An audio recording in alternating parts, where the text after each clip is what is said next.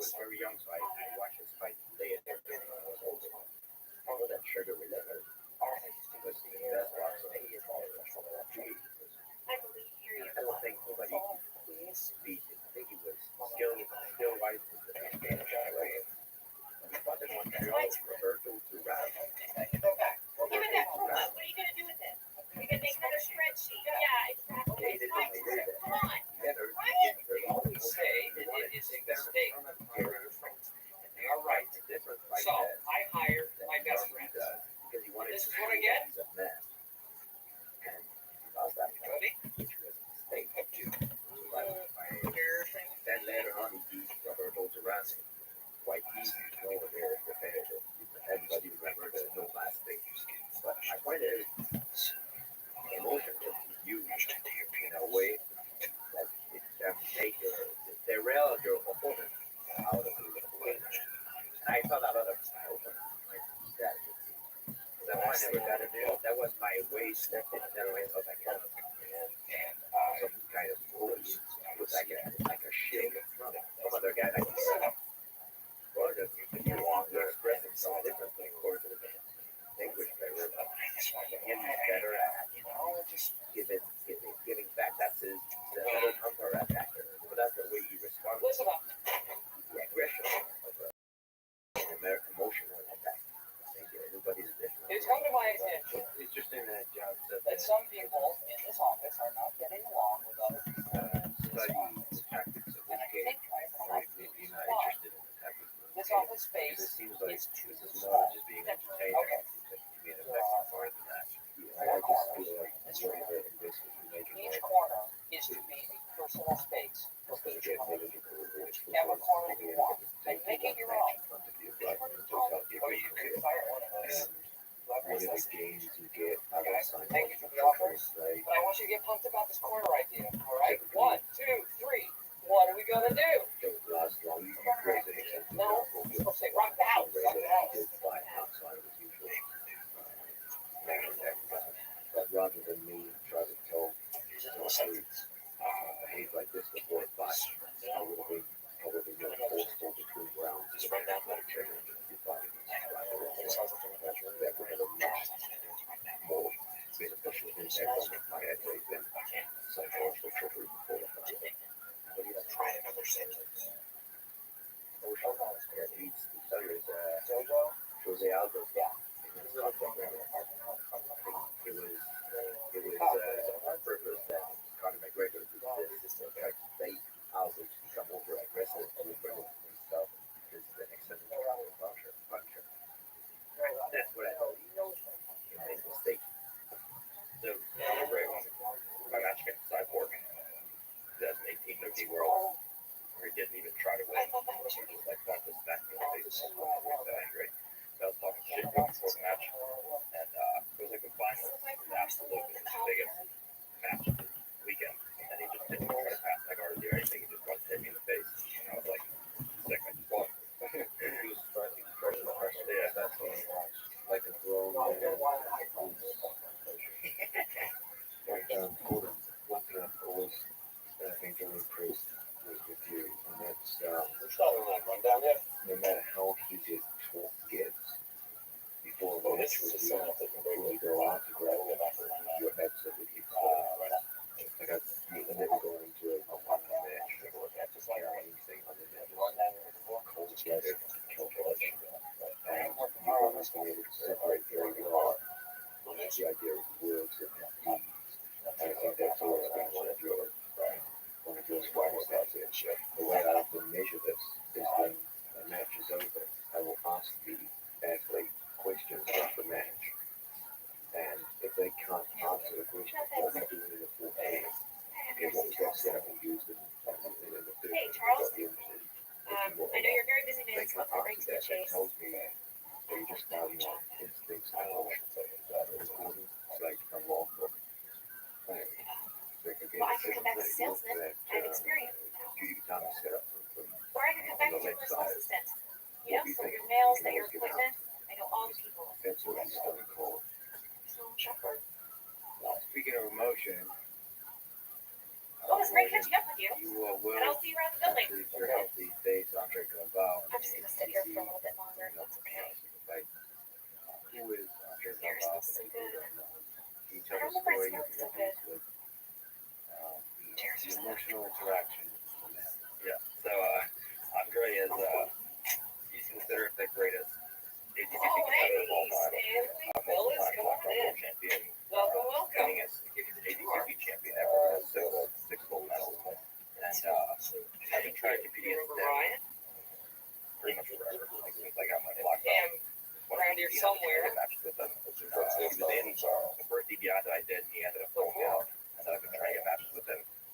And he would always say no and give one reason or another.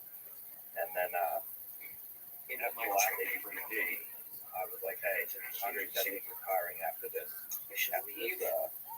competition, so if he wants to retire, Start my own great. He's the competitor of all time, and I think it's great. But if he wants to compete, then that's a great job. It's super nice. And then he started like, pancakes. They are delicious. They are nutritious. captions. They are And complimentary. then we started going back and Young forth. sir, would you like a free And it was like pancake? one where I saw him Texting, I don't want to in get my person. Ryan, enough with the texting And with I you. acknowledged, like, I understand that's what you're Tuck doing. in your shirt. You're the face Why of this that's company. totally on board. But then there must have been something that happened where like he had changed from like him like going along with it to being like Sort actually of him. disappeared there for a while. And then there was Yeah, one you take night care at of Flow where I some was negotiating with him. That's Let me because off. I'd like to. Followed me backstage and Well, started he's trying to going fight off me. with And me. I backed him, and then he didn't want to fight anymore. And then we've been going back. He's actually blocked me on Instagram now. May have expanded to He just won't engage. So we're rather engage. It'll be interesting how he shows up. So you can keep under control or not. Do you think how do you explain that level of emotion? Is fear of losing your throne? Is it just a human being like with Trevor just becoming emotionally unstable? If I just be me, I just have a way to get people to him. I don't know. He was cool for a while, and then I don't know. Just facts. Everyone gets like this. They're all so emotional. We're small, but we're eager to make a They're name so for ourselves. emotional that they want to actually come forward, and we have a guy beat me, like Tim Spriggs is a perfect example. Nope, I don't have a card, but I I'll be posted even like better. on A my little story on scratch Instagram paper. 10 minutes before a match. I said like what I'm going to do to Tim Spriggs is going to be great. He's like a very small guy, and he saw that, and he came out and actually tried to fight him. He actually beat my guard, and I ended up hitting him. So either has that effect, or it has the I'll effect take it where for my kid. they know I've talked so much shit leading up to the match that they're so afraid to lose that they just get super salty. So either has one effect where they come forward and they want to beat me, or they want to just, they're so afraid of getting submitted that they know they engage, they're super keen on it back when they go. Do you think this match happened? That was a lot of variables, but it's just sort of it's still a little choppy. if I can actually start and see how it's healthy, I found that I'm great. I've been trying to be in for 6 years. He's ever since the Oh my god, you read that? I'm so About embarrassed. your stomach. I'm sort of like rusty. You're really coming along. It's really technical. I have been around the treatment that I'm doing until late February, and I'm pretty sure that he can do the same as they did initially with rebound level. I've been feeling a little bit better, like it's not nearly as bad as it used to be.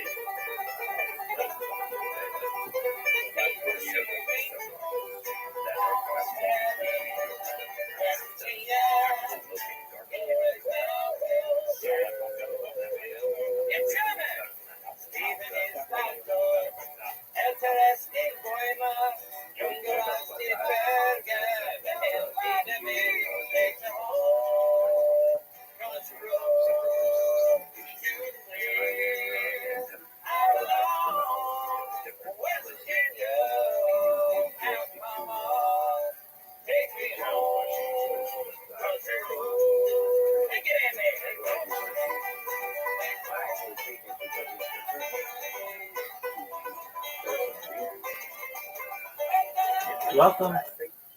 What up, KG? Time restricted eating and prolonged fasting. Just as long as you don't. The longest I've done is 5 days. I do it quite often. I do 4 times a year. I do. Welcome, KG. How are you? Water fast. That I was eating a peanut butter and tuna fish. And I like this. Can you hear me? I think it Welcome. the immune system. Glad that you guys are here. Welcome, welcome. Welcome. How are you? What? Can you traduce your provide, please? What do you want me to do? One moment, 1 second, 1 second. Sure. Doesn't matter what I eat. If we all eat the same thing, I always tell them that my food right now tastes better than all of yours. Because you know what?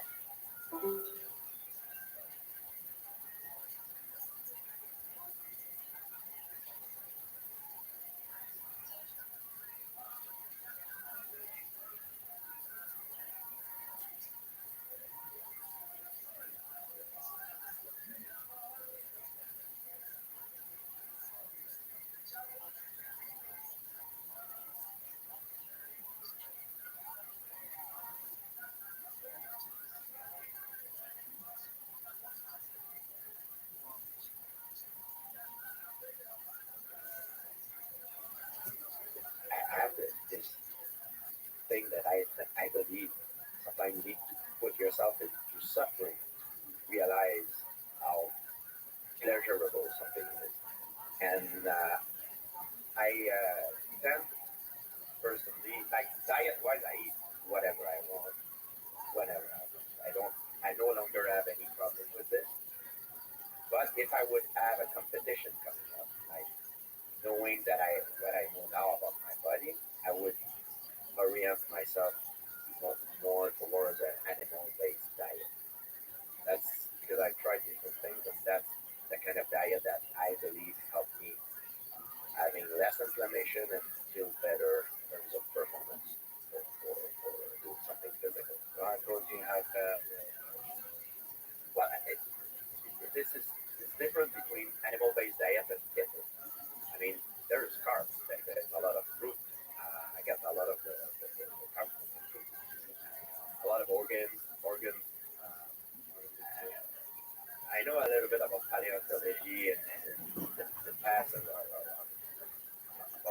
prehistoric human, and I know that. I know not only about that. I know because I've traveled some certain places of the world. I went to visit the Maasai in Africa, the hunter-gatherer tribe. And I know that when they kill an animal, they go for the organs first. And I know most predatory animals they do the same thing. So organs, I believe, is something that normally in our culture in the western part of the world we don't really eat, but it's something that is very nutritious. Have you been able to convince Gordon to try that? We always talk about diets. It's a different situation, I think, for Gordon because he's a heavyweight. He doesn't want to lose his weight. Heavyweight, the range of like my range was like I was welterweight, weight, but heavyweight. Like some of the guys that can compete, I guess they might be 300 pounds. So if you lose weight, it's a big problem. You know what I mean? So and there's things that will work for me that might not work for Gordon. So he has to make his own experience. And I told Gordon sometimes when everybody goes left, try to go right, see how he feels.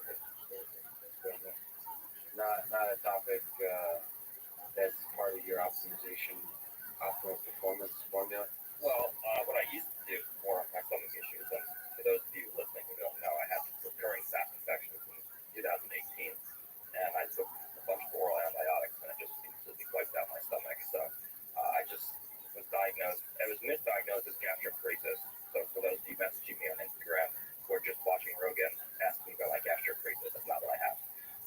They misdiagnosed it, and I did some other tests, and for 4 years they didn't even know what it was. And then I got this, went to this doctor in California who diagnosed me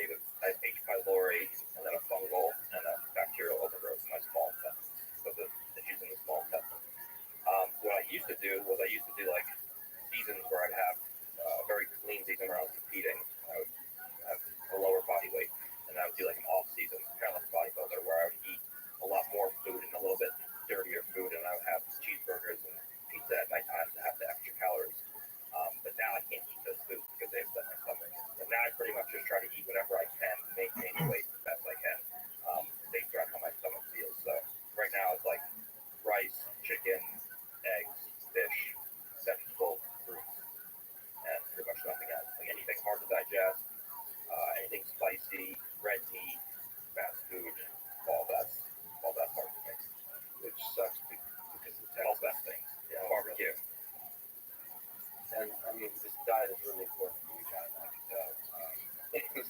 Like, is that something you think about for athletes at all? Again, that's part of it. To be honest with you, I've never seen any measurable improvement in sports performance in jiu-jitsu by changing diet.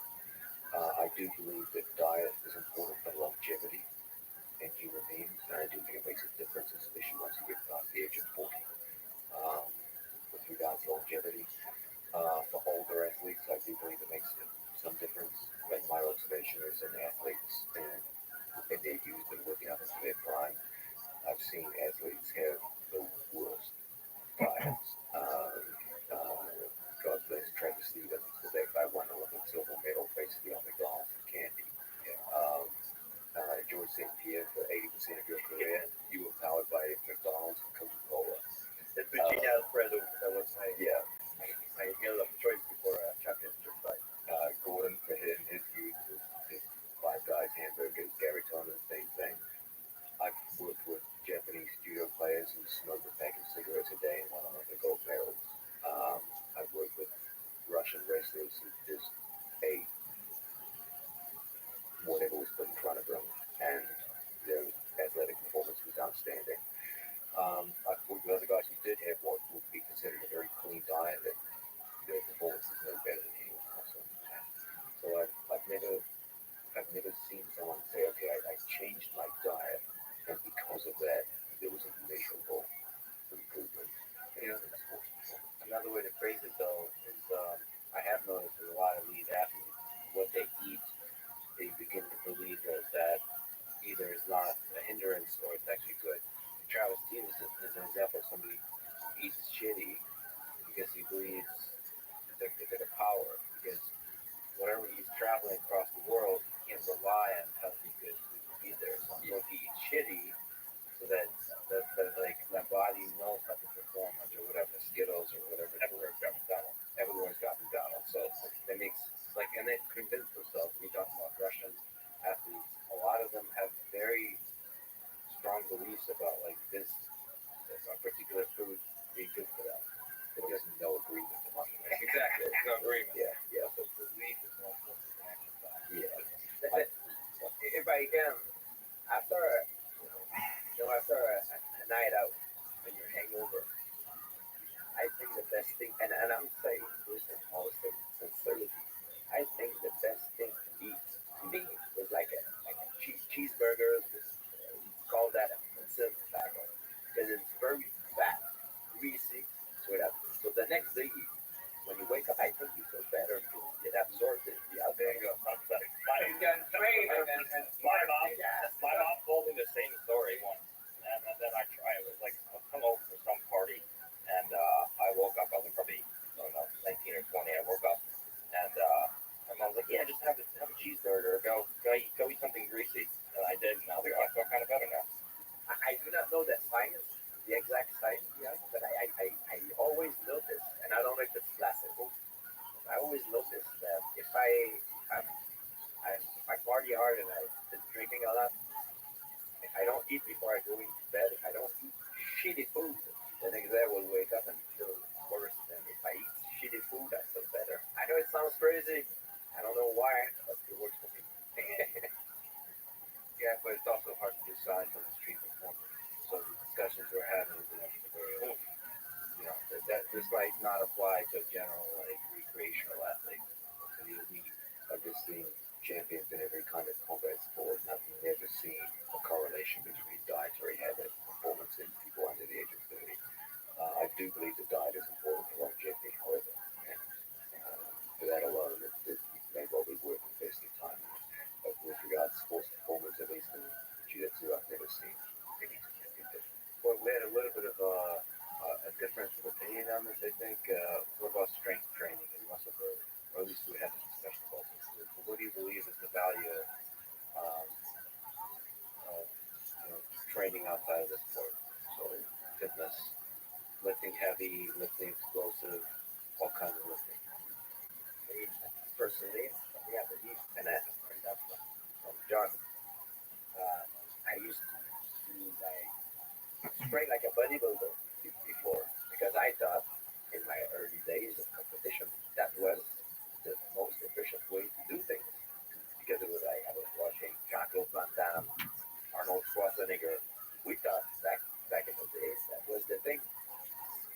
how you should do it, for to get ready for a fight.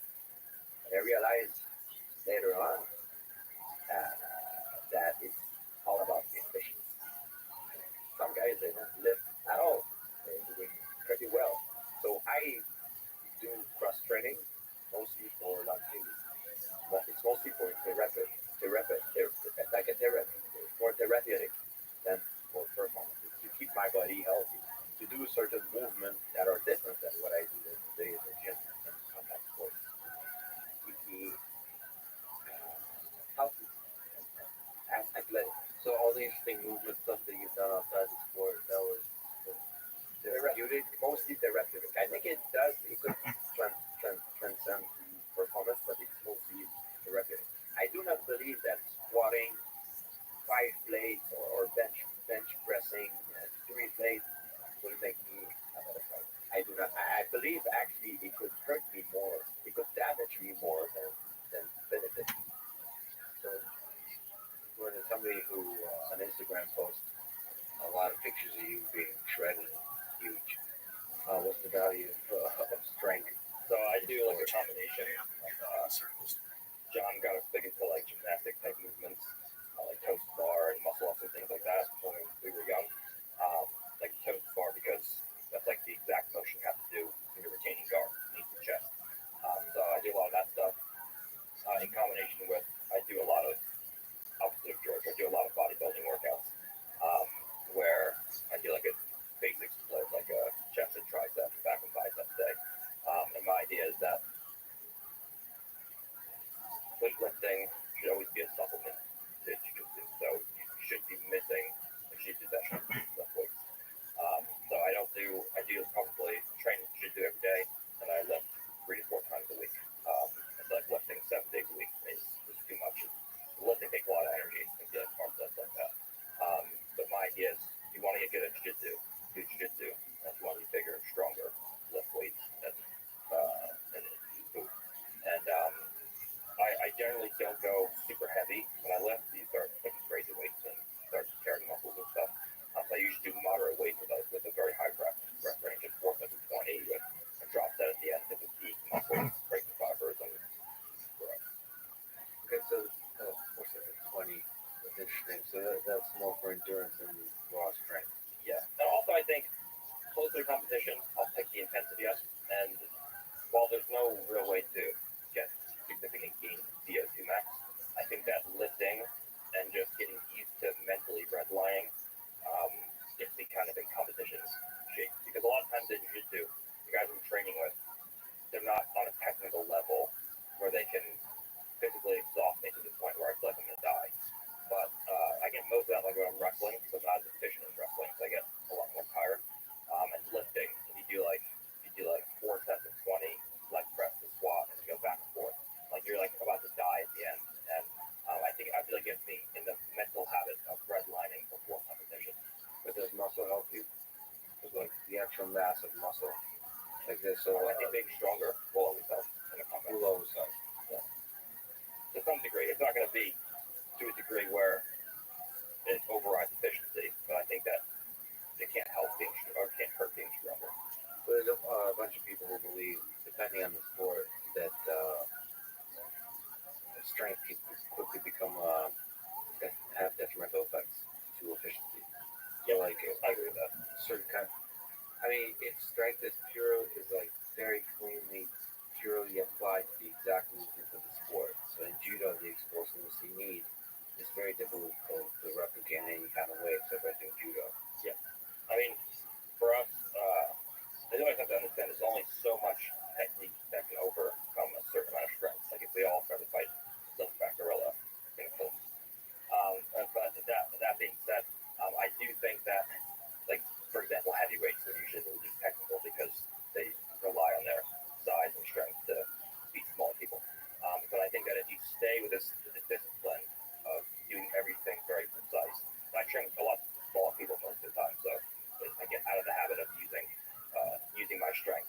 I think if you're very precise the way that you train, I think the extra size and strength can help you. Quick question: how would you fight a silverback gorilla? I mean, is there which animal do you think you can actually defeat that would be impressive? That most people would say you can't. You know, I don't have an answer to this. I say, but I say I want to say that me and John had like a 4-hour discussion on this one time. I'm like, what would win, bear or gorilla? And he went like this whole dissertation about how like jaguars sit underneath like bear and bull silverbacks and kill them and like rip their artery in their legs out. It was amazing. I guess okay. So before we talk about strength, now let me ask you, what do you think people would be surprised by two animals faced?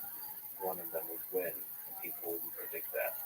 So they would be surprised by the effectiveness of certain animal at fighting in the whether it's in the forest, in the jungle. So let's slow down here. So there's two animals of different species fighting, and most people would think, well, so for example, the lion gets a lot of credit for some reason. I'm not exactly sure why the king of the jungle. Well, a lot of people told me that the lion, for example, the tiger can be a lion. Yeah, this is one of those age-old debates.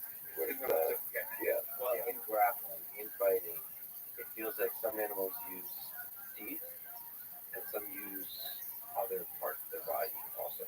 Like bear, actually, I don't even know how I don't think extraordinarily talented and long claws, and in addition, they have powerful bodies as well.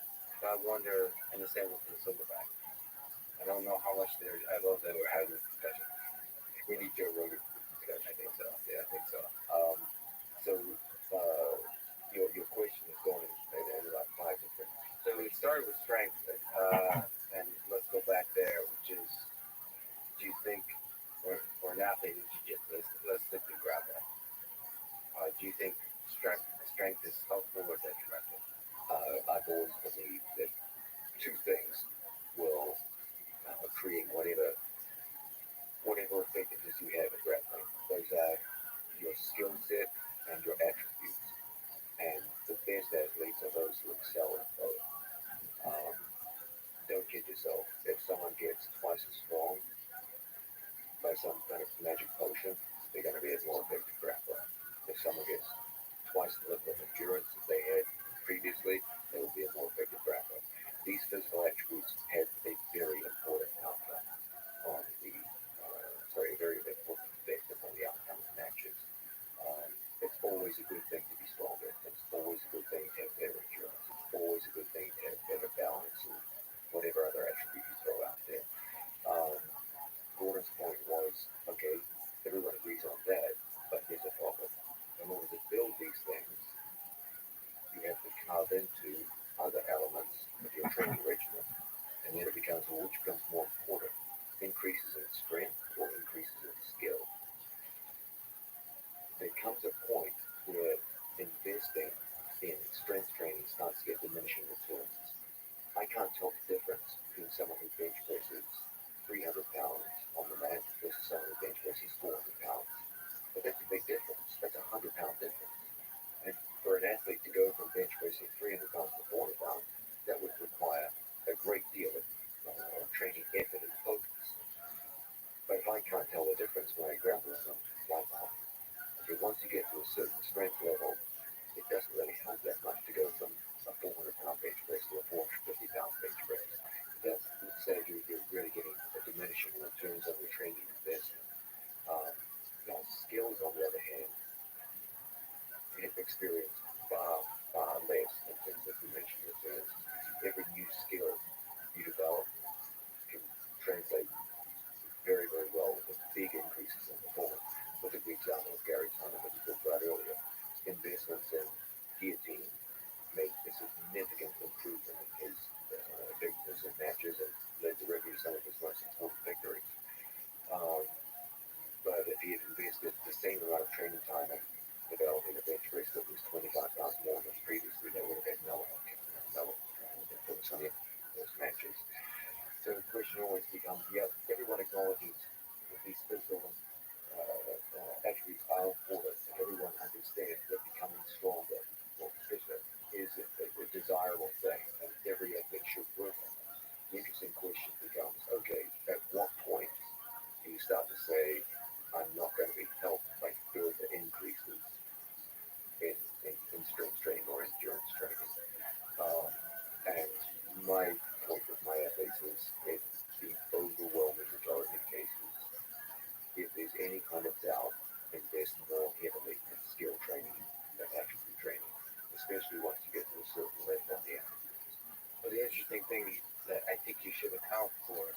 strength training is there's Instagram, there's the world.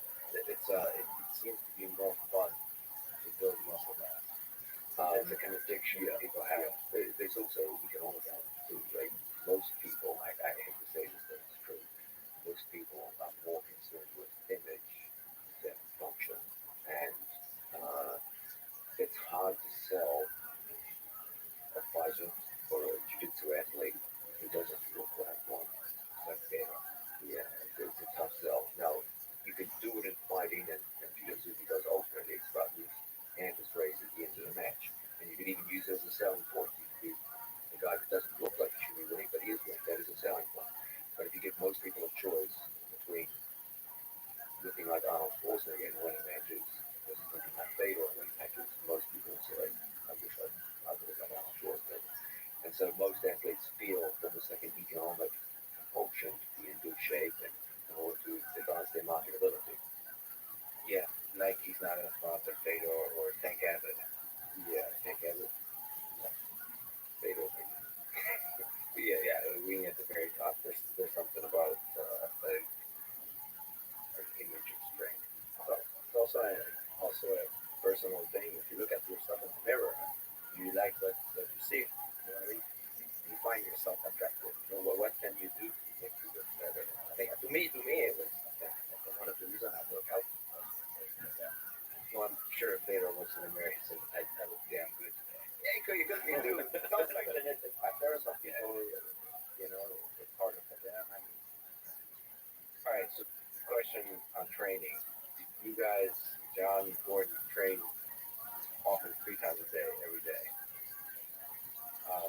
Georgia has a different, like, a different approach to training. So what is, I don't mean that in the kind of the opposite or something. It's just not every single day. So, and obviously you are legitimately at the very top in terms of performance and accomplishment in the field. So what have you learned about what it takes to train to become not just the elite, but the best? A lot of people when they train, they see training hard. Crazy, be very constant and very disciplined. You need to train, but you don't need to train hard. That's what John stuck.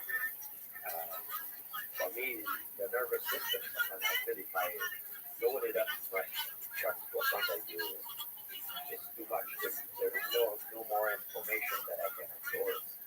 So,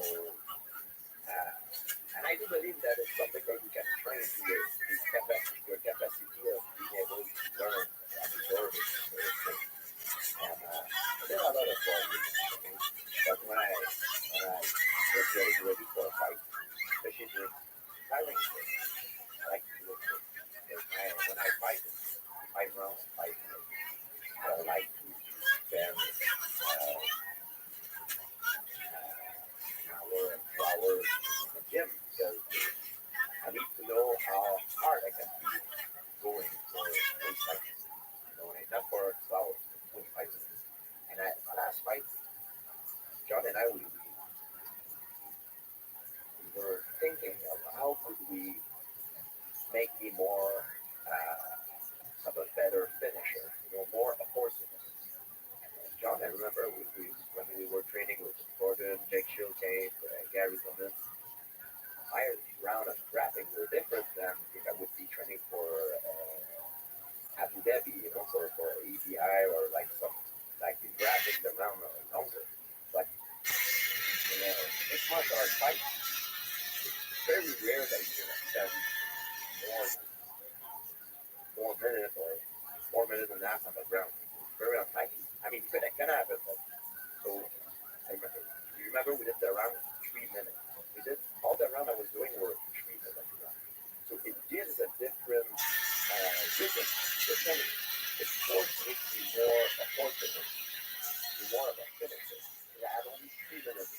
This is what I need to do. If I see something, I need to go for the kill right away. I cannot be overthinking. Welcome. You know what I mean?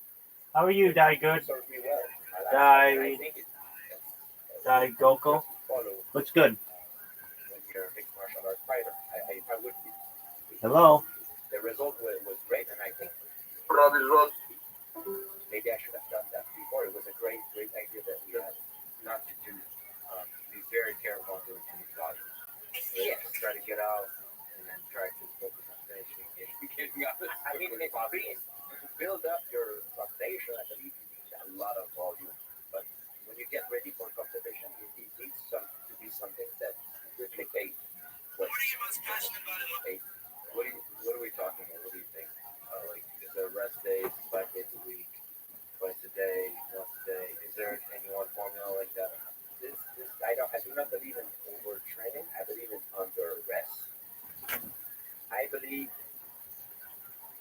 it can be under rest. And people always link that immediately to the volume of how much volume they train, which it could be something else. How are you feeling emotionally? Are you having problems, personal problems? You have a hard time sleeping because someone died, or I don't know, like you owe money, you're broke, or what? Like, you know what I mean? Could be anything. There's something that can affect you psychologically or emotionally that made it in a way that you cannot sleep well because you're stressed, your cortisol level is high. You know what I mean? All these factors take into consideration. It's not only about the volume of training. People always think the volume of the training is the only thing that can affect recuperation, which is not.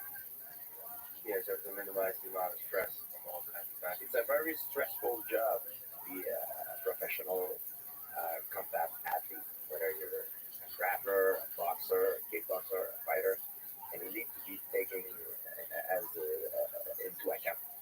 Is it more or less stressful than marriage? Next question. Um, so, I don't know how to ask this question, given what George just said, but training 3 times a day, finishing. What have you learned about what brings out the best in you as the individual grappler? Um, so over the recent years, I've actually changed it up a little bit.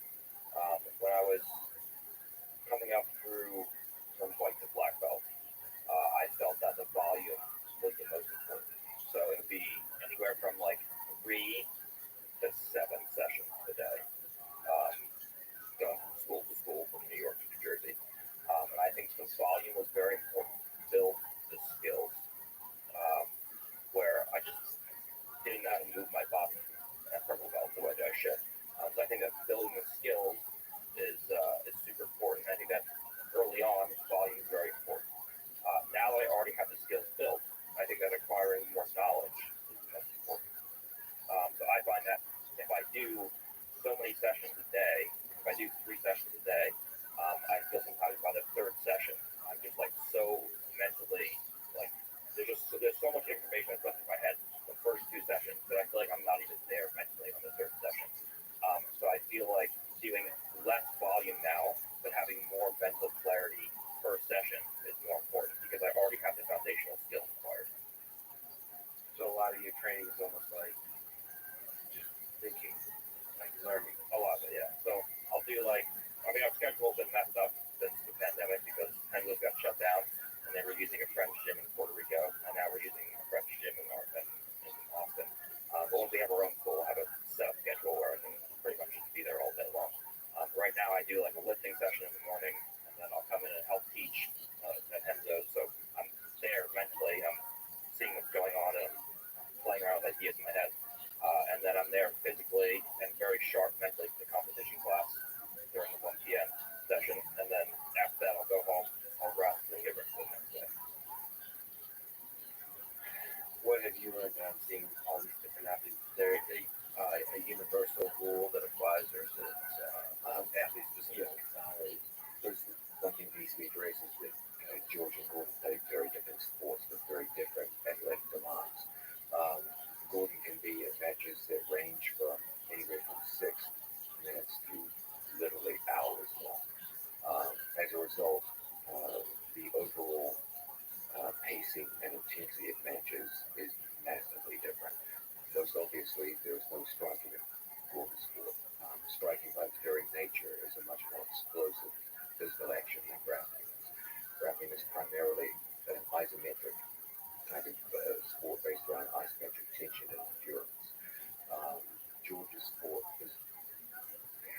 feature a significant amount of isometric tension, but the majority of it is based around explosion. So the physical demands of the two sports are radically different. In addition, the time of application is radically different. George raised a very interesting point. His matches seem long, 45 minutes for a championship match. Um, but always understand that a mixed martial arts fight at championship level, if it goes the distance, is really five-round matches. Each round is a match in itself, and that's exactly how you score. You're scored by who wins the most matches over 5 matches. As a result, the application of the techniques, especially the grappling techniques, has to be done at a certain pace. As George pointed out, realistically, the maximum application time you're going to get in most situations is somewhere between 15 seconds and 3 minutes. Even for a specialized grappler like Damian Maya, there's still a significant part of each round spent in setup time to actually get the match to the ground. Um, it's very likely that at some point your opponent will stand up out of grappling and you have to reinitiate the entire process again. So that even for specialized grapplers, you might be spending only 3 minutes out of a 5 minute round on the ground. And as a result, you got to get your work done in a very short time frame. Gordon Ryan, once it goes to the ground, and it can go to the ground because he chooses to sit to the ground, you may spend the entire match in ground positions. Um, as a result, the matches have completely different pacing and completely different physical demands, and the preparation that the athletes go through will reflect that. If George St. Pierre, in training for mixed martial arts, becomes fatigued to a point where he's no longer physically effective and able to defend himself, the consequences for that in MMA training can be very deep and deep. Okay, if you make a mistake in mixed martial arts because you're fatigued and tired, and you take a full power roundhouse kick to the head, that's some deep consequences. And grappling doesn't have to face that. You can be completely exhausted in grappling and just sit in the bottom of the mount, just practice just survival skills. You just don't get submitted to the bottom mount. And that can still be an effective training session. Complete and utter physical breakdown and fatigue can end an athlete's career in mixed martial arts. The consequences of training through fatigue in MMA are potentially very deep and very disturbing. The consequences of training through complete physical exhaustion and grappling aren't really that severe. Okay, you just tap. Whenever there's a problem, just tap. Um, and so they're very, very different sports in the way you prepare for them. Um, and a grappling athlete like Gordon Ryan, we can take many more liberties with physical exhaustion and the amount of hours a day you spend in training than you could with a mixed martial arts athlete. That can actually be a benefit. Exhaustion as a framework of learning. So, like from a place of exhaustion, is there any benefit?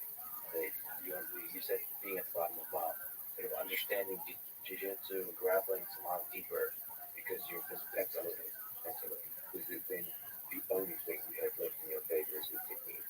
And then you'll see how technical you are.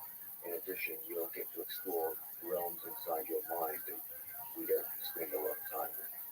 And you'll learn a lot about yourself and your ability to endure, which will have potentially great benefits in similar situations and matches. Yeah, I mean, for me, for a recreational person, getting exhaustion allows you the great benefit to experience what it feels like to really get dominated at an even greater frequency than you otherwise would. And that there's something there. There's some animalistic thing that's very unpleasant. And then afterwards, it takes you to a place of like humility and it forces you to rethink life in positive ways. There's something about dominance. If you get dominated a few times, you can rationalize it somehow. Say, okay, well, I have to screw this up. But when you're exhausted and you have to do like 30 minutes or 40 minutes or an hour of just being dominated over and over and over, being submitted, I don't know, it's a very good process for other avenues of life, I find. I can't explain why. I'm driving home crying afterwards listening to Bruce Springsteen, but afterwards or somehow you can think clear, you can see clear about what is the right path to life in all walks of life, like relationships, work, but also grappling. Actually, the grappling is the hardest one to see with people. It clarifies other avenues, the humility. It removes the bullshit. Like we see the world through some kind of fog, and it just removes it, and now you can see things clearly. I don't know what that is. I think it's important, like you mentioned, push yourself, like behind you see how far you can go, because sometimes you can go further than what you think, and it can boost your confidence. You can push yourself through a certain limit, and maybe you thought your limit was before that point, and you push through it, like John just mentioned. It's a risky thing to do with striking, because if you're exhausted, you're gonna get brain damage. Grappling, you tackle something, but you can do it also with strength conditioning. I like to run track. I do it all the time. Track and field. It helps me to know myself better. I think it's important. That's the point. And it's like the scrimmage wrestling rounds we did. It's like if you stop moving, that you're gonna get scored on, and in your mind like there's no mechanical reason why I should give up the score here. But you're so exhausted that you're like, oh man, this is terrible. That if I stop moving, I'm pussy.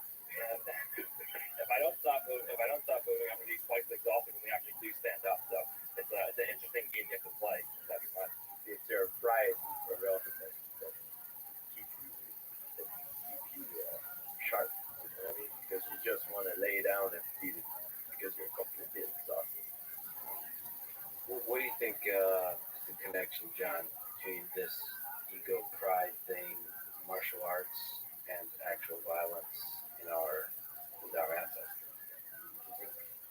You ever plug into that? You think there's echoes of something going on there? Or like you mentioned you have claws and demons. Is it deep in there somewhere? I think we're struggling with those demons. Yeah. You'll need to patch up your question with those during serial information.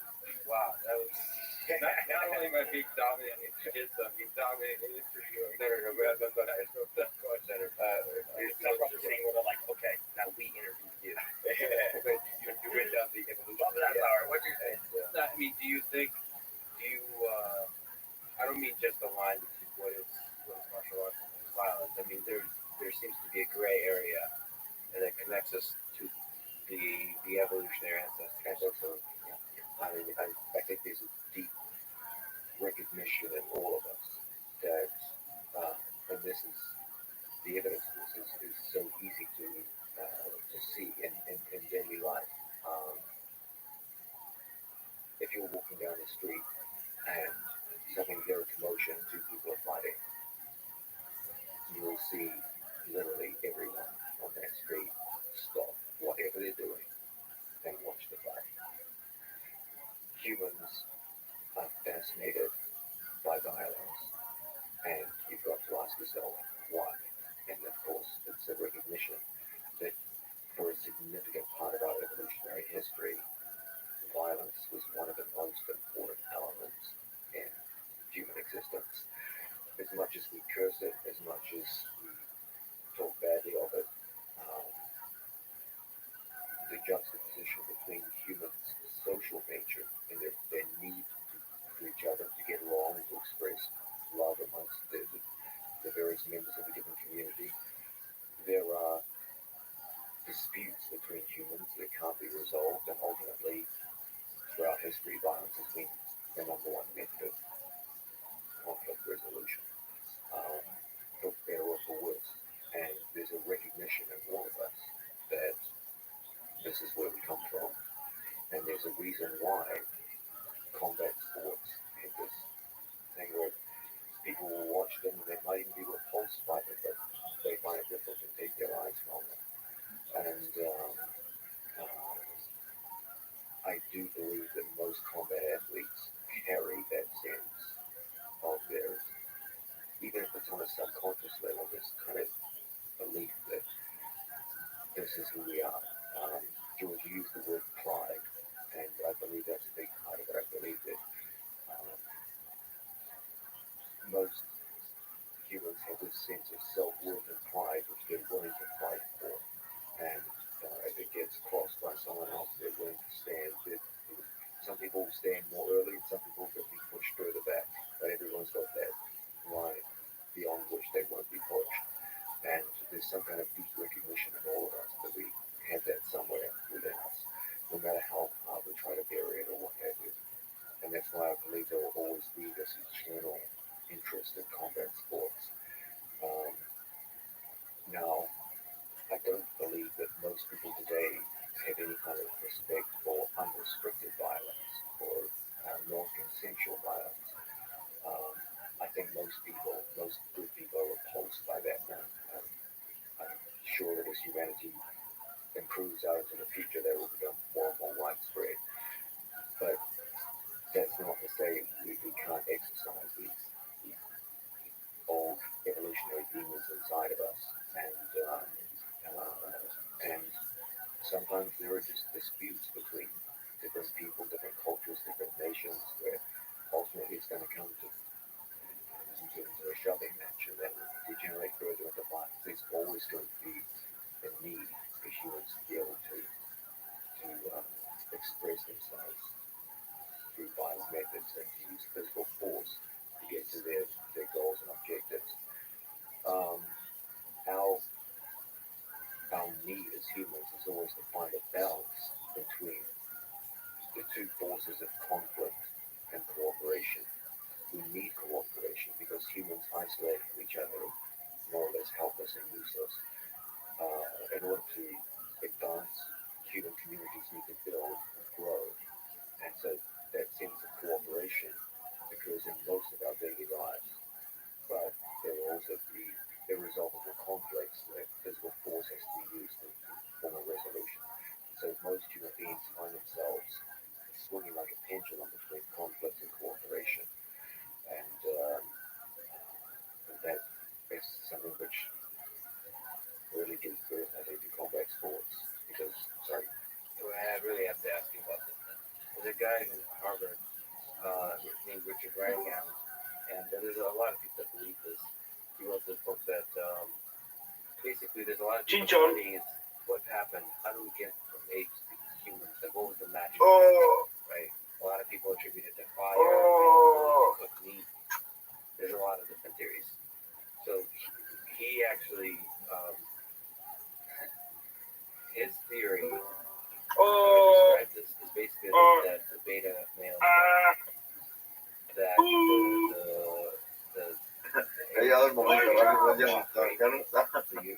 the way you develop cooperation, the big bad leader, ¿Verdad? No está, bro. that Tiene distintas pantallas ahí puestas. that you can only knock off the Wake throne up. if you cooperate. And so we built Hay un buen de Rabbi en la llamada, así que ten cuidado. cooperation by practicing the from the leader. And so, and anytime an alpha male would rise up, they would get, we would develop our skill further and further of cooperation. And so we're all just beta males. That's his kind of theory that cooperation. Bueno, yo voy con Asian Love y es. So just, Sí, sí, voy con el... No. So I wonder what you think about this tension of violence and cooperation, and how important is this cooperation to or What's up, big dog? if you even look at it in the Hello. Hola. Hello.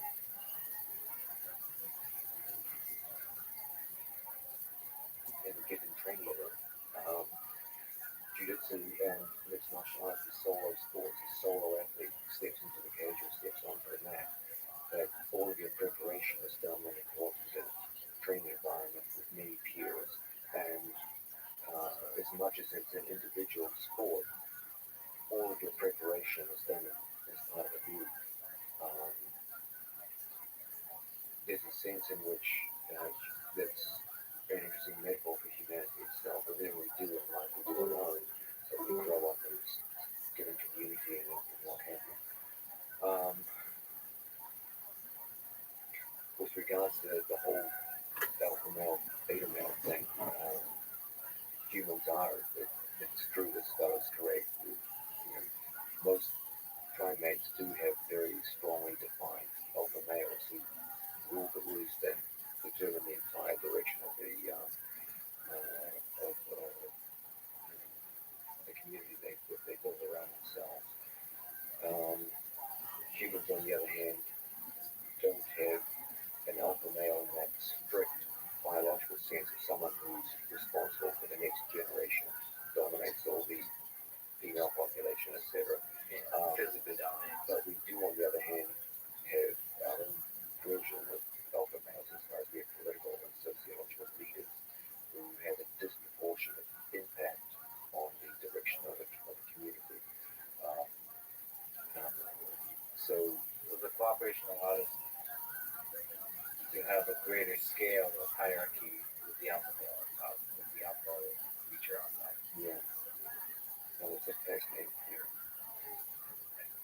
In nature, we're very weak as a species. We need to cooperate in order to evolve. That, I think, made us the top of the food chain. If you look at humanity in nature, really the two things that seem to, more than anything else, determine whether or not a given human community will be successful in a predatory world are numbers and technology.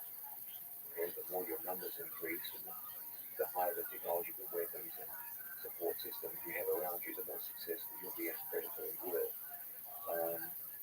So it's not clear that just killing off the idea of an alpha male is the single biggest thing.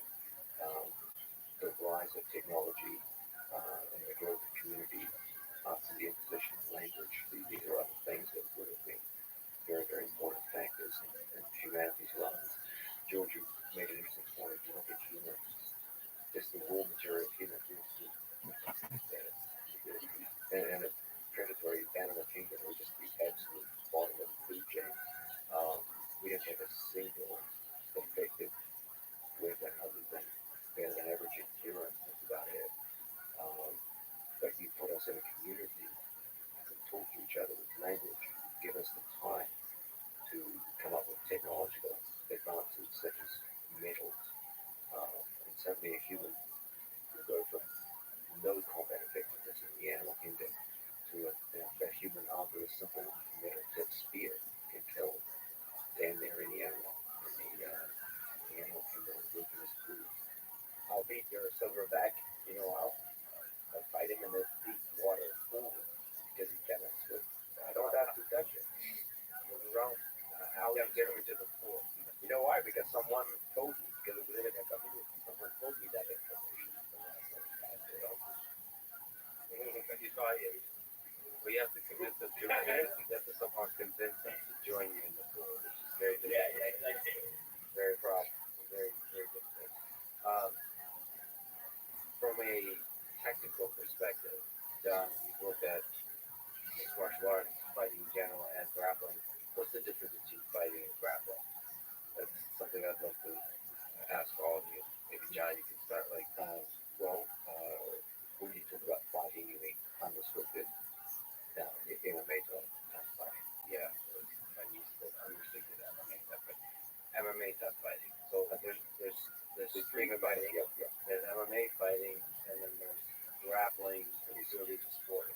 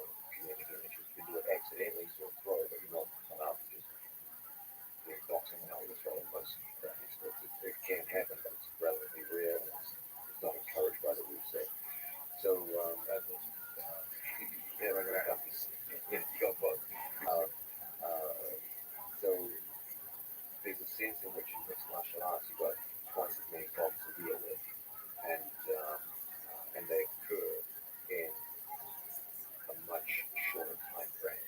The single biggest difference between grappling technique as a weapon in human combat versus striking technique is time. Grappling technique takes a huge amount of time to apply. Okay, the great advantage of grappling technique is certainty of outcome once you get there. It takes a huge amount of time to set up a takedown, physically take them down, work your way towards a dominant position, culminating in your opponent's back, and then apply a stranglehold. That's a long chain of events, as opposed to a strong punch or kick, which can take a quarter of a second in application from start to finish, and the match is over. And so there's a sense in which grappling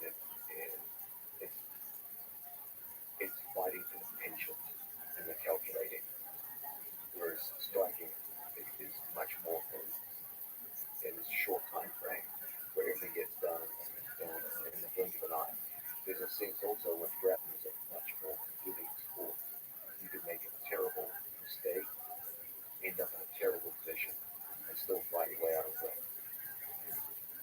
In mixed martial arts, it's much, much less forgiving. If you get hit and stung, your chances of recovery are minimal. You're going to get swarmed on, and unless it's right at the end of the round, it's very, very hard to recover from getting hit and swarmed on. So there's this sense in which the biggest difference between them is time of application of technique. In mixed martial arts, it's incredibly unforgiving in terms of time. Even the smallest error can hit the deepest consequences. In grappling, you can make massive errors and still come back and win. Grappling will typically be won in a much higher percentage case by the more skilled and conditioned grappler. Whereas there is much more of what they call punches in mixed martial arts, where there's a much higher likelihood of a lesser athlete defeating a greater athlete in MMA than there is in grappling, simply because of time for application of technique. Even the smallest period of inattention in MMA, the match is over. Gordon Ryan could fall asleep for 30 seconds, have his opponent mounted on and wake up and finish him 5 minutes later. It's not going to happen in MMA. Okay, so the stakes are much higher. You can do a lot of damage to grappling at time. Just the dynamic of the dynamic punches you have to do. Everything you see will be a reflection of that. Then you go further into things like rule sets. In the sport of grappling, the Gordon Ryan comes out and sits down in the middle of the mat. His opponent must follow him to the ground and engage. In mixed martial arts, you come to the center of the cage and sit down. The other guy can just walk away from you. They're completely oriented in different directions. Grappling is ground centered. MMA is typically standing centered. Begin of every round, you have to start standing again. If I disengage from ground grappling situation, stand up and walk away from my opponent must follow me up to my feet. In grappling, it's the exact opposite. If I sit to the ground, my opponent must follow me to the ground. Written into the rule set. So one is inherently grounded oriented, and one is inherently standing oriented. So it's more difficult to dictate what might happen. Yes, you have to be able to pose where the fight is, whereas in grappling, you just be choosing. So, George, what is your sense of the difference in how you approach between these sports? So you also are a student of wrestling and grappling. So in preparing for fights, what parts of grappling purely the sport that you're behind? I'm very lucky. I had the opportunity. I train with, I consider the best mentor trainer I ever Welcome. had. How are you? The best rappers that I can train with. They were there throughout Hello. my career. So How are you?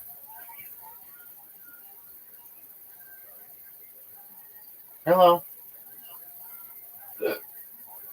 How was your day? Tamales, how are you? That's cool. I didn't want to talk to you. my training is, of course, because I do not dedicate that much time one specific area, it's hard to be a world class athlete that in only one particular area. I always, for me, like the idea to be more well rounded, to be very competent in every of those areas, striking, grappling, takedowns, and all those areas that being just very good at one and not as good as others. Because I like the idea that it gives me more options. When I fight someone, I can mold myself to become the perfect nemesis to that person better if I'm more well rounded. If I do not have those well rounded skills, I don't have that option. He has less tools to work with, less technology. What about you, Gordon? What do you think is very distinct about grappling? When you approach it?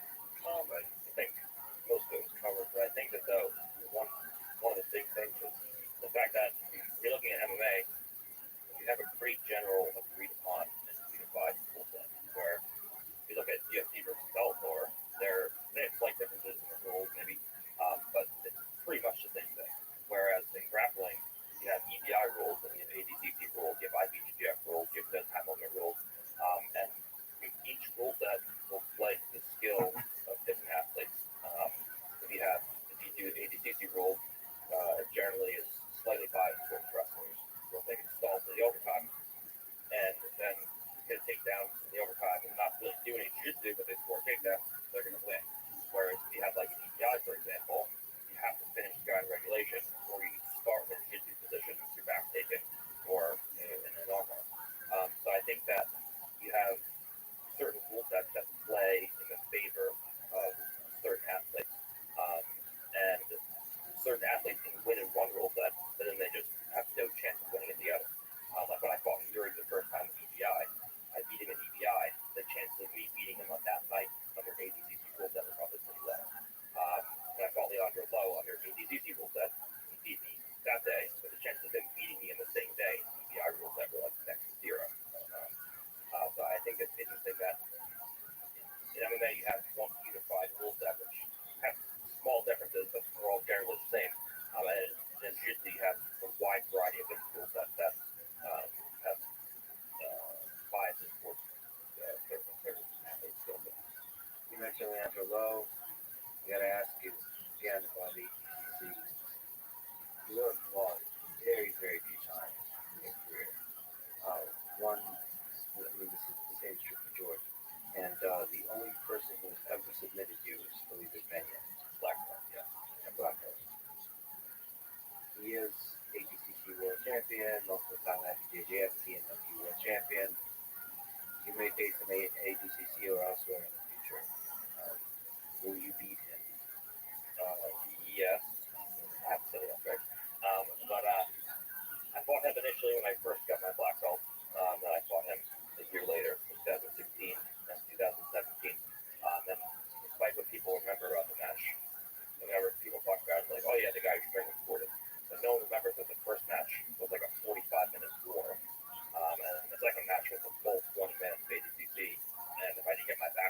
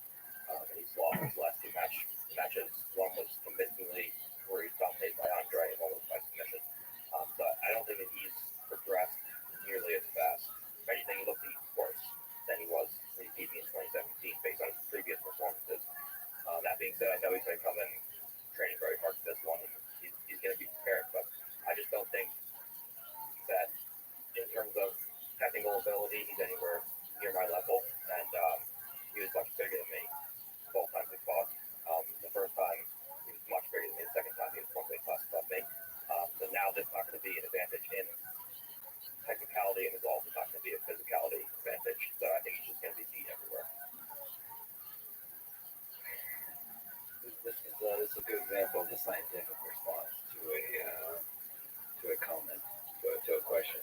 Yeah, so he's not. That's a match you're not deeply concerned with in terms of the set of opponents because you have and you will be facing a lot of them. Yeah. That's actually, in my opinion, one of the easier matches because of the fact that we're relatively the same size.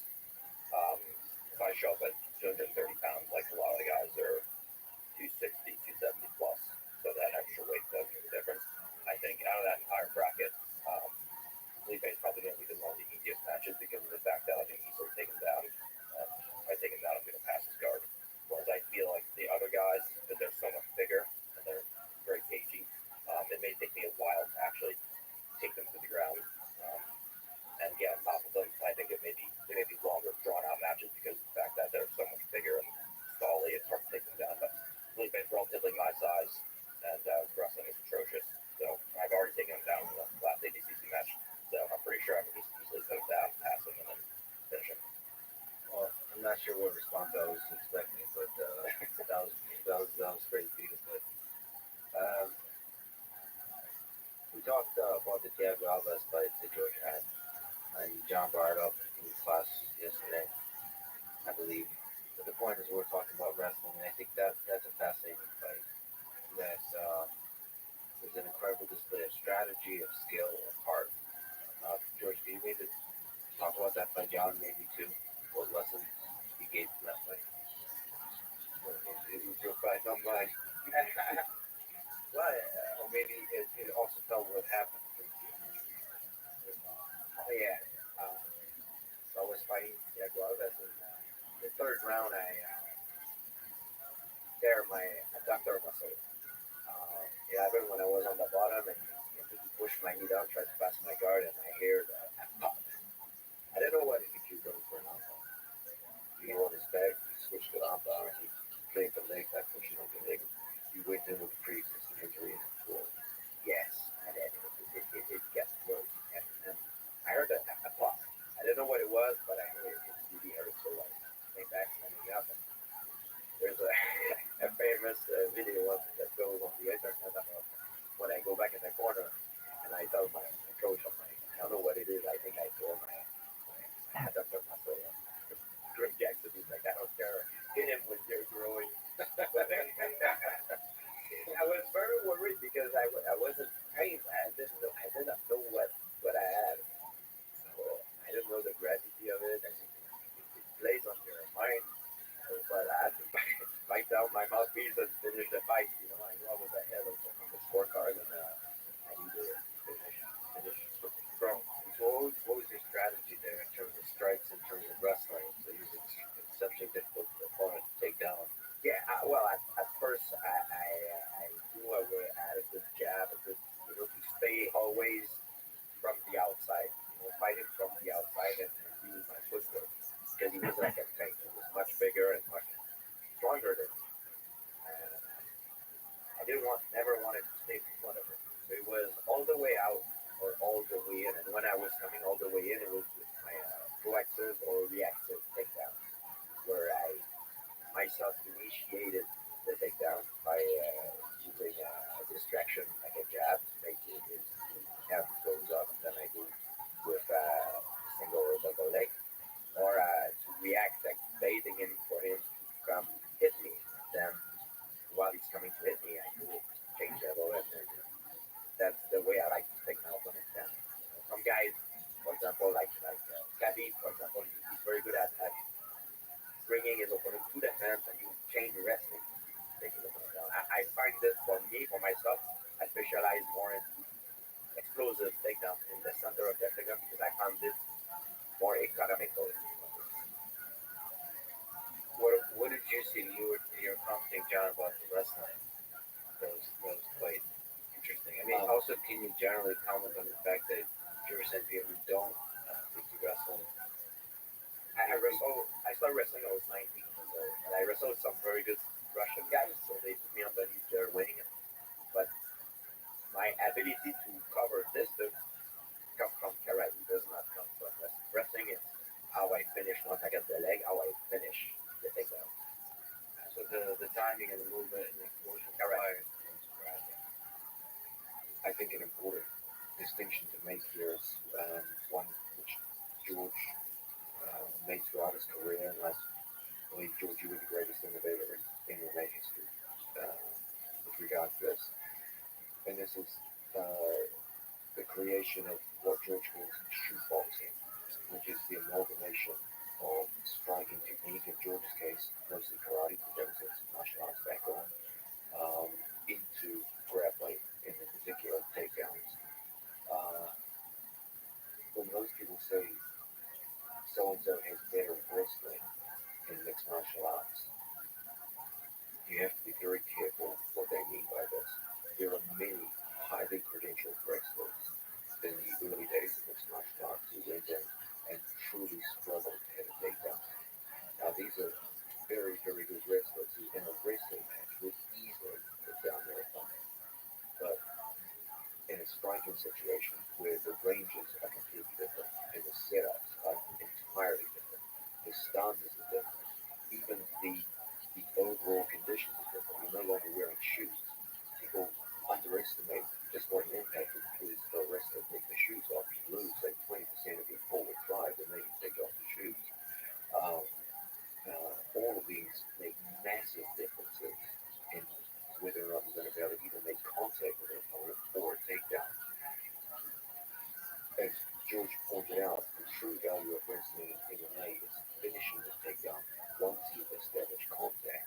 But that's only about 20% of the action of a mixed martial arts takedown. 80% of it is in understanding range, rhythm, setup, opportunity, etc., etc.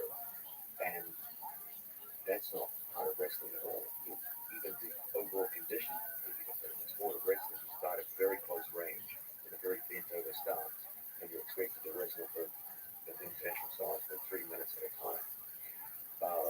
Now suddenly you're completely upright, and you're not wearing shoes. All the conditions, the rhythm and speed is different. The counters are completely different. It's just an entirely different animal. And so George was an early recognizer of this and started to put the emphasis on direct training for shootboxing in addition to wrestling. So he practiced with very good wrestlers in the Montreal Wrestling Club, just the sport of wrestling.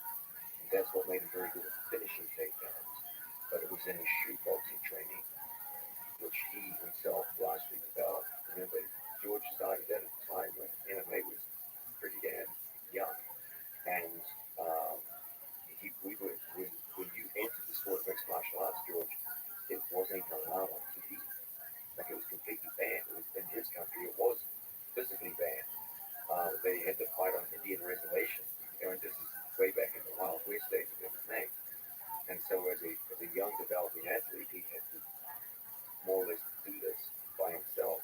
If you ever want to hear some incredible stories about teenage George St. Pierre,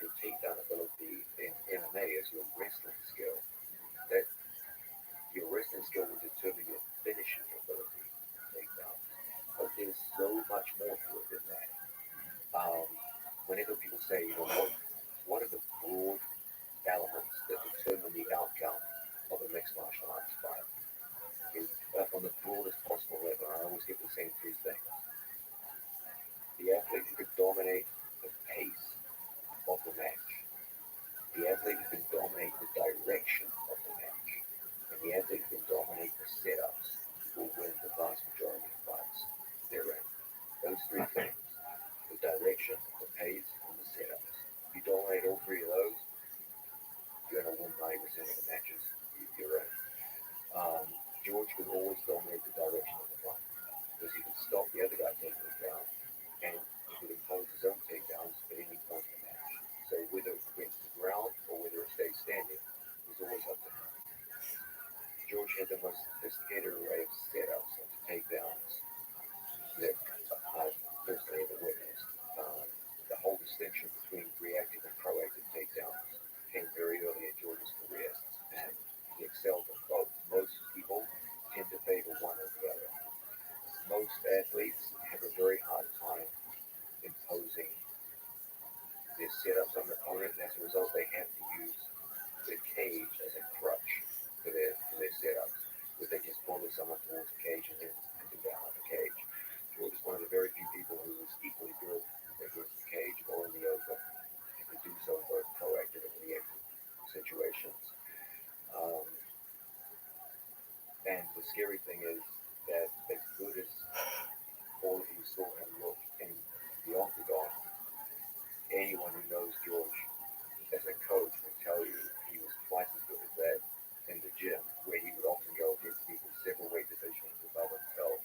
I could sit here all day, I don't name names, but I always laugh when people say, oh, this is the greatest pound for pound guy of all time. And I've personally seen George take that guy down and crush him in the gym, and I can't say anything because it's rude to talk about that in public. It's just training. But I've seen George go with people all the way up to light heavyweight, some of the greatest names in the history of the sport, put them down, their advanced position on the ground, and dominate them in training. It's what he did during that time. George, I've got to say, I deeply admire many of the things I saw you do, not just in the octagon, but in training as well. Um, the impact that you had, um, the degree to which takedowns were useless for was absolutely inspirational.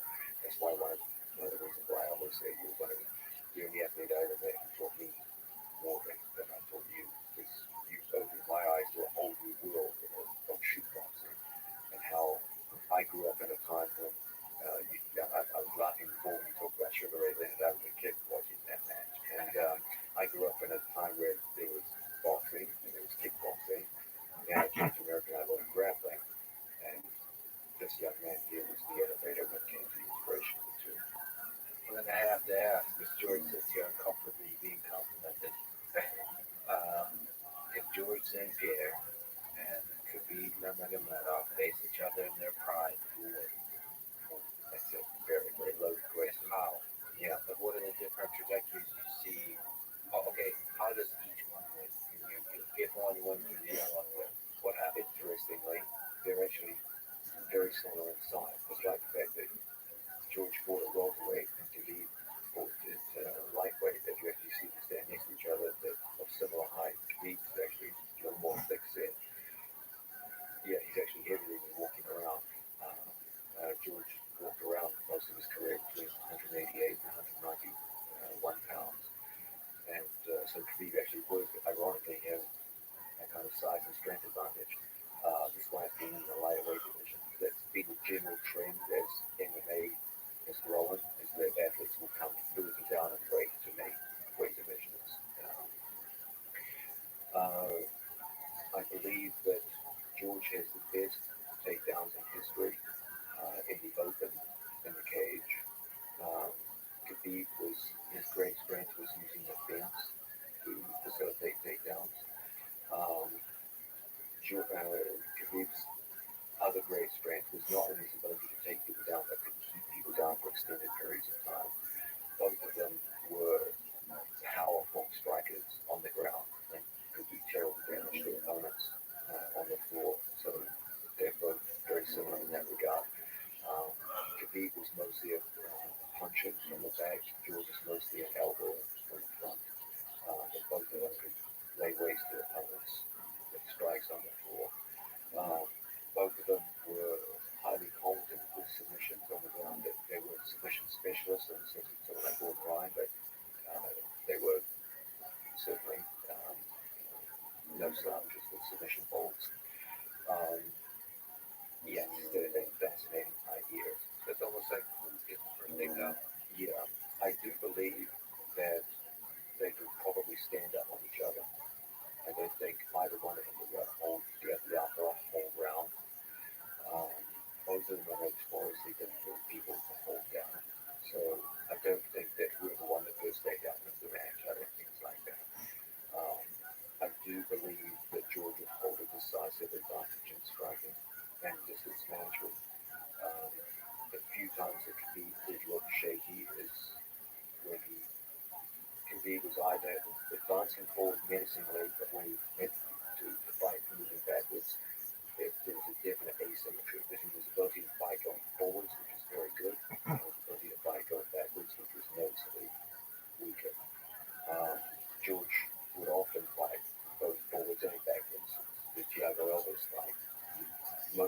anytime, was going backwards.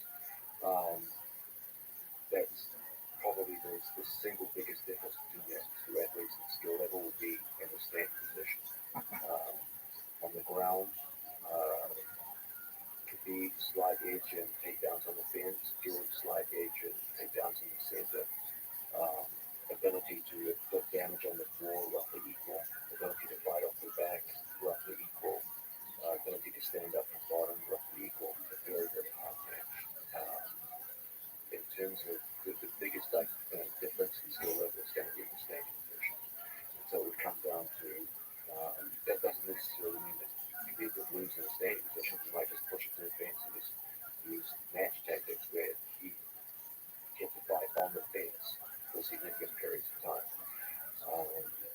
You can win rounds in that fashion. So yeah, it's a match that could go either way. Both of them are absolutely the best that you'll ever see. I've always believed the three greatest mixed martial arts I've ever seen in my life were George St. Pierre, Khabib Nurmagomedov, and John Jones. The three of them had some interesting similarities and differences. All three beat every single person they ever faced. Um, I know John Jones officially has lost by DQ, but no one believes that was a loss. Um, George does have two losses, but he defeated both athletes decisively in rematches. Khabib did it by having no losses. Interestingly, all three athletes have at least one match, which is controversial in terms of who won and who lost. John Jones has had several matches where could have gone either way on the judges' scorecard. Khabib's match against Jason Tebow could have gone either way. George's match with Hendricks could have gone either way. They all had matches that they won, which people would dispute the outcome. So that was a similarity between the three of them. All three of them have had the ability to dominate the direction of fights. When they want it to go down, it goes down. When they don't want it to go down, it doesn't. Um, that's why I put such a heavy emphasis on that idea that the mixed martial arts champion must be able to determine the direction of the fight. It's the single most important attribute that they all must have. As to which of the three is the best, it's going to come down to criteria. You can't formally find which answer you give as to which of those three is the greatest of all time. It comes down to the criteria that you use. Okay, is it being undefeated? Is it the amount of time? Or is it the quality of the opponents that they had? If you do it by quality of opponents, I think you probably have to give it to George. If you do it by measured dominance to not being defeated, then you have to go to George. Arguably, you could say the same with John Jones. His one loss is by DQ, but then you could also say the last 3 or 4 fights that John has had have been the same measure of dominance as we saw previously. So ultimately, you've got those three guys in my opinion.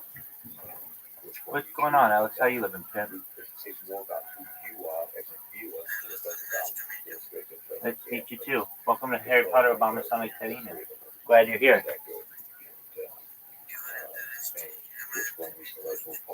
Am I what?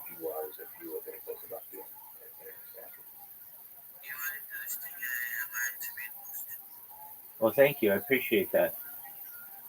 How's your day going?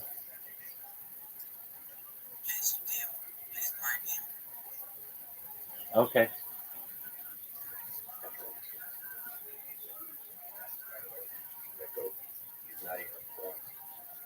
Because the generation that was present is different. They have knowledge, technology that we didn't have before. And we have the knowledge that the other generation did not have before. But I believe the best the GOAT is not even born. As good as they are today, I think it's sport where you can measure performance, track and field, other things.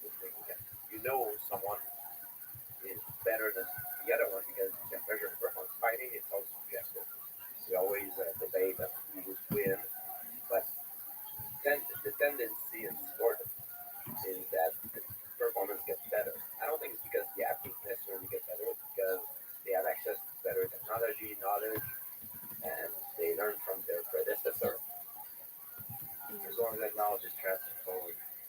something tells me that the greatest of all time lived a few thousand years ago, and it's forgotten. Some of the greatest warriors. If you imagine the kind of grapplers, just the history didn't record them. There could have been small tribes where they developed mini UFC. They developed the kind of things. You have to think of like the Gracies. The small family was able to develop so much so quickly. I often have this discussion with John, and I think it's very important. Like you mentioned, I asked you very several times, like, what would happen if you would take a fighter of modern days facing the champion of pancreation? This is an interesting point. And you brought some incredible good point, and people don't realize it. Well, I think one of the great tragedies of martial arts history is our loss of the historical records of pancreation. Like most of what we know is, from what I'm told, is actually lost in the fires of the Library of Alexandria, and we're left with only a pitiful amount of information on pancreation matches. But what we do know is that there was a very large participation in the sport, and that it was widely considered the most popular sport in the ancient Olympics, and that it was represented in the ancient Olympics for many hundreds of years, plus a long period of time before its introduction into the ancient Olympics. And so the development time that it may have had would have been very significant. That, as far as we know, most of the development would have been in the major Greek city-states for hundreds of years of development, giving us prestige as an Olympic sport, being the best athletes who have been doing it. Some of the sharpest minds that we know of in human history were involved in the sport. Plato, the great philosopher, was a pancreationist in his youth. In fact, his name, Plato, is a nickname. Platus is like plate. That means broad or big guy, like the big guy. And he spoke often about pancreation in his written works. Imagine people with the intelligence of Plato thinking about grappling technique for hundreds of years in the most popular Olympic sport at that time. Significant numbers of people with financial backing of city-states with great prestige upon Olympic success. They would have funneled athletes in, bought them the best coaches, and they had that for many years. Like, it's quite conceivable that the best pancreation athletes were of the absolute first quality. And it's so sad to think we'll never know what was their skill level. It's interesting to think about what kind of techniques they developed, whether there's stuff we haven't discovered yet. In class, you're talking about the most effective takedown strategy in wrestling, collegiate wrestling. So maybe let me ask first, we offline talked about this too. What is the highest percentage submission in grappling? Overall, you have to go with the rear naked strangles from the back. If you look at most tournaments and most rule sets, it has success across all rule sets, all weight divisions, all body types. It doesn't require any kind of specific physical advantage or just height in order to be effective. It works equally well in both fighting and grappling. Um, it will work regardless of how physically and mentally tough your opponent is. Okay, a heel hook is a very high percentage technique in modern day competition. But if your opponent simply makes up his mind that he's not going to attack and is willing to take the physical damage, it will result in the end of the match. A stranglehold by contrast will always end the match, regardless of your opponent's mental toughness. So I believe it's fair to say that at the end of the day, the single most high percentage method of submitting people in the grappling is a very negative strength. So when you look at an athlete, maybe Gordon, you can do this. Like, what's the best, Gary with the guillotine? What's the best submission to really invest in? Is it the rear naked choke? To really invest your development, like understand the entirety of the system that leads to that. I think that you have to do them all, obviously. But if I had like one submission that I would, only one submission I could pick for the rest of my life, it would definitely be a rear naked. Can you explain maybe some of the actual technical details of why that's the case? Well,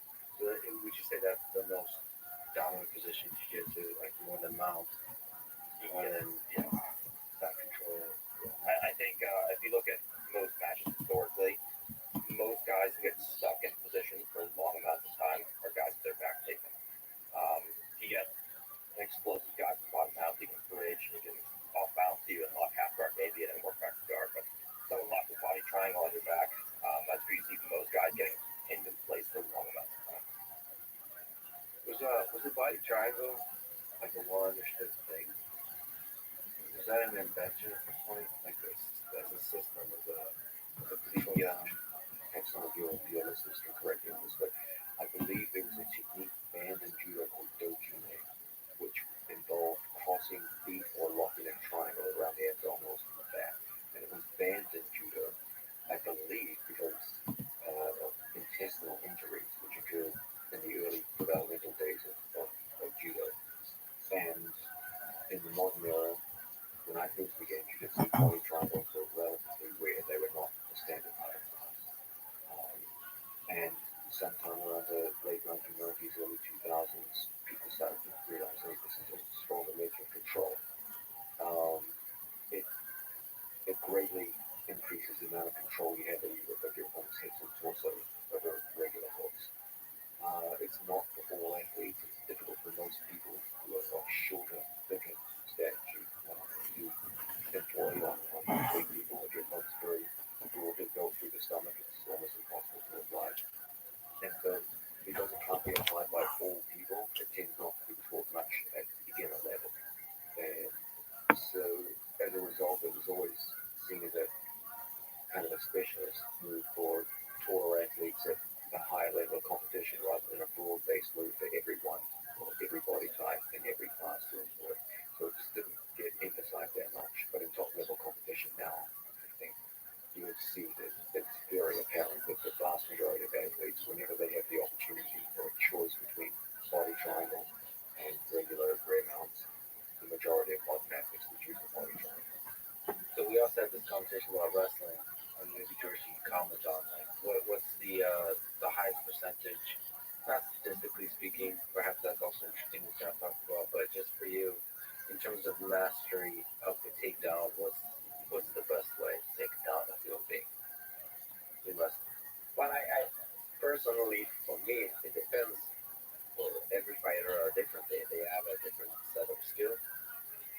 For me, when I look someone who wants to bring down a tree, a big, strong, high tree, cut it from the base. So the legs, that's what we stand on. So it was to attack the leg. But is it single leg, double leg? Is it we talked about like there's also the John Smith low single. Actually, I don't even know if that's applicable for jiu-jitsu at all. You can use it, but it runs to the problem of submission points. It's not impossible to use, but without shoes and in a situation where there's a whole plethora of submission holds and scoring, it, it's a little more difficult to use. It is interesting. Something being a high percentage in terms of effectiveness tells a story. You're saying that every athlete is different, but if it's more effective for most people, I mean, it's interesting. It's interesting. What John talked about is that the highest percentage thing is actually in collegiate wrestling that he was talking about is on the defensive side. So blocking a takedown and spinning off to the back. So that's an interesting idea. Then also there's all of these kind of going in for singleness, which you could double or wizard position or doing knee tap. There's all these kinds of combinations that seem to be effective. You look at the statistics, and it seems like there's maybe it's a scientific way of thinking, but it seems like there's some conclusion to be drawn there. I believe you need to, the high percentage move. There's a reason why they work. I think it's made for a bigger amount of people. Um, for example, one of my main strength, athletic strength is I'm an explosive person. So I use techniques that are explosive. If I get a single leg, one of my things I like to do is to go for the double, power double. But for someone else, got, for example, in the single leg position, maybe like like body throw is better. He's more a Greco guy, like or the judo guy is gonna go for something else. So, but there is moves that are, I would say, like just mentioned, are universal. Like statistically speaking, the highest percentage that works for pretty much everybody. Everybody pretty much can do a deck at Jimmy, very easy. But it's not everybody that can lock a triangle with their legs. So those move like rear naked choke and like a Jimmy is the highest percentage move because maybe more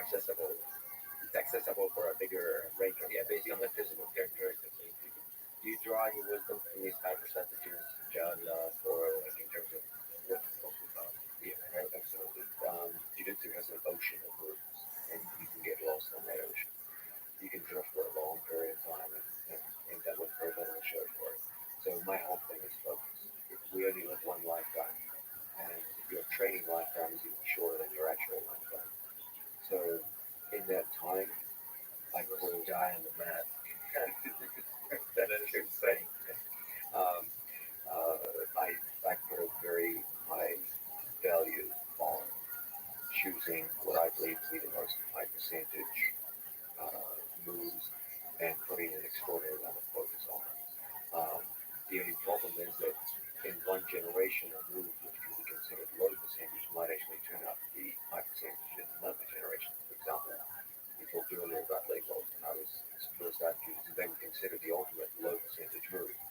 And a big part of my career has been convincing people that in fact that was incorrect, that they can be a high percentage move. We just change our approach to them. Um, so we can't just follow tradition and say, oh, this is low percentage, this is high percentage. It has to be part of a fairly systematic study where you investigate what are the reasons why it's high percentage or low percentage. With regards to takedowns, if you look at what who can consider the most high percentage takedowns, if you're in front of someone, the single most high percentage way of taking them down is to get a hold of both of their legs and push them back. Okay, to get a hold of one of their legs or put a force on them, they can use their other leg to defend themselves, hop around and bump their way out of takedowns, cause all kinds of problems too. I don't care how athletic your opponent is, if you get a hold of firm grip of both of his legs and start pushing them backwards, you're going to fall down to his butt. Now, he might be able to recover from there, but he will fall down. Even easier than that is to be behind someone. Takedowns from in front of someone, difficult. You go right into their hips, their head, their hands, their goes all their defensive grip. If you're already behind someone and you're doing what in America they refer to as a mat return, this is significantly easier than taking someone down from the front. If you have control of their head in the front headlock position, you've already closed distance on your opponent. You already have close contact. You don't have to worry about shooting anymore. There's no sprawl out of that. You don't have to worry about guillotines, kimura's, or the standard defense. Those will intrinsically be easier takedowns out of front headlock. So if we're going to talk about high percentage technique, I always go back to the mechanics of it rather than just historical tradition, because historical tradition can be wrong. It's wrong about leg locks. It can be wrong about other things too. So my primary thing is, okay, talk to me about mechanics.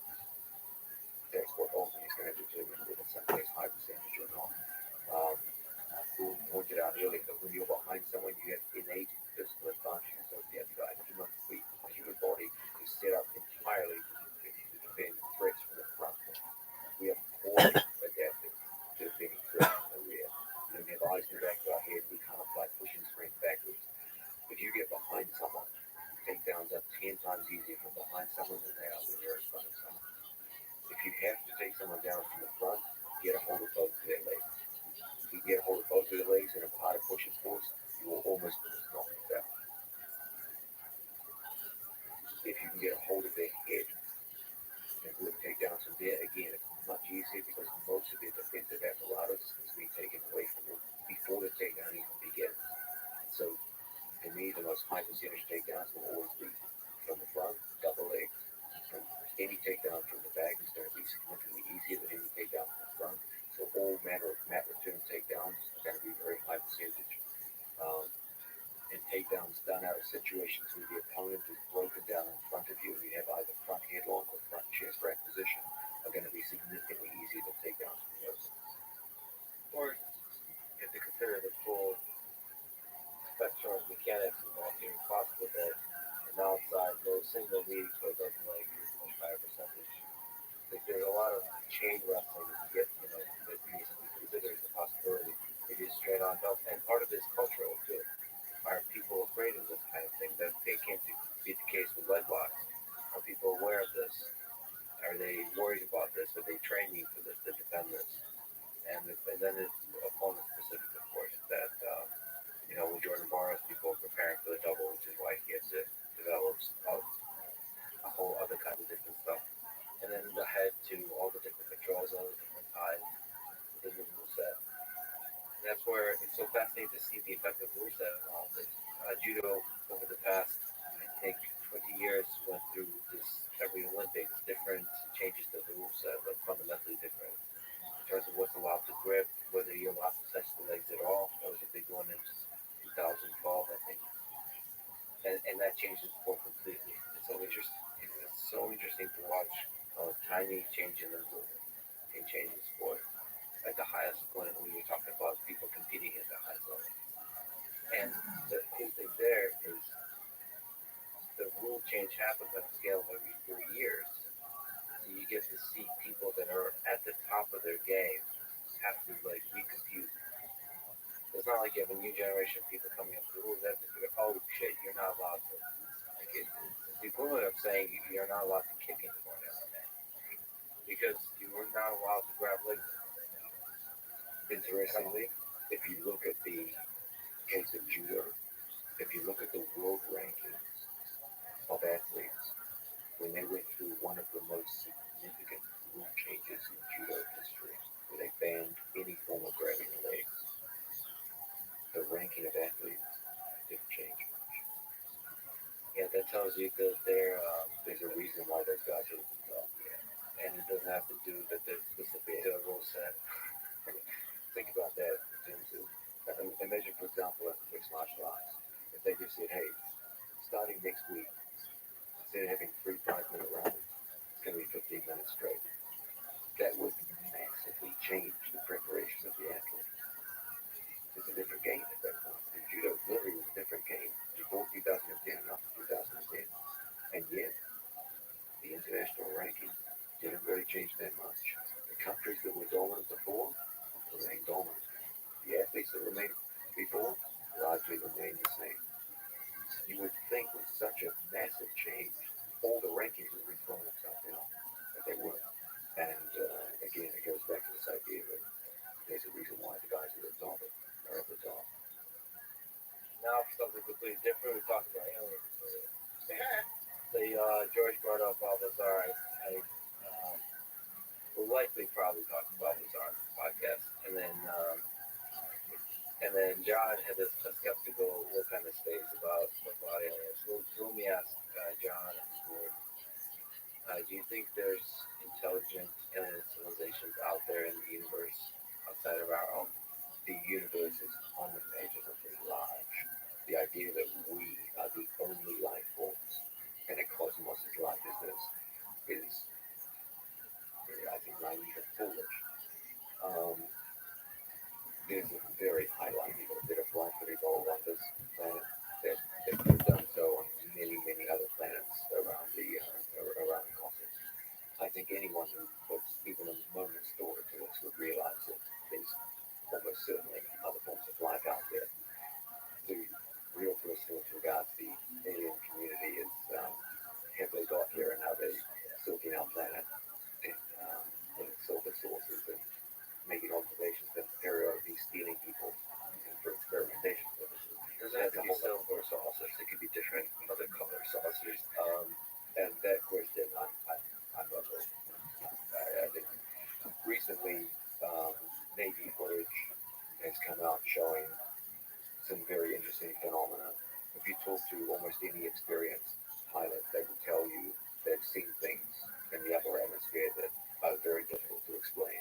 I'll be the first one to agree with you on this. There are some things out there that are extremely difficult to explain. Literally UFOs, unidentified. Yeah, I mean, we just don't know what they are. But to go from the idea that there's things out there that we don't understand to there's like little creatures running around and these somehow exist, I just reserve judgment. I just say I'm agnostic about these things. I think it's possible, but all the evidence that I've been shown so far was insufficient to come to any kind of definite conclusion. Until aliens land in Central Park on Tuesday afternoon at 3 p.m. and get out with their alien ray guns and start shooting people, I don't believe that many of the stories we get told. Well, what about if it's not little aliens with ray guns, but something very different, very, very difficult to detect by humans?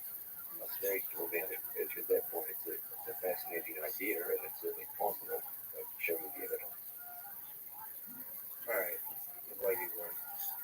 Do you look at the cosmos and ponder the stars? Often, I think it's fair points John raised.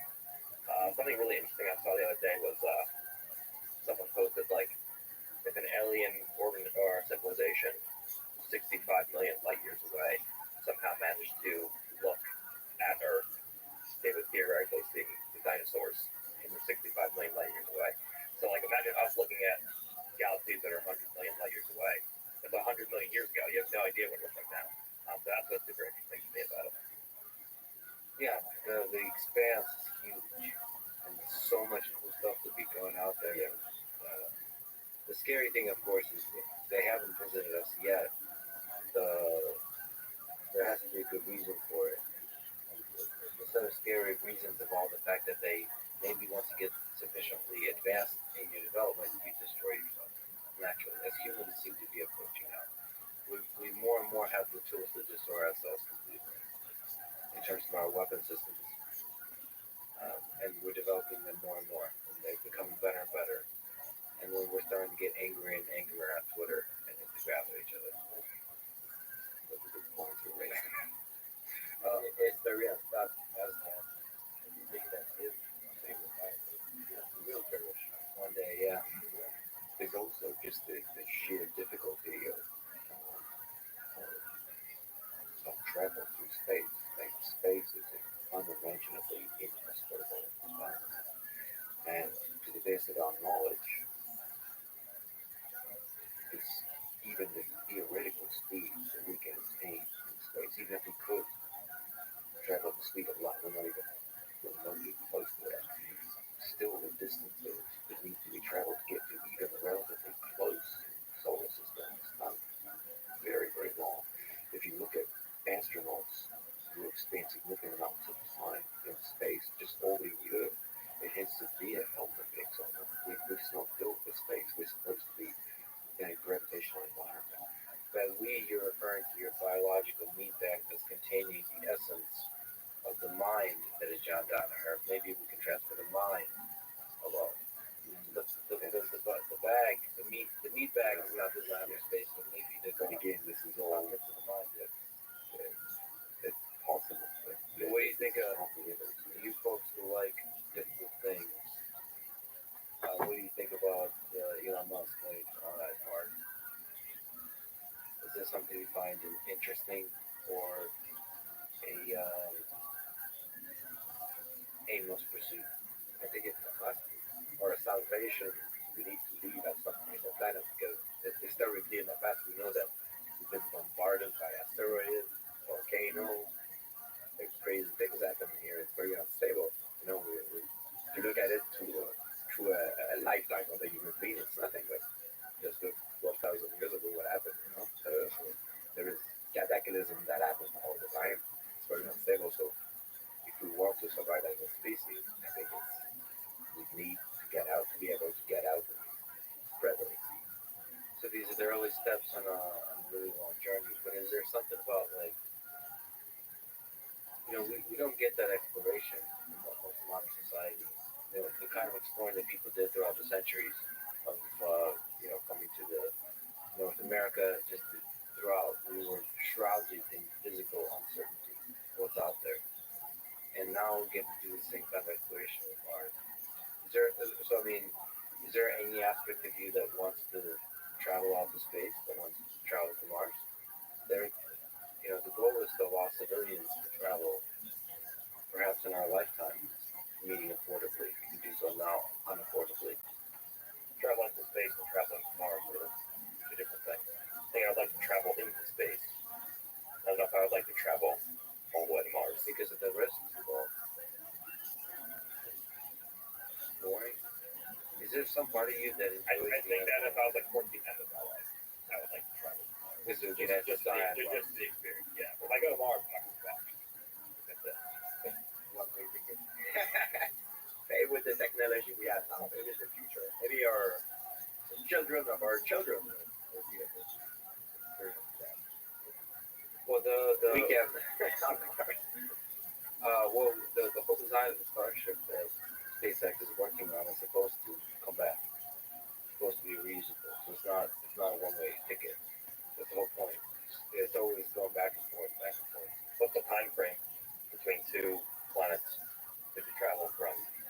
think the current thing you'd be stuck on Mars for 2 years. How long would it take to get from Earth to Mars? Oh, it's pretty nice extra. Like I don't know, on a scale of months, not scale of years. You might have to be healthy when you come back. You know, all the astronauts they experience health issues. You know, they lose a lot of muscle mass, bone densities. I don't think the technology is good right now. Let's say that It is. I would love to be doing it for a week. If it's safe, I would you're love to also be the somebody first one to do it. for a professional fighter who sacrifices his body, something. So there is some sacrifice we do. Right? I don't want to be the first. I leave the other one, but when I know it's safe, okay, come here. But one of the things that people say, and this is something I wonder about, is becoming children or something. Once you're out in space and you look out and you see Earth, you look back at Earth, that's an experience that's unlike anything else. Like you can't replicate it here. Just to look back at that, like, that nerve-wracking. Like you see, like Earth disappeared in the distance. Yeah, it disappeared into the distance. And then you get to actually stand on Mars and see, and just to look, you're standing on the ground and you're looking out and you see the planet from which you came and where you might not be coming back. But there's a challenge to the whole thing. The risk is tremendous. And I don't know, I find that risk really compelling for some reason. But that could be just the exploration. But I guess that's a genetic thing too. How much do you want to explore? There's a sense though in which, even in the base case scenario where they did get the technology to risk to Mars in a fairly short period of time, it's kind of an inauthentic sense of exploration because your participation in it is no more exciting than your participation in an airline flying to a foreign country.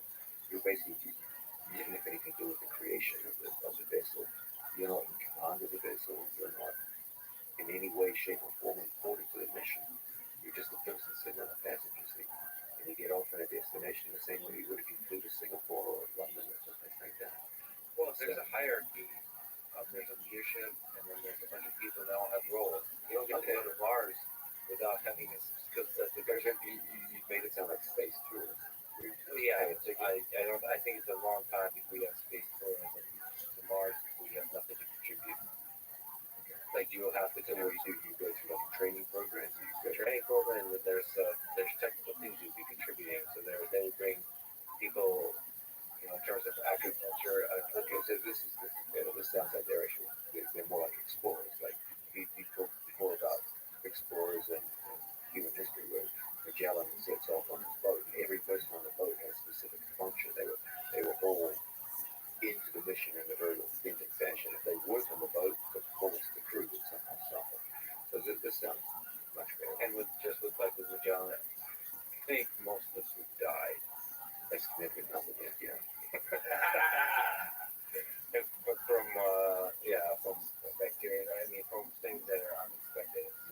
And if we discover life on Mars, who knows what that entails? That's like a manned mission to Mars would likely be very driven by the research to do all the kinds of exploration required to find life. Now, from Mr. Musk's point of view as a developer, presumably there has to be some kind of financial incentive too. Is there some kind of financial benefit to Mars missions? Is presumably there wouldn't be that many people on Earth that could afford a ticket to pay for the kind of research and development that would require this. Is there some kind of mining on Mars at minerals that would use that? I think there's a lot of answers to this, but the only honest answer is the one that looks back into human history, where we did a lot of things just because we could. A lot of hard things just because we could, and that led to a lot of innovation that ultimately made our life better. So this is why you have NASA, this is why you have government organizations. Like, what's the purpose of NASA? NASA would answer that by saying, okay, well, we're helping launch satellites up there, they'll have a bunch of answers, but the reality is the programs were funded in large part by our desire to explore the unknown. And there's some aspect to which we have to all invest into that because, historically speaking, that has produced a lot of cool things along the way that were totally unexpected. Like NASA is funded by public funding to tax that. How is Mr. Musk going to fund this? Well, currently, most of the funding for SpaceX is NASA giving money to, so they're making a competition. Who can get our satellites? We need to go to, um, to the space station to resupply the space station, or we need to launch satellites up. Who's going to carry those quote unquote payloads? They just need the NASA's paying whoever the heck wants to get kilograms of thing up into space. This is special. Why did they just give us nothing? Well, they realized, or Mr. Musk came along, Bezos and others, and said we could do it for 1/10 the price. So why should the taxpayers pay for this? Why don't you NASA do what you do well, which is like to test out cutting edge stuff, make sure they're safe, and now that we've developed a car, let us UPS and FedEx take care of doing this at scale, doing it cheaper, doing it better. I mean, that's the argument. And that's what they realized is because it took way too long to do stuff. And when you're investing millions, that's billions of dollars into a project, the bureaucracy builds up and conservatism Welcome. builds up. So where you really have to test everything out. The projects take years. And then you have somebody like Elon Musk come along and says, well, let's do launches every week. And as opposed to just throwing away the rocket, we'll reuse the rocket. That was one of the sort of cutting edge inventions. The dumb, obvious idea. Like Elon says, why do you throw away the plane? The equivalent is if you blow a plane every time you throw it away. Why are we every time throwing away the plane? But NASA tried that kind of thing with the space shuttle in the 1960s. Yes, but they did that with the space shuttle, but not at the scale here that the space shuttle was seen as this like majestic, amazing thing that requires a huge amount of investment. But Elon Musk is like, no, every basic rocket should be reusable. And cut cost. Do you think that the more technology we have, the more advanced we become, the more specialized we need to be? Like is that for that reason that now there is different branches? You just explained now that they're specialized in this, but they left, other branches. Yeah, there's greater and greater specialization as we build up more stuff. Just fascinating because is it making us more dumb in a way? Do you think yeah, I don't know, like you know, but I use a cell phone, but I don't know how to build it up. Like I mean, it's that beta male building up this whole society because we're this collective intelligence. We rely on each other more and more, and I do also see sort of the rise of conspiracy theories and all this kind of thing because, like, I've been talking to a few folks about flat Earth recently. It's fascinating. There's a large community of people that believe the Earth is flat, and that idea takes hold. In this day and age, of all the ideas, that's the one that takes hold for a large number of people. And I think that's a consequence of this kind of specialization, where it's just a huge amount of experts. But if you look out into our world and try to reason simply about our existence, we are losing the skill to do that. Because more and more people are specialized. Supposed to be general thinkers. We're like extremely good at specific things. We take our goals out to be a robot that is self-aware. That's one that I do. It's self-aware, like not self-aware. It's still listening, but it's not self-aware. But do you think human being is self-aware? That's a good question. And I ask this question all the time. When the robots move, there's a sense of when they turn on, something entered that robot. Wow. And when it turns off, something left. If they move in a certain kind of way, and if they surprise you, there's certain elements that enable us to see the magic in the living being. And some of them, I mean, we can maybe list them, but it's the ability to surprise you. It's the ability to make mistakes and learn from them visibly. There's a bunch of things that you just, I don't know, it just feels like it has the magic of what is a living being, and which is what humans have. And I try to think about how do you replicate that into a machine. So So when you turn it on, it's nothing. You feel like it dies every time and you go. So for most machines, we don't feel that way. We don't, when we unplug things, we don't feel that way. I don't know why we don't feel that way. That's an interesting question. But I think when the robot has certain qualities, like memory, like ability to recognize you, yeah, you start to feel like you're turning off an organism. So whenever I have like the robots that recognize me and remember this is important, that all the things we've experienced together, then it's like holy shit, that's a living thing. But does he remember? It feels like a living. Does he remember your robot? Does he remember things that happened before you unplugged him? Is it like he's sleeping? Like you wake up, or is he like Yeah, so right now it starts to do it.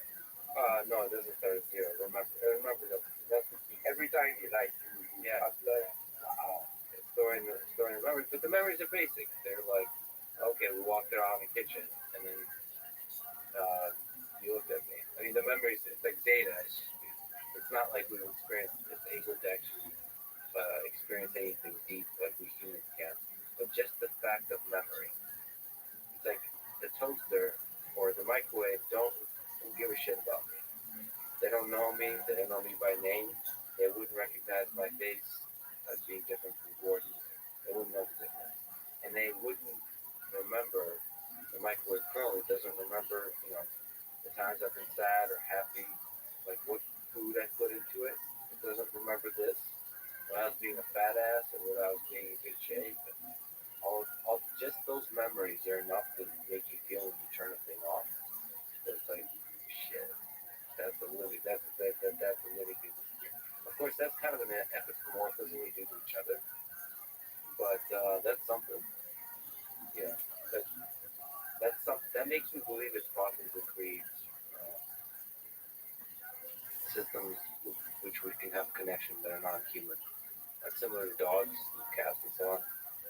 This makes me, and that's what's interesting to me because ultimately I feel like they'll help us understand ourselves and maybe practice grappling. Anyway, well, let me ask the advice question. Now that we're together, I spoke to John, I spoke to George. What advice would you give to young folks, whether we're talking about sport, like excelling, becoming great at grappling, becoming great at fighting, becoming great at whatever sport they take on, or life in general, whether it's maybe in high school or college? What advice would you give them to excel at that thing they take on? I don't know if I'm qualified to answer this because I'm only 26. So You're at the top. you said giving advice to young people. For me, I think the two biggest things are find something that you're both talented in and you enjoy. I think that if you enjoy something but you're terrible at it, it's going to be hard for you to be successful in life in that given area.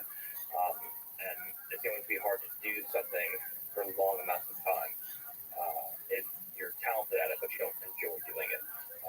It's easy to come in and train hard for a month or for 2 months or for a year. You can be very talented at it.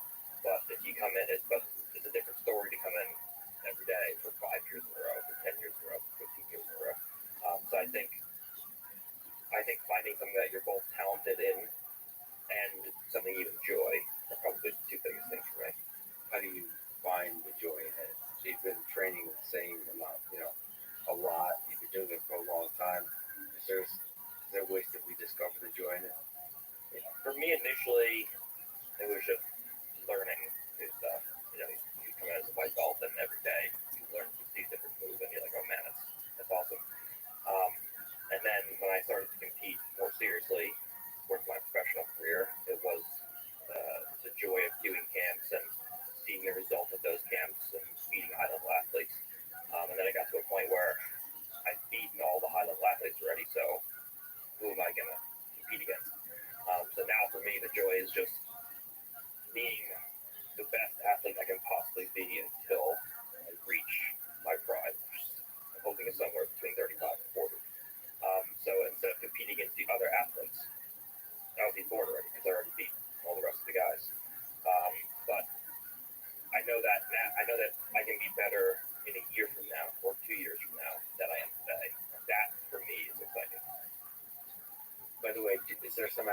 teaching? It's exciting to you? Yeah, Because I you become a better and better teacher over the years. I definitely I enjoy teaching, and I used to teach a lot before I met John, and then I met John, and I was like, yeah, I just have no idea how to teach.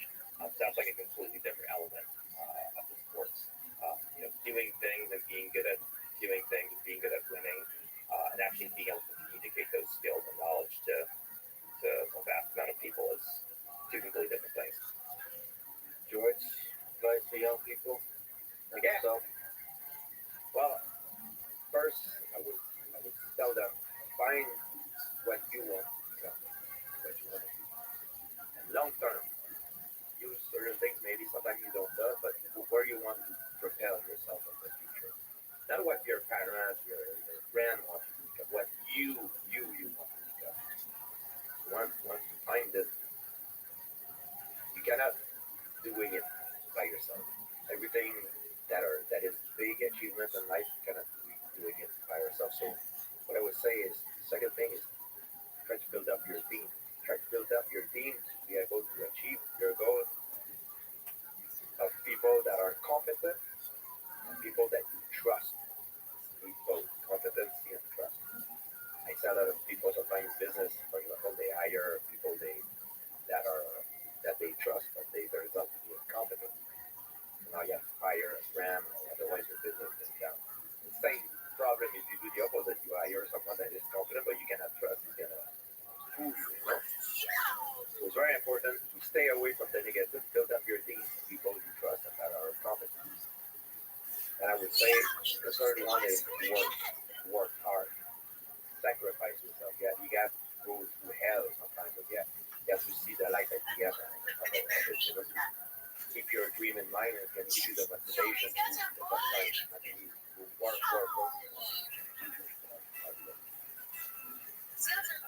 The fourth one I would say is to invest on yourself constantly.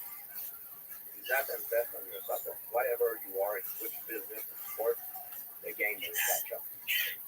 For example, if you become champion at something, stop and prove it. The other guys that are trying to be champion will catch up. So you need to invest on yourself.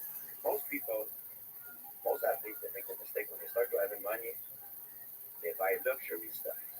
And that's one thing I didn't do. When I started making money, I was investing of traveling to New York, training with John Garden and the guys, learn what is new in the game of jiu-jitsu. I used to go into Thailand, train Muay Thai, in Los Angeles to perfect my boxing skills. So instead of taking that money to buy new jewelry, cars, to do what a lot of guys do because it's a mistake, I invested in myself because I know there were people coming, they want my place, so I didn't want them to catch me.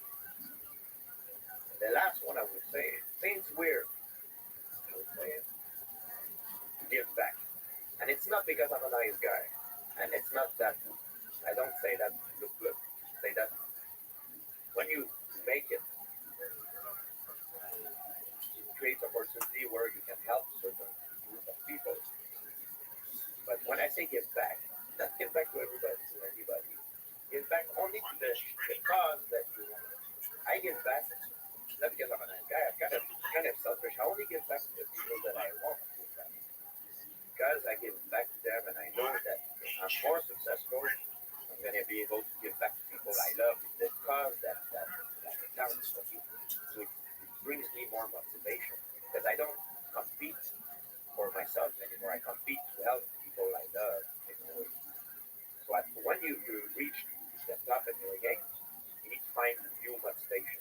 If you're satisfied, the end of it, your success will go down. So you need to find new motivation. What can motivate you? What do you want? Oh, I want to help this. So I need to be successful. I want to, you know, you need to find the reason what you want to do with your success. So when I say get back, it's not because I'm not because I'm necessarily it's not to look like a nice guy. To keep your motivation to be able to keep climbing the ladder even more. But you, John, um, first off, the two responses given so far covered, I think, the most important things already. Gordon talked about the need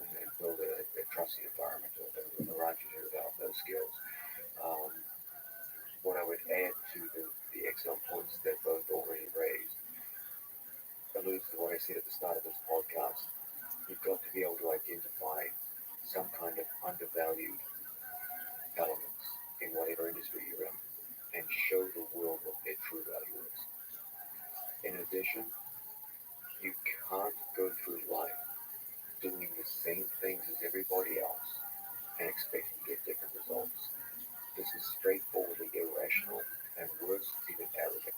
It's essentially the statement that I'm going to do the same thing as everyone else, but I believe I'm different, and so they'll work for me, but they didn't work for everyone else. That's like saying, no, I'm special. No, you're not special. We're pretty much the same. And in order to be special, you're going to have to exhibit skills that other people simply don't have. Um, Thirdly, I would say if you want to become something truly impressive in life, you've got to be able to focus on one or two things that you do better than anyone else in your industry. You can't learn everything, but you can pick one or two skills, and the more innovative those skills are, the better, and you can truly excel at them. For example, at the peak of his career, no one in the world was better than George St. Pierre at integrating striking and takedown. No one in the world was better at integrating grappling and striking on the ground. He had two things that he could confidently say he was the best in the world at. Was he the best at every MMA skill? No. But he was absolutely the best at those two skills. And those two skills were skills which he used throughout his career to win the vast majority of his matches. Gordon Ryan, at the onset of his career, could confidently say there's no one in the world better than him at that. You can also say there's no one better in the world than me at lightweight defense. There's submission holds across the board. As he went through his career, he started adding more and more elements. It's gotten to an extraordinary degree now. We could absolutely say he's the best at guard passing, the best at live attention, and the rest is keep going on. That goes back to what someone said about previous convictions and other time, because we're always introducing new skill set. The day you start saying, I'm satisfied with my skill set, is the day you get bored. And boredom to an athlete is a precursor to steps like boredom. As long as you're still growing in those directions, you'll stay in the game. Just a very long person. The main thing I would add to these statements by Gordon and George is this idea of finding something that is currently undervalued and showing the world what its true value is. Understanding that you can't just use the same training methodologies as everyone else and somehow expect to be different from everyone else. That is, almost every great rise of human civilization, whether it be groups of people or individuals, requires some kind of innovation. You've got to look for that new angle. And George St. Pierre found it in shoeboxing early on in his career. Gordon Ryan found it with leg locks early on in his career, and they branched out from that angle. Add to this the idea that you want to become the absolute best in the world in your industry.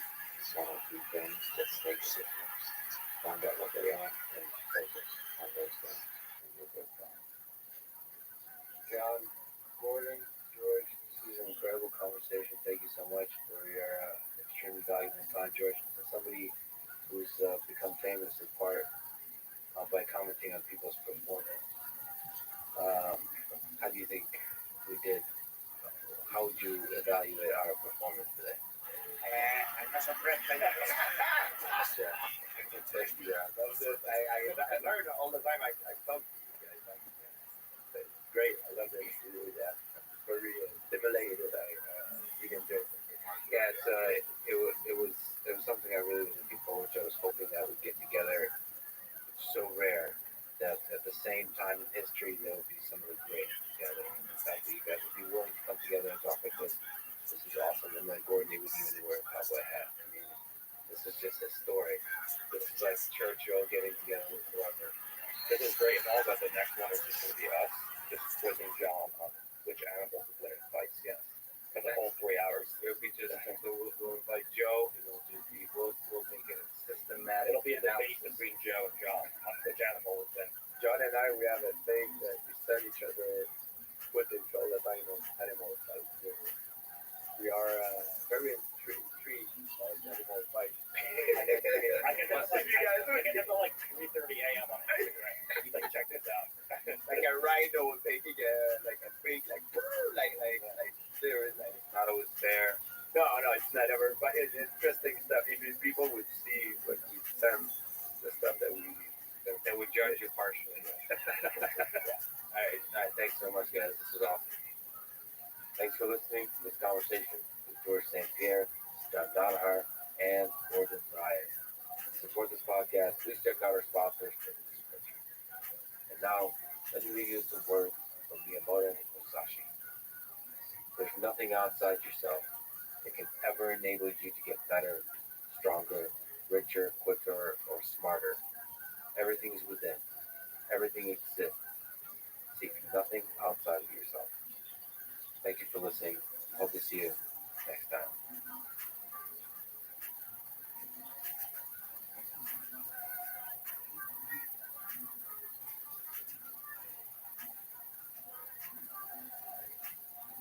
The following conversation is Thomas Paul, founder of Legendary Entertainment, known for producing blockbusters like Batman's Dark Knight trilogy, the Hangover franchise, Godzilla, Inception, Jurassic World, 300, and many more.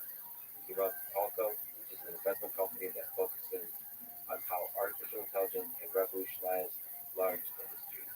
He is part owner of the Pittsburgh Steelers. He's the guitarist for the band Ghost Town and tours with the Rolling Stones.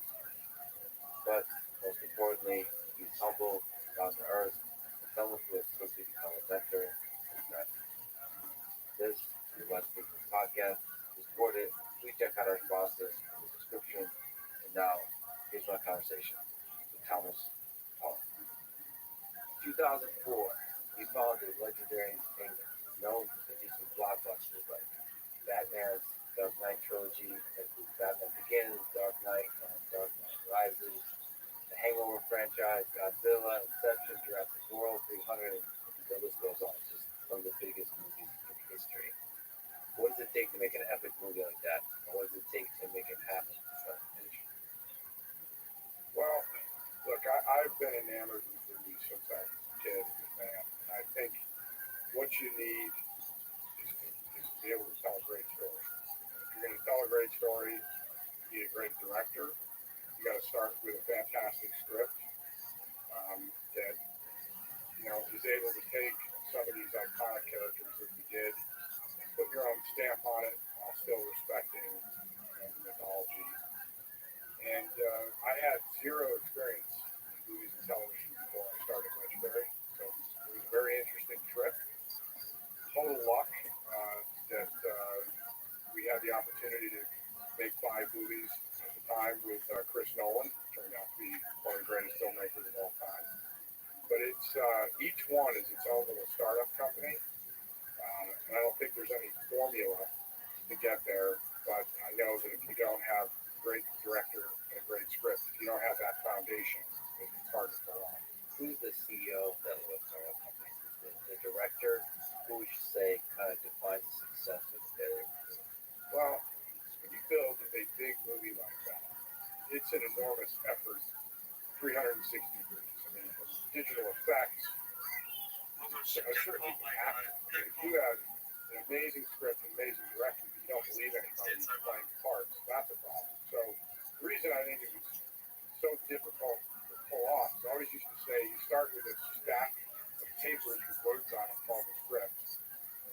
Bring that to life, and you're asking an audience to believe in everything you're trying to put out there. And you've got a cast that, even if they're immensely talented individually, they have to mesh together and they have to have chemistry together. And the director is kind of a general on the battlefield, but you have a strong producer who's very hands-on. It truly is, each one has its own story and its own sort of You're welcome, big how dog. it came to be and why it worked or didn't work. My pleasure. You said you were new to the industry, but you did a lot of revolutionary things with Legendary. So at that time and now, what is the good, the bad, the ugly of the business of filmmaking? What are some interesting holes that you were able to, or like problems that you were able to fix? What problems still exist that can still solve? Well, look, the business has changed so radically since 2004. When I started Legendary, DVDs were still cash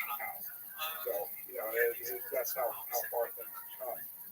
But I would say a couple of things. The reason that I started it from a business perspective was at the time it was a $30 billion industry, and there was no institutional capital around the movie business, and I was fascinated by that because almost every other category that you look at that size, and institutional capital, private equity, et cetera, is kind of a cottage industry set up around it.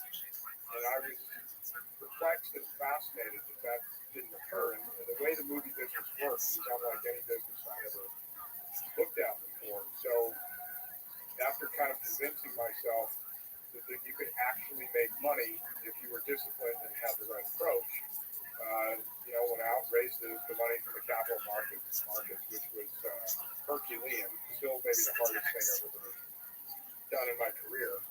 To walk around and say, look, I have no experience, I've never done this before, but, And the second thing, being very fortunate at the time, was able to partner up with Warner Brothers. Warner's at the time was run by a man named Alan Horn, who besides being creative was also a Harvard MBA, so really understood what I wanted to do. And Alan, was just an absolute gentleman, someone that I still look up to this day. After Warner Brothers, he went and ran Disney. It was their run, between Marvel and Star Wars and everything. And so between Alan being responsible for Harry Potter, Dark Knight stuff, and then on to all the Disney stuff, he probably had as great a career as anyone I've ever heard of in the movie business.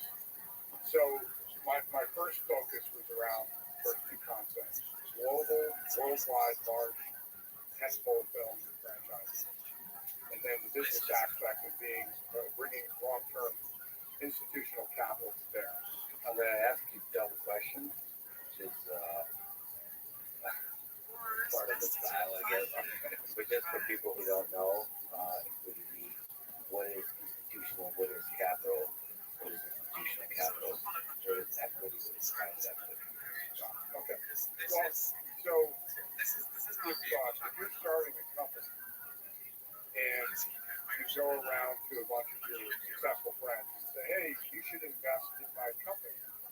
That's sort of, that's great, it's capital, but it's not getting money from Fidelity or T. Rowe or a sovereign wealth fund or an endowment fund from a university that has large pools of organized capital that has a long-term point of view on your business. So if you get money from your neighbor who's a successful dentist, next year the dentist may say, hey, times are hard, I need my money back. If you partner with Fidelity or Morgan Stanley or any of these institutions, they have the capital to where along to say, okay, I'm looking at this over the next 5 to 10 years. And I thought there was an opportunity to bring that type of capital to the movie business, to be patient.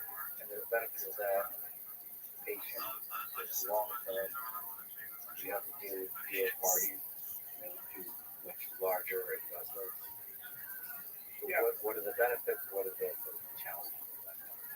Well, I think the benefits in some ways are for professionals who are largely just passionate. Right? But if you're hitting the numbers you told me, you're hitting your plan, great. And the other thing that always was interesting to me about the movie business is if I'm investing in an artificial intelligence company or a chipset company or something like that, a lot of the institutions don't have the technical expertise to really truly grasp what's being done, so they don't, other than good business practices, they're not offering every little opinion. The movies and television are completely approachable. Everybody has an opinion. So, whether it's, I think you guys chose the wrong actor for that, or why did you do that? So it invites a lot more sort of second guessing and things like that. So that was always one of the idiosyncrasies of the business that I thought was interesting.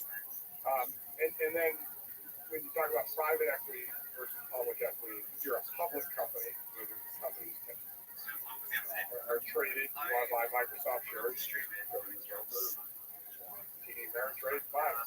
if on the other hand, you talk about private equity, that's institutions or individuals investing in private companies.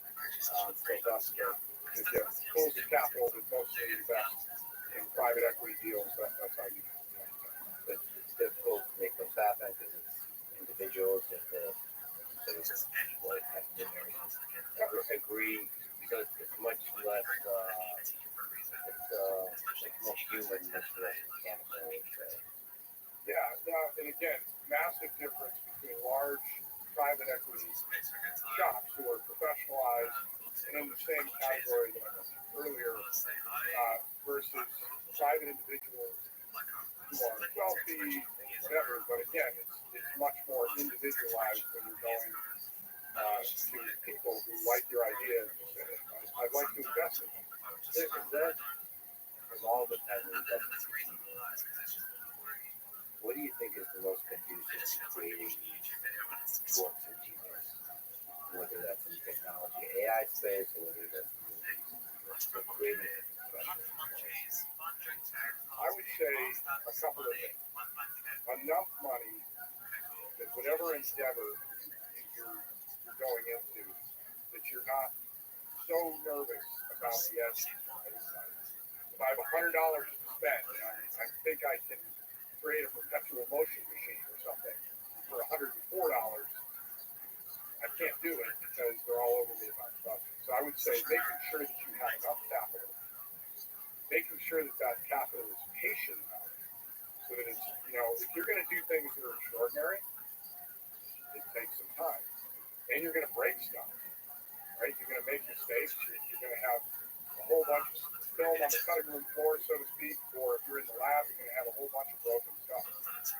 And I also think it's very important at the beginning, and I always try to do this with companies I invest in or buy, is make sure that you have a philosophical and somewhat mechanical alignment to humanity. So that going in, you both understand, hey, this is how we think about this problem or this company. This is what we feel like our culture is. This is what our goal is. And these are the metrics by which we'll agree to measure them. Because if you don't have that shared, hey, we're going to take this journey, then I think that's where people get upset, disappointed, etc. What about weird question, but constraints? People still making investments. Do you think more money is always better? No. So I like constraints a lot. Like a constraint, it's almost like a desperation and deadline, or catalyst for creativity, for productivity, for innovation. So can you kind of speak to that as an investor, as a creator? Like Well, I think if you're focused on a particular problem or a company or a thesis, if you have that focus and you feel like I have unlimited resources or renewable resources, so there's no leverage in the situation. Right? There's no, if I fail at this, I'll just go get more money. Right? I'll just go. I think that's a hard way to be resilient and to think of new ways to solve problems. So I think capitalizing things just to the nth degree does create some problems. So I think there's that perfect blend of don't starve the oxygen to the point where you make short-term decisions or non-strategic or thoughtful decisions because you got to pay the rent. And on the other hand, you can't have it be like this, everlasting gobstopper of whatever you want, will just keep flowing cash because that doesn't create any friction points that I think do result in works of genius and things that that are transformative. And one of the things that is interesting to me about society sort of writ large is I think that when you go through hard times,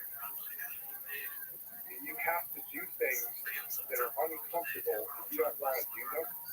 You're tired because that in some ways builds up that you're comfortable being uncomfortable muscle. And I sometimes think we're losing that a little bit. And you can't sort of paint with a wide brush, but um, that's one of the things that I kind of observe and hope that we don't go that way. I do think challenge and discomfort are kind of gift. It's overcoming that. It's like from every perspective, from a human perspective, the source of happiness is found by overcoming challenges. But from a business perspective, I feel like if something is really difficult, you need also a sign that most others or many others can fail at this point. Like it's a feature. It's nice that something is difficult. When people tell you that something is impossible, I love that. It's like, all right, well then that's what a lot of people will believe. And then that gives you an opportunity to be the person who shows it's not impossible. You might be wrong, but if you're not wrong, you have the opportunity to stand out. So going through that hardship, taking those big risks, is going to really pay off. So like discomfort is a feature, not a bug. Of both personal life, which is good for life, but for business, it's like do business stuff. But if something is hard, it's probably a good idea to do that. Yeah, if most others will fail. Fun question. I don't know if you can answer it, but what's the most expensive movie you were involved with to make? And why was it? You don't have to say numbers, but like something stand out as being exceptionally expensive and why it's expensive. I think Jurassic World was pretty expensive. Worked out great. That's an epic. It's one of my favorites. They just did an amazing job. And frankly, the crazy thing about my life is all the stuff that I loved as a kid somehow came full circle back into my adult life. And having the opportunity while I was out there to develop a friendship with Steven Spielberg and then have my name on the same film as Steven Spielberg. That's pretty surreal. So that was an expensive film. Dark Knight Rises was an expensive film. But again, to me, there's a difference between expensive and irresponsible, and expensive because the vision warranted, and it turned out financially it certainly did. Yeah, with Jurassic World, I can't imagine having those meetings where like you have to create so much, and so much of it is obviously not real. You can't bring dinosaurs in it. Yeah. Is that where a lot of the cost is in the computer side of things? Yeah, those are generally pretty massive components of the budget, and especially if you're doing it and inventing things as you go. I mean, Jim Cameron is one of those filmmakers who, is designing the plane as it's flying in such a brilliant way. And I've gotten to know him over the years, and just in awe of the way his brain works. And, so yeah, it's a big thing. Can you speak a little bit more to him in terms of you're such a fascinating person? You care a lot about technology. You care a lot about the cutting edge of technology. So how does he, a creator, a director, build the plane while it's flying? What's the realization? Well, so I never made a film with Jim. I'm just a huge fan and got to know him and John Landau, his producing partner. One of the things that just fascinates me about Jim is so he makes Titanic, and there's a bunch of underwater cameras and things that they need that don't exist. So he goes and invents them, and has a good grasp of engineering, and has not only the imagination but the ability to lead a team to build them. I got to go down early when they were shooting Avatar in a warehouse, I think it was, where they were shooting. And as they were explaining to me how how they were capturing it is that they could go back later because they created the environment. It blew my mind. And I said, this is truly, people talk about a big leap. This certainly is one. So he has continued to push the envelope in terms of the art of the possible. And I just think he is an incredible genius. Again, another hard question. So you, in the realm of music, care about storytelling. Is there some aspect in which money and beautiful graphics get into that story? Filmmakers, if you think about Jurassic World, obviously this is great. What do you think about the tension between story, experience, and visual? Well, look, if you're using big effect shots and all kinds of tricks to cover over the fact that people have a very interesting story to tell, that's where I think it gets in the way.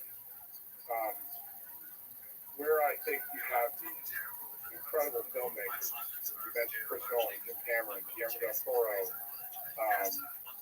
you could go on and on, with folks that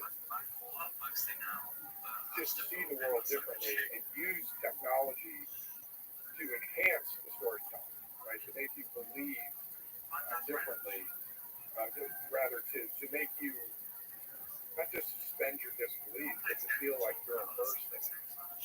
So I've certainly seen it done expertly, and I've seen it done poorly. You talked about this a little bit in the past, but you kind of left the movie making business at an interesting time after you saw the changes. There's been a lot of excitement with Netflix and TV, so the role of film in society has changed. So what do you think is the future of movies versus TV? If you were a business person, a creator, a consumer, a technologist, thinking about the next 10, 20 years, what do you think is going to be the godfather, the great pieces that move us as a society in the next 10, 20 years? Is it going to be movies? Is it going to be TikTok? What's it? Well, so I think the other category that I would add to that would be the next great medium is truly immersive virtual reality, in which new storytelling will emerge, especially if you can go into VR and there's enough computing power to sustain it and to allow it to be social and for you to have different paths to go down. That'll be, I think, the next realm of what storytelling experience will look like. Do you think video game kind of world, or is it more movies, or is it more social network, or is it all kind of reality? Yeah, I thought if you saw Ready Player One, so I love the book, and the movie was cool too. But that's one version of it, right? Where you go in. We talked about the metaverse and all that, but you go into a world that's fully rendered as yourself and you interact with that world. The other side of it is you win somewhere between being a passive observer but being able to move around your point of view and experiences, which I think is interesting. And then I think another adventure, so to speak, I can think of is a blend of video games. So there's a mission, right? There's obstacles, there's everything. You move through it, but it's immersive and it tells a story at the same time. And that's why I think you're going to see new, amazing storytellers that we don't know yet that understand how to innovate and how to make you feel something in that environment. And to your earlier point, I saw probably around 2015 when Netflix decided to be bold, put out House of Cards, put out all the episodes, leave you in charge of the pace at which you review them, which I thought was great. That was a gutsy move. Yes, it was, and I can't tell you around Hollywood anybody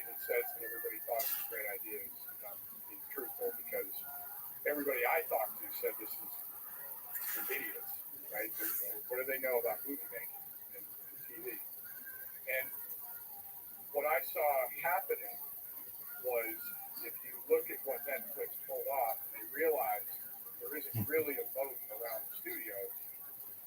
Really could make stuff, um, and really good stuff. And so they started to create their own content.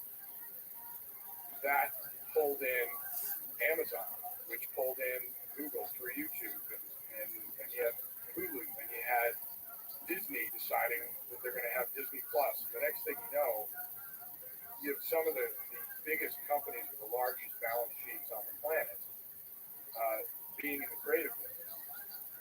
That's, if you're an independent, that's bringing a knife to a gunfight, to be sure.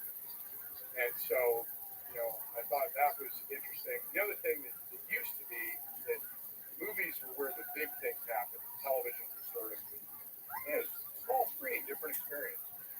Then you had something like Game of Thrones, which was not only at the same epic level visually, storytelling wise, but had the budget to be able to do it.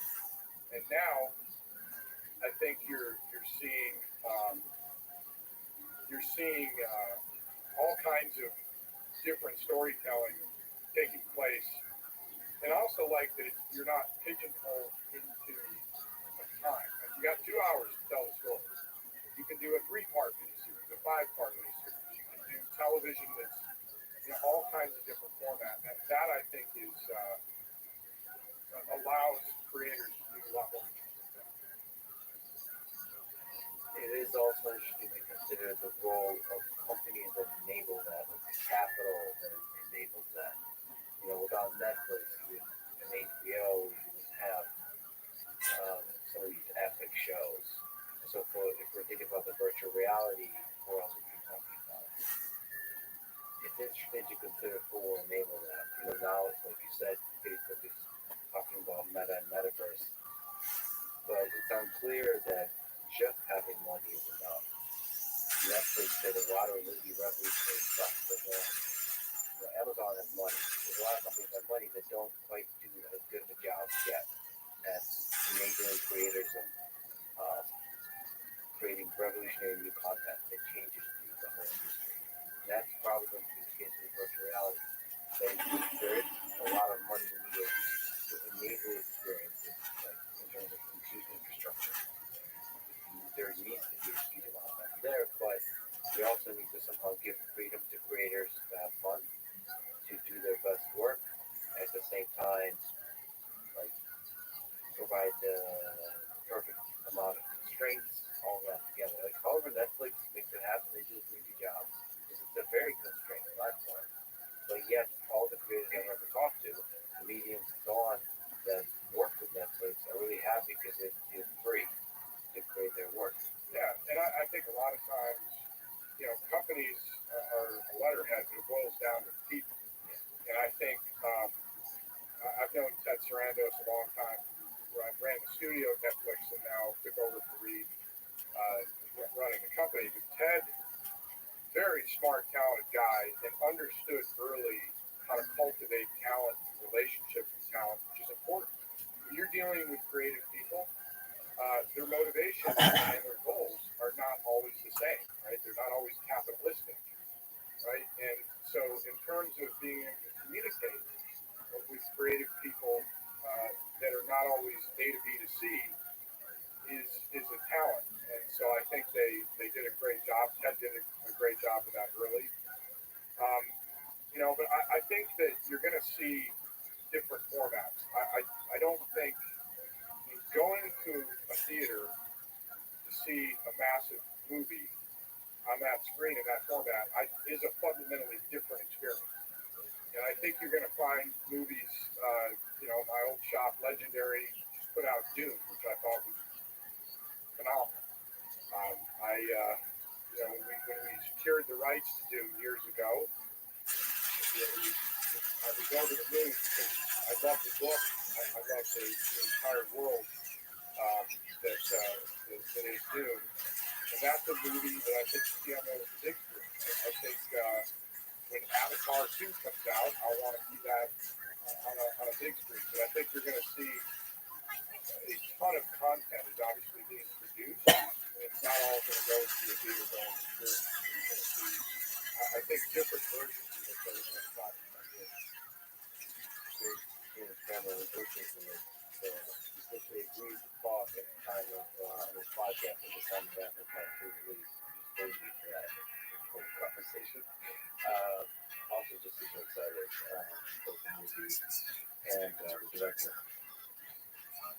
There's something special about movies. They win Oscars, they're historic in nature.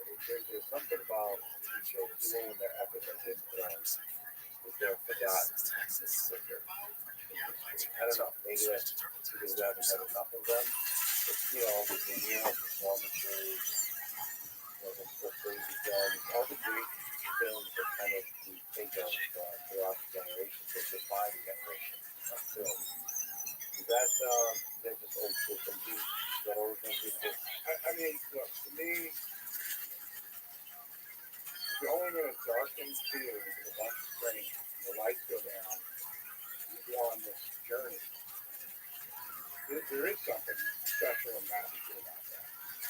And I think movies have been a part of our cultural fabric forever. And for some reason, Hollywood in America is, uniquely positioned to do a great job. Right? Not that there aren't great foreign movies, but far and away, American movies, are dominate not only the world market, but and so whatever it is that we do well, or Hollywood does well, there's something in the water apparently. But I agree that I love movies, and I will for the rest of my days. It's interesting how creators can move back and forth now as well. That used to be a complete no-no. You're either a movie guy or you're a person or you're a TV director, and that's that. Those lines are completely blurred. And they're also blurring. I mean, they're blurring all kinds of lines. Like they're moving to TikTok and Instagram. Like I know right now it seems ridiculous to consider that these 1 minute things could be considered even in the same route creatively as a film, but maybe that changes over time too. Maybe experiences can completely become fluid in terms of their size, as long as they have some deep, lasting impact on you as a human being, as a consumer.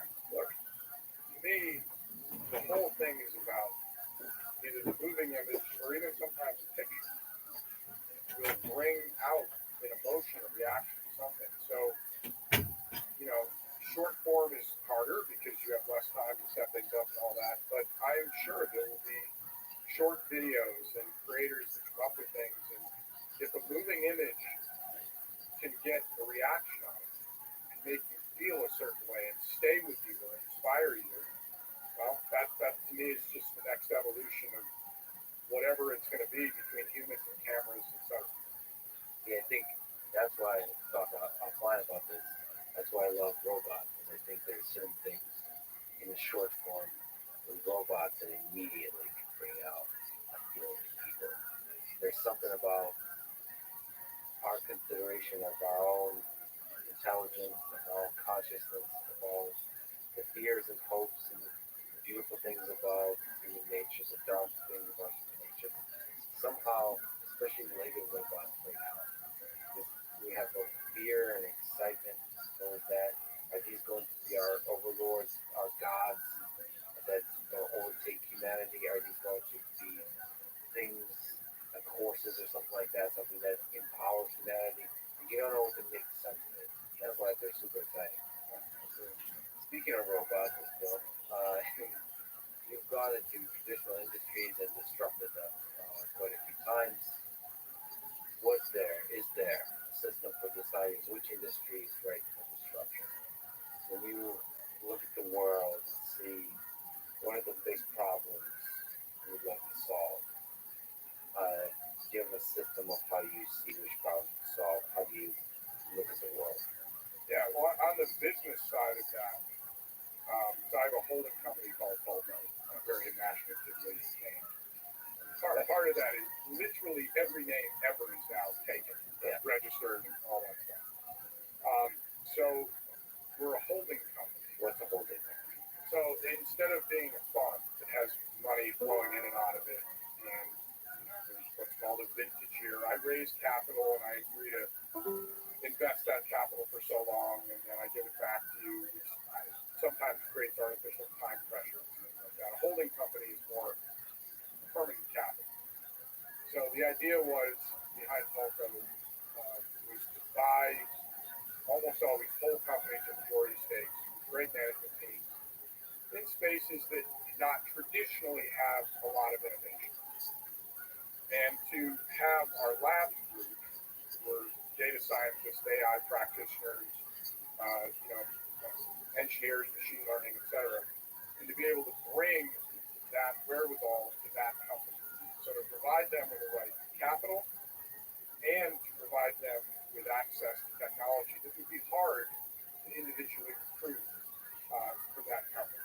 So I would say that the thesis was to look for industries that were large enough that hadn't traditionally had access to that type of technology or innovation, and to try to look for companies that not only looked that part, but had management teams that embraced it and wanted to take that kind of journey. Yeah, there is quite a few industries like that, but then finding the industries and the management there, because like those industries often have a lot of old school folks who don't. It takes quite a bit of work to compete with technology. I work quite a bit with the autonomous vehicles and just the automotive industry. Depending on the company, there's old school folks, like Detroit thinking versus like what do you call it? I don't know, California thinking. Well, I think you have to look at the nexus of two things. One is just plain old human behavior. If I am uncomfortable and this isn't a comfort zone for me and it's not something I have as a field of expertise, I'm going to shy away from it. Okay? Especially if I'm successful and I feel good about myself and it's a big successful company or person or whatever it might be. And the second thing is that especially if you're a public company, you're being weighed and measured every quarter, you are rewarding the managers of that company to hit metrics and to be reliable and to say, hey, I'm counting quarter to quarter that you're going to deliver what you say. It's difficult to say, you know what, everybody, the next 2 years, I wouldn't count on our financial projections at all. So we're going to reinvent what we're doing. It's going to work in the long run, and you're going to see that this is a really smart investment 5 to 7 years from now. That's not the way capitalism is currently wired, generally, right? And a lot of, so again, if you reward managers with yearly bonuses and stock options based and tied to stock price and all these other things, and then ask them to go break stuff, that's hard. So you're saying the Talco approach is private investment is the best way, or perhaps the only way, to enable this kind of long-term innovation, investment, taking big risks, and investing in innovation. Well, look, we certainly are not by any means the only one doing it. I'm just saying that when you think about big companies who are successful, that are in old line businesses, and I hear people sort of talk about, well, why can't they just pivot? They recognize they need to be in the technology business because it's hard. It's hard to steer a ship and turn it that big, and especially if it's not part of your DNA at that time. So, I just think that what we try to do is to enable management teams that know where they want to go and to be patient with capital and to also, again, bring innovation to bear that they have access to. There's plenty of capital structures doing interesting things. That's one of the things I love about our country. This country innovates, and this country invents things, and I'm constantly in awe of just the the human ability to innovate and to iterate. I get to hang around some universities, including your old shop, MIT, and it's like, Still there. yeah, still there, Still teaching there. still teaching. But that place is like Hogwarts. I mean, it's just it's inspiring, Yeah. right? And certainly the energy in Silicon Valley, which now Austin, Texas, where we're sitting, has its own incredible ecosystem. So that's one of the things I love about America is the ability, and that really is, I think, in the American DNA, create things and invent things. And I think that's invigorating. And I think that's even bigger than capitalism, sort of the machine of how capitalism works. That's just human nature.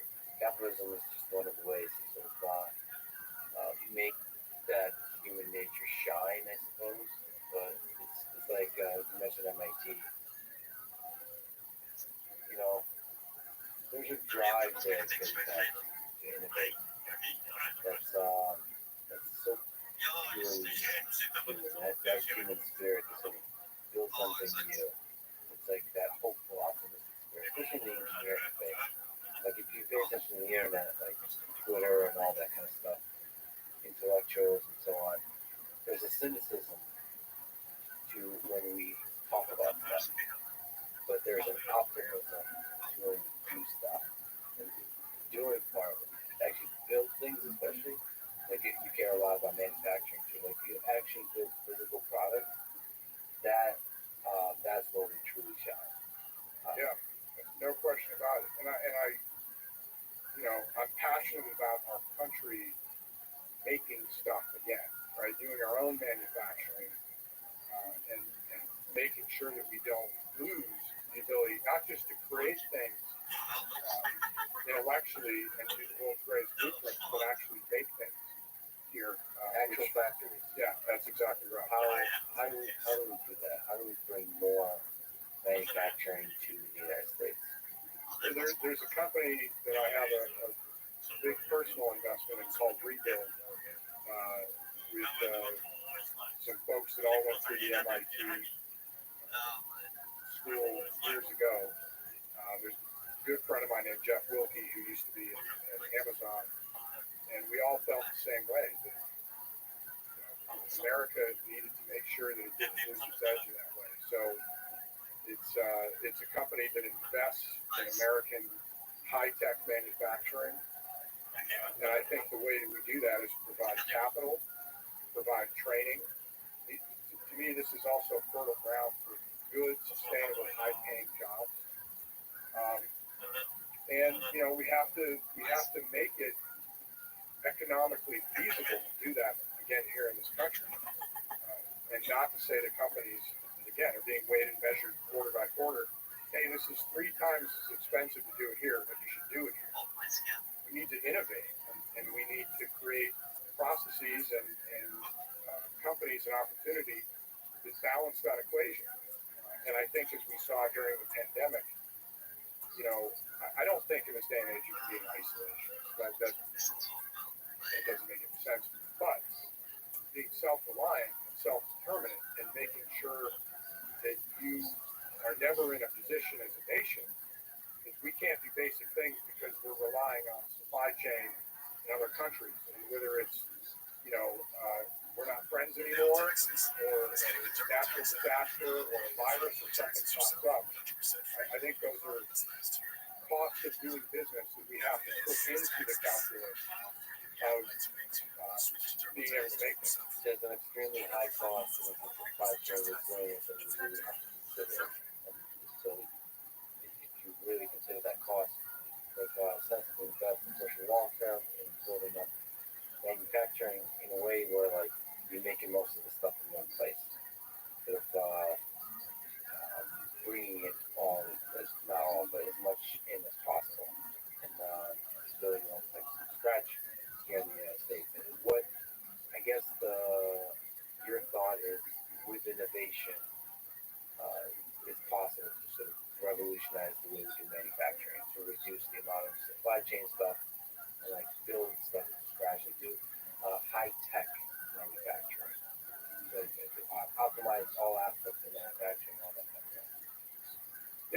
think where technology is the most efficient is the human-machine interface. Right? It's not let's automate everything and have nobody working. For a long time, that's neither feasible nor desirable. But where we can enhance jobs and make that interface immensely productive with the right training and so forth, I think that's a worthwhile endeavor and something that's going to be important in this country. Yeah. You know who you're talking to. I love human robot interaction, human interaction, human AI interaction. So what do you think is the role of robotics in high-tech manufacturing? So like industrial robots, robotic arms, all that kind of stuff, or even more complicated kind of robots. What do you think is the role of robotics? What do you think is the role of AI manufacturing future you're thinking about? Well, robotics to me is an extremely exciting field. I don't have the same expertise that you do. I have an adjacency, but not the depth of knowledge. I've never really delved deeply into it or made investments in it. But I think what's exciting about it is everything from doing jobs that are very dangerous for humans, enhancing the human experience.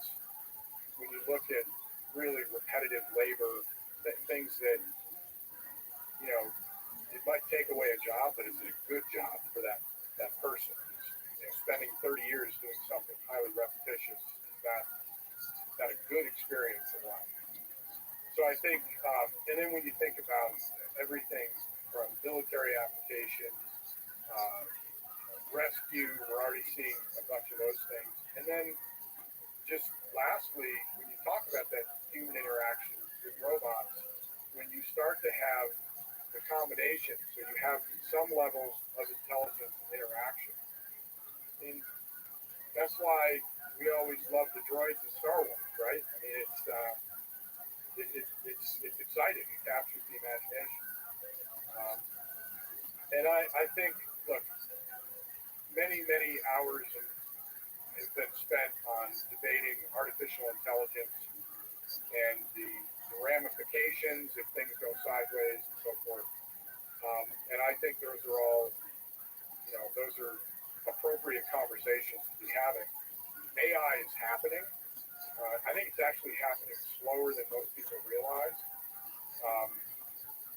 because there are tasks that humans do every minute of every day, standing up without losing your sense of balance. And these are really hard things, but I think there's enough investment, both in private industry as well as nation states now, in artificial intelligence that it is coming.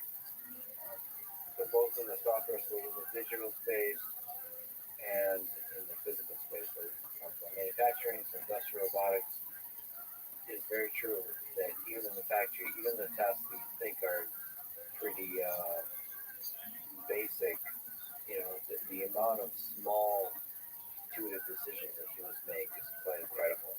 So we have to be kind of explicit about saying which tasks are actually really hard and humans are just really good at them. And so on the flip side, in the digital space, there's the social networks, the recommender systems, with all kinds of like personal assistants in terms of voice-based AI systems, all of that. There's opportunities there to find niches where AI can really have a transformative effect. I think one of the places that really haven't,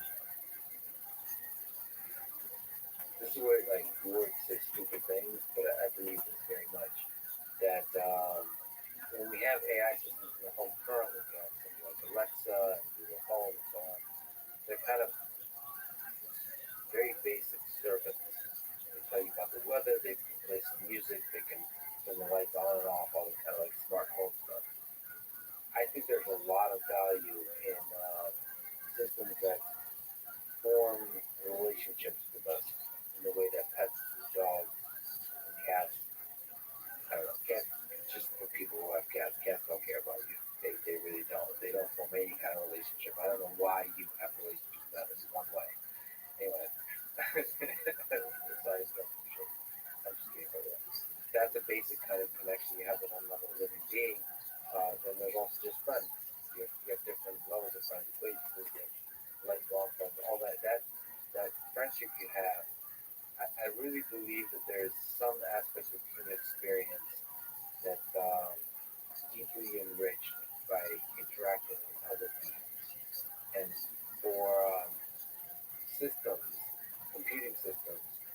artificial intelligence systems in our world, to have the capability to engage in some of that, I think is not just an opportunity to help people grow, become better people, but it's also just a good business opportunity too. And that hasn't really been explored enough. So that to me is really, that's a whole exciting space that I think will enable better industrial robotics. It will empower a better Facebook or a better social network, a competitor to Facebook that overthrows Facebook. So it'll create better technologies that currently don't have that human robot interaction touch. So I don't know. That's super exciting to me. But that has to deal with the mess of human nature. The reason that most robotics people and the AI people stay away from humans, they stay away from the human robot interaction problem, is because humans are complicated. They're messy. They're hard to control.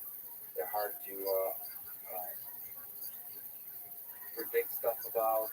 They're hard to make sense of or like test repeatedly because one human can be drastically different from another human. So to deal with that as a robotic problem is super hard.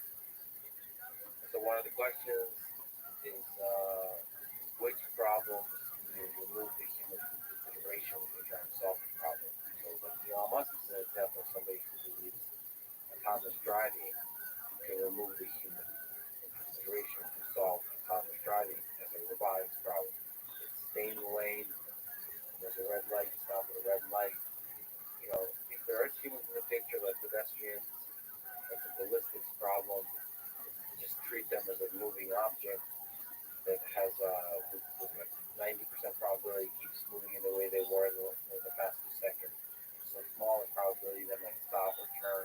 Like just do some basic models about them and you'll be able to just fine.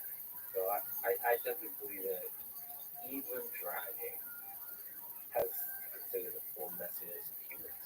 The dance, the game theoretic dance of chicken that we all do when we jaywalk. You look at the car, that driver doesn't have the guts to murder you. So I'm going to walk in front of it and not look at the car. We do that kind of dance, and AI systems do that kind of dance. In Falco, there's the labs. So there's a data side component, the AI component. So how do they go into a company and help revolutionize that industry? Well, there's different examples. So one of our companies, Figs, makes healthcare workwear, started by these two brilliant women, and you know, early days helping to build the platform and improve and make sure that the everything that we did at the company embraced technology, and at the same time they were obsessive about their customer, which is doctors, nurses, healthcare workers who are putting it on the line every day, and obsessive about their product. And when you have those two things come together, you get the result that we did at Figs. We have a company called Acasure, which its AI lab and base is down here in Austin, Texas. It's one of the largest insurance brokers in the world, and we did a deal with them and sold some of our insurance holdings. It was completely AI driven. And in that case, you basically put the team inside the company, right? Because it's a massive company and we've gone into all kinds of things.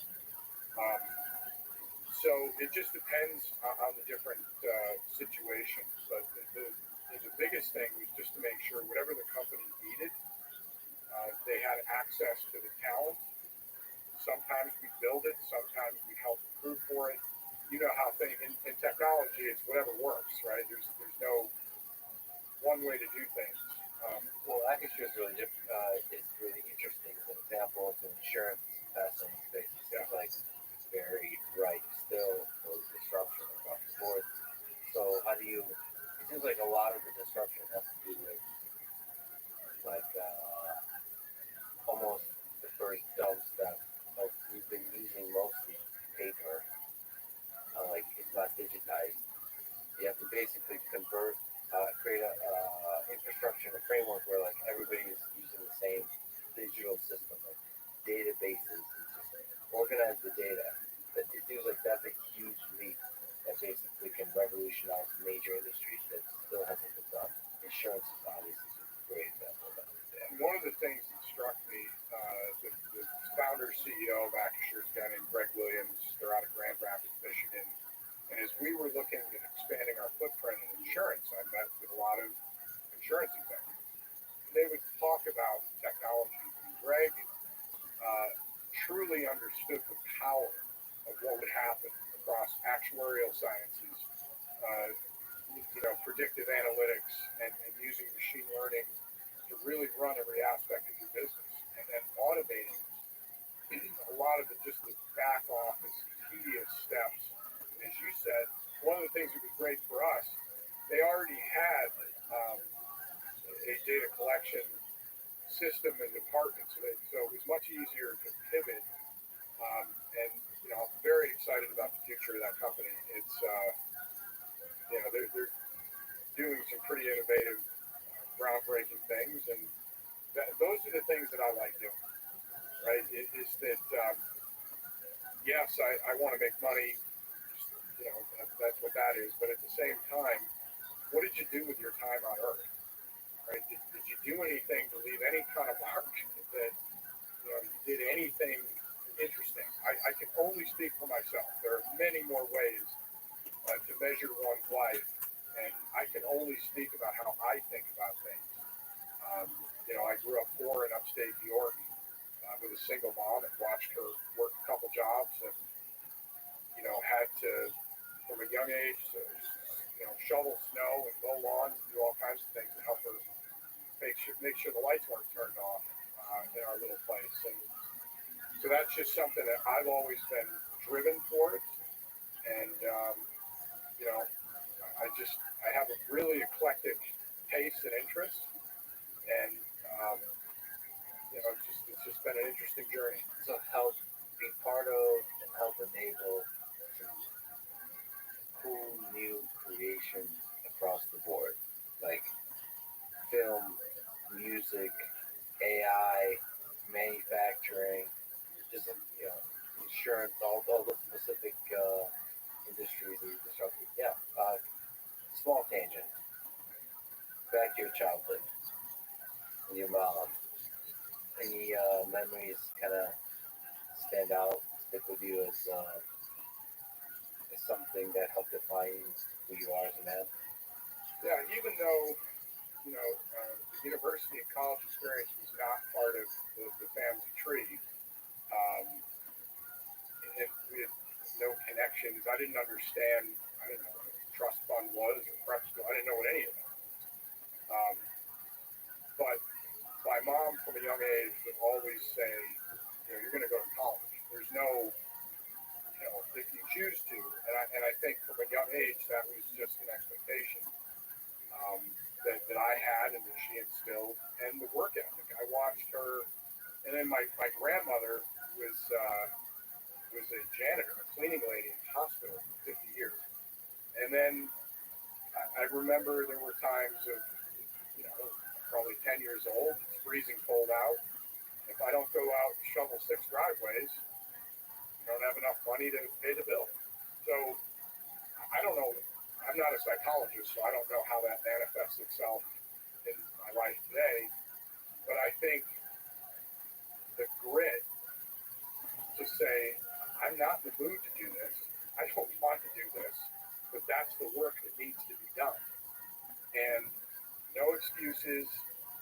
Not I'm a victim and I'm going to sit around and talk about, no, it is what it is, and you have to get done what you need to get done. And again, I think it's, you can never fully put yourself in someone else's shoes or experience. I don't know what that is or feels like, but for me, those were two, I think, formative things that were important. So that's pretty, the reality of life like that is pretty humble. We've been so exceptionally successful that it's easy to get soft now. How do you get humble these days? But getting up, I think for me personally, trying to push the envelope and being weighed and measured, right? That's why I always love sports too. There's a scoreboard, and I'm a huge believer in opportunity, meritocracy, all those things that I think are ideals that we want to aspire to. And I think that there's a lot of things I'm involved with right now that I just want to see if I can do it. I want to see if if and my own little mantra is cause the outcome, right? As much as you can, and at the same time have the humility and not to have hubris or arrogance to say I'm always going to cause the outcome. You'll get your ass kicked pretty quickly and humbled. The world and the universe is a big place with forces, beyond. But I think, I also think a lot about being intellectually honest, which when I do university talks and so forth, I think that's a superpower. Because if you find yourself making decisions based on other people's expectations, based on places you don't want to go, but you're either you feel like momentum is taking you there. I think that's a big problem. And there are people that go to our top universities and can't wait to get out and start their own company, and they want that pressure. They want to grind. And there are other people that are smart and talented that just say, look, I don't want to lay awake staring at the ceiling wondering how I'm going to do payroll. I don't want that in my life. And I think if you can square that up and be okay with it and say, what makes me tick, what makes me happy, what puts me in a bad headspace? Because there's a difference between challenging yourself and going against your nature. So that's why I think that being intellectually honest and being able to really sit down and go inside your own head and say, what am I good at? What am I not good at? How am I going to put myself in a position to be successful? Because, I'm working on my weaknesses, but I'm not going to put myself career-wise in a position where I'm just fundamentally going to have a hard time being successful. Yeah, intellectually honest is a tricky one. And it gets, there's like levels to it too. Sure. There's, some of the things, I think about when you dream of doing certain kinds of big things, the part of intellectual honesty is to say several things. One is like a thing you're dreaming about, like one, the fact that nobody's done it probably shows that you're just a dreamer. This is not going to, like, think clearly. The fact that it hasn't been done probably shows that it may not be the right path. And two is like, if you're dreaming about something, there's a certain point where it's like, hey, you haven't done it. Like, why haven't you done it already then? Like, you have to be honest with yourself. Like, you have to be ambitious. Like, a lot of people work hard, a long time for a dream, so you have to wake up and be like, all right, I've been at this for 10 years. Like with a startup, you launch a startup and think, okay, 1 year, 2 years, 3 years, 4 years, pretty successful, but it hasn't exploded as a dream. And you have to shut it down. You have to be intellectual honest there. At the same time, you might want to be, like, step it up, lean into it. Say almost like the flip side of like intellectual honesty is like maddening ambition. I'm just saying, fuck it, I'm just go on, man. But that is a kind of intellectual honesty saying that. The big problem here is I've been kind of going through these things. Maybe with this dream you have to go all in on all this type of thing. I mean, this is human experience. It's complicated. Yes, without all human things are complicated. And I think there's a difference between being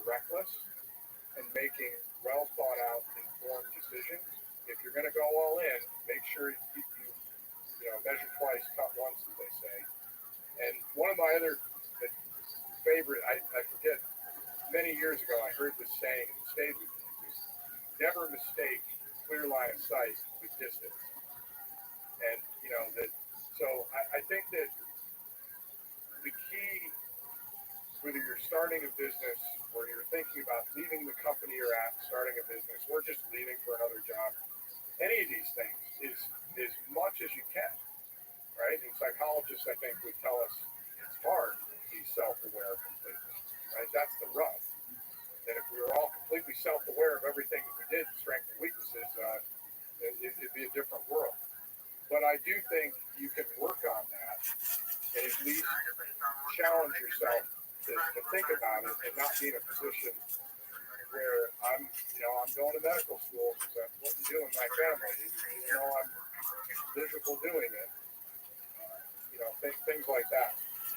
So definitely you don't want to be sort of, because you don't think fault victim to conformity, which is why being the same thing over and over again. Right. But at the same time, there's measure twice and cut once. It does feel like some of the biggest leaps taken are where you cut once and measure later. Is you leap in first. Sure. Or it's almost like a gut. I suppose that is a measurement, but you build up a big gut instinct of like what to do, and you do it, and then you figure out. It's sort of an airplane as you're flying it, right? Well, and I think each one of those instances that you could probably cite has its own unique circumstance. Right? I don't have a deep biotech background, so if I suddenly stood up and said, I'm going to put everything I have into this idea, those are, right, it's game theory, right? What are the odds of success? If, on the other hand, you're brilliant in your field or you've seen some opportunity that you think is wide open and you're going to go for it and break stuff, that's great. You just want to wait, to me, always say, like, how crazy is this on the spectrum of, do I have any expertise? What is the downside if I fail? Right? If you're at a certain point in life with young children and you got a mortgage and whatever else, that is one circumstance versus I just got out of Stanford or I just got out of whatever and I'm going to go for it. It's just the whole thing, right? It is complex, as you point out, and sometimes you just want to have the right matrix in your head of decision-making process to try to arrive at the right place.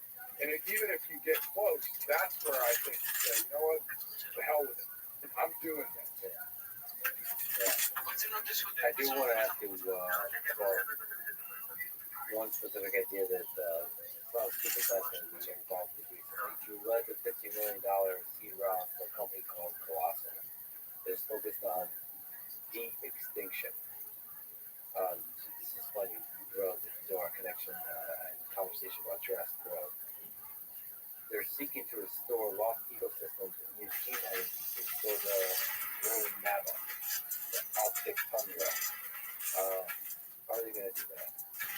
Well, I met this fascinating guy at Harvard named George Church 5-6 years ago, and found him to be incredibly smart, have an imagination, and he partnered up with a guy named Ben Lamb, who's an entrepreneur. And basically, the press and me, the imaginative, like you're capturing my imagination by telling me you're going to bring back woolly mammoths and other extinct animals, and we'll see where that road leads. I was more interested in an investor in the things that they're working through around understanding genes in proteins and CRISPR and all these other things, because being adjacent to George Church and his team, as these things unfold over the next decade, I thought was the right thing to do. People are important. Just like investing in people, seeing how they come up with. Absolutely. Lucas. I mean, you can look through history, and great things are done by great people, right? And companies, they end up over time becoming a logo and immediately what you think of them. But they started out with a person, with an idea, and a team that cultivated that and made that happen. Um, and I think there are certain folks that are just immensely talented that if you can be around them, and I also know his and his team's ethics in terms of spending time talking about where the lines are. People in other countries that may not have the same process, may not have the same checks and balances, are doing this and pursuing this regardless. So at least I felt like with George and Ben and their teams, they're also very responsible. This is where the human side of things comes into play. I've interacted with a lot of really brilliant people in the technology space where you kind of, there's a lot of ways to feel this out. You can ask them whether they kind of read literature. You can feel out how much they really understand about like human nature. Like whatever the technology is, when it actually starts to interact with society, a scale. Like they have an understanding or an intuition about how that happens. Some of that requires studying history, some of that requires like just looking at the worst and best parts and events of human history to understand like, hey, it doesn't always turn out like everybody hopes the technology turns out. If a person has a depth of understanding about history, about human nature, then I think that's the right person to mess with some of this cutting edge stuff. And you want Marcus Aurelius with a PhD from MIT. Exactly. Just small tangent. So you mentioned having a conversation with Warren Buffett. You spoke really highly of him as an investor, as a human being. What about him do you admire? There he is. What from him, what insights did you draw from him as a great investor yourself? Yo, dog. How are you, big man? Something I'll treasure forever. Look, sometimes when you meet people, even that are immensely successful. How you feeling? Just kind of waking up a little. All right. Well, why don't you get comfortable? I won't inundate you. What? You get comfortable. I don't want to inundate you. Inundate? Yeah, like inundate meaning like overwhelm you. Oh no.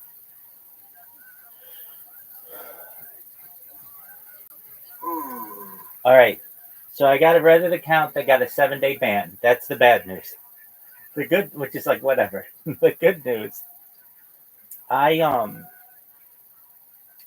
of all of the platforms that I'm on, so the big ones for me are Rumble and YouTube, but I'm also on a bunch of others. There's one that has kind of always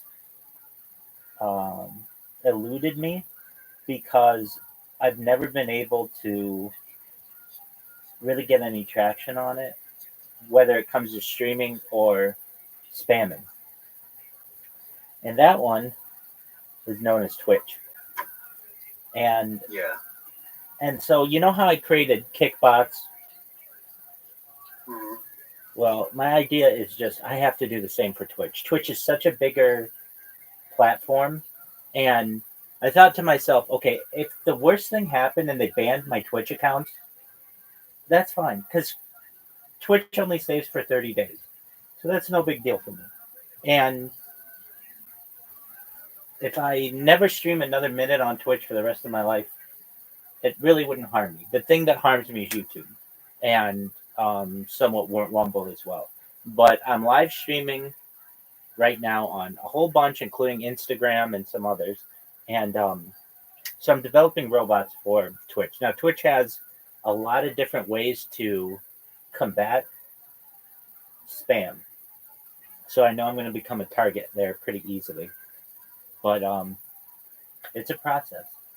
So we got that going for us. And it's funny because one day somebody's going to come in here and I'm going to say, how'd you find out about me? And they're going to say, you spam my Twitch account. And that is going to be a good day.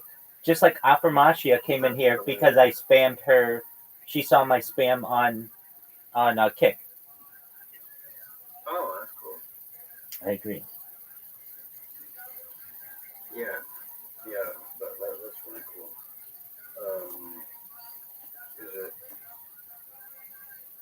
Is it all that difficult to do it for Twitch, or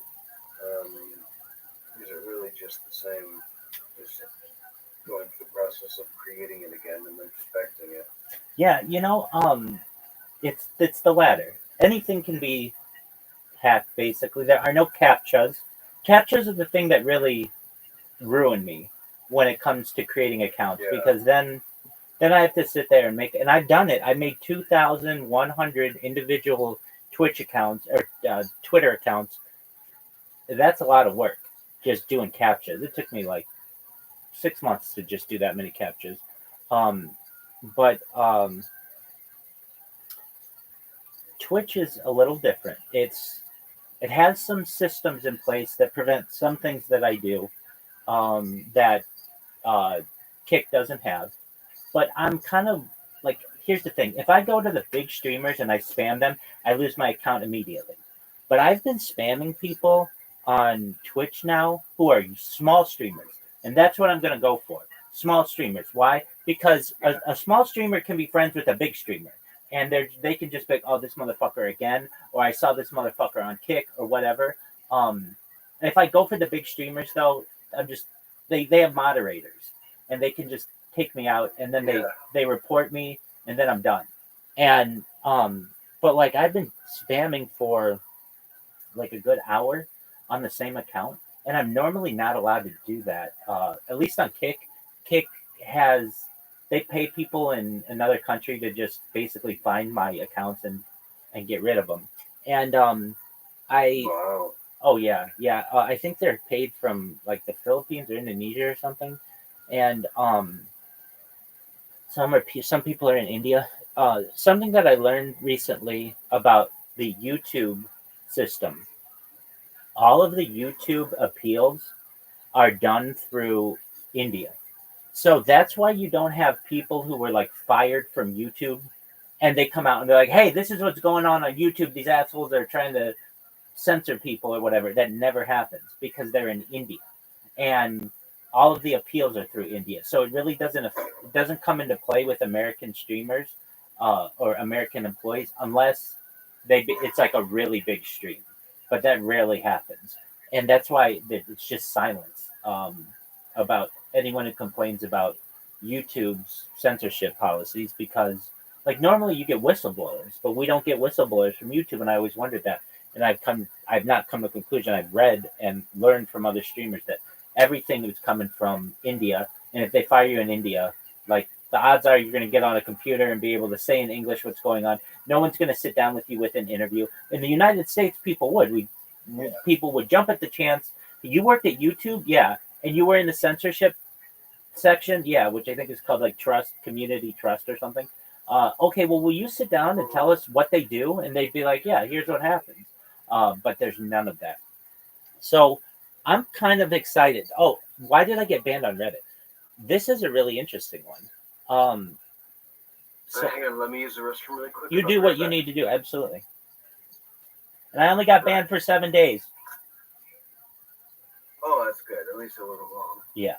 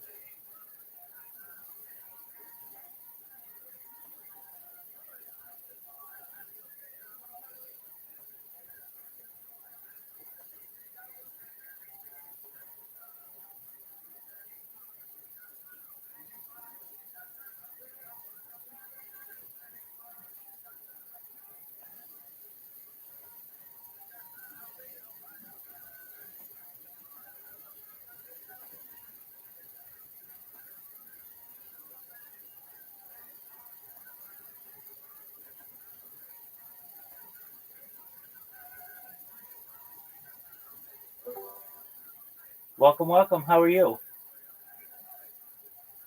We're glad that you're here. Hope you're having a good day.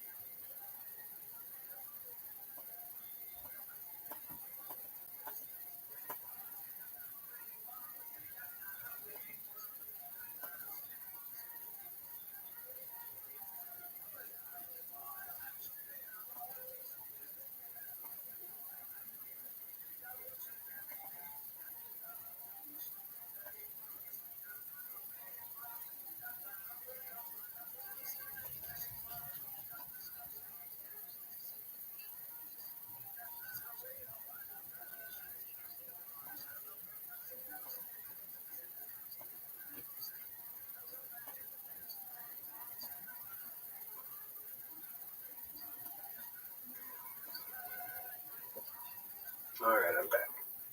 Excellent. So only 7 days on Reddit. Yeah, and it was so stupid why I got. Dude, Reddit is so. Their the best company in the world that I know about, mainstream company that's best at preventing fake accounts is Yelp. Yelp is by far the best. Um, Yelp, Really? yeah, and I learned this in the startup world. You would think that you could just, when you're a small business, inflate your ratings by just having a bunch of friends create accounts and do that. And it is not that easy, even if they're real people. I mean, I can tell you countless stories about real people I knew who made real accounts, who used the service. The company that I helped to start, well, the app I helped to start was an on demand car wash app. And I found much success in it, but in 2020, the law changed. It's called AB5, and who was determined to be an independent contractor, and the owner of the business was sued for $45 million, and he ended up. I told you about this guy. He ended up getting murdered in Las Vegas hotel, and Yeah, that's right. exactly. So along that journey, though, I learned. This is how I learned a lot about the app world and really a lot about social media, and I went from just a regular employee there to being the managing director, the top employee there, within like 6 months or so, actually even sooner than that. And we launched the app within 6 months of me getting there. I was on commercials throughout Southern California, created billboards, did advertising. So I learned a lot about that world. And I can tell you Yelp is better than any of them. And we used to have calls with Yelp because the owner of the business would spend a lot of money with them. He'd spend thousands of dollars a month with them. And what is actually an illegal practice that they nevertheless did was they record everything that you say to them on the phone. They create a transcript. So the guy who owned the business would get really upset with them. What the fuck is going on? I want this, I want this, I want this. I'm paying you thousands of dollars. Why is it that this is happening? This is all creating transcripts. And just to give you an idea, in order to get a Yelp review, like normally if you were like, hey, I'll create an account for you or something, like that'd be like, I don't know, $10, $50, something like that. For a Yelp review, they're $100. They used to be, this is like 6 years ago, they used to be $100 each. And if it was a Yelp elite member, it was $300. So they're basically people who have created their own revenue generation by just going to a nice restaurant or just a smoothie bar, but they're a Yelp elite person, and because of that, they make $300 every time they do that. And you would think like, really, it's that important to have reviews? And yes, I mean Yelp is the lifeblood of the customer service world. If people get pissed off, they go to Yelp.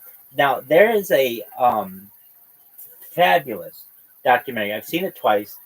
It's called $1 Billion Bully, and it's all about Yelp. And this is what Yelp does.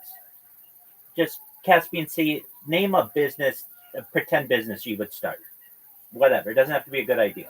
What name one? It's the revolution industry where we destroy all of society. Okay, excellent. So you start the revolution industry, and you just tell me about it. All right, and let's say you start it from your house. Okay, that's basically where it's going to start.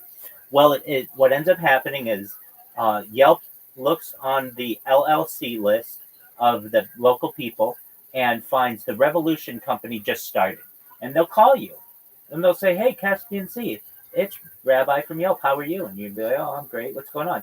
And they would say, we noticed that you're a small business and you're in the revolution industry, and that's really great. Have you ever considered using Yelp to help boost your ads?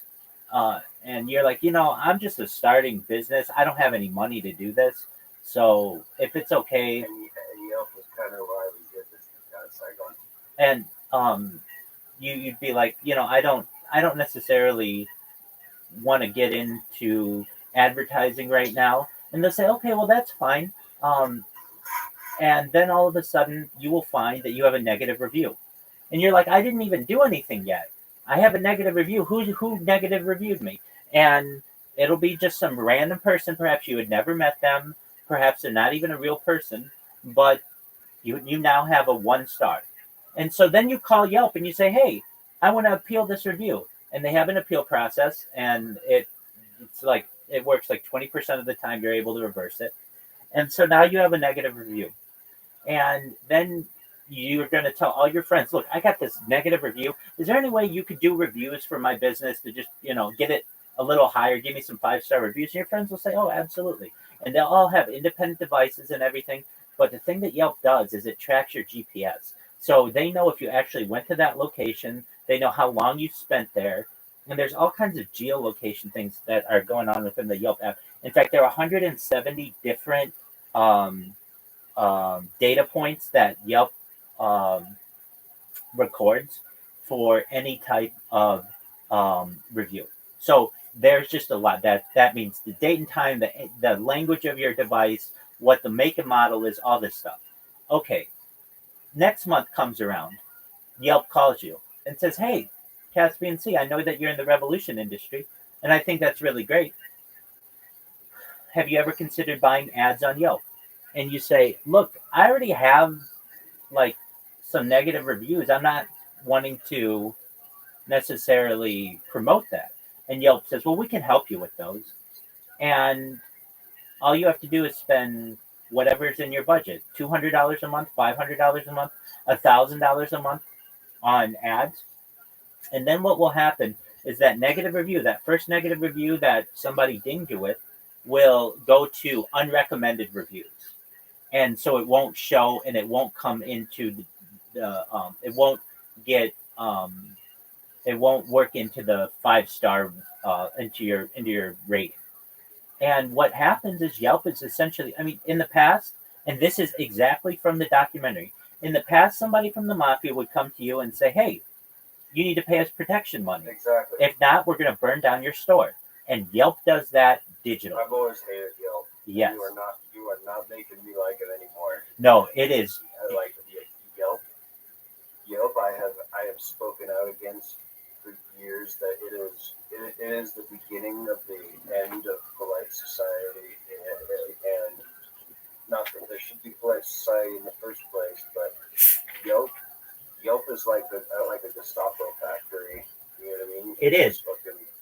It is horrible. I fucking hate Yelp. I hope that the CEO of Yelp is the next one who. Don't say that. Don't say that. Don't say that. But I know what you're saying, right? You know what I mean? Yeah, I know exactly what you mean. But it couldn't happen to a nicer company. Is all I'm saying. If it were to happen, Yelp would be the nicest company. There we go. There you go. So, I would get so the line of work that I was in was I worked for a technology company. We were an app, like Uber. It was really as close to Uber as you can get. We used basically, when I got to this company, I remember it was called Mobile Wash, and I didn't know what that was. And I had an interview, and I came into the interview, and I had to wait like 45 minutes, which is not normal for any kind of regular job. And I knew this was going to be a very interesting job because there were cameras all over. And it was like, I remember saying, you have more cameras here than a bank. I've worked in banks and they don't have as many cameras as you do. Like, you could tell that whatever person with whom I was going to meet was going to be extremely anal about everything and just really micromanage people. So the owner came in. It was a really intense interview. I remember him asking me questions that you're not allowed to ask in an interview, like, do you have children and things like that. And I remember telling him, like, you're not allowed to ask that. I'll tell you, but you're not. I just want to make you aware that you can essentially get in trouble for doing that. And so he hired me, and I just needed the job at the time.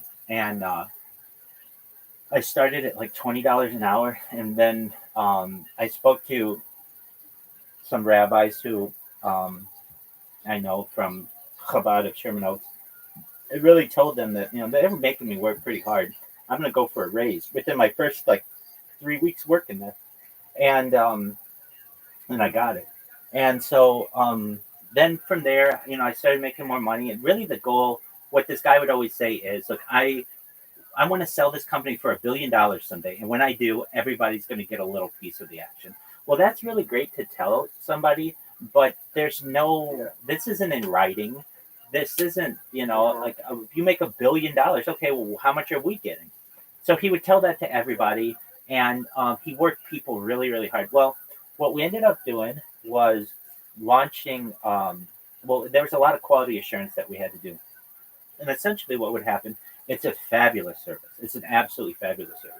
I really mean that. If I had been associated with the company, I'd tell you that, but also having no association with the company, I would tell you that if I just had used the service. Here's why.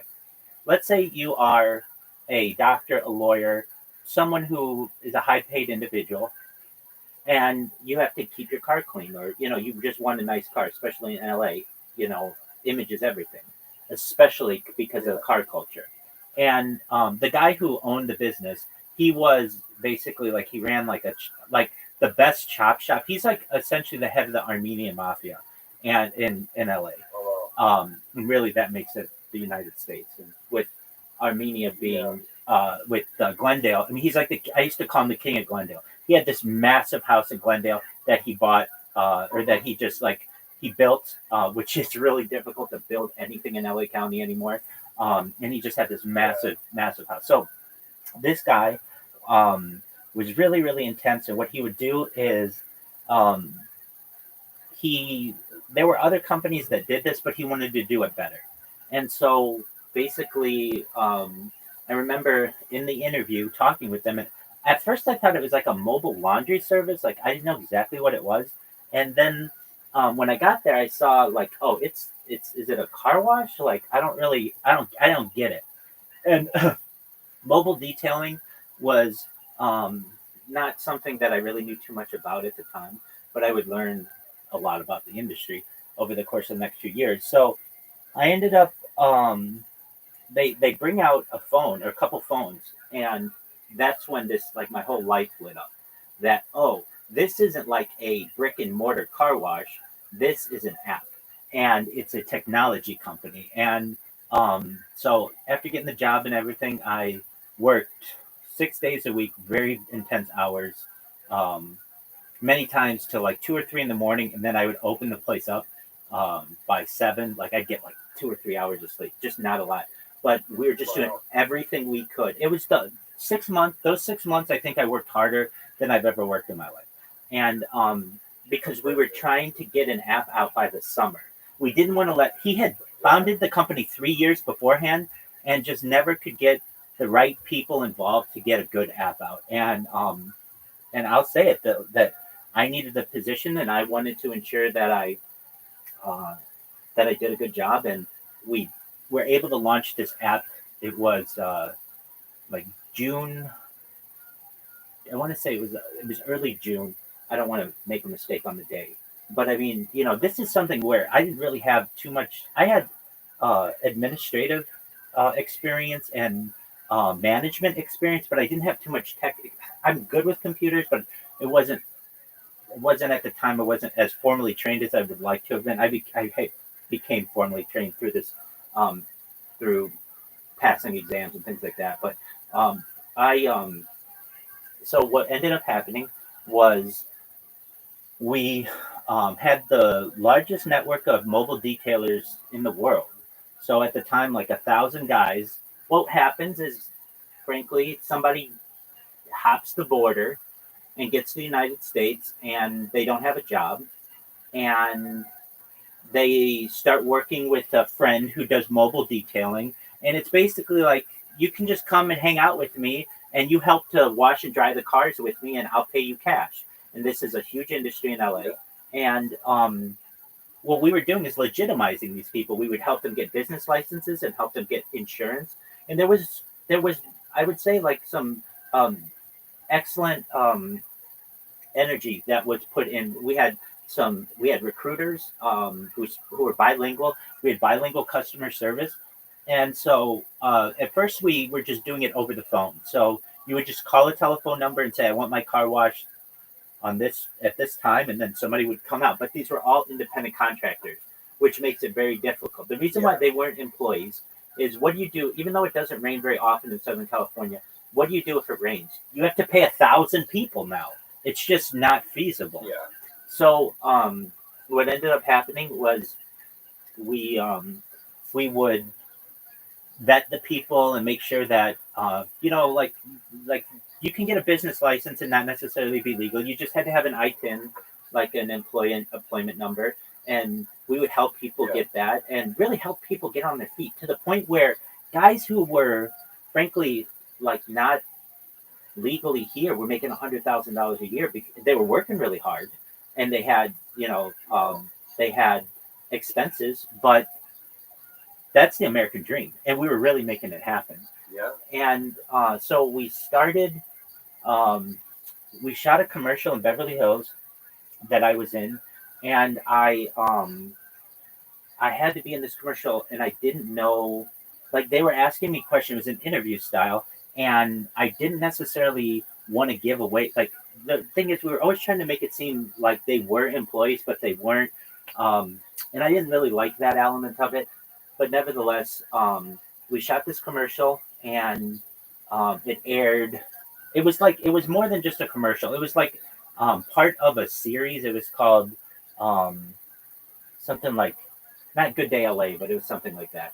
And basically, it was like a 3-minute like segment on us, and it went really well. And also we first were on KNX radio. And then I made some contacts with iHeartMedia, and then we started getting on every single radio station, and people were really excited for the service. All right, so fast forward to really making sure that the app worked well. We spent, even though we launched it in the summer of like 2017, the app would crash, and all apps crash, but this one, it had issues, and it was pushed out. I mean, I'd only been there 6 months, and so it's hard to totally revolutionize a company in that amount of time. But we would push up updates and stop the crashes, and then get it to a point where it was good and it was consistent. And then I got this app over the course of the next winter that it didn't crash at all. I mean, I will put this app, at least at the time, against any app, Uber, Lyft, any of them. We couldn't crash it. I did everything I could the quality assurance that I would do on it. I used to say this, but I really think in many ways I am one of the world's best app testers. That's how I got into all these devices, and I know like iOS and Android pretty well and all that, and how to clear caches and install backdoor apps and all that other stuff. So and I was working as a project manager at the time with overseas teams, and they would push out, and we had people in house as well who were developers. So I know this is a long story. It all kind of started with Yelp, but it was a really nice service, and people loved it. We had very famous clientele, so everyone from like Quentin Tarantino to the Kardashians. We used to watch the Kardashians' cars every Friday. I mean, like when you're starting to hobnob with those kind of people, it gets to be pretty big. And so what ends up happening? Like let's say you're just Kim Kardashian, okay, and you've got or even Kim Kardashian's assistant. Actually, that's not a good. It's a fine example, but a better example is probably just like you're a lawyer in Los Angeles. You want your car cleaned. You get paid $500 an hour while you're at work, so you can do everything on the app, have your car cleaned while you're writing briefs or doing whatever you have to do, and at the end, all you have to do is get your keys, and it's all said and done, and you go and drive a clean car, or you have to wait till after work. So basically, I made the argument, which I think was an excellent argument. You get paid to have your car washed, essentially. I mean, that's not how we marketed it, but it's true. You didn't have to take time out of your own day to go to the car wash anymore. The car wash came to you. And these guys did an amazing job on these cars. And they were insured. Now, there were some quality assurance issues that arise because car washes are so subjective. Like one person might say that's a great car wash. Another person who's a real car person might say it's not a good car wash. And so we'd get pictures every day from a couple of customers here and there. And we would either sometimes have to give a car wash away or do whatever. Anyway, with that being said, that's kind of how I learned all this about technology and how to do these things, and about Yelp specifically. But that's how I started learning about these companies and how their appeal processes worked, and like creating a bunch of different accounts. I mean, you just don't do that. Oh, I had some experience doing that. All right, so fast forward to, so Yelp is the best one. Now Reddit, that's what I was trying to get to because that's what happened. Okay, so Reddit, I remember they got purchased by a company, um, like I think they're based out of Singapore. It used to be American owned, and when it got purchased by other people, they started putting these data points into their app, and it was really to quash. This was around 2016. It was really to quash any kind of like support for certain candidates, or really just to push certain agendas. And it's a very liberal site, which is fine, but I kind of feel like it should be more neutral. All right, so Yeah. I recognized that I knew that these companies kind of did this kind of stuff. The reason why I got the ban, or the 7-day ban, this is so stupid. A few days ago, I went into the Wall Street Bets um, Discord, and I get banned there all the time. Not the one, there are a few of them. The OG Wall Street Bets is the one I'm still in, but the big one I would get banned in, and they wouldn't give me a reason why I was getting banned. So I went to the moderators on the Reddit forum, and I asked, and they said that your profile reads like an advertisement. And I said, well, okay, at least you tell me, what do you want? What do you want me to change, and I'll change it. Yeah, exactly. What do you want me? But I really had to work to get this answer out of them. So I told them, basically that, um, I tell me what you want me to change, and they just muted me, and then they just banned me, and I was like, okay, whatever. So recently, I created another Reddit account, and because like when you start on Reddit with a new account, you have to follow at least one subreddit. So I would go to the finance subreddit and go to Wall Street Bets, and that's what triggered my 7-day ban by just selecting join one subreddit, not saying anything, not uploading anything. That triggered it. That's how many data points they have. Basically, they read the data points on my phone that I was using the same device. I used a VPN to create the account, but they knew it was the same MAC address on the phone. And fortunately, it was only 7 days. I'm kind of anticipating that they might just permanently ban me, but I don't think so.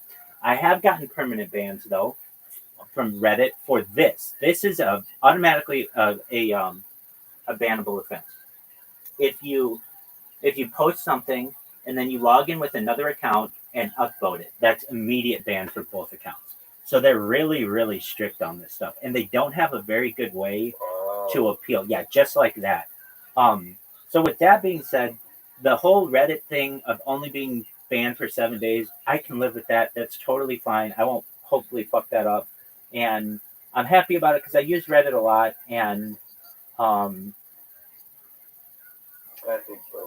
think he'll be back on there. I hope so. I mean, I have gotten it in the past where they say you've been temporarily muted or something like that, and then they later come back and say you've been permanently banned. But even still, it's fine. If they ban me again, all right, well, guess what? I'm going to create another fucking account, and I'll just use a different device, or I'll just change the MAC address on some Android device. That's kind of the background of how I learned how to do these things to be able to get around it. All right. With that said, now we've got Twitch. And I was just sitting here, and I'm like, I need something to shake up like I shook things up with Kick about 6 months ago, and with Discord about 8 months ago. And that's fine. And little by little, people are coming in here, but I don't really get anything from Twitch. It's just, my thing is about the storage of the data. That's what's important to me. And if Twitch only stores for 30 days, they're useless to me. They're kind of just like Kick was. And what the people who I like are Rumble and YouTube that store indefinitely. That's what I want. So I thought, you know what? I'm going to try to start creating bots for Twitch and see what happens. So I created a couple, just like some throwaway accounts. And I go to the biggest streamers and I just post I literally posted what I always post on Kick one time and I got a ban. and then I wasn't able to post anything more. Like, even though Twitch is very smart, what they will do is they basically shadow ban you so that they don't tell you that you're banned, but your any typing that you put through anything in the chat will not come through. And I was checking it with a secondary device to see if it was coming through, and it was not. Welcome, welcome. How are you, KG? Your camera. Hello, my friend. Hello, how are you, KG? What's new? Sorry, my English so bad. Excellent. You What language do you speak? Spanish? Excellent. Do you speak like Mexican Spanish or Spain Spanish? No, Spain. Excellent. España. Hello, I want you to know that I'm happy that you're here. I'm Rabbi, and I can use this translator to be able to connect with you. Hola. Quiero que sepas que me alegra que estés aquí. Soy rabino y puedo usar este traductor para poder comunicarme contigo. How are you today, KG? I hope you're having a good day. Thank you so much. ¿Cómo my friend. estás hoy, Thank Katia? you. Espero que tengas un buen día. Me he muerto. Do you know anything Thank about you, me, thank KG? KG, were you here yesterday? ¿Sabes algo de mí? Caje. ¿Estuviste aquí ayer? Yes. Excellent. So you were with that big group of guys who were here yesterday, and you were asking me all kinds of questions. Is that right? You guys were asking me all kinds of questions. Perdón, bro, que ese martico, la que no lo escucho. Te digo que estuviste con ese gran grupo de chicos que estuvieron aquí ayer y me preguntaste todo tipo de cosas. ¿Es así? Me hiciste todo tipo de preguntas. Yes. Excellent. Yes. Great. How are you today? Can you speak español? Caspian Sí. Más o menos. ¿Quién eres? Exactamente. Okay, well then Caspian C can translate for us. ¿Quién eres? Who are you? O sea, yes, who are you? Who am I? Caspian. Oh. 2 letters. No sé. Hola, Sofía. 18. One eight. No, 18. 1/8. O sea, 18. No, 18 no. One moment. Mentirosos. No. Sí. I have the day, 2006. 2006. Ah, the niño éxito. Mi español es malo. Mi español yo comprendo poquito. Poquito. You like Manticora? What? No, sorry, one moment. Es que, Fernán, silent please, Fernán. Silent. Fernán es niño, sí. Yes. Fernán is Hola. Sí. Hola. Sorry, bro. Yo la orden el If you're not 18 years old, you have to leave. Only if you're 18 can you be here. Si no tienes 18 años, tienes que irte. Solo si tienes 18 años puedes estar aquí. Okay. So yes, I have. what I thought was youth might be Fernando. So just making sure, Rabbi. Okay. I was asking if he's got a mental condition. Because you're right. I thought he was young too. Caspian, you go 18 number. 18 to 8. Yes. Sí. 1 and 8. Fusion. 1 and 8. Fusion. 21. No. Okay. No. 1 8. Sí. 1A. 18. What about it? One moment. Google Traduction. ¿Qué pero? La gente, cállate. Okay.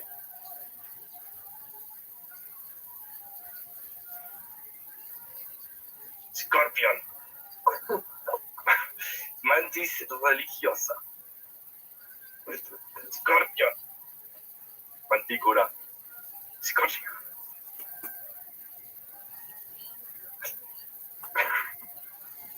Go. Dingo. Niño. Mantícora. Mantis religiosa. Mantícora. Mantis religiosa. Calla. Silencio. Silence. Respect moment, please. Pero lo que tiene la izquierda acá, People, respect moment, please. Nomás tú, pero más mandan Fernand, respect the moment. Respect moment, please. Tú no estás doxeando al revés, ¿no? Scorpion. Mantícora.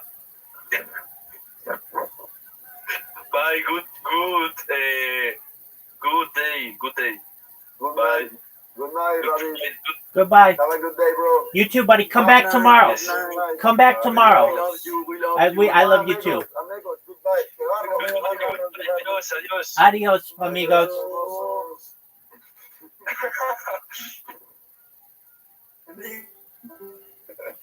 So those guys came in yesterday, and we went through that for like a few hours. But they were really nice. It's just there's a gap in translation, but yeah, they were really nice. I just asked them if they were children or retarded. Because Okay. I couldn't tell the difference. and then like three of them left. Like one of them just left immediately. I was like, well, that one, who knows? Those guys met me through Discord. That's cool. Yeah. Anyway, that was my thing with Reddit. I'm still just temporarily banned there. Okay, but Twitch is gonna be. I'm not saying. I'm gonna just inundate Twitch with bots like I always do, and we'll see how it goes. I mean, it's just such a bigger landscape to be able to bother people, and so that's what we've got going. But it's not a huge excitement because I still have to create the bot and everything. But once it works, it's always exciting to be able to show it to someone else. It's like a creation. Like I really think of it like a robot. Like I'm building a robot, and then it works, and then I get to show somebody, and then we see what happens. And I'm telling you, the second that somebody's like, "Hey, yeah, I heard about you from Twitch," that's when we hit pay dirt because Twitch is just such a large platform, and I also have the advantage, at least currently, that people can just type me in Twitch and see that I'm live streaming on at least a few different streams at any given time. So there's that connection that they can make as well. But the thing that I'm going to be spamming them is just come to the Discord. Oh, one other thing. So Twitch is slow in comparison to Kick because Kick doesn't have ads and Kick's still just pretty basic. I have ad blockers on, so I don't have to watch any of the Kick ads. But like, you know how I was doing the thing with creating a clip and all that stuff? Well, Yeah. Twitch I can do that on Twitch. I can. But it's not as easily viewable for other people. Basically, the creator can like approve it or deny it, and it's not immediately available. Like my Kick clips are just available to anybody to see. So for right now, the goal is to create a follow bot and a spam bot. If I have that, I can do some damage on here. So if you're wondering what I'm doing, that's what I'm doing. And now I got to focus on it. Sound like a plan? All right. Excellent. Yeah, no worries. Okay. I'll be around. I'll go get some stuff and Bootyful. pop in and check on you. Thank you. You may decide Yeah, that after it was a good 20 point. minutes You or as well. half hour, oh, you were in the right place at the right time, and that's fine. There are other people that are clearly different, special, and I don't care if you made them start from zero, would end up in a good place. And so it was an absolute privilege to spend the time with him. And a couple of things that stood out in the conversation. he is incredibly intellectually curious and well-read. And I like how simplistic he likes to keep his thought matrix. And then also, instead of trying to outsmart the market, it seems like a simple axiom to just look, good companies that are led by talented managers that are good businesses over time are going to get there.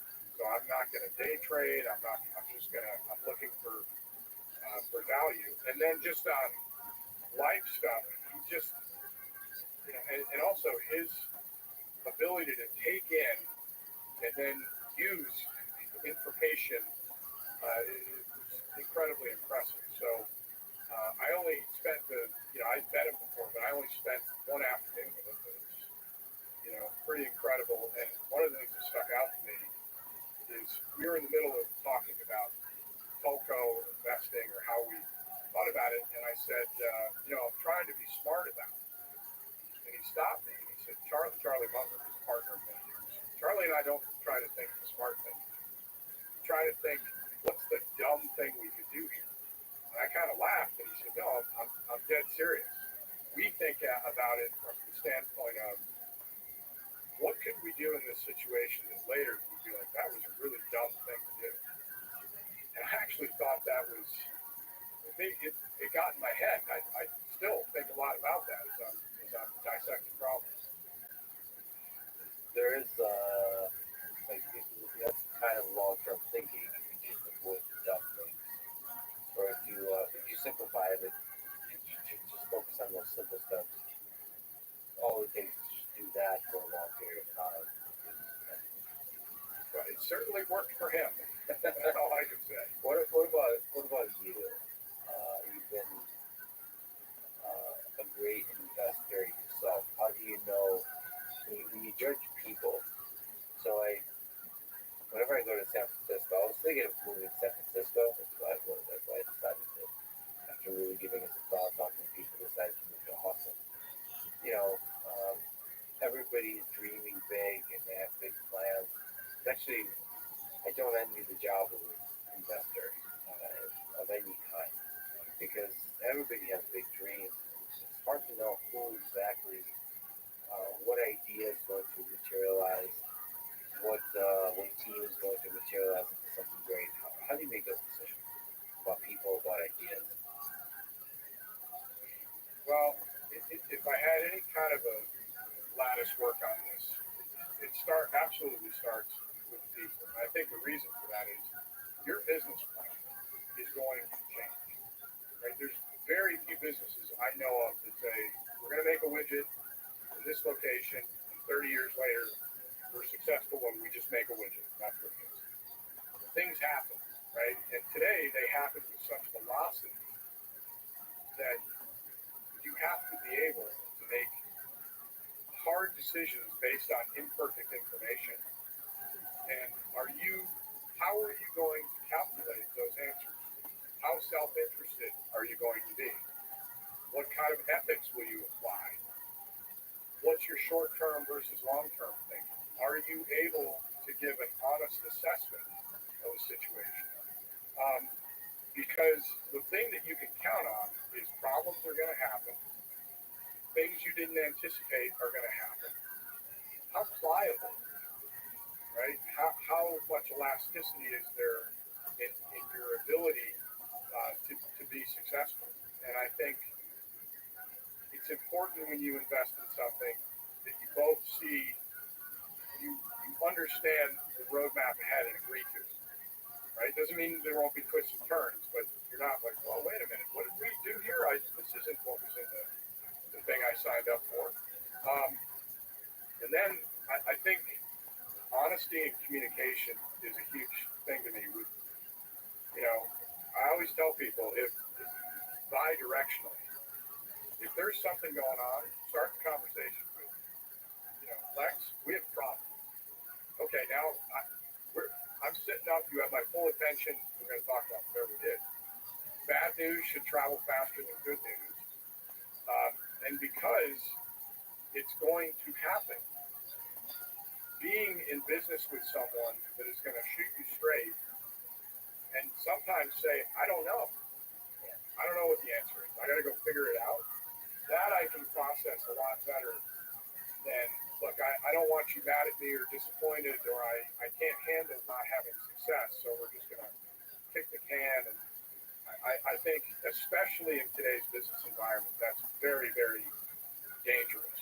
So that's a bad sign, not just because it's good to communicate and be honest, but if they're not willing to do that, then it goes back to the intellectual honesty. They're probably not also able to be brutally honest with themselves when they look in the mirror about the direction of the company. Well, look, I wasn't there, so I don't know, but I think if you unpack many situations that turned out negatively, most of the people, whether you're faking lab results, right, you have a biotech company, you're staring at their nose these days. Do I think in a lot of cases you're either the villain, like you started out saying I'm going to screw my shareholders over and I'm going to be a liar? That isn't my experience. Most things are little incremental moves that you say, we're going to get this right next week, but today we got to make a presentation, so I just tweak things a little bit. That's a slippery slope, right? And so that's why I think from a standpoint of people, you want to go into the foxhole with folks that, understand things are going to happen, and I'm going to let you know about them, and we're going to try to solve them together. And then just in terms of the idea, I always ask, like, okay, if this company executed the way, that's the other thing that always cracks me up about financials. Whenever somebody pitches you, inevitably they'll say, our projections are really, really conservative. I'm still waiting for somebody to come in and say, look, my projections are wildly optimistic. We'll never hit these numbers, but anyway, it's,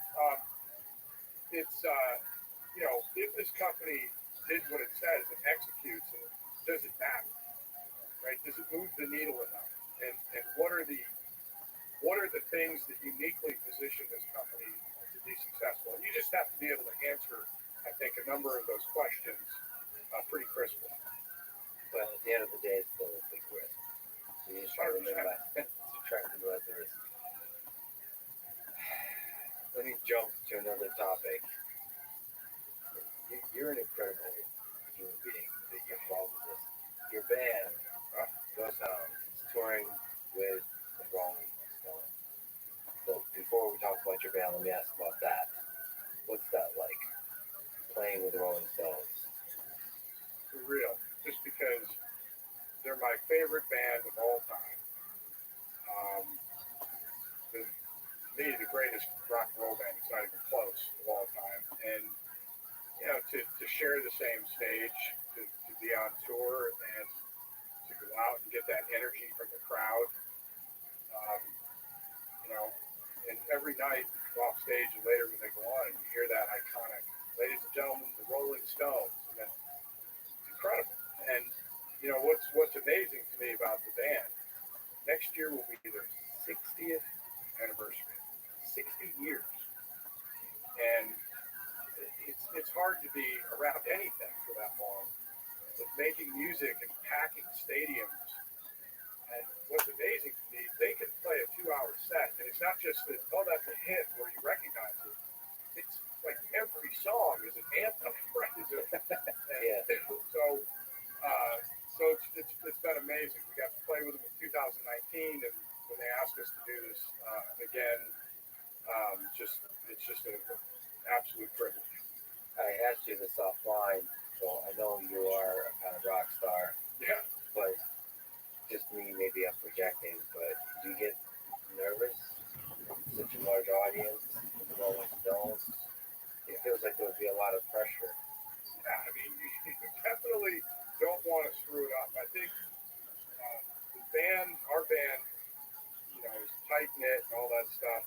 And I think that the individual nervousness dissipates when you go out as a group and you're making music together, and you sort of, okay, we're all in this, and we're doing a thing. Which is why, even in sports, I always look at individual events like ice skating or anything where it's just you out there alone, and that's different than being with a team, nerve wracking. So I'm sure if it was me with an acoustic guitar just going out, it would feel different. But absolutely, you get the right kind of butterflies, I would call it, and just the energy with playing music and having it be this relationship that you.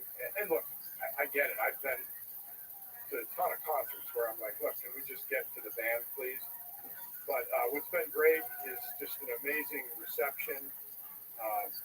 And we have this guy named Trey Nation, who's the lead singer, who's just incredibly talented. I mean, he's just not only an amazing voice, but just has that charismatic thing. Great. What's it feel like to play in front of a huge audience? What's the, as a guitarist, like are you lost in the music, like you almost don't feel the audience? Does it add extra energy? Does it add extra anxiety? What's it feel like? Well, stadiums are interesting just because it's so big and cavernous, and because you want to protect your ears, so we use an in-ear system so that you are a little disconnected from the crowd. Because if you're playing that loud and you're standing in front of your amps without ear protection, that's bad. How are you monitoring sound? The in-ear stuff is definitely producing sound, or strictly earplay? No, it's producing the sound. So it's like putting ear pods in and listening to a song and you're playing to it, right? It's just us playing, but it protects your ears. But the energy from the crowd when they get going and get into it, which knock on wood so far has been amazing. There's nothing like it. I mean, it's just this bi-directional thing that happens, and music and sports were kind of my first loves, and it's very difficult to describe, I think, accurately, because it's like no other feeling. Musically, how is it different than playing in a garage with a band by yourself practicing? Like, is it? Do you feel like you're creating something different when you got the guitar and the amp and just the sound dissipating out into the everybody's listening? It's listen, the first time we did it, there was nobody in the stadium. First time I ever played the stadium, and I'm just like, I'm out there in front and just hitting different chords and playing different licks. And I'm like I won a contest and I get to do this. But what's different about it? Each venue is different. So if you we went on the road with ZZ Top years ago, which was incredible. Love Billy Gibbons. He's a Texan. Incredible person and guitar player. But when you're playing in like 5,000 to 7,000 seats, it's really, I mean, it's you're right there with them, with the crowd. And then when you play in an arena, we toured with Bob Seger on his last tour. We'll play some shows with him. And again, the arena, like they're all kind of packed on top of you, and it's super loud, which was cool. Being the crowd is. Stadiums is a completely different animal, and it's just a completely different experience. Do you enjoy it versus like a smaller room? What's as a guitarist, as a musician, what's your favorite room to play? Size? Any room that'll have me.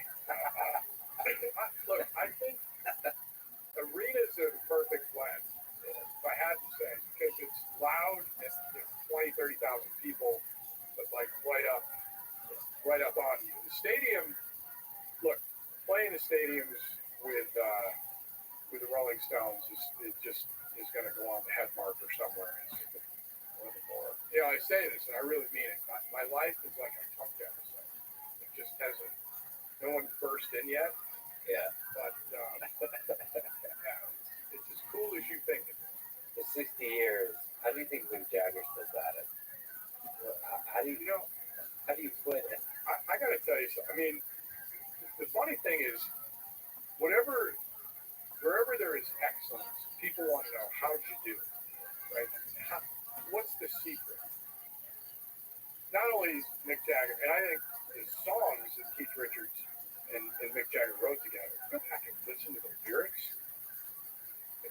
just incredibly poignant, and I'm just a huge Stones fan. So, but he works out like a maniac, right? And it's that 10,000 hours thing, and it's that, hey, maybe I don't feel my best today, but I'm going to get up and do my routine and work out so that, at his age, which, I mean, you can look at people at different ages chronologically that are, maybe we're both at this age, but I'm a lot older than you are, or vice versa.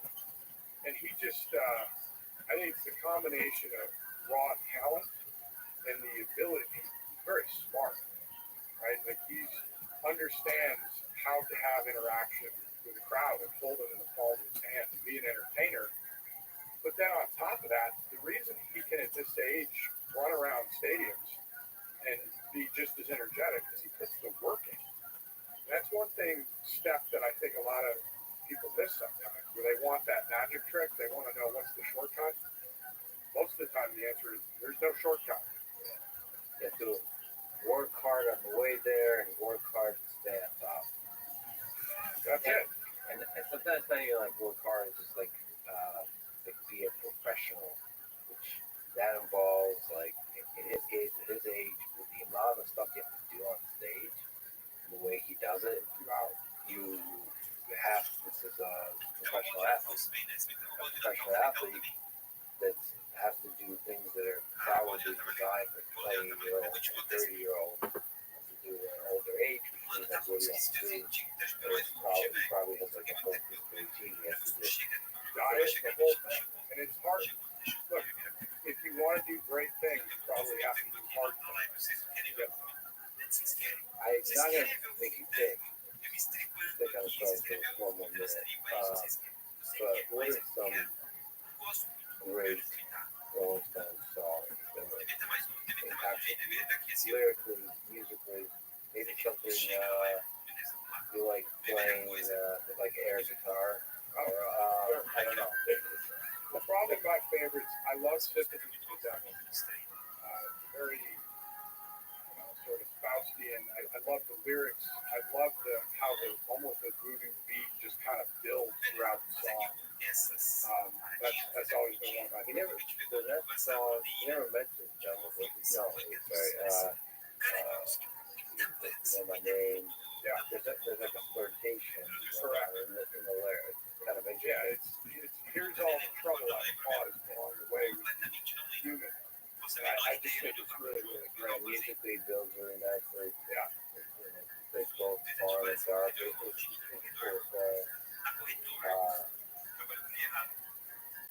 It's a playful music to it. It's very sober. It's only they can pull it off. So it's like playful, but it's also like dark and dangerous.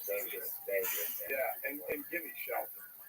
It's just, and to this day, when I listen to the studio version, and Mary Clayton just comes on and sings that epic, iconic part. And there's a documentary that was done about backup singers. And it tells the story of that moment in that song with Mary Clayton. It's just her voice and the way it unfolded. They got her out of bed at like 10 o'clock at night in LA.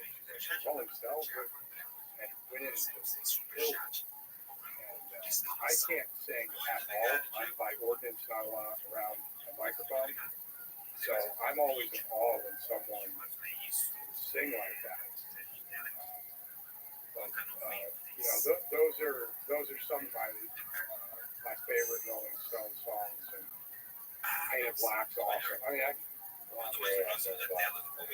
song that feels bad. It defines a full generation. It makes you pick up the guitar when they fall off.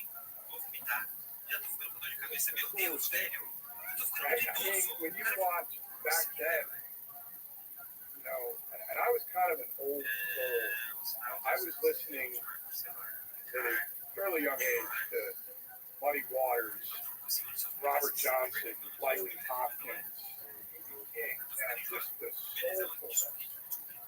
Real God. Oh, I mean, BB plays 5 notes, kills it, and the emotion that it evokes. So I just, there's just an awe of the instrument.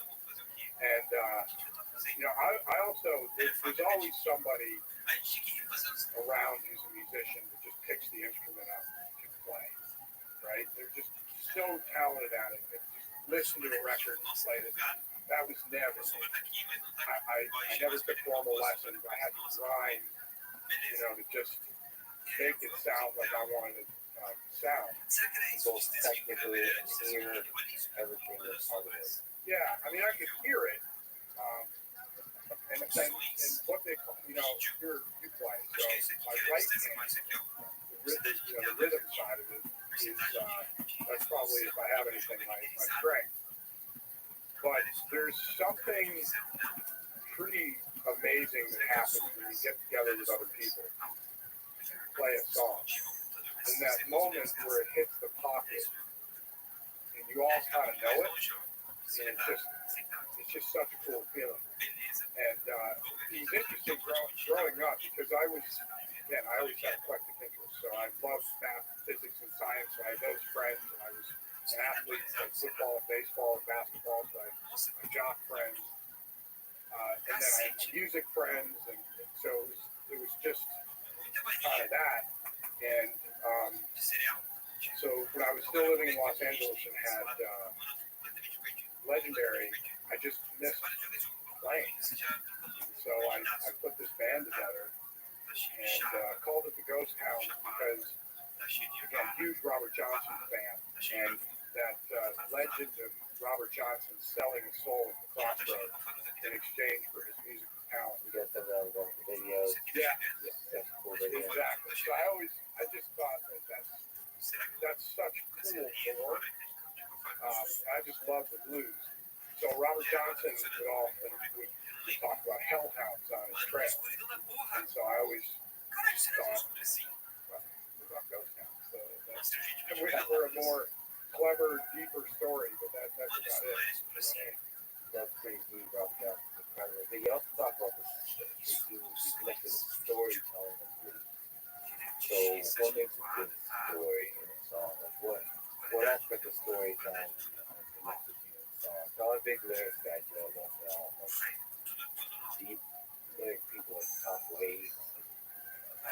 Like people that are like Leonard Cohen, like they're they're like obviously poetry. And then some people like the Rolling Stones there, it's like seemingly simpler, but there's so much more to it. Like less is often more. It still tells a strong story. And there's certain people, Mick Jagger and Keith Richards, Billy Gibbons, so they just say things in a certain way. It's cool, right? And it just, and so I write our music and lyrics.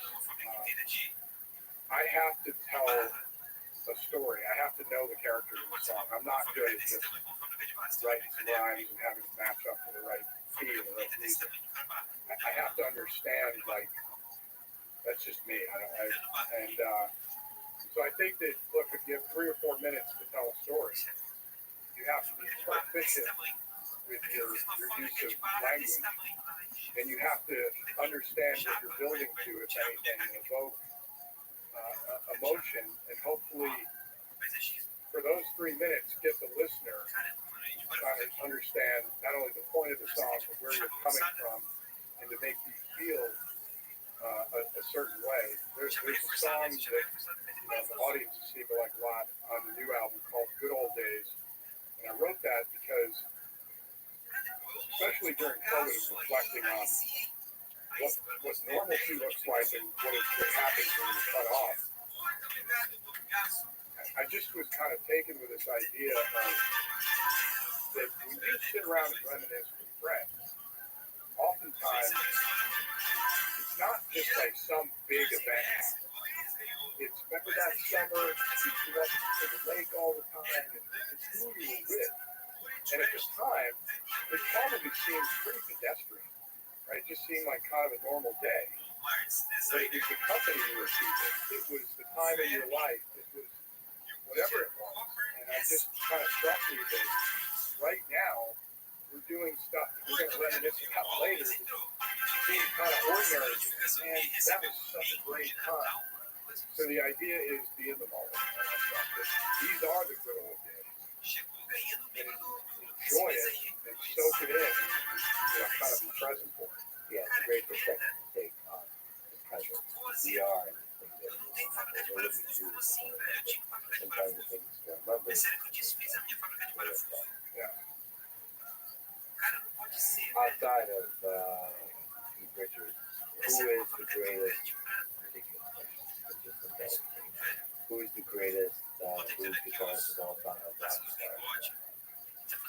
You got a little bit of a hybrid with Jimi Hendrix, right? Because he played the blues and played rock and roll. So I think most guitarists would say Jimi Hendrix is pretty ridiculous.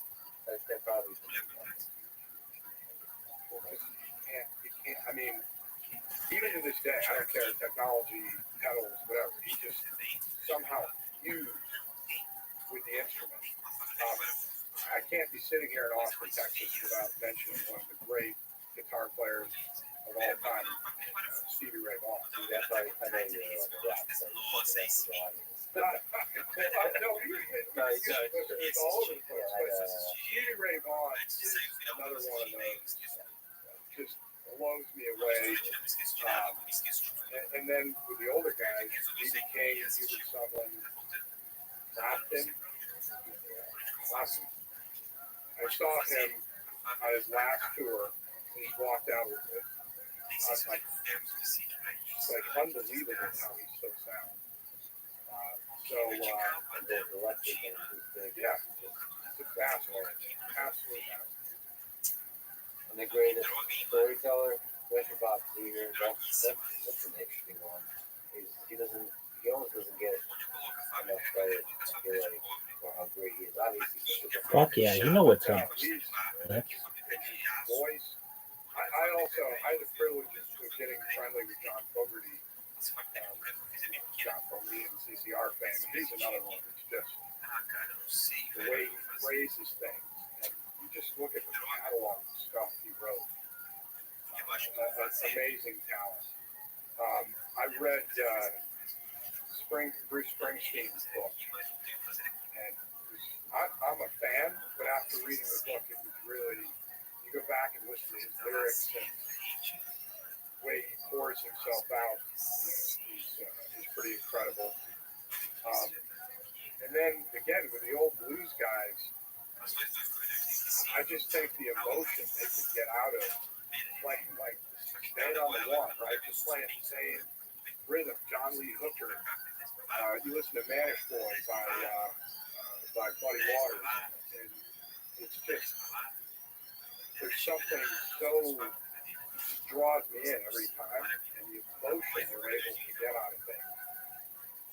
I'm also a huge Chuck Berry fan. I just think that sound. do you know I told Johnny be good? I do. Yeah. And maybe, one of the great moments, at least in my childhood, was Back to the Future and watching Michael J. Fox plug in and then at the end play at the dance to save his parents with Johnny B. Good. Yeah, the guitar is so much more than a musical instrument. It feels like it's like in the 20th century, it's like a car. Like it defines so much of Hollywood, so much of the generation of what it means to be. I don't know what it means to be a man, what it means to be a human in America. It's fascinating. Emblematic to me of a certain type of music. Yeah. And that's I made a documentary years ago called Mike It Loud with Jimmy Page. I highly recommend that everybody watch that documentary. It's incredible celebration of the guitar. Yes, it's Jimmy Page, Jeff White from the White Stripes, Yes. and The Edge from U2. Okay, all right. Now you have to tell the story of that. how the heck did that all come together? It's so fascinating. Such different musicians all coming together, talking about their story, talking about how they approach the music, and also playing together a little bit in this casual kind of setting. Well, look, one day I came downstairs. No shit. Rolling Stone magazine was sitting there. It was the 50 top guitarists of all time. There it is. And then I had some other financial report with video games, and the top video game at the time was Guitar Hero, right? And then there was a third thing I can't recall, but I just and I said to myself, what is it about the guitar? Oh, it's so fucking funny. So central to the rock and roll, whatever you want to call it. Like, why is that the symbol? And I said to myself, I want to ask Jimmy Page why he picked up the guitar. And so I called a friend of mine, David Guggenheim, who had directed Inconvenient Truth. I think still is, at the time, it's the biggest documentary ever. And I called Davis and I said, look, I have this idea. I want to make this movie about the guitar, about different eras and styles and whatever, but I've never made a documentary. I don't know how to do that. So I was just looking for advice. And thankfully, this is one of the best documentaries ever. Davis is like, you know what? I can't get this out of my head. I'll direct it. Amazing.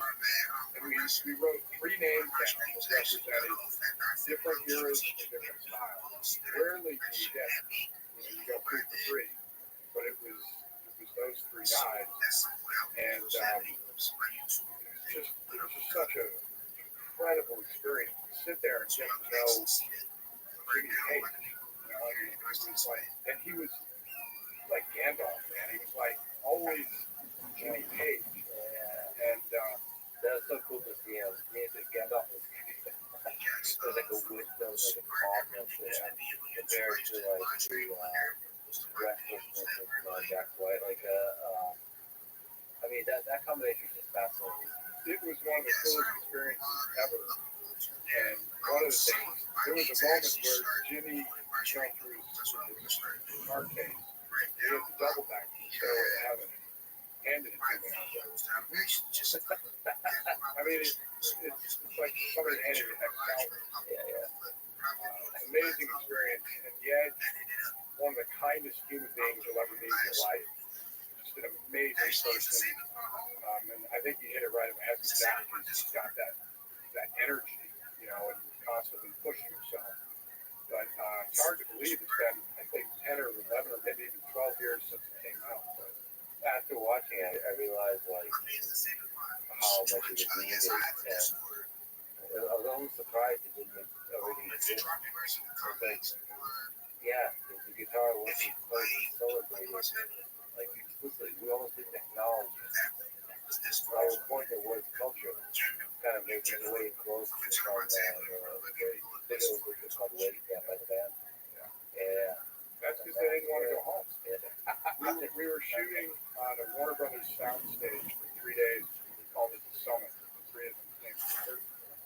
And the 2 things I'll never forget is when Jimmy starts to play the riff, A Whole Lot of Love.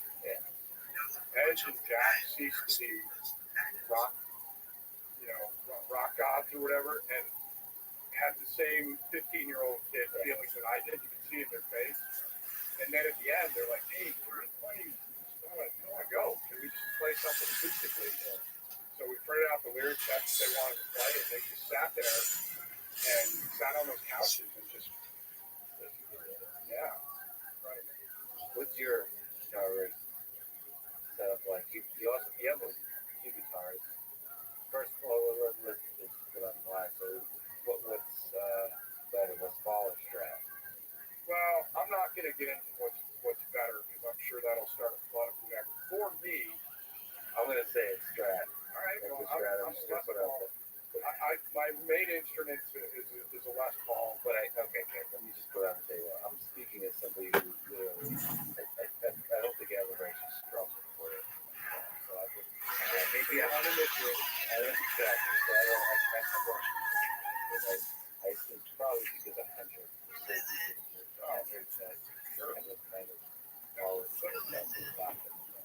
The amazing thing to me, if you look back at Leo Gibson Guitar Company and Les Paul Bridge in the 50s. Those are still the shapes and the perfect thing today, right? The Strat, the Telecaster, the Les Paul, and they got it right way back then. So I have my main guitar. You got to name your guitar. So my main guitar is in Hazel, and it's a '59 Les Paul. And there's something magical in that gear, like a Stradivarius, and there's something different about it. So I play that, and then I play it through sort of my main rig is either a '59 Fender Twin or a '65 Marshall. And then when we're on the road now, we use older vintage stuff. It's got to be super careful with the tubes and everything. It has to be reliable. So very nicely, the guys from Q-Rock sent me some of their amps, and they're really, because I don't use any new stuff, the Q-Rock stuff is pretty great. So that's actually what I'm It's close to sound that you like for the long Yeah. term. Yeah, it's new and reliable, so that's what I'm using on the road. Do people use like emulation? Do they use software? Is it still? They do. I personally don't. I go, I don't have many pedals. I use a Klon, an old, vintage Klon, straight into the amp and go. That's Old school stuff. Yeah. There are other cool guitars they have. I have a bunch of what they call Blackguard Telecasters from the 50s, which are pretty great. What are those Blackguard Telecaster? Yeah, so they just, They actually legit have a Blackguard. Blackguard. But they're incredible. So What's the color of the Telecaster itself? most of them are yellow and black, and then they got into different configurations. But there's something. I have a '51 Telecaster that I play in open G on end songs in open G. That just, again, there's something, and I'll take all the help I can get for making it sound great. So I'll try to find the magic one. What's your writing process like for the music and the lyrics? Do you have to go to the mouth? There's whiskey involved. What do you have to do if you just write a little bit? One of you a moment to be done. I'm a boring guy because I don't drink. I figure I can screw things up plenty on my own without adding anything. You call. But for me, it either starts with a riff, just something that I think is an interesting, riff or tone that I can kind of sink my teeth into a little bit. And then a lot of times I'll write a title and love a title, and then start to go back. So the title is almost like an idea. Yeah, like this is where I want to be, and then start kind of writing it out. Again, I just have to know, am I writing from a character's point of view? Am I writing about someone or something? It's like the narrator, and what is this person? Are they happy? Are they sad? Where are they in life? I don't know if all that, like great writers, I'm sure would say, why don't you just write? You don't need all that.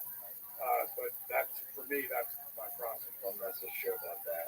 I bet you quite a lot of writers have create a world in their mind more than even put the simplest of words down. So yeah, there's quite a lot to that. What's your favorite song to play?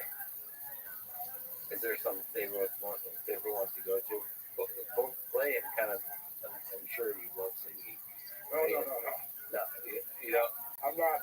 I'm neither talented nor do I have the desire. And I think, if you come see the show, you won't see a microphone anywhere near me. But do you hear, like when you're thinking about lyrics, do you hear the idea of the word? 100%. And especially, what's great, with Trey is I write for his voice, and then we have these amazing backup singers that are just, and I can hear all of it. I just can't do it. And so I'd say that of our stuff, there's a song called Half My Fault that I play in open G. It just, I love playing the song. I love that energy. And then we have a new blues album coming out, and there's a song called Baby We're Through, and it just stays on the one. And for non-musicians, that means, like in a lot of rock and roll and blues, it's what's called a 1-4-5 progression from your root note. And you would hear, if you're a non-musician, if you heard it, you'd be like, oh yeah, that's a lot of songs. And this song just stays on the same groove, like LaGrange or Shake Your Hips or any of those songs. And it's just got this unbelievable energy, and it's fun to play. But I have to keep the same rhythmic thing going for the whole song. Well, that simplicity, I mean, the personality of the song, Sean Trace, that guy, really cool. It just comes through. I guess you need that for the lead singer. You've got to have that. And my other guitar player, Johnny Bob, he's a phenomenal. I mean, like a legitimate guitar swinger. We probably split the lead 70-30, and he is just. There's times sometimes I look over at him, I'm like, I'm being a fan right now. What you just laid down is pretty good. From a lead perspective, what's the most fun thing to play? What kind of stuff do you like? Do you like slow? Do you like Thriller's Gone? There's so if you look at B.B. King, that one note just bang all shit out of it. What do you call that? Vibrato. Yeah. If I'm gonna play the lead, certain kind of feels, slow blues is probably my favorite play, or something that's got a little more of that Chuck Berry drive, where you can be rhythmic in the lead. I can't the shredding thing that those guys do. So that's not that. I was actually always able to do that really well. Like you mentioned, people that pick up fast. Like maybe it's the classical piano training. I play super fast guitar, super technical. But to me, the hardest thing, my favorite thing, is just probably listening to the guitar more, living that life that's worth playing a guitar for. It's like a certain kind of emotion. As to bending notes, well, the bending notes is a whole other art form. I've worked surprisingly a long time on comfortable notes. And so Dave Gilmore there's a lot of bending. They're simple. They sound simple, but the dynamics of them express and build up and really held, and there's often a vibrato at the top or a bit. Just that it's almost like a sigh and a sigh of relief. That's an art form for him. It's hard to get right. It's not just playing a note. It's in that like dynamic movement of a note. So much can happen. That's where the blues happens too. Look, I'm a huge Freddie King fan too, right? And you listen to these guys, and you sit there and they're like, man, you're playing in a small range on the neck, but it's like I know the notes you're playing, and I'm playing them too, but not like that, right? I mean, Gilmore is certainly one of those guys. He's incredible. And yet another chapter of an amazing life. You love football. You play football? Yeah. What position do you play? Wide receiver. Wide receiver. Awesome. So maybe we can talk a little bit about your love of football and the fact that you are part owner of the Pittsburgh Steelers. Yeah. So, I mean, where do we start? You start at the beginning. Let's start at the end. Why the Steelers? What attracts you to the? First of all, I think not to be controversial, but one of the best uniforms in football.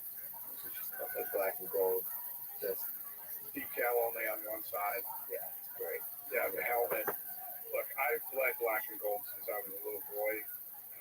I grew up in upstate New York, and the first football game I ever saw was the Steelers in the Super Bowl as a really little kid. And it just, Jack Lambert, Joe Green, Franco Harris, and those guys came down from Mount Olympus or something, and I just was enamored with the team. And because we only had 3 channels, the only time I get to see them is occasionally when they were the game of the week or something. And I just loved, to me, what they stood for. Tough the way that I thought was great. I was a huge Jack Lambert fan, our Hall of Fame linebacker. He just intimidated everybody. So that was like the decade of the steel curtain. Yeah. Arguably one of the greatest defensive in the football history. But also one of the greatest football teams, period, in football history. I've been a lifelong fan, and was very fortunate to meet Mr. Rooney. The Rooney family started the team in 1933. Got to know him, and just was asked to be part of the ownership group. I think it was the end of 2007. First year as part of the group in 2008, we won the Super Bowl, and it was like beyond surreal. Just beyond surreal. And it's amazing to be able to do. I mean, the Rooney family is one of the most revered in sports for the way they conduct themselves. Mr. Rooney passed away, I think, 5 years ago now. We lost him, but he was a champion, helped build the league, and put the league as we know it together. More importantly, he was a civil rights champion who created what we now call the Rooney Rule to make sure that we're being fair about giving minority coaches a chance to get hired, and just is one of the most kind and amazing human beings I ever met. It's incredible what sport does, like to bring up the best in people, give people hope, inspire people. There is something about football that has all the elements of a great sport. It's the teamwork, it's the sort of the combat aspect of it. It's like it's the purity of it. It's like strength and power, and speed, and all the elements of like last minute close calls required to win the game, and where referee decisions were just essential for the sport to scrub the whole thing. You just got all of it together. I don't know. It gives this drama and triumph. It's some of my favorite memories. I don't know if it's an accident or this is common with people. It's just with friends watching football and connecting over that. Yeah, well, it's an incredible game because there's nowhere to hide, right? You're out there on the field. It's a great game that requires not only all those attributes that you said, but it's an incredibly complex game. So if you don't know what you're looking at, you don't understand how complex defenses are trying to disguise what they're doing. Offenses are trying to overcome that, and you can set up one play the entire game. But a team that plays well together, right, knows their plays inside and out, knows their assignments inside and out, can overcome and beat a more physically gifted team because of that work, that aspect of working together. One of the things that I always love about sports is just you're out there, there's a set of rules, and there's a scoreboard. So at the end of that game, it says that you can make excuses about refs or this happened or that happened, but at the end of the day, did you go out and compete? And when you went out and were a competitor, how did it work out? Right? And the simplicity of that, and the purity of that, is something that I always have been drawn to. What about the business of sort of owning a team or putting together a team or trying to build up a team that's going to be a great thing? What are some interesting aspects that people might not realize that you can carry over from all the other experience you have in business? I think the hardest thing about professional sports right now, it's individuals getting paid money to play a sport, which is certainly different than amateur. And the decisions that are hard is when you get to know somebody who's a player on the team, and either they're at the end of their career or you need to go in a different direction. And that person who's done everything that you've asked, whatever the coaches have asked of that person, and you get close to them, and then when they have to be traded, released, whatever happens, that's that. And being able to stand back and in some ways be dispassionate, not be a fan, right? I'm on the Baseball Hall of Fame board, and one of the guys that's on the board is Jerry Rothschild, and I think it was Jerry who said, if you act like a fan, you'll be sitting with it. It's kind of funny. Well, I got to put you back on that a little bit. Well, by way of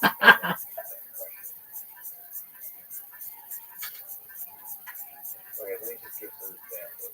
It's very common for certain great players going to another team right at the end of their career. And it always makes me sad. It always makes me want to wish you kind of retired. Oh, fuck. So funny. From a perspective Okay. of just like, All right. you ever, Oh, man. the owner put just in that space, think about like the Steelers and the whole arc of history. So not like as a business. Yeah. The good news is I don't have to think about it. Right. I'm a minority owner, so I can think about it almost as a fan. But I'm sorry. Go ahead. Yeah, well, that's what I mean. It's a dumb question to think of, like of a business in that way, not just investment, but like legacy of like what footprint would you leave on this world, on this history? That is one thing that I can say unequivocally. I only have the experience that I have. One of the things that I'm so proud of about the way the Steelers conduct themselves is that's the Rooney family. That's the legacy of the Rooney family. Is asking constantly about what's right in the league, what's right for the players. What's the right thing to do here, and that's something that I would hear Mr. Rooney say all the time. So I think that legacy is important because ultimately the team belongs to that city, right? Belongs to those fans, and the owners are the custodians of that. So I think, and when you realize what sports teams mean to the fans, the memories that create, the bonds that create, it's a responsibility. And I think that you do have to think beyond, certainly not just dollars and cents, but just sports is a very big deal in our society, and it has to be, I think, held to a standard that's not just, were we profitable this year? Or there are other businesses for that. It is certainly a business. I don't mean to romanticize to the point that it's not, but to me, it's more than that, or at least my experience has been that it's more than that. It's a source of meaning for millions of people.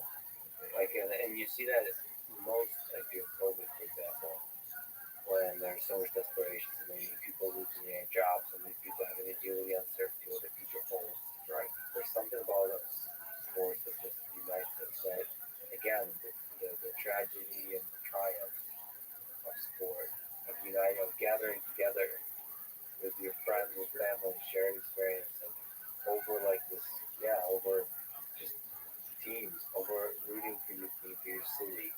And the access, again, as I alluded to, we didn't have anything when I was growing up, but I would pour through the box scores. I was a huge Yankee fan and Steeler fan, and feeling some ownership of that, right? That I could read the box score and relive what they did, and occasionally see them on TV, and feel like I was part of that celebration when they won everything. It's a very powerful thing. You've been exceptionally successful in a bunch of avenues and a bunch of efforts. What advice would you give a young person today, a high school student, college undergraduate that's thinking about career, maybe advice not about just career, but about how to live a life they can be proud of? We talked earlier about intellectual honesty, and to me, that's the first step of just saying, to the best of your ability, who am I, and what's important to me, and what do I want to do? If you can start with that and develop some sort of rules-based philosophical, here's what I'll do, what I won't do. And that way, you can be flexible and pliable, and you're going to need to be, but if you still have a compass that tells you, hey, at least I know this is the path I'm going to take, I think that's very important. The rules are referring to the principles. That's kind of like underlying integrity. So you know what lies don't cross. That's exactly right. Because if you have those absolutes, there are many decisions that come into focus very quickly, right? Because, hey, that's not for me. Or, hey, I'm willing to do whatever it takes to do X, Y, and Z. And it has to do with the thing you were talking about. Kind of interesting. You mentioned it earlier in the conversation about slippery slopes. That's how often it happens. Like how the slipping into unethical behavior happens. Slippery slope with little adjustments, you put stuff off. And that I found that to be I've been fortunate to not have to encounter these moments very much in my life, but it's still encountered them. That's what integrity I think looks like. You can, as slippery slope is happening, those little things is without drama, without making a show, like making a decision that's beyond your principle, just walking away. Yeah, and besides the big ideas, I'm going to change the world, I'm going to innovate, I'm going to do all the little things. I also start, if I'm digging any direction, which we can debate whether or not I should be doing this, but just in terms of, well, let me start with this. Are you a good friend? Can you be counted on? You do what you say you're going to do, right? Are you accountable to what you sign up for, and do you hold others accountable? Right? What does all that look like? And then I think it's being as intellectually curious and well-read as you can be. We live in a world that is designed to distract you, right? And being able to sit with your thoughts or go on a walk and think deeply about something, and not just surface area. You text me, I text you back, and we decide the fate of the world based on a couple of text messages or something. You don't want to lose touch, I think, with being well-read and understanding and standing on great thinkers' shoulders and learning from those works. And then I also think that there's resiliency, and then there's grit. And I heard someone say one time, those are slightly different. And I know that there are all kinds of challenges in life, right? That are tragic, that are unfair. There's no question that's the world we live in. But for me personally, to try as much as possible not to be in the victim mindset, because unfair things are gonna happen. And we all want to live in an idealistic, just world. That should be what we aspire to. I haven't seen that yet. I haven't experienced that yet. But yet, you still have to function in that world. So, I think that resiliency thing is very important. And then putting yourself out there, right? Because if you play scared and you're always afraid to fail, this is probably a dumb way to get to the end of the podcast, but there are times, especially I'm out west, I love the big sky out in Montana, Idaho, places like that. Yeah. When you look up at night, it's almost like I've never seen anything like this before, because there's no light pollution. And sometimes when I look up, the most daunting problems that I'm experiencing, those things have been there for a billion years or whatever, and I'll be gone, and it doesn't. The most famous person on Earth 200 years ago. So it's pretty fleeting, and so make sure you have a good journey, and especially coming out of COVID. I think telling people that you care about them, maintaining and cultivating your friendships and relationships, and they're not just transactional, right? And making sure that someday when you're laying there, you can say, yeah, I was a good family member. I was a good friend. I was someone that could be counted on. I think all those things go into the mix of, however you want to take the journey. So when you look up to the stars, do you think about that quickly approaching end of yours? Do you think about your own mortality? Do you think about your death? Are you afraid of your death? I'm a huge fan of Stoicism. Right? I read a lot of Stoicism. I think Ryan Holiday's done a great job of bringing some of that back into the forefront. It's just really thought-provoking to me, and a lot of it just hits me. And I think that's right. And that memento mori thing, which is, hey, we're all going to die, so you should contemplate it. There is a finality to this thing. And so I think if you can rightly frame that between fretting about it every day and being afraid, and being so laissez-faire that you think you're gonna live forever, it'll influence some of the decisions you make. It will influence the way you attack things, and hopefully the way that you live your life. So yes, I wouldn't say I obsess over it, and I wouldn't say it's omnipresent, but because I read a lot of Stoicism, and I think it's right to pause and say, who knows, right? There's going to be an expiration date, and if it happens tomorrow, have I done the things I wanted to do? And am I the person I wanted to be? And I think it's important along the way to check those. Yeah, I try to make sure that actually visualize this. I'm okay dying at the end of the day. At the end of each day. Like, if this is the last thing I do in my life is talking to you, oh, good Lord. I'm happy. I know you're joking, but I'm happy I get to live the life I do. And I think the more I think the Stoics have it right, so you have it right in saying, meditate on death enough to remember that this ride ends pretty quickly, to help you appreciate every day and the people you love, the people close to you, and the cool shit that you're doing in your life, the cool shit you're creating, and the fact that you, as a Thomas Hall, are playing with the motherfucking goals. You are the man in so many disciplines, so respected, so successful, truly an honor. You sit down and talk with me today. Thank you so much for showing up in Texas and for talking on this silly little podcast. It's great, man. I'm a huge fan of the show and had a great time hanging with you, and really appreciate it. Thanks for listening to this conversation with Thomas Paul. 362,189. 362,189. 362. Jagger and Rolling Stone. You can't always get what you want. If you try sometimes, you might find you'll get what you need. Thank you for listening. Hope to see you next time. Come on, you little bitch. No.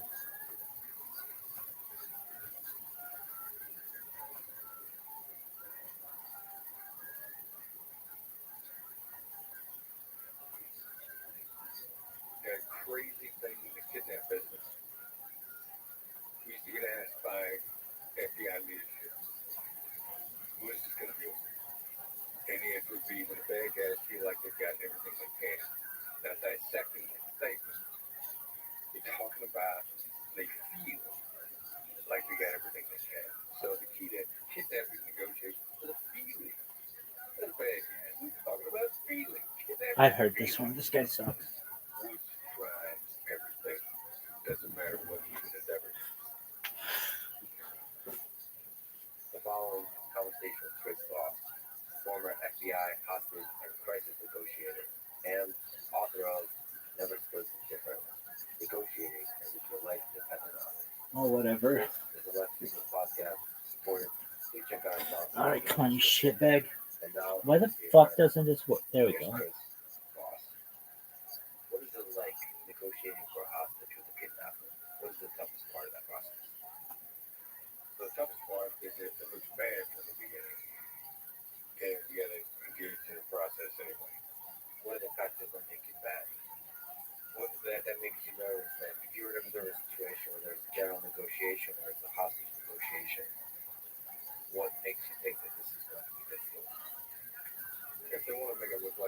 straight about that now. Like in 2004 time frame, Al Qaeda in Iraq was executing people on camera for the publicity, and they wanted to make it look like they were negotiating. So they come on and they say, if you don't get all the women out of Iraqi women out of the jails in Iraq in 72 hours, we're gonna kill hostage. That was one of the demands in one of the cases in that time frame. Now, first of all, even if we'd been willing, the U.S. government coalition would have been willing to do that, we wouldn't have been able to happen in 72 hours. So it was an impossible ask from the beginning. And so that was really bad. Like they're trying to make it look like they're talking reasonably, but they're not. So your hostage is in bad shape there. They made a demand that you just, even if you wanted, you couldn't do. So then what makes that very difficult is, especially you're working with family members, you're coaching. Bad guys are in touch with family members, or if they're not directly in touch with family members, the other thing that Al Qaeda was doing at that time was they didn't give us a way to talk. They're making statements in the media, but then not leaving their phone numbers to them. Yeah. So that's one more thing. Right? They're intentionally blocking. They're asking you to do something you can't do. They're not giving you a way to talk. So you gotta give a family and discuss with the family how you're gonna approach things. So the family definitely wants to know if this can help. So a bunch of cases like that in that time frame. And you gotta be honest, it's a long shot. Our chances here are slim enough. And when it's slim enough, These people are reading it. Oh fuck! and there were no big little killed in that time. Did it work? The tide finally got turned. It was hard dealing with families at the time. Can you negotiate in public versus like a direct channel or private? Oh yeah. Bad guys pick the media. They're making statements in the media. So and that's a big clue. Their channel of choice tells you an awful lot. And if they're choosing media, then that means that people are trying to appeal to. It means that in their view, there's such a thing as good media. So if there's good media that's bad, how do you make it bad? We made it bad. It just, unfortunately, it had to go through a number of iterations before they got the message.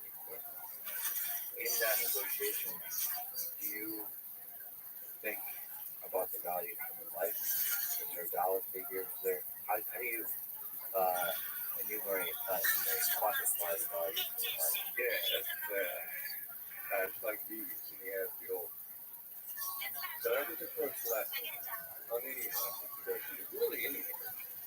Like it doesn't matter what it is to you, it matters what it is to the other side. One of the things, especially in the conversation I was with that Andrew, by the way, you guys, another thing I really liked about that conversation, first of all, I think the woman, Andrew, Andrew, and he said on my birthday, I appreciate that. That was a nice birthday. Yeah, thanks, thank you. But empathy is in the end of the goal in every negotiation, whether it's over a car, a house, collaboration with companies, mistakes. How does the other side see it? Now, the nice thing about kidnapping is rent.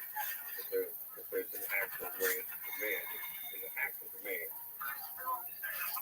is it's a mercenary business. They're going to take what they can get, and they tend to be used to it at figuring out how much money somebody has. So, and again, I'll keep doing a business analogy. You're looking for a job or an employee. There's a market price for the job, and then there's what the employer can pay. Now, maybe the market price of the job, market 150 great. Employers can pay you $120, but it's a great job. You know, we talk about Elon, Miller. Like, I'd work for him in ways, follow everyone. You know, that would be worth the value of the dollar. And how hard is it to get to that? And how quickly can you get to it? So these are all things the bad guys are good at kidnapping, they're good at figuring out. So the value of human life for them is going to be Big Twitch. a crazy thing in the kidnapping. We could have FBI leadership. This is going to be over. And it would be when the bad guys feel like they've got everything they can. Now, dissecting this statement, you're talking about they feel like see that kidnapping negotiations is feelings. That's bad, guys. He's talking about feelings. Kidnapping is feelings. Which drives everything. Doesn't matter what human endeavor. It's not reason, it's emotion. There's no such thing as reason.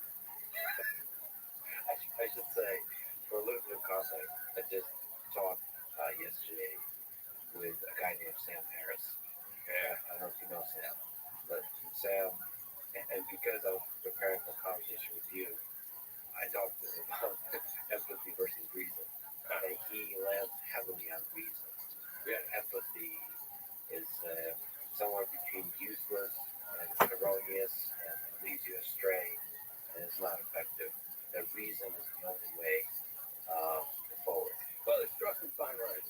And the two fine lines I would draw is first, what is your definition of empathy? And the secondly, how do people actually make up their minds?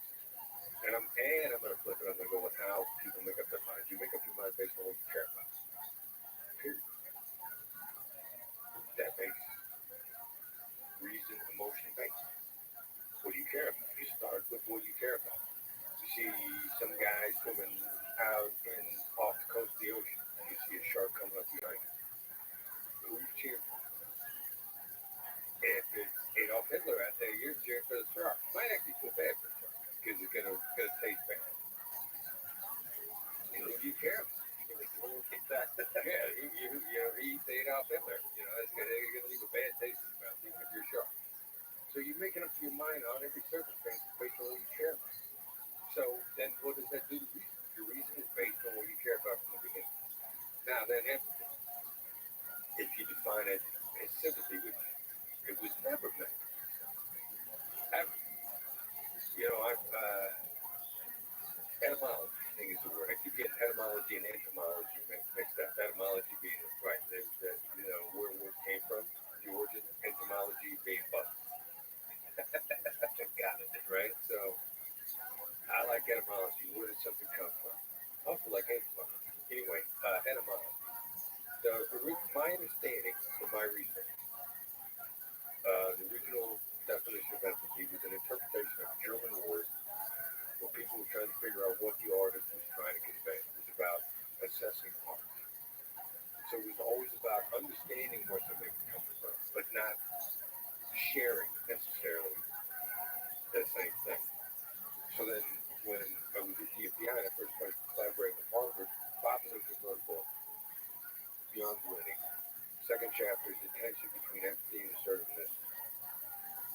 Still the best chapter on empathy I've ever read anywhere. And Bob writes in his book, Bob was the head of the program on negotiation. He's also agreed to be interviewed for a documentary that's about me and my company that hasn't been released yet, but it should be released sometime this year. Tactical empathy. So Bob's definition of empathy said not agreeing or even liking the other side. Don't even gotta like it, don't gotta agree. Just straight understanding where they're coming from and articulate, which requires no agreement whatsoever. That becomes a very powerful tool, like ridiculously powerful. And if sympathy or compassion or agreement are not included, you can be a bad thing with anybody. I was thinking about this when I was getting ready to sit down and talk to you, because you usually would ask me a lot. I can be empathic with them. I don't agree with where he's coming from. I don't agree with his methodology. Early on in the Ukraine-Russia war, I saw an article that was very dismissive of Russia. That said, Russia is basically Europe's gas station. And I thought, all right. So if you're in charge, and the way you feed your people is via an industry that the entire world is trying to get. The whole world is trying to get out of poverty. That's how you feed your people. If you can come up with an answer for that, people that you're taking responsibility for are going to die alone. They're going to freeze and they're going to die. All right, so So that doesn't mean that I use where it's coming from. But how does the guy see you're never going to get through to somebody like that in a conversation unless you can demonstrate to them you understand where they're coming from, whether or not you agree. The last century guy, an old one. I refer to myself as the last century. Also deeply flawed you. Yeah. So, terrorist case, New York City, civilian court, terrorism does not have to be tried in military tribunal. So that's a very bad idea. It was always bad. The FBI was always against it. I'm getting ready. We have Muslims. No fucking way. Come on, baby. Come on, baby. Daddy needs a new pair of shoes. Come on. Let's work, baby. Get it. Give it to me. Give it to me, baby. Uh-huh. Come on. Here we go. Yes! Yes! Oh, shit. What happened? Whatever. That's all right. And they shake their head and go, yeah. And that be the start of the conversation. Okay. You believe this could be the Click I the never said I recent never said I Big did, Twitch but I showed them that I wasn't afraid of them. I lives. was so unafraid of them that I was willing to just say them and not disagree or contradict. Because I would say that and then I'd shut up and let them react. And I never had to say he's right wrong. I never gave my point. Every single one of them testified. That's empathy, not agreeing with where the other side is coming from. I'm not sure how Sam would define it, but common vernacular is its sympathy and its compassion, and that's when it becomes you. And there's a gray area, maybe you can comment on it, is sometimes a drop of compassion helps make that empathy more effective in the conversation. So you're just saying you believe X doesn't quite form a strong enough bond with the other person. You're imagining it does. Maybe you're right. Yes, I'm imagining it does. I'm imagining you need to show that you're on the same side. That you need to signal a little bit about your actual beliefs, at least in that moment. That even if that signaling is not as deep as it sounds. But at first, basically telling the person on the back and saying we're on the same side, brother. That's what most people, when they're really learning the concept, that's the basic human reaction. And in application, especially highly adversarial situations, like I need a regular guy, Muslim, but how's that guy gonna say buy it if I do it on your side? I've been there. I feel it. No. People get conned by that so much. Like, if we're on opposite sides of the table, and I try to act like I'm not on the opposite side of the table, that makes me disingenuous.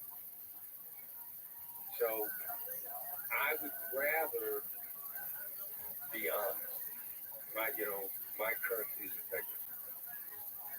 And at some point in time, you go like, hey, you know where I'm coming from? My answer is going to be like, look, I can agree on maybe where we're going. But if we're talking about, am I on your side now? As a human being, I want to see you survive and thrive, not at my expense. I think the world is full of optimism. I'm optimistic. And I got more than enough reasons to say it. There's enough there for both. So I got no problem with you getting yours. Just don't take it out of my house. I'm honest about both of those things. If I'm not interested in you taking it out of my house, I think there's plenty for both. Now, I don't need you on your side, except in a human sense. But do I have to side with you in the war? No. Or how we distribute the stock, or how much you get paid, how much you make off this car. I think my experience as a lawyer, is that empathy is not going to done something. That you don't need me to act like I'm on your side for us to make a great deal. Great deal. Well, we'll talk about two things: a great deal and a great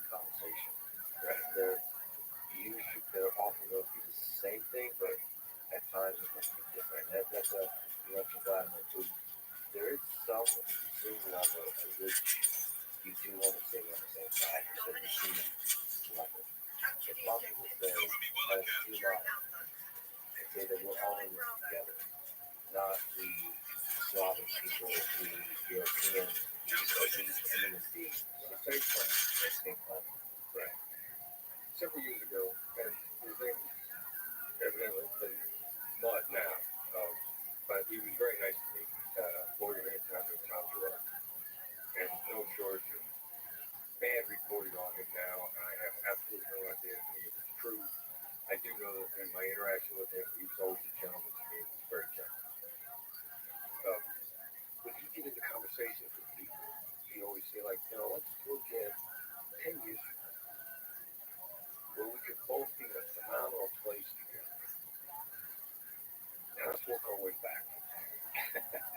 That's a good line. Yeah, and then, I saw him do it in simulations. I was teaching at USC, and we were at a function together, and a gentleman at the time told me that who he was, and he was really influential. So I walked up to the guy cold, and I said, hey, I'd like to come in and talk to my class at USC. He didn't know me, other than the fact that we had mutual acquaintance, and he graciously consented to come in. And he said, what do you want me to talk about? I said, look, dude, just from your success, it doesn't matter what you talk about. Either I'm going to agree or I'm going to disagree, or I'm going to learn from it. My students are going to learn from it. So the students want to role play with them, they disagree, but it's still negotiation. Every single time you go to pick a point in the future where we both have 10 years, 20 years, and let's work our way back. Now, hostage, same thing. I call into a bank. Bad guy picks up on the phone. And I'm going to say, I want you to win. I want to see you survive. Whatever else goes with it, let's pick a point in the future that we're both good. And then we work our way back. If people make also, we talked before about emotion and what we care about, people make their decisions based on what they do in the future. Like, without question. I think there's a Hindu temple in the United States being being assembled the same way that the Hindu temples were in India 1,000 years.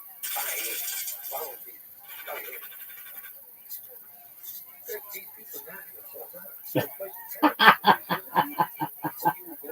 Love it. Fucking love it. This is amazing.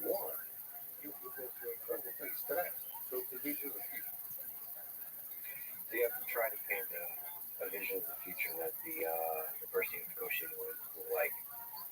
Yeah, just find out what their vision of the future is, and then remove yourself as a threat. Sure. Who can collaborate together? At all. If you think that I can do anything at all to help you to that point, then integrity is my currency.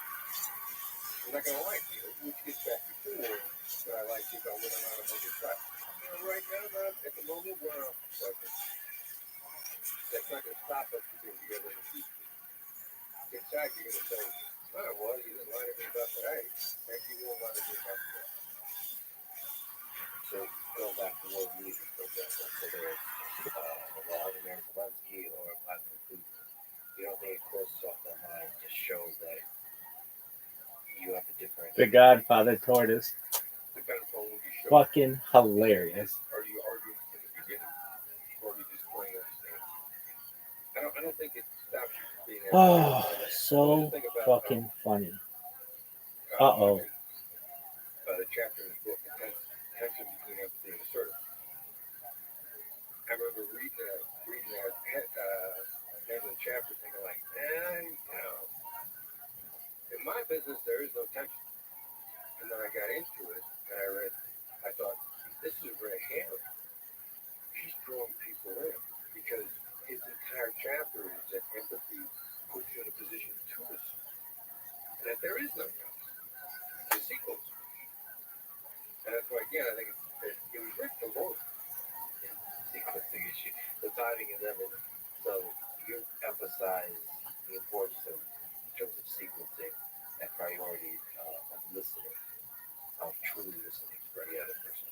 I'm sorry, what did you say? That was bad, Joe. I is just perfect. How do you listen? How do you truly listen to another human being? How do you notice them? How do you really hear them? I always hated the term accuracy. If anything, it's proactive. And as soon as you start to try to anticipate where somebody's going, you're dialed in.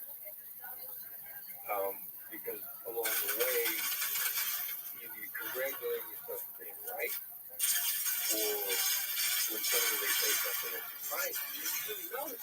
Like, that's not right. I can, you're dialed in. You're listening.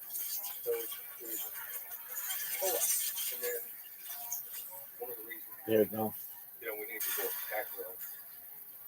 Name the book, Never Split the Difference, but we're talking about tactical.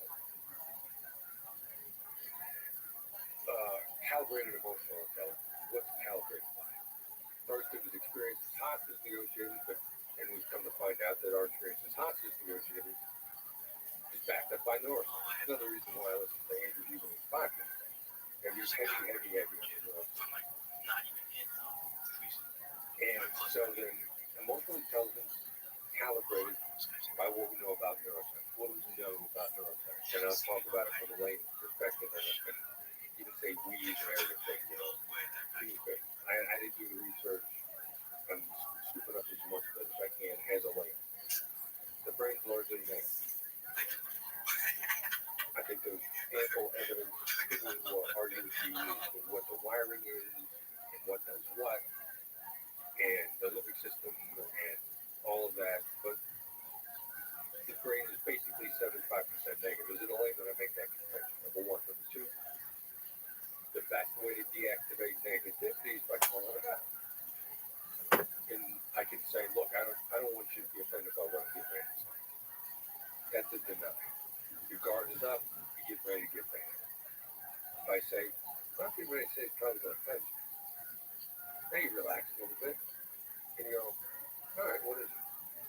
And then I say it, whatever it is. And you're going to be like, oh, that wasn't a bad. Because we do from hostage negotiation by calling out the negativity, deactivate it, and then a number of neuroscience experiments have been done right and left by calling out negativity, deactivating the negativity. So calling out ahead of time, so like acknowledging that this is good ahead of time, and this is going to hurt.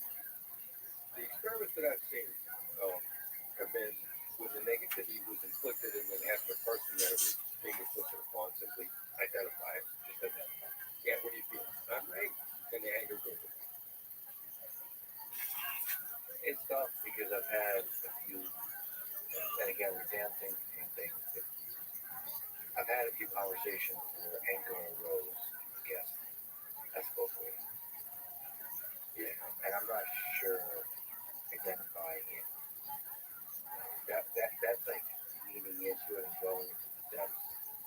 Because that's going to the depths of some emotional, psychological thing they're going through. And I'm not sure I want to explore that iceberg because of the shit we got. You have to decide, do you want to avoid it? Mm-hmm. Or do you want to lean into it? It's a tough choice. It is enough. It is enough. Especially when I think that's the big difference between conversations and negotiation. Negotiation ultimately is looking for closure and resolution. I think general conversations like this is more exploring. There's not necessarily a goal. Like if you were to if I had to put a goal to this conversation, there's no real goal. It's curiously exploring ideas. So that gives you freedom to not call out the elephant for time. You can be like, all right, let's go to the next room, get a snack, and come back to the elephant. Right. All right, so I make a tiny adjustment on the negotiation effort. You said, I think, seeking closure. You use two words. I closure is one of them. Goal, Well, yeah, what is it? Well, I would say seeking collaboration. And because closure kind of puts a little bit of finality to it. The real problem in these negotiations always implementation.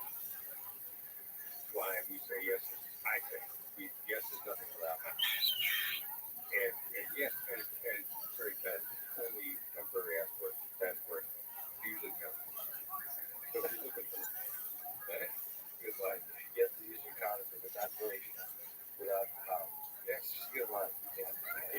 That was working. I was right. Fucking amazing. You got a bright future. Should write a book or something. Yeah. Your book is like, what am I doing here? This? That's her? On you? With you? I don't know. We'll collaborate. Why me? Why you work on? I've heard you speak in a few places. I was like, this is fascinating human. I think on Clubhouse, different places, and I listen to some YouTube stuff. This is just you meet people that are interesting. That's what I love doing with this podcast. It's just exploring the mind of an interesting person. You notice people sometimes there's like a whole bunch of outside of 7-Eleven. I notice. Who are you? Yeah. Fascinating. It is like I don't look at the resumes and profession stuff like that. It's just being able to know this person. Because I've been listening to different sources of podcasts. The young lady that's OnlyFans and the sexual privilege. That's a fascinating thing. It works. Come on, baby. The fascinating thing about her is her worldview is entirely different from mine. And that's why we just talk to that person. It's happy, flourishing, because she's the world, the values she has is completely different. And there's also not argumentative, it's accepting of other worldviews. It's beautiful to explore that. Yeah, no kidding, I would agree. And then, thoughtful, because I consider myself, and the word I was looking for before is abundant. I think it's an abundant form. So I'm pretty optimistic. I consider myself, I don't know, happy exactly describes it, but so then I'm happy, optimistic, abundant. I got a worldview, and then you run into somebody that has a vastly different worldview, and they're happy and they think it's abundant too. And you're like, what's going on in your head or mine, or what am I missing? Yeah, that's fascinating. And a pie brother, which is useful for kind of negotiation. When you paint a picture of a future, if you're optimistic about that future, it's a kind of feeling like we're both going to win here. And that's easy. We live in a world where both people. Yeah, and of course, back to the case, although a lot of people want us to think otherwise, mostly because of the negativity that we're talking about. So the brain is generally cynical. Yeah. My description of it is the pessimistic caveman and we're descendants of the pessimist. The optimistic guy got eaten by a snake 3 times. Yeah. But on the flip side, the opposite is fear about that. There's a switch. Like, so what point of time do we catch on? Because the difference between survival and success. The success might have been highly optimistic. So where do we do? How do we stay from survival to success? That's the challenge. Yeah, somehow we stopped being eaten by saber-tooth tigers and started building bridges, buildings. No fucking way. Companies. We started to experience, we're getting our data back to collaborate, and we stopped listening to our amygdala and started listening to our gut. What do you return briefly to terrorists? What do you think about the policy? What do you think about the what? Well, that's not the problem. First, now everybody thinks that. It hasn't been the policy since 2002, when Bush 43 signed a national security presidential directive, NSPD, the time it was NSPD 12, which basically said, we won't make concessions. That doesn't mean we won't talk. So I'm in Colombia at the same time, and I've been intimately involved with the signing of him signing that document. I knew exactly what it said. And he didn't inherit it from somebody else. He said it. And I'm in Colombia, and the number 2 in the embassy says, last night on TV, the President of the United States said, we don't negotiate with terrorists. Are you calling the President of the United States a liar? And I remember thinking, like, all right, so he probably said that. And that's not on the document that he signed. I said, look, I'm familiar with what he signed, and that's not what it said.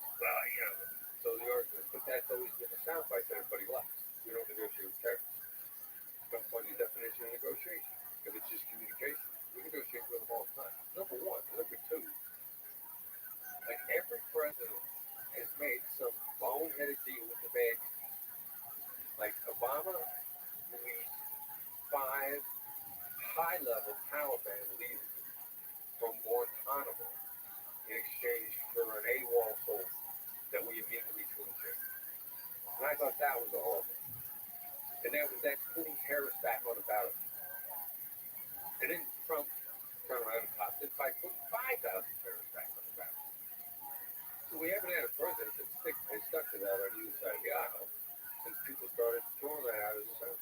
What do you think of that negotiation?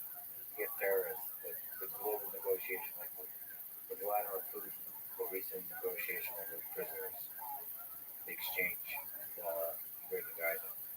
Is there a way to do that negotiation? First of all, I agree with the idea that she was lawfully detained and that she didn't deserve to be in jail, and that there should be no second-class citizens ever. And whether you're a WNBA player or you're just some bonehead that walked into the wrong situation, the government should not pay ever, ever. Now, what they do in the meantime, they should have done a negotiation. They were desperate to make a deal at a bad time. They've been offered far better deals than prisoner swaps earlier, turned them down. And then the heat gets turned up, and thank God for Brittany Griner that the public got enough attention. They kept pressure on the administration. They made a deal. Now, governments want to make those kind of deals. That's fine, as long as because that was basically political negotiation. We put 5,000 Taliban back on the battlefield. That ain't negotiating with another government. Put 5,000 back on the battlefield. That ain't negotiating with another government that's directly contradicting this thing that you claim. And those were all bad deals. Was it Brittany Griner was a bad deal? I think it was great for her. If I was in the middle of it, it would have been bad. And she still would have come home. Yeah, there's some technical aspects of that negotiation. What do you think is the value of just going back to meeting in person for negotiation? Right, great idea. Guy just follow that tangent along. There's a war in Ukraine now. It's been going on over a year.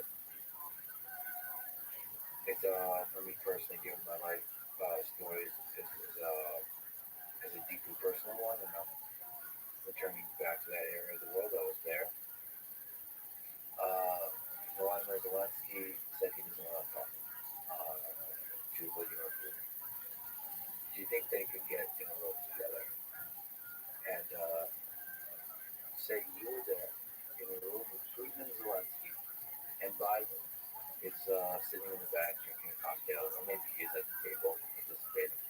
How is it possible through negotiation, through the art of conversation, to find peace in this very tense geopolitical conflict? I think it's generally possible. I think getting people together in person has always been a good idea. Now, how many times, who's getting together, under what circumstances, and how many times you get together?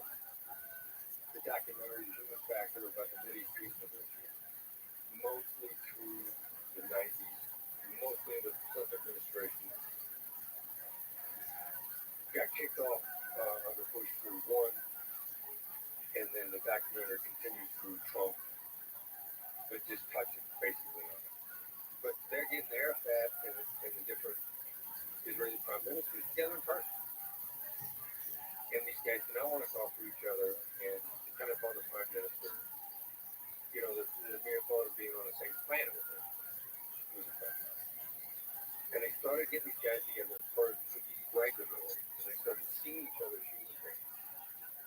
And they started realizing that there was nothing on the planet for them, and that people dying was and they would slowly work things out by getting these guys together first. So how long does it take? Who's hosting it? But it's a good idea. But the skill of achieving that thing that you talk about a lot, which is empathy, and I would say in that case, not just empathy, but empathy plus that you might disagree with it, but a drop of compassion in there.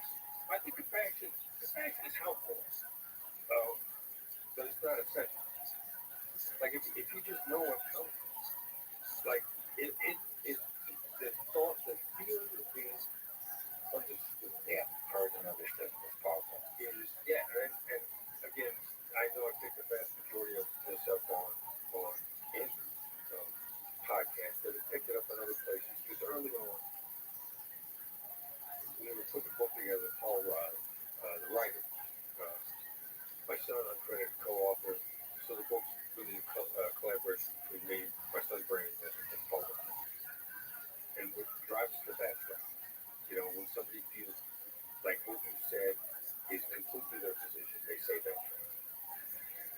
right? But that. So Paul says, yeah, I think what's happening here is you're triggering a sudden epiphany. So I'm like, all right, I'll buy that. So I started looking up the neuroscience of the feeling of epiphany. Getting the hit of oxytocin and serotonin.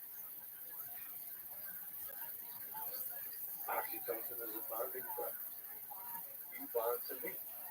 No bond to you. You feel completely understood by me. You bond to me. Then on the relationship podcast that I was listening to on Andrew says oxytocin inclines people to tell the truth. You're more honest. All right, so you feel deeply understood by me. You bond to me. And you start getting more honest. Serotonin, the neurochemical satisfaction. Epiphany, you feel oxytocin and serotonin. Being understood. All right, I got you bonded to me. I got you being more honest with me.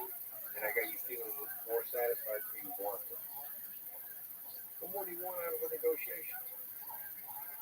Of course, there's already with leaders and great negotiators, there's a wall built up, defense mechanisms against that. Right? You're resisting. You're resisting this basic chemistry, but yes, you should have that. You should work towards that kind of empathy. And I personally believe that. I don't actually understand why, but I've observed it time and time again, that getting in the room together and really talking, whether privately or publicly, but really talking. And like this, so I'll comment on this. So right now, this is being recorded, and a few folks will hear this, but when you really do a good job of this kind of conversation, you forget there's cameras. Right, and that's much better than there being even a third person in the room. But often when world leaders meet, there's like press or there's others in the room. Right. Like, you know, man to man or man to woman, you have to like meet, like in a saloon, just the two of you and talk. There's some intimacy and power to that to achieve it. That if you're also willing to couple that with empathy. To really hear the other person. Yeah. I don't know what that is. That's like a deep interest that happens.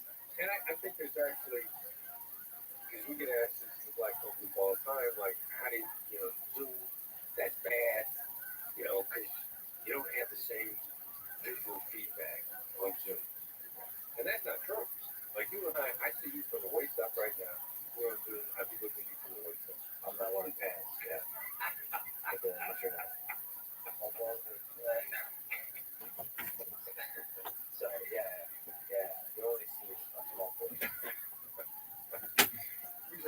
That's usually where I go. But anyway, I'm glad we both have ridiculous. but what makes this different in person? I actually think there's energy that we're unable. We don't have the instrumentation to define that. And I think that there's an actual energetic change. Just because just because we can't measure it doesn't mean it's not. Yeah. I would love to figure out what that is. Folks that are working on virtual reality are trying to figure out what that is. During the pandemic, everybody's on Zoom and Microsoft, everybody's trying to figure out how do we replicate that. I'm trying to understand how to replicate that because it sure is not fun to travel across the world just to talk to Snow or Zelensky. I'd love to do it over Zoom. But it's not the same. No, I go to work. You would go on the I would, 1,000%. I get it, that's right. That's right. Well, first you would give him a bit, probably. Getting a given. Those are see that, and here's the issue that trips everybody up in negotiations. The difference between hearing and speaking. The same word, but fast. And what I'm looking for is what the responses I'm getting out of you. Because if you can't, first, that's right, special. Like, if you can't appreciate what that really means, hearing it is unsatisfying. So those two words are really important. Talk about those. Yeah. Why is that? What does that phrase mean? Why is that? Well, it means that what you just heard, you think is unequivocally the truth. Like it's dead on. It's a target. It's a bull. And there's been a topic of discussion, especially between my son and I, a lot. Like, what happened? This oxytocin bonding moment. And his contention has always been like, Donald Trump is the poster child of what it means. Because Donald Trump's in addressing an audience, he's in a debate with Hillary, or he's giving a speech someplace. And when the people that are devoted to him, when they believe that what he just said is completely right, it's insane. They look at him or they look at the TV and they go, that's right. And it's what people say when they're bought into what they just heard. Now, if you're not convinced of the way Donald Trump and he also, like, in my view, destroys the idea of Trump running. Because when he first started to run for president, the company all said, hey, he's in New York. Nobody in the Republican Party is going to like middle America. It's blue collar. It's regular common folk. Factory workers. They're not going to like Trump because he's from New York. And he went to war. He's an Ivy League. He's the son of a wealthy real estate mogul. He had $1 million hands to him, but he got out of college. He's born with a silver spoon. The rank and file Republicans are never going to accept this based on common ground. Look how smart that is. Do you think he's a good negotiator? Do you think Donald Trump is good? No. I think he's a great marketer. If you look at his negotiation track record, all right, so I started following Donald Trump in the 80s, but I'm a last century guy. He's got mutual acquaintances. The minister that married him to Marlon Maples is a friend of mine, a close friend of mine. And in 1998, I threw a fundraiser in his apartment at Trump Tower that he. So, no shortage of mutual friends. We went to the same church. Still have mutual acquaintances, friends. And I've watched his track record negotiation history, which is exactly his track record with North Korea. Where are we with North Korea? What was the deal that he made with North Korea? See, your answer is the same as everybody else. Well, I remember it started out with a lot of fanfare, but I don't know what happened. Because nothing ever happened. There's more public fanfare, so the marketing liked it. It starts out with a bang. He doesn't cut the deal in a short period of time. He moves on. Everybody wonders what happened because there was so much fanfare at the beginning. Now, at the beginning, him even opening that dialogue with North Korea was massive. Like I was such a fan. You got a president of the United States that is kneeling to Superman ball, to the leader of the United States, and every other president, all their advisors and fans, and we would North Korea to meet you and dignify him by responding to him directly. Consequently, the Trump administration inherent can warn that has been simmering for 30 years. And he opened up the dialogue with nobody else who's capable of opening it up. And there was no deal. My great negotiator, great deal. What do you think about accusations of enough? If they feel enough, is that okay? Is there a more popular time these days than marketing? Everybody knows. Everybody likes that. Like the homeless guy, he was on. That's what he did. Yeah. They're self-made to a little bit. Yeah. First of all, more psychological terms. There's a hostage still for a community we was ever expected. And we stimulate psychology has that thought process. If it's not informed these days, it was not informed by real studies or Chomsky, that's a hilarious name. psychologists know. I'm interested in that guy. But then the psychology convention, you get them all together and they all agree. But also the interesting thing about psychology is each individual person is way more complicated than the category psychology tries to create. And there's something about the human brain the moment you classify somebody as a narcissist or depressed or bipolar or Weird. insane in any kind of way, for some reason you give yourself an convenient excuse not to see them as a complicated human being to empathize with them. I had that when I was talking to, I did an interview with Kanye West, and then there's a lot of popular opinions about him being mentally unwell and so on. And I felt that kind of way of thinking is a very convenient way of thinking to explore the fact that he's a human being. That again, want to be understood and heard. And that's the only way you can have that conversation. Yeah, I agree completely. Thank you.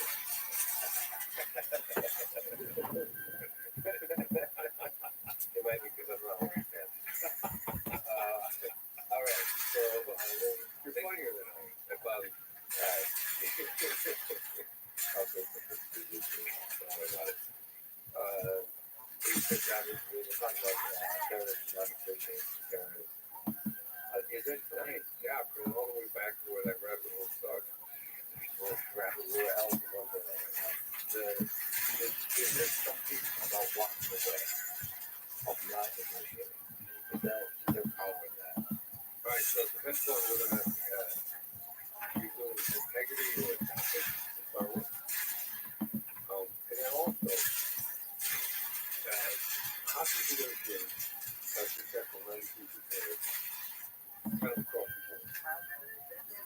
Which means that 7% of the time it's going to go back.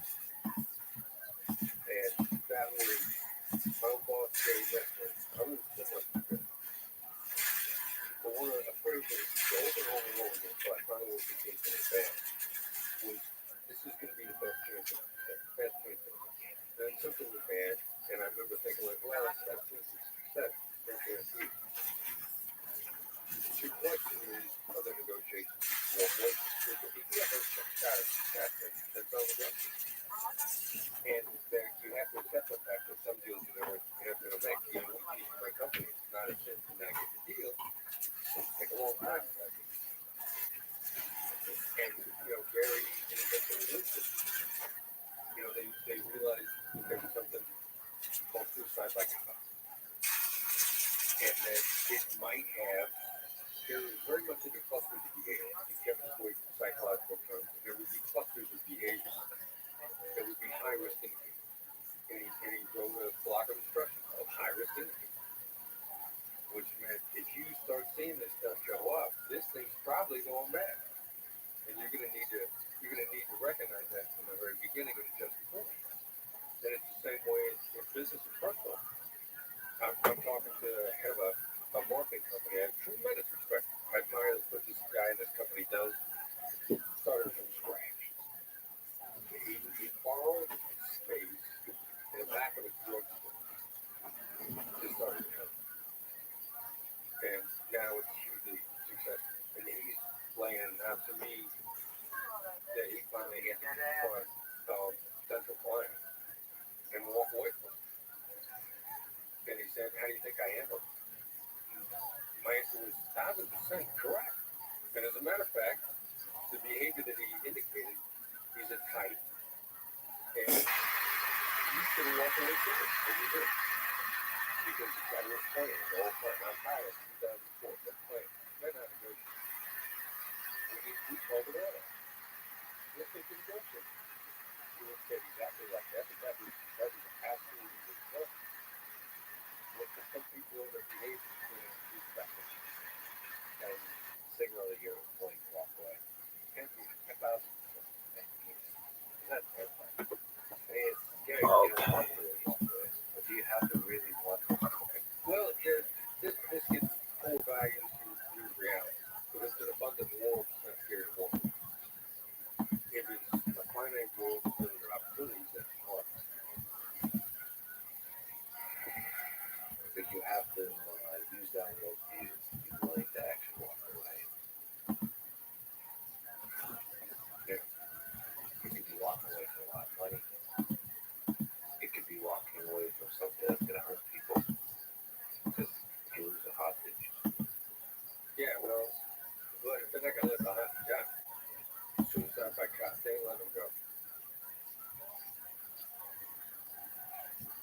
7%, how did most negotiations fail?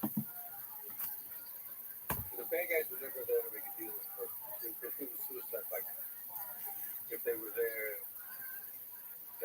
if they're on a killing journey, same as yours, if they're on a killing journey, and the actions that they're currently engaged in are part of that killing journey. Is there a question about denationalization of Palestine in the Middle East? Taking on a few conversations on that topic, is there hope for that part of the world? And from that hope, is there some advice to lend? Yeah, I think there's so. Then I get friends on both sides, and also when I got after I left the FBI, most people listening to this probably not gonna remember who Rodney Dangerfield was. Oh, come on. But He still doesn't get any respect. Yeah. and New Yorker. He's a New Yorker. I think he was a New York guy. New Jersey or something. Yeah, and he did a movie a long time ago called Back to School. He went back to school. The old guy back to school. So I went back to school like I left the FBI.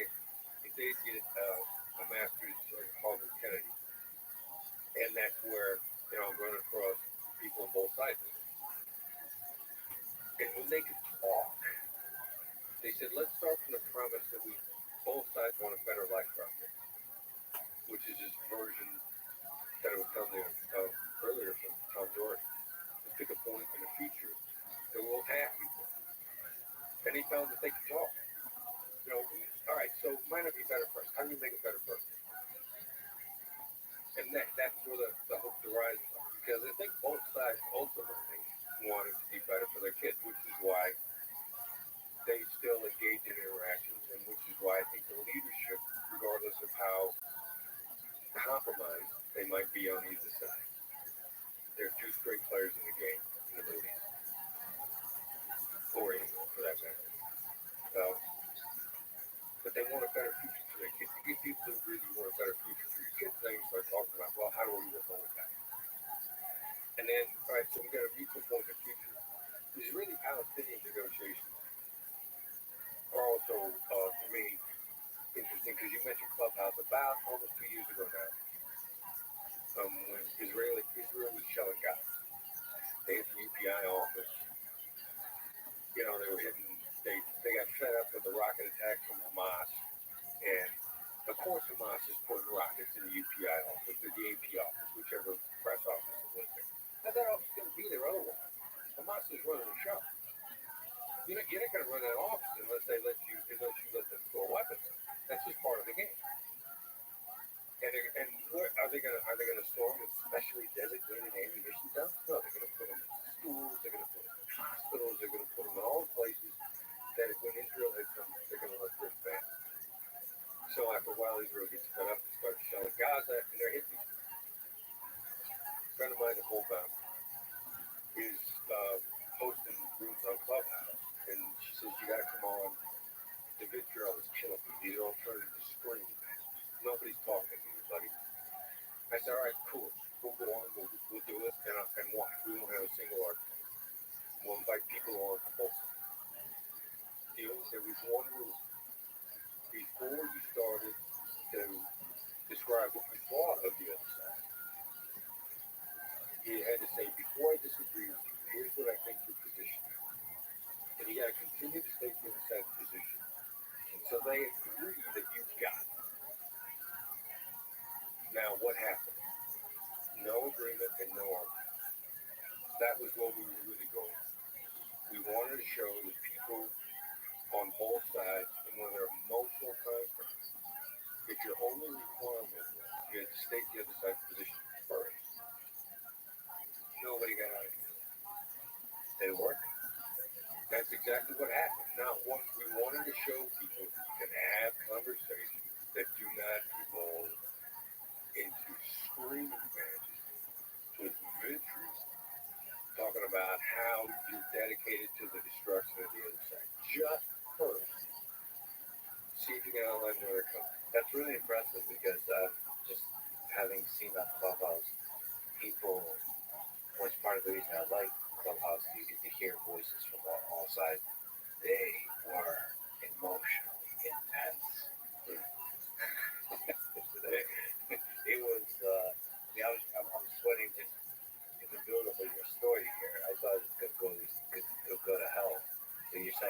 not one person lost control. Of the two sides, the people that were speaking on behalf of the Israelis were a little better at articulating supportive positions for the Palestinians. Most of the people who want to speak up on behalf of Palestinians, they just they want to start like you're doing this, and I say no, you can go there, just not yet. Before you go there, you say that all you want. Before you could go there, you got to try to articulate to them where they're coming from. They got to tell you got to run. And what would consistently happen is there's a level of a person to try to see the other side's perspective and articulate. It's enormously beneficial to the person who's trying, which was really the point that we were trying to make. So let me understand something.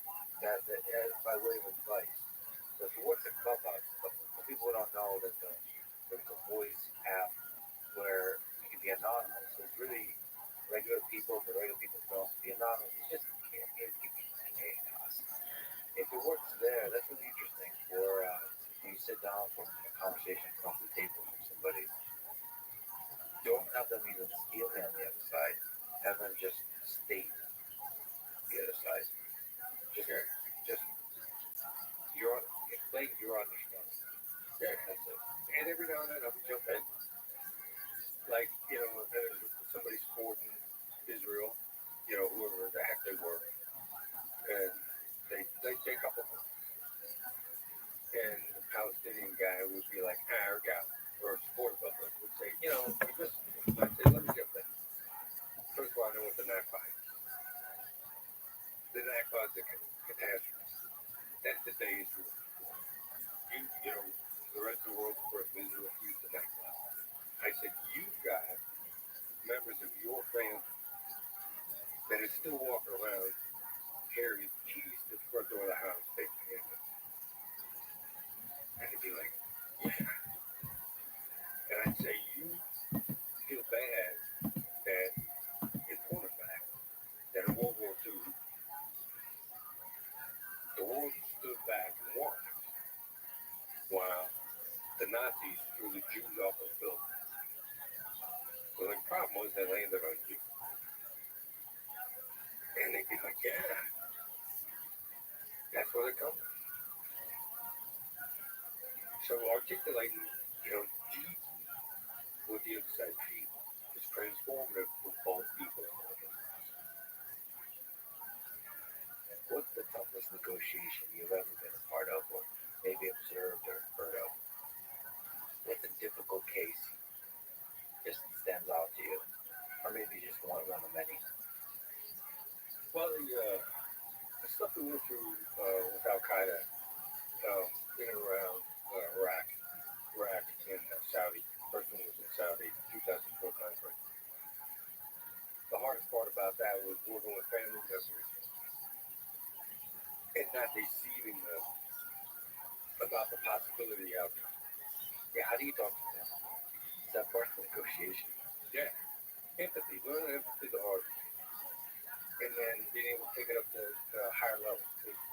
At its base level, the guy that we're working with now that's coaching us in the West and is a business partner, his name is Jonathan Smith, he pointed out to us that there's a shuhari concept. Are you familiar with shuhari? Martial arts concept. And Shu is do exactly as the master is telling you to do it. Wax on, Karate Kid stuff. Ha is when you've done the repetition enough time, you get the feel for it. And you begin to see the same lessons coming from other masters. You see the same thing show up in other places. And at the re-level, you're still in the discipline, but you're making up your own rules. It's almost a flow state. And you don't realize that you're making up your own rules. If somebody asks you where you learned that, probably say, my sensei taught it to me, my master taught it to me. This will come back around to negotiating with families pretty quick. We did this once because there's a bunch of people that we coach, business people that are scared of the amount of money that they're losing if they're not coaching them right. One of these guys, Michael, we're interviewing him.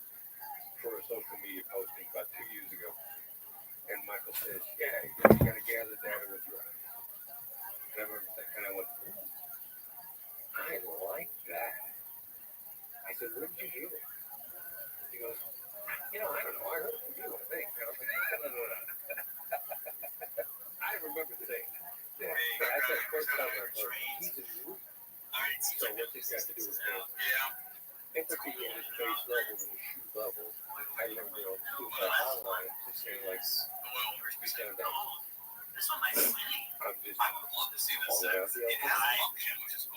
You emotion with driving you. There are labels on your them saying you sound like what sounds like you would. Because that's the basic karate kid whack Oh, baby. They tell you that he doesn't know, not true. He never got out of shoot. You get ready to talk to your significant other. You want to go someplace that you know is going to make her angry. You want to go do something. Well, that's real negotiation right there. You can say to her, you sound angry, in which case she's going to blow up because her reaction is, you made me angry, bozo. How did you act like you're an innocent third party, or that you were independent of how I feel bad? And you learn a little bit more, and you say the high level is elegant vision. And then what I did with family, I knew how it felt before I walked up. I knew that they were scared. You find out that you're Shout out to Prophet Tina. Come on, baby. Give it to me. Fuck yeah. That's what I'm talking about, Prophet Tina. You didn't see this one coming, did you, girl? But knowing what they are, I used to walk into families' houses and I'd say, I know you.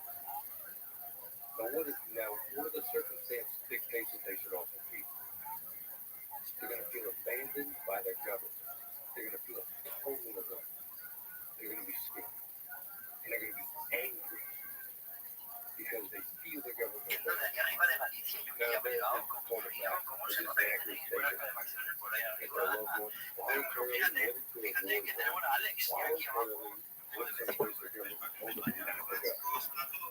For the fact that the government abandoned them, absolutely not. As a matter of fact, we went to war, tried to give them to them. But that doesn't change how they felt at the moment. And I walked into a house and I go, I know you. Come on, baby. Yes.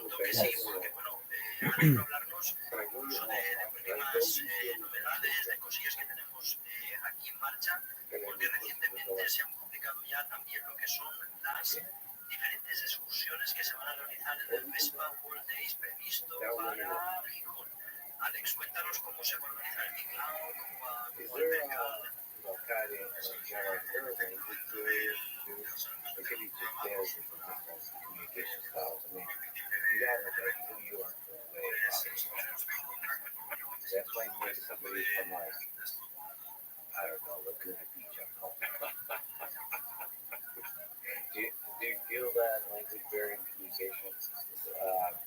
That language and communication style is itself creating a barrier. You got a barrier when you think you do what it is, though. Sure, that's the biggest barrier. Yeah, like, and that happens all the time. When people talk about, what about cross-cultural negotiation? You know, why ain't we gonna shake hands? So that you get my way. Well, if you strip it all down, we're all basically the same blank from we were born. Everybody's got a limbic system. Everybody's limbic system works pretty much the same way. People are driven by the same sources. How does this affect my future? What am I at risk of losing? How does this affect my identity? You know, kind of kidnapper. You're New York City businessman. You're a tobacco farmer. All making the same decisions based on the same. So as soon as I start to navigate that, and I tailor my approach, which is what empathy is, to what you think, how you see things. So I can be the biggest goofball ever from, if you live in the South, yeah, maybe I live in New York, or from somebody from LA, or somebody from Chicago. But my job is towards you, but as soon as I start diving into how you see things, suddenly you're looking at what about the three voices? The different voices. Right. The third voice, direct and honest. I'm a natural born assertive. Natural born. Welcome, welcome. How are you? Look who it is. Long time no see. How you living, Apollo? What's good in your neck of the woods? Nothing. Happy New Year's, brother. Same to you. How are things going? How's your health? So far so good. How you doing, Caspian?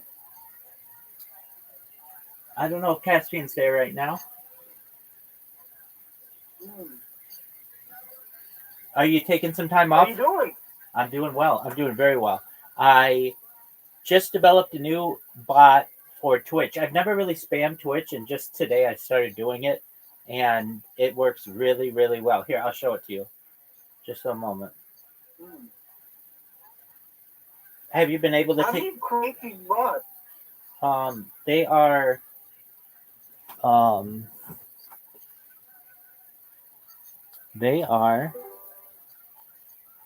I use macros. Just one moment. All right. Hey, what's going on, Joshua? How are you? Oh, I'm doing all right. Excellent. How'd you find out about me, Joshua? Just joined the KSI server. Which server? The KSI one. Oh, KSI. Shout out to KSI. Excellent. Well, here, I'm going to show you. I just created a robot for Twitch. So just one moment, and you'll see this bad boy work. So what's it going to do? It's going to just basically follow the person, spam them, and then move on to the next section, which is a very cool thing. I enjoy that. Let me talk to Joshua for a second. Joshua, do you know anything about me?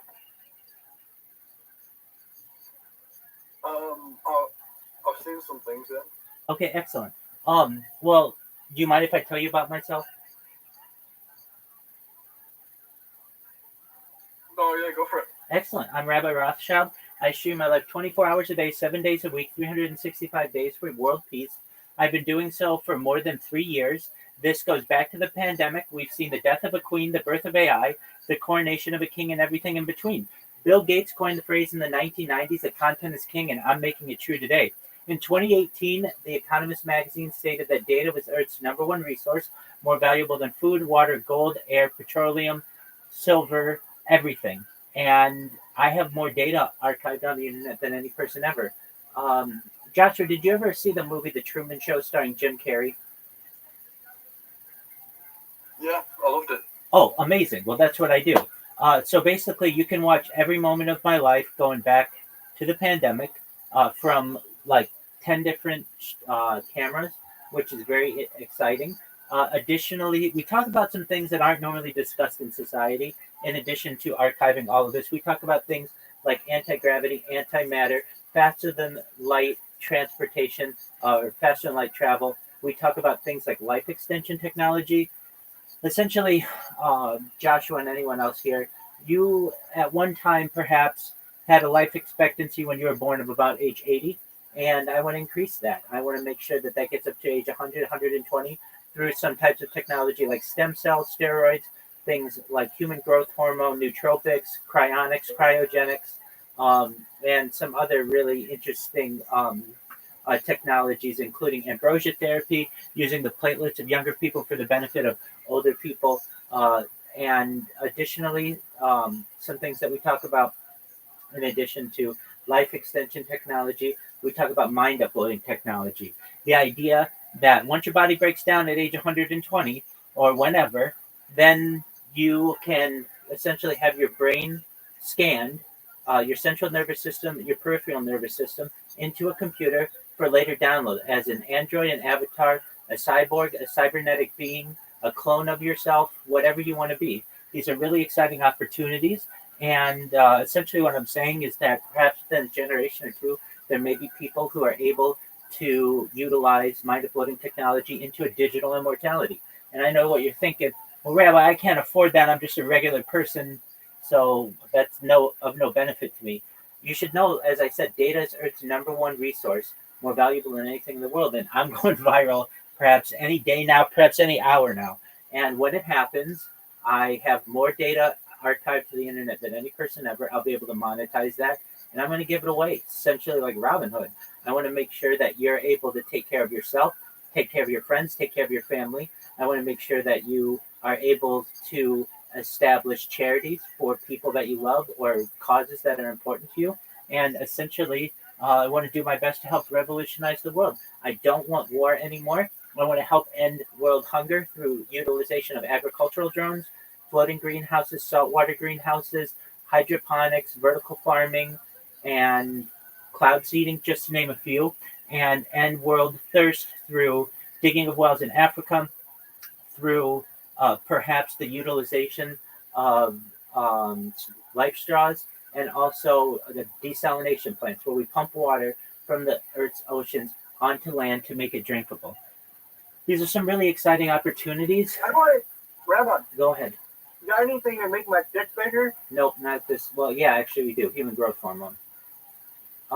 So in addition You to, have a lot of computers. I do. Yeah, definitely. How did you find out about me, Colded Bandito? Coldest Bandito? I saw that on your podcast interview, The Real Life Truman Show. Amazing. Fabulous. Yeah, I'm sponsored by cryptocurrency. It's known as Harry Potter Obama Sonic 10 Inu. When I started, it was worth pennies, and it's worth close to $300 million today, and it's just going to be worth more as the future continues and cryptocurrency becomes a mainstay in human society. If you didn't have a chance to hear the first part, Coldest Bandito, essentially I stream my life 24/7 for world peace. I have more data uploaded than any person in global history, and I'm really about ending world war and promoting the end of world hunger and the end of world thirst. Those are some really simple ideas that I think that with enough time and enough of a spotlight that we'll be able to get mass appeal on. I don't feel that it's right for you to put your hands on me, nor me put my hands on you without consent. And if we can all live by that type of advice, then I think we can all get along. How does that sound to you? That sounds perfectly fine. It's good lifestyle to live by. I appreciate that. Thank you. So in the meantime, you guys have any questions? Whereabouts can I view? Absolutely. Whereabouts can I view the cryptocurrency?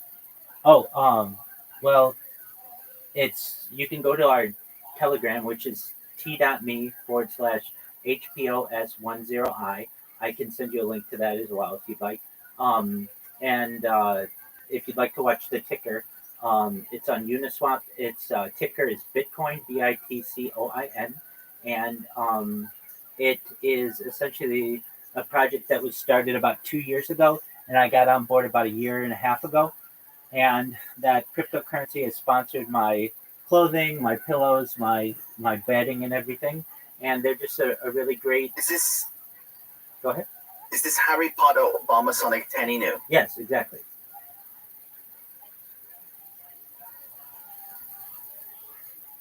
Yeah, ticker is Bitcoin. And if you'd like, I'll send you the Telegram right now. It's t.me/HPOS10I. I just sent it to you. And then also, I'm going to send you all my live streams so you can see. No one live streams their life, or very few people. No one archives it, though. It's very difficult to archive, and especially no one does it from 10 different angles like I do. So at any given time, you'll be able to watch me and just connect with me. And I'm here to answer questions or do my best to promote world peace and just bring people together.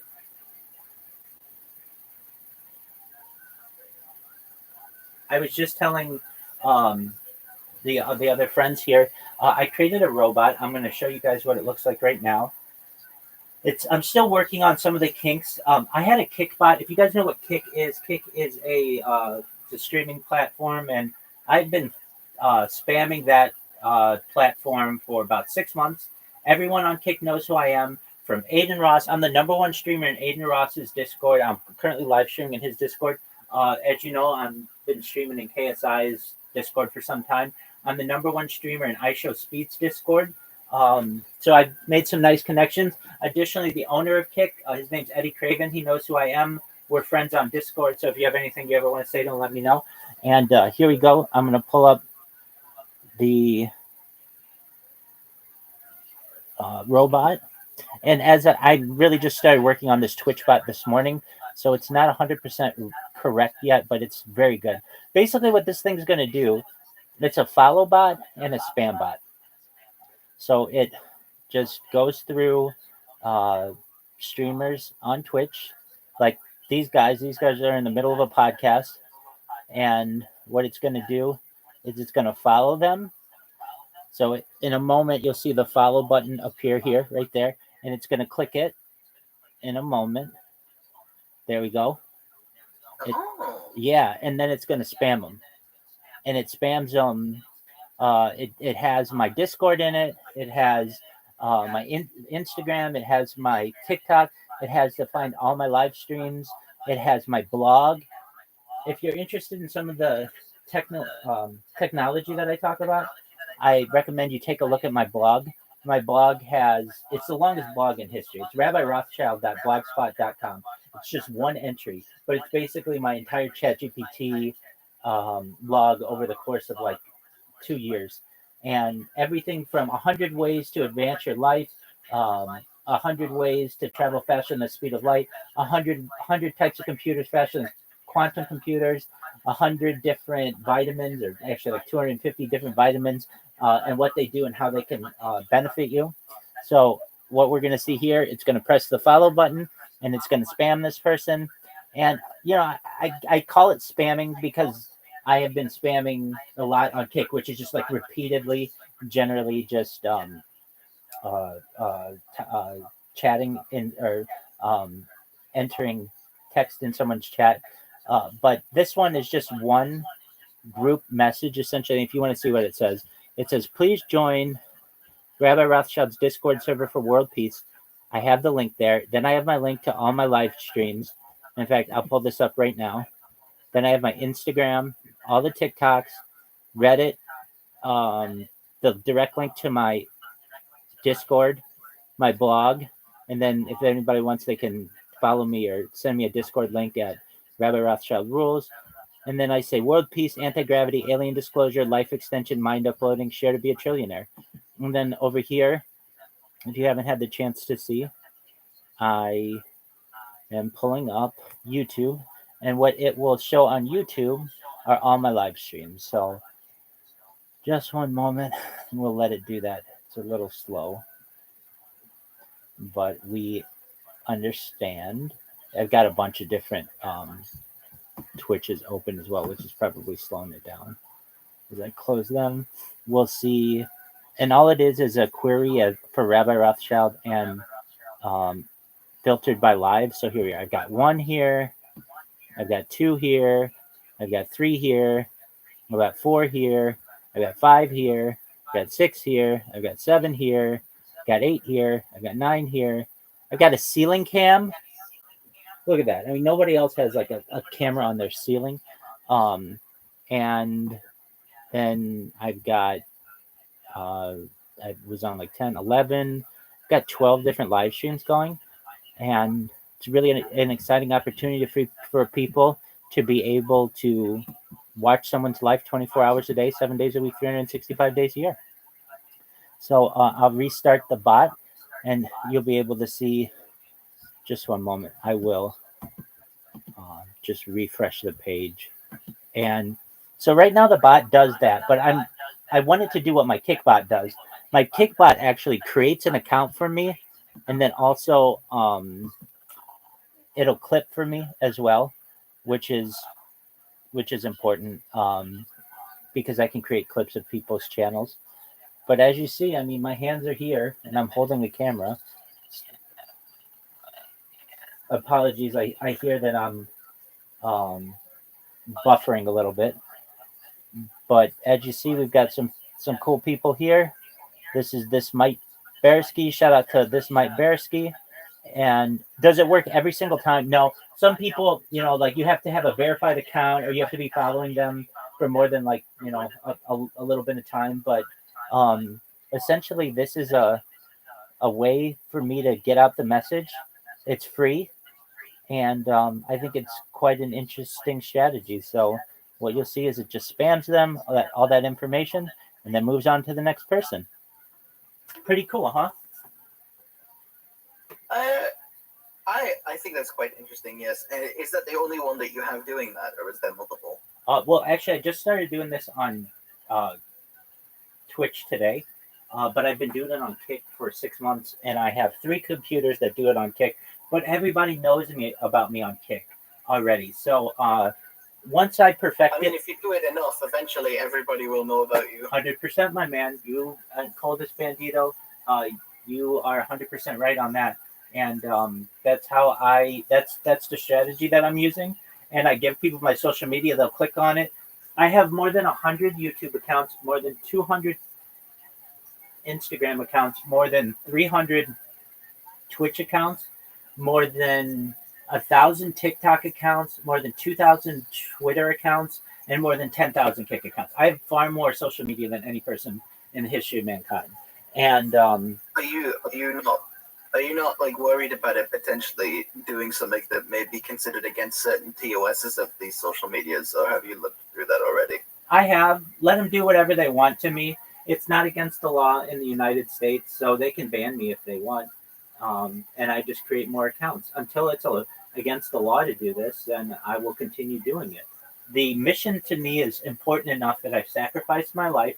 By trade, I'm a rabbi, but I'm also a certified project management professional.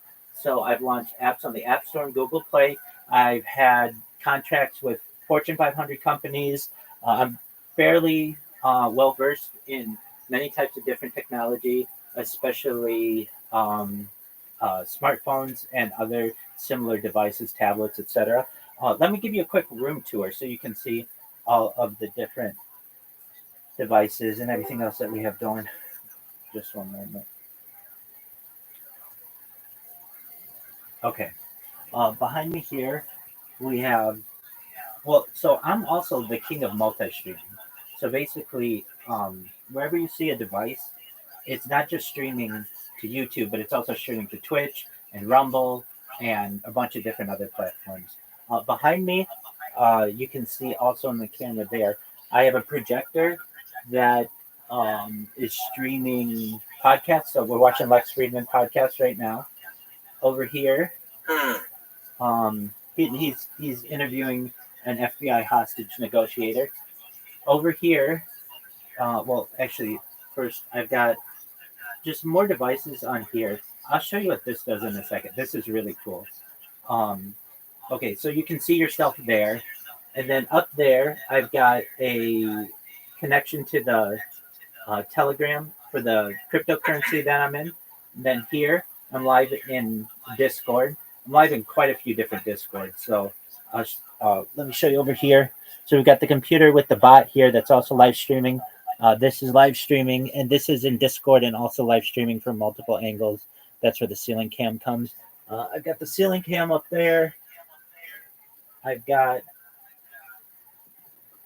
just one moment. I've got 3 additional Discords that I'm in here on tablets. And over here, you can see I've got a bunch of different devices. So this is Aiden Ross. This is KSI. This is live on Instagram. This is all 3 of these are on Discord, or apologies, on YouTube. Let's see here. Let me just see what this says. I've got robots that allow me to be in any person's Discord, and then what I end up doing is they're handheld, or they're really macros, but I call them robots because it's easier for people to understand that. And what they do is they essentially every hour restart the program, because devices, if you let them go for too long, they'll just end up freezing on you. And so I have basically an auto clicker that clicks for me every hour, all of the different buttons that need to be clicked. It's all pre-programmed, so I don't have to touch that stuff. I have an Instagram bot that literally has been uploading my life on Instagram, in addition to YouTube and Rumble and all that other stuff. So people can literally just go on Instagram and watch me live as well. And yeah, I mean, in we talked about some really interesting things that are going to change the world. De-extinction is something that I'm a major proponent of. If you're not familiar with de-extinction, this is essentially the science of bringing back extinct animals. And um, if you think this is science fiction, I wouldn't blame you. But actually, the first successful de-extinction took place in the year 2003 with the Pyrenean ibex, which was a goat that went extinct in southern France, northern Spain. Fast forward to the year 2021, a company called Colosso Bioscientific. This is the people that are trying to bring the woolly mammoth back as well. That's exactly who's doing it. Absolutely, you're very very smart. Yeah, so they have that on their website by the year 2028, which is within 3 years or so. We may have a hybrid version of the woolly mammoth that may be able to be reintroduced into the Arctic Circle utilizing female African elephants. And then after the reintroduction of the woolly mammoth, the plan is to de-extinct the Tasmanian tiger and then the dodo bird. So perhaps within a decade or so, we might actually see this come to fruition. You might be able to see these animals perhaps in a zoo or perhaps in a safari park or some other kind of habitat, which is a really exciting thing. It definitely is a very interesting thing. I gotta say, with all of these like computers and stuff that you have doing stuff on the internet, you've got to have one hell of a electric bill and internet like contract going on for you. Yeah. So essentially, we have solar, so we actually get a reimbursement every year. When I say we, the people in the house. And then I have internet through my lease, and so really, maybe my rent might go up, but yeah, I utilize as much bandwidth as absolutely possible, and I don't know why more people don't do it. I understand why, but essentially, I live my life as I normally would. I watch podcasts and I learn, and I talk to people, and just really do my best to be a learner in in all facets of the word. And I just every 12 hours or so make sure that my streams are going and archive it. And I think it's a really important project, especially for people in the future. This is great, people learning about this, but in the future, that's where this is really going to be an important project. And I say that because people will be able to study every aspect of a human over the course of life. We haven't ever had such a large data set to be able to train AI models. So we have things like my heartbeat per minute, my blinks per minute, how often I swallow, what my body temperature is. All of this will be trackable using augmented reality in the future. And then additionally, one of the things that we've been able to trace is AI. I was there. I remember the day that ChatGPT was released to the public. It was November 30th, 2022. We started using it immediately, and we haven't stopped. I use ChatGPT multiple times a day for numerous questions that I have. Sometimes people ask questions in here; they're really good questions, and I don't know the answer, so we'll look it up with using ChatGPT. A lot of advanced physics questions or what ifs, that probabilities that I can't calculate immediately. We'll use AI for that, and we're moving towards artificial general intelligence. Essentially, the point in society where artificial intelligence is at is at the level of human understanding or cognition, and moving into the next realm, which is artificial superintelligence, which is really exciting. That's when you get into neural networks and you get into Skynet and all of the other opportunities that we may perhaps have in the future. So I'm essentially. Go ahead. Because I don't know if Skynet is the best example for that. Well, I want to avoid any kind of perhaps Terminator scenario. And so one of the ways that I'm doing that is really attempting to archive data. At least you can go back on my stream and be able to see how society was shaped. Every essentially every moment of this stream, I have had a radio going 24/7 that just plays the news.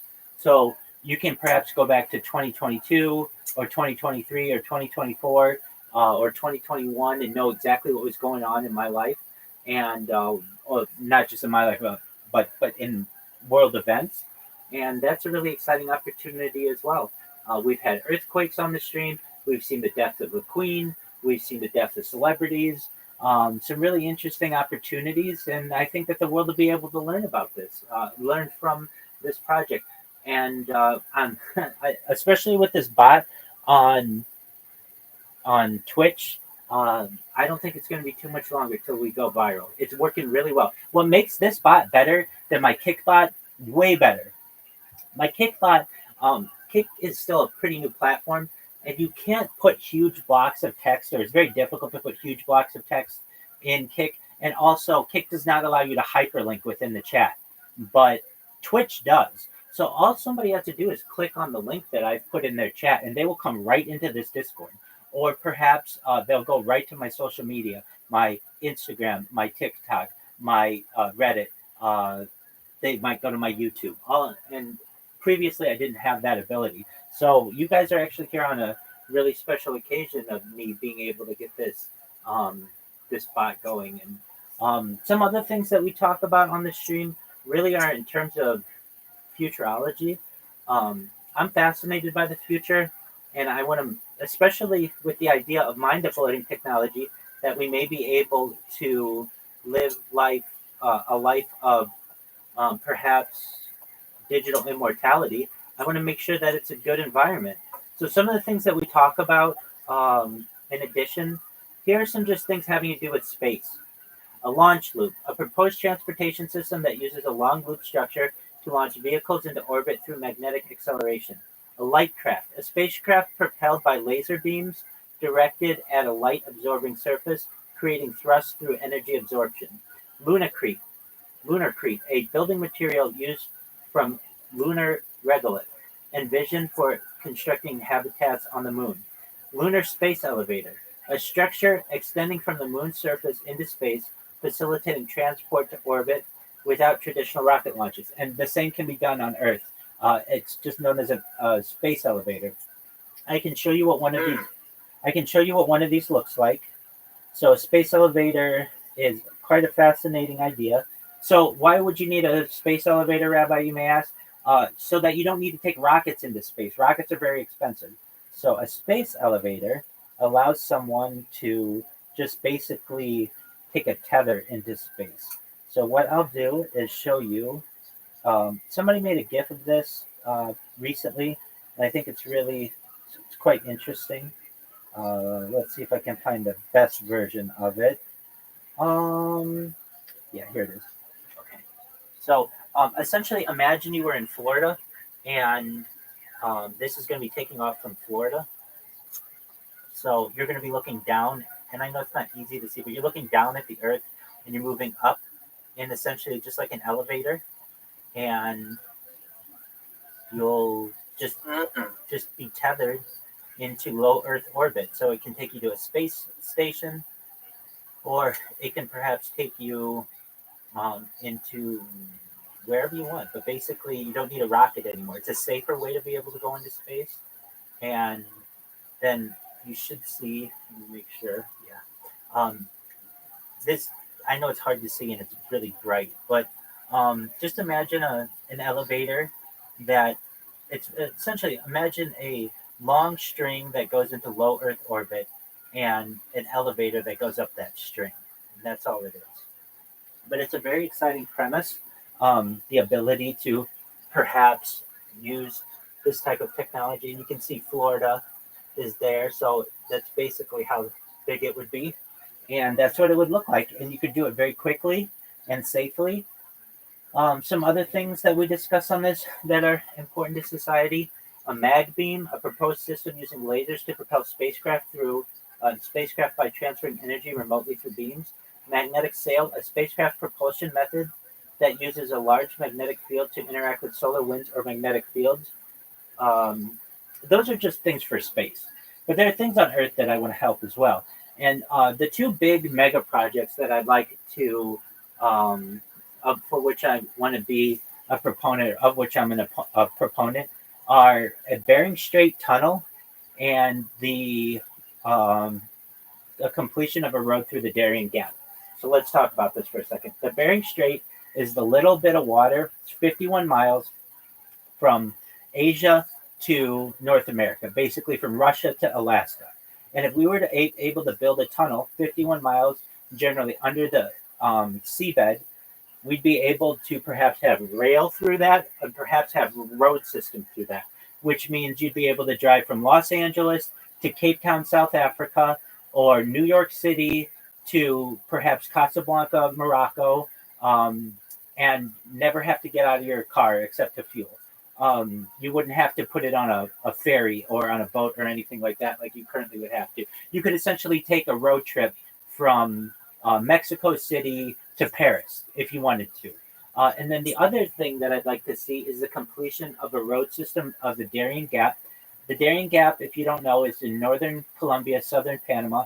It's about 75 miles or so of, of deep forest and swamp that currently is unfinished and is really just controlled by the cartels there. But essentially, if we were able to just complete just 76 miles or so of road, you'd be able to drive from Buenos Aires to New York City or Rio de Janeiro to Los Angeles. And then if we completed the Bering Strait tunnel, you'd be able to drive from Buenos Aires to Cape Town or Rio de Janeiro to Paris. These are really exciting opportunities that really we're like about 120 miles away of finishing these. There is already a Pan American highway. You can drive from essentially the tip of South America to the Darien Gap, and then you can drive from northern North America to the Darien Gap, but you can't get through there. The only way to get a car through there currently is through a ferry system. Motorcycles can do it, but we want the ability for cars to be able to do this. So I'm a huge proponent of those mega structures. Some other mega structures that I think may be important in the future are perhaps in terms of electricity. I'm a huge proponent of nuclear electricity or nuclear energy. I want to get the world off of fossil fuels. I am a major proponent of fission technology or fission energy, where you break open an atom and harness the energy there, and fusion technology, where you slam two, fusion technology, where you slam two atoms together to create energy, and then fission, where you break a particle apart and harness that.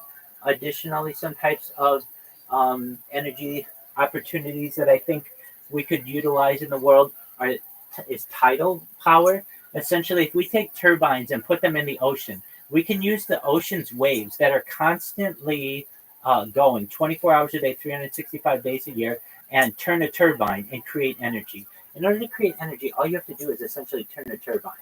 And so essentially think of a wind turbine, but in the ocean, and a better version of it so it doesn't hurt sea life and there's no pollution towards it. Another type of energy that I think is important that isn't currently being harnessed is geothermal energy, where you essentially take a pipe, stick it in the ground, and then allow the Earth's natural heat to turn a turbine. And it's a very simple solution to a growing energy crisis. And I know, especially with the humanity's need for electric vehicles, we're going to need a much more robust power grid, and we're going to need much more robust power systems.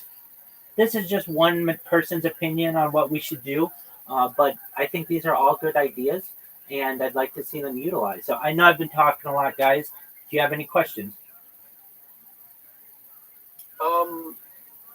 With the tunnel between. Go ahead, Joshua. With the tunnel between Alaska and Russia, how would that work? Saying that they both hate each other. Well, I mean, at a certain point, we would want to have better diplomatic relations. But if you didn't know, Russia has already proposed this. So it's more on the United States to accept it. Russia had first proposed it even as the Soviet Union. And so I think that a tunnel system would bring the two countries together. And the reason why is essentially they'd be neighbors. They're only 51 miles apart from each other, and we'd have to work on some things, but we certainly have been able to uh, have positive diplomatic relations with Russia, at least since the Cold War. Go ahead. Not anymore. It's over. No, it's not. No, it's not. You can't. I don't think they'll ever have that ever again. Okay, Apollo, that's your opinion, and you're entitled to it. But there are those of us who know that we will one day establish world peace on Earth so that we can eventually move into space tourism and terraforming other planets and perhaps interstellar space travel and galactic space travel. It's just a matter of time. But if you listen to naysayers, they're going to say, well, you're not going to be able to do it because I don't think so. And you don't recognize that at one time, the Roman people didn't agree with the Greek people. But guess what? 2,000 years have gone by, and those two countries get along fine. I'm a big thinker. I'm a future thinker. I'm not someone who looks at things in terms of micro diplomatic relations. I look in terms of macro diplomatic relations. Look at the United States and the United Kingdom. The United Kingdom burned down the White House in 1812, and they're one of our closest allies right now. Or when I say ours, the United States is. So, when I hear naysayers say, well, I don't think that's ever going to happen, that's closed-minded thinking to me. Maybe it won't happen today. No, it's not. I believe it is. Given enough time. No, I understand that you're being positive, and I would like that too, but like we're on a cusp of something bigger that's happening that I'm looking at, and I don't know if Washington, D.C. will be around. Okay, well, then you're entitled to your opinion. There are those of us who are big thinkers and think that whatever people are in power, perhaps we might be able to overcome any type of diplomatic issues. I can tell you just within the last 10 years, Donald Trump and Vladimir Putin would meet and be on positive terms. And prior to that, Bill Clinton and Boris Yeltsin used to be on positive terms. So the same could be seen again, and perhaps it might not happen in the next 10 years, but in the next 100 years, it very well could be, especially when the powers that be recognize the financial implications for this. It's all about money. And when people recognize that it's going to be cheaper to run a train from Alaska to Russia, as opposed to taking all the cargo and putting it on ships, that's when it will start to make some differences. I look at countries like the United States and China that have had different diplomatic relations over the course of the last 100 years, and you just have to have them align for 10 to 20 years to be able to construct such a tunnel. These mega projects have happened in the past. We had the Suez Canal that was created at the end of the 19th century, and the Panama Canal that was created at the beginning of the 20th century, and at the end of the 19th century and the beginning of the 20th century. And if we were able to essentially create those types of mega projects that also, to Apollo's point, not everybody's getting along, but keep in mind, people didn't get along then either, especially the United States didn't get along with the Panamanian government for many years. Or the Suez Canal was created by essentially financiers from Europe within the Ottoman Empire, which didn't necessarily get along, but they got it to work.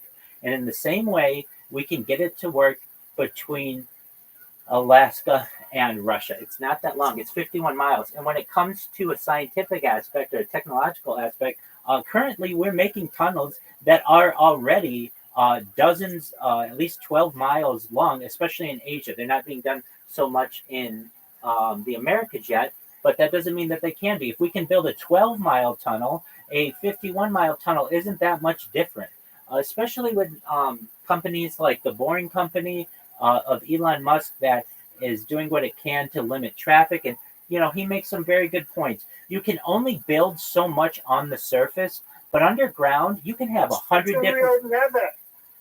Rabbi? Pardon me, Apollo? We already have those giant tunnels. The military had those for a long time. They have them underneath Washington, D.C. That's true. And on the West Coast, we have one going from L.A. all the way to Mount Shasta. That's true. These are known as the Deep Underground Military Base System, but they're not currently available for the general public. A system of boring tunnels would be. Currently, this is utilized in Los Angeles in some ways where you take your car, you put it on essentially a sled, and so you don't drive through the tunnel, but the sled actually takes the car through, and you can be on one side of the city on to another side of the city as been proposed within a matter of minutes, and that's really going to perhaps help people in terms of the surface traffic that we see. One interesting thing, though, about building underground as opposed to building on the surface is that you can build 100 different floors worth of tunnels, and they're all relatively safe and secure. Seismic waves, essentially earthquakes, affect the surface, but not really underground as much. And these tubes are essentially made or built to bend a little bit in if there's ever a type of earthquake or other seismic event. So this is actually a safer way for people to be able to travel. We currently utilize subway systems in major cities around the United States and around the world. And this is essentially a modification of that. And we haven't seen too much advancement on that because of a few different industries, including the petroleum industry, the automotive industry, the tire industry. All of these colluded in the 1940s to shut down the Red Line and other trolley systems within the United States to make way for highways and freeways and essentially the automotive sector. But that doesn't mean that we can't get back to some advancements from a public works standpoint for the greater good. These are all things that I'd like to see happen. I can't guarantee any of them will happen. But if you look at any other creators out there, I don't hear them talking like this. And that's what makes this very exciting. Have you heard about the proposed railway tunnel that leads all the way from New York to the United Kingdom, where you should be able to just get there in the matter of like under an hour? That's been put through recently. Yes, so that's, as I understand, the transatlantic tunnel system.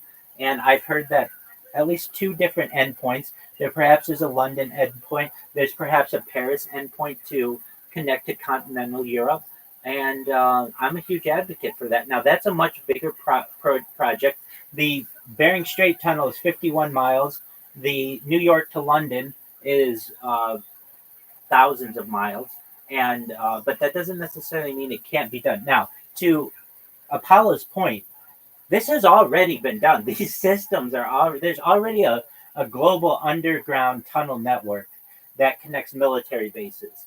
So if you're wondering, well, how are these? Who I heard it from? Who did you hear it from? You guys ever listen to? It's very hard to catch him now on YouTube, but his name was Phil Schneider. Absolutely, 100%. 100%. We've listened to Phil Schneider within the last month. I listened to it every night that I went to bed, maybe about 3 weeks ago for a total of like 2 weeks straight. 100% with Phil Schneider. If you don't know who Phil Schneider was, he was a geologist. And to Apollo's point, he's absolutely right, and I would use that as my source as well.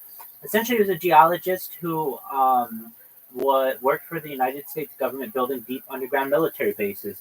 And there's a pretty wild story. They're called DUMS. Right, deep underground military bases, yes, the DUMB system. So there's a story that he has where he allegedly made contact with an alien race underground. This is known as the Dolce War. Essentially, they were digging using an elevator shaft. They opened it up to some kind of cavernous area, and there were aliens down there. And he lost part of his hand and had some chest issues that occurred from this. Whether this is a true story or not, I'm not sure. But I can tell you that a lot of what he said and what Apollo references is correct. That essentially there are nuclear tunnelers, So what is this? I'll show you what one looks like right now. And you're going to look at this picture and you're going to be like, that looks like it's from the 1980s. And it absolutely is.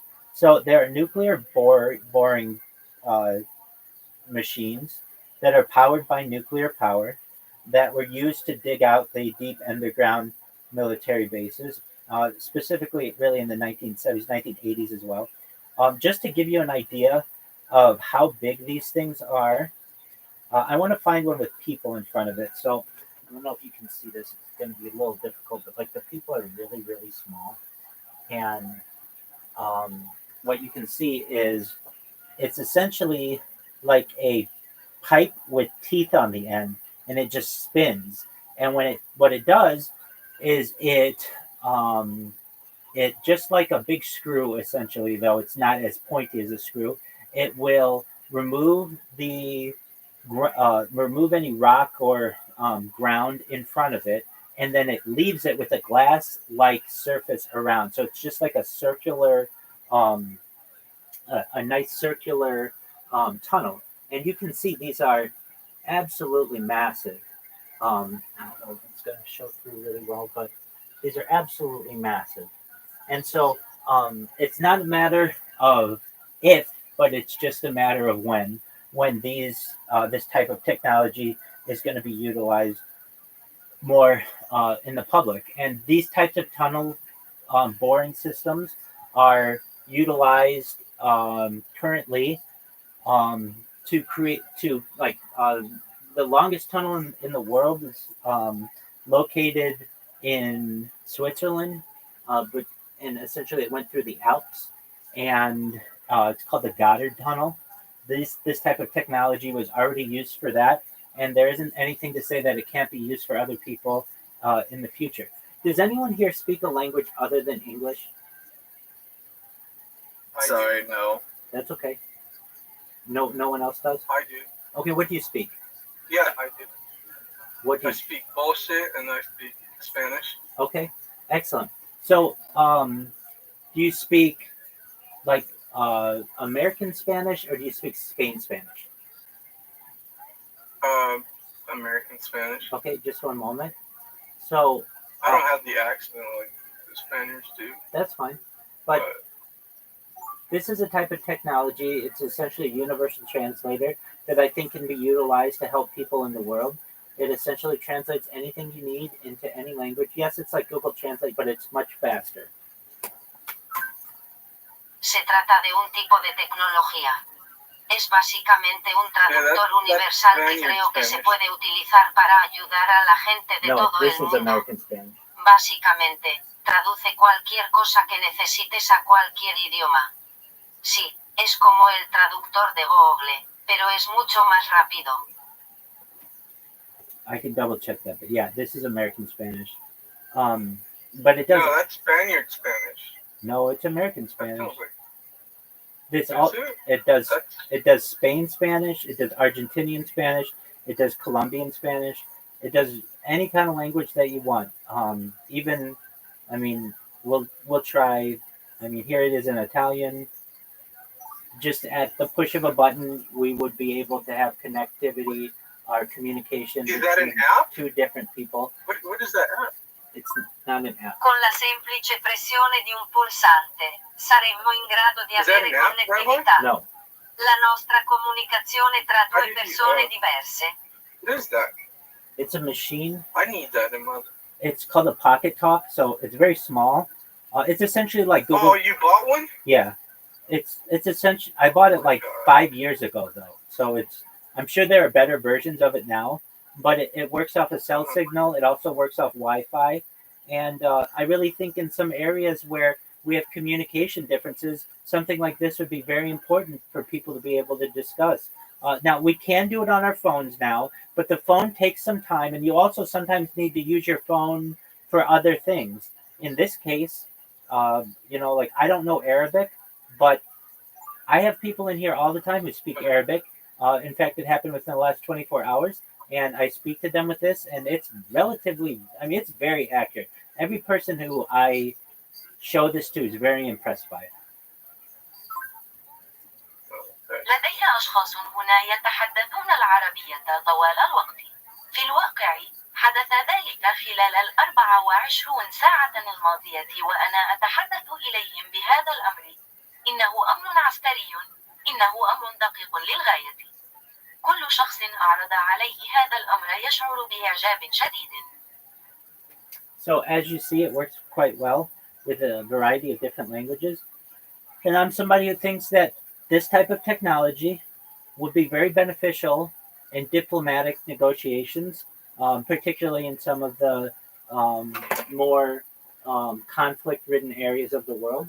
And I think it's just a matter of time until we have peace on Earth. It may take 100 years, it may take 1,000 years, but given enough time, world peace is inevitable. And here's why I say this. If you ever study, one of the things that I say at the beginning is that I'm a major proponent of alien disclosure. I personally think that we were seeded here on Earth by another civilization. Essentially, if you want to know what civilization, I believe it's from Zeta Reticuli. And where do I get my information from? Alien abductees, and we can go into all of the facts about surrounding the alien disclosure phenomenon. But what we end up having is the idea that those civilizations have had to have peace on their home planets before they can do exploring outside their home planets. And if you're wondering, well, okay, Rabbi, how are they able to travel? I can tell you, like, Zeta Reticuli is 31 light years away or something like that. And if you're wondering where this is, it's in Orion's belt. So Orion is a constellation that has 3 stars in it. And there are like 2 in a row and 1 a little off center. This also is the essentially similar organization of the pyramids in Mexico, the pyramids in Egypt, and the pyramids in China. They have like 3 almost in a row, but one's a little off, just like these stars. And the way that these civilizations are able to travel such great distances, basically very quickly, is they're able to manipulate physics using an element known as element 115, though there are other elements that you could do this with. Element 115 is one of the elements on the periodic table, and we've known about it since at least the late 1980s from a covert standpoint. But from a surface standpoint, this was discovered at the beginning of the 21st century. Essentially, it's a very radioactive element, but it contains a lot of power. And what you can do is essentially use it to manipulate gravity. So I also talk about anti-gravity, essentially the opposite of gravity. And when you're able to manipulate gravity, you're able to build force fields, and you're also able to manipulate space-time. So what these UFOs do, the discs, is they create essentially a gravity force field around themselves, and they can bend space-time and travel incredibly vast distances, essentially with immediacy, which is an incredibly exciting opportunity. I'm not saying that that's technology that we may be able to utilize from a public standpoint within the next century, but perhaps in the advance with more advancements, because we already perhaps have some experience with it. If you're wondering, like all of the technology that you see, in my opinion, is reverse engineered alien technology, going back to Roswell, that happened in July of 1947. And this isn't my opinion. These are books that are written from military whistleblowers and experts. And there's a reason why civilization advanced in such an amazing way within the last, let's say, 120 years. At the beginning of the 20th century, we had the Wright brothers at Kitty Hawk, North Carolina, with basically a very weak, almost, you've seen what the first plane looked like. It's nothing in comparison to a Boeing 747 today. And much of the advancement really took place after World War II in 1947. And very quickly after 1947, you have the founding of the CIA. You have the founding right around the end of the World War II of the United Nations. You have the National Security Agency that's founded. All of these, in many people's opinions, were founded to be able to keep much of this information classified. And also, to give it to the major corporations of the time, people like General Electric, companies like General Electric, Bell Laboratories, um, companies like IBM, and to essentially reverse engineer this information. And if they were able to reverse engineer it, they would get the patents on it. So these companies then created patents on it, and that's how we get things like the computer transistor. That's how we got things like perhaps night vision. That's how we even got Scotch Guard and Teflon. Many of these inventions have mysterious beginnings. And one of the reasons why is because they perhaps were leaked from essentially government contractors. So, with that, there are a lot of things that we discussed that I think if the people of the world heard would be very exciting to people. And I think that it would be quite an interesting opportunity for the world to be able to learn and ask questions. And we'd learn together as a people. So, with that, do you guys have any other questions? I have one more question, and unfortunately, after this, I will have to go. That's okay. But it's not really got much to do with this. I just wanted to know, where did you come up with the name Rabbi Rothschild? Well, I'm a rabbi, so rabbi means teacher, and my name is Michael Rothschild, so that's my last name. This is an interesting. It was just an interesting name. I was just wondering about the origins of it. It's my name. But other than that, this has been an interesting talk, and unfortunately, I am going to have to go. Absolutely, Coldest Bandito, come by whenever you have time. I'd love to follow up with you. And before you go, let me just send you a friend request in Discord so that we have the connection. I'll also send it to Joshua if we're not already friends. And just know that I am not just here to talk about futurology. I'm here to support you. I want to hear about your day some days. I want to hear about the good things that are going in your life, and just want you to know that you have a friend in me. And if you ever need anything from me, I'm here to support you, okay? Yeah, man. Thank you. Excellent. And I'll see you next time. Take care, my friend.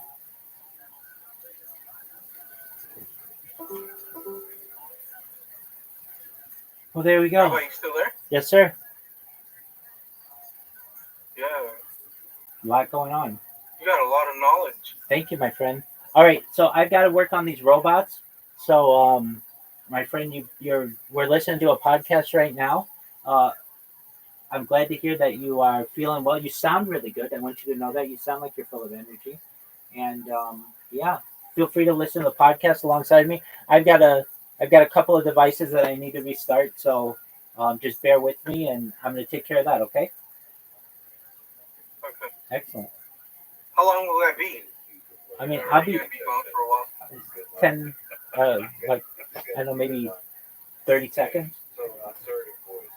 Your voice when, what are the analysts? You're an analyst. And I can tell you're assertive. Yeah. There's an analyst. Well, an analyst is close to smarter, more thoughtful. No, but look, you ever do a decision tree? Yeah. See, you like it too, don't you? So decision trees, I'm a computer scientist, so I like mathematical, systematic ways of seeing the world. It's an animal. You think Donald Trump would ever say that? But unlike him. Wait till you see more of the other. He's an example for yeah. Are all New Yorkers like this? Apollo, did you ever get a chance to launch your coin? There's an aspect to the city. No, I'm working on launching a Solana play. Okay, I think that's a good. I got the website and everything. I think that's a good move. Pardon me. I still want to launch Ryoshi, but it's kind of slow, man. I gotcha. How's everything been with traveling? Good. I was in Seattle, Washington the other day. I was hanging out. I get to hang out more. I was in Las Vegas hanging out. Very cool. Yeah, I've just been traveling. trying to go to New York City maybe one of these days. Excellent. What, are you able to take a little bit of a break now? Yeah.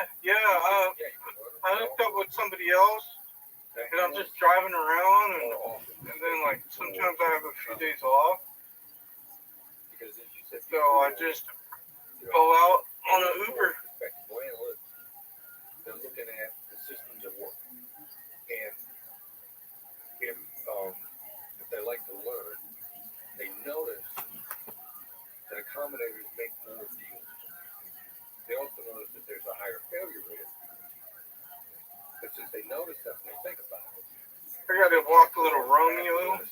Yeah, how's he doing? the pleasant nature of an He's good. That's- Today's his birthday. No way. How old is he? Yeah, happy birthday, Romeo. He's 3 years old. Wow, that's 21 in dog years, right? In adult year. Yeah. Is it 21? Yeah. How many, is that old or young? That's young. In dog years. It's 21, so it's young.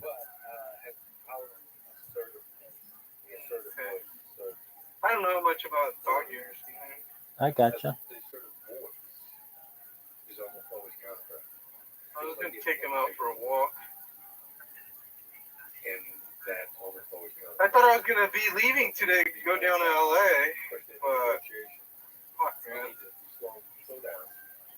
It's slow. The market is really slow. Yeah, I hear that. I'm in some discords and telegrams, and everybody's saying that. Yeah, man.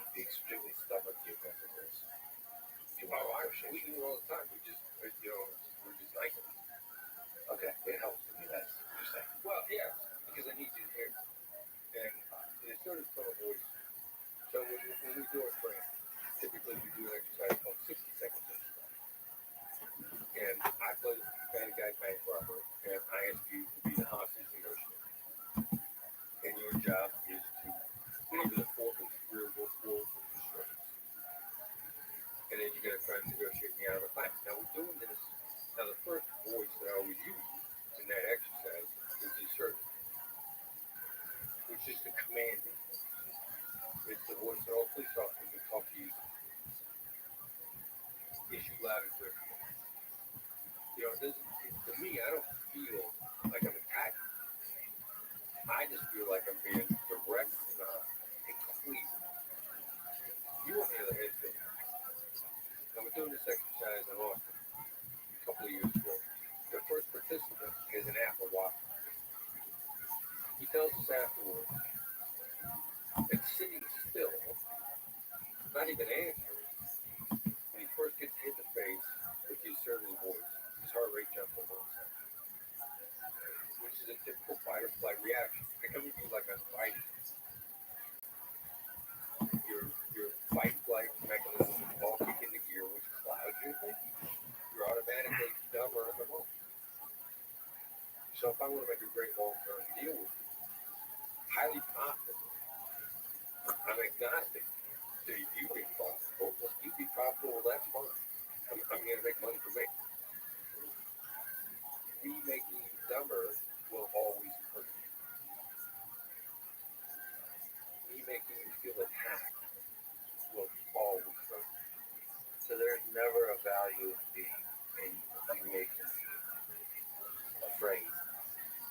There's never a long right. That's that's another thing that Paul Rothschild, when you write a book, breaks me off. Because he said there's scientific data out there. It's called strategic numbers. Well, there's data. Well, whether or not it's scientific, I would call that in question. But he said there's studies out there that show that strategic numbering works. And another thing that I also enjoy, you probably get tired of me saying wonderful things about it. There's never enough wonderful things to say about the great Anthony Huberman, the host of the Huberman Live podcast. Every guy do. You should document it. You're funnier than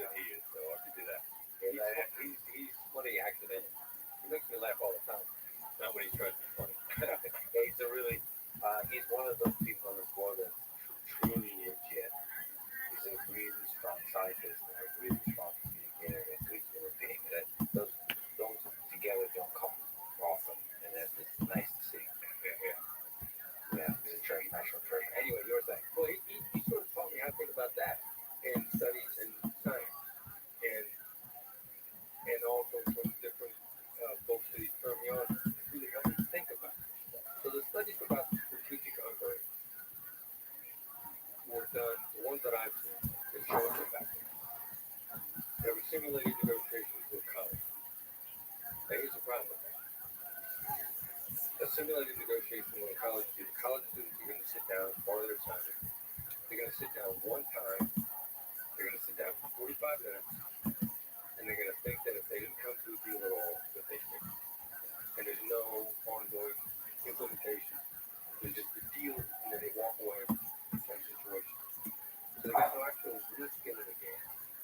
There's no deal on earth. You sit down and come to agreement in 45 minutes and never see each other again because there's the implementation of the deal. Even if it's only payment.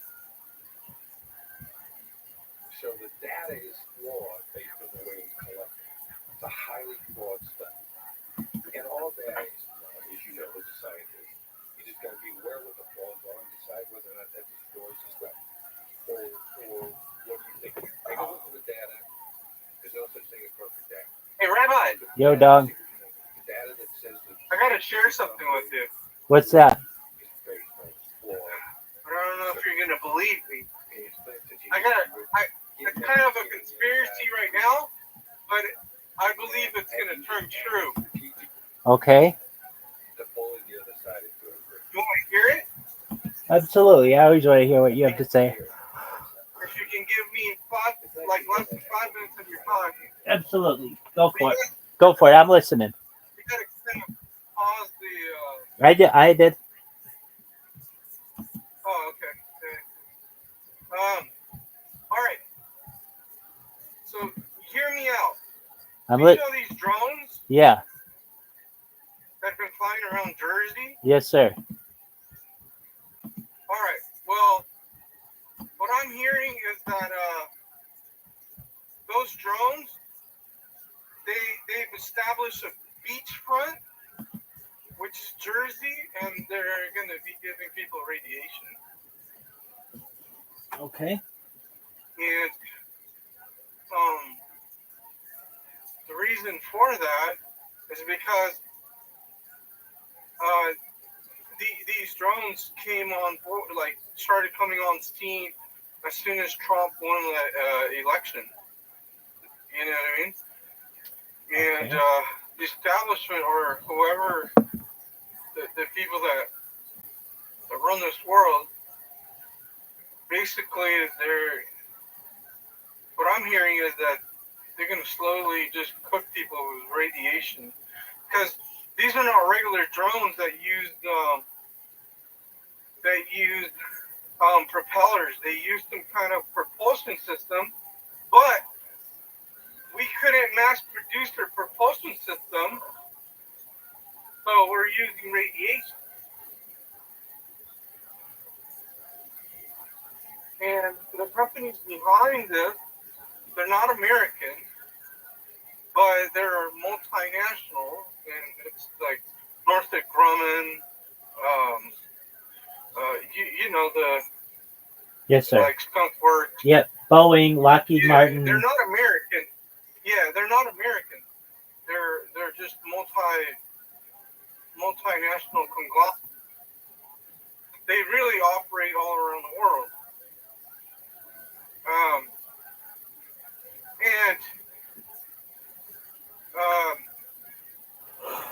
What I'm hearing is that they plan to do a giant attack on Washington, D.C. And I don't know what they're going to do, if they're going to use like a tactical nuke or a briefcase kind of nuke or something. But to eliminate has the date. And I don't think they're really going to eliminate. They're just going to eliminate the structure, if that makes any sense, like the buildings. Okay. They're going to eliminate that, and then they're going to get NORAD, which is the Northern Aero Defense. In Colorado. In Colorado. NORAD, yeah, I think they have a few different areas. Yeah, but the central location is in Colorado. Yeah, but that's what I'm hearing. So these drones, I can share with you a clip, but I don't know where to send it to you. You can send it to me in Discord. Just one moment, I'll send you a message.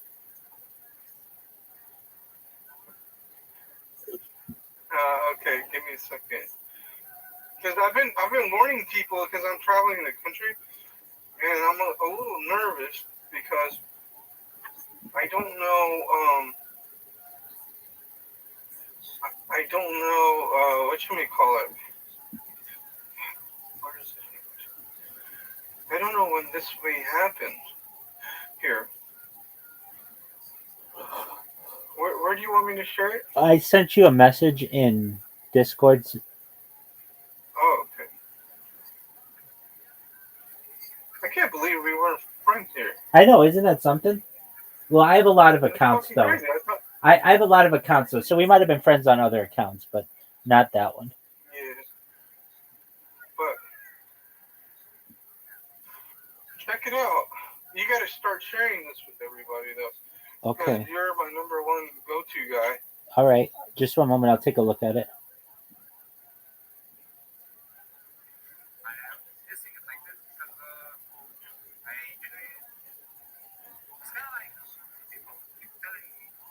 So the government doesn't want people to shoot these drones down. That's correct. They're doing that for a purpose. And the reason why is because they don't want people to find out that these drones are using radioactive technology or something. If you look at the first clip I sent you, it moves really fast, and that's what people have been saying. Like, oh my gosh, it's been moving really quickly, and like no fighter jet, nothing can keep up with it because of what it does. Okay, let's see here. It's not a. The first one that you sent, I've seen that one. Mm-hmm. The second But one. what I'm saying is that they have bigger ones. Yeah. That one's just like. Right. They're like the size of SUVs. Yeah, or a bus. There was one lady that went on TV. She said it was like a flying bus. But it was moving. I believe her. Uh-huh. I believe it. They seem much bigger than normal. Mm-hmm. Because a lot of people have been thinking like, oh, it's just like a fucking package drone from Amazon and all that. No, these drones are different. They can go underwater. If you ever heard of these drones, these little things that can go underwater. Like they're called USOs. They're under unidentified submersible objects. Yeah, well, they're the same thing, except what I'm hearing is that they have some kind of I've heard that some people started shooting at the drones, and this like bubble came out of nowhere and kind of ricocheted the bullets off. Oh, I can see that. That's very interesting. Like you know what I mean? Like a force field. So futuristic, but like a force field. See, yeah. So what they did was they reverse engineered the UFOs that were like in Area 51. Right. But because we couldn't get that propulsion system that you were talking about, we can't mass produce it. Like they kind of went with something that we have here. The only thing is like our energy sources, which is like we can use radiation or fossil fuels or something. It always leaves a pollutant. Right. Ours is not as clean. Right. As maybe what others use. So we always, as humans, we can advance, but we always run into the problem that. You get what I'm saying? Yeah, they run out of. Like we always. Uh-huh. They run out of propulsion, or they leave a trail or something. Yeah, like ours is not as clean. So that's what I'm hearing. But if you listen to the little clips, the government's basically saying like, oh, these things, they have the legal right to fly around because they're not foreign entities. Right, which is very, you know what I'm saying? very questionable. Who gives right. who and gives if you notice, who gives them the right? They're telling us keep calm, that there's no need to worry, but we don't know what they are. Right, but that's the Trojan horse on this. Is that what I'm hearing is like they don't want people to start finding out what's going on. sooner than they. You get what I'm saying? I absolutely do.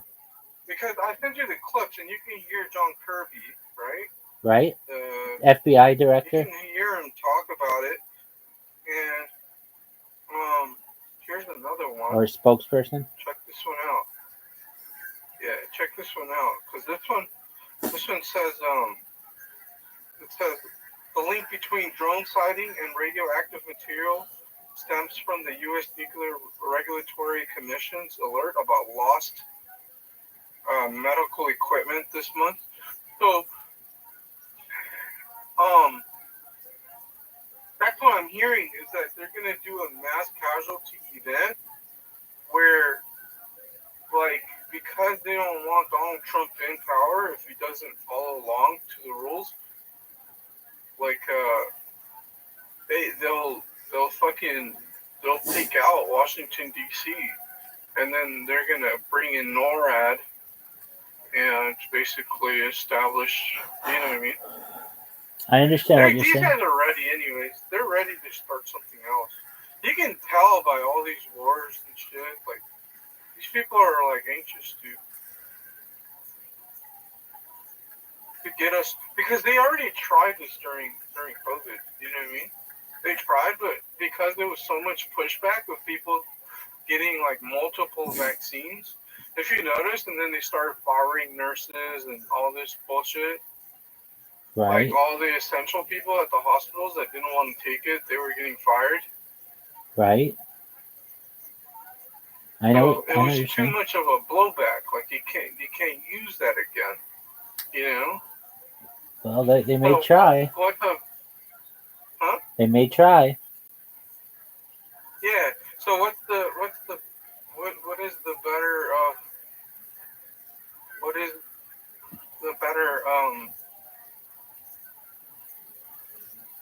the better what can we call it? I listened to another guy.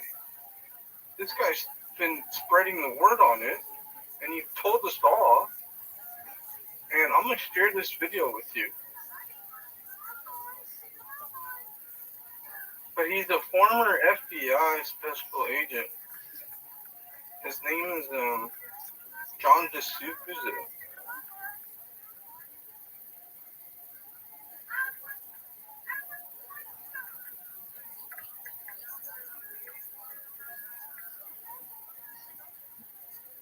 Look, you should stream this now. You're gonna love this stream way better than the one that you were listening to. 100 times more, I guarantee you.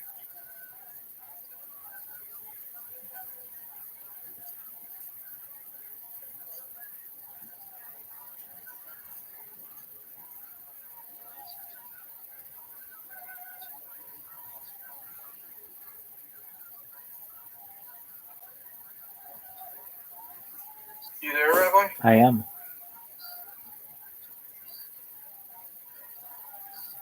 You sent it to me? Yeah. All right, just one moment.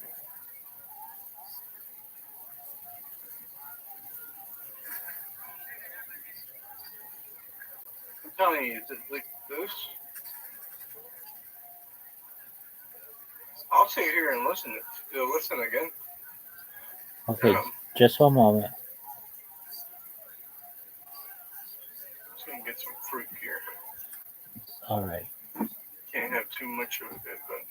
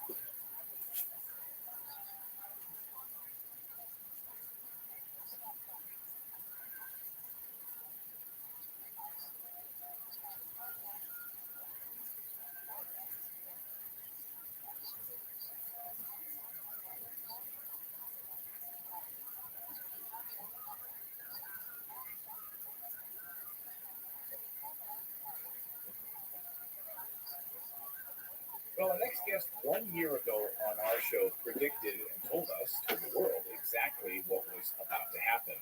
A fake alien invasion, massive amounts of drones or alien craft or something were going to be presented to the United States, and we were meant to then go into a panic mode. That was 1 year ago. In fact, watch this. What do they want in this situation where they would want to start taking down aircraft? What do you know from your experience in the FBI that they act this deep state? What do they want?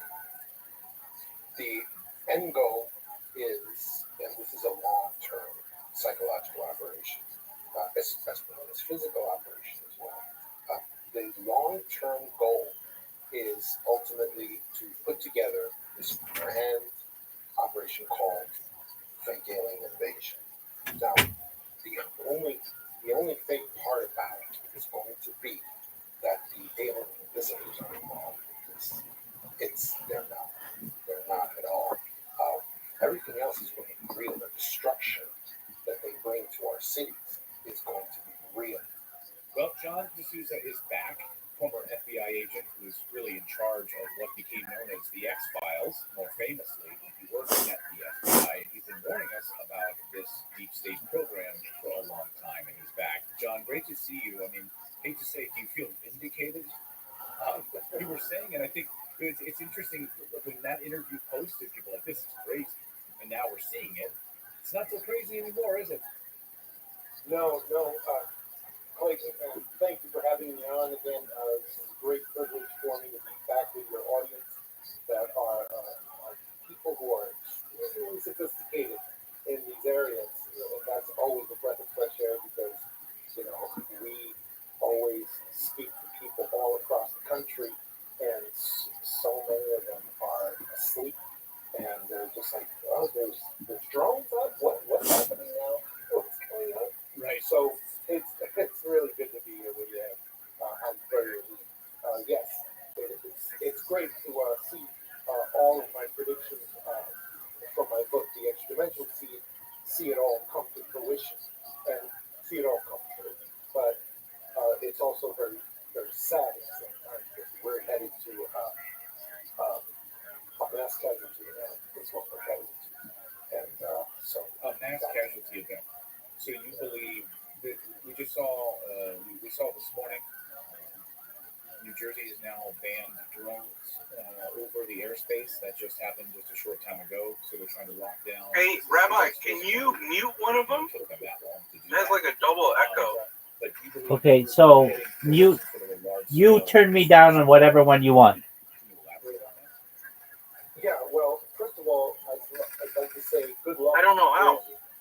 You right click and you press either turn the volume down or mute one. I'm calling them LSDs, large super weapon drones. That's a perfect name for them.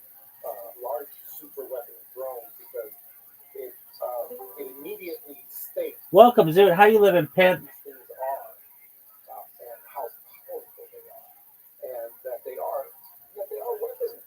They are absolutely weapons. And the What's good? What's good? We're watching something on these drones. Feel free to enjoy. So I think everyone should start calling them LSDs as well. That might help the situation somewhat.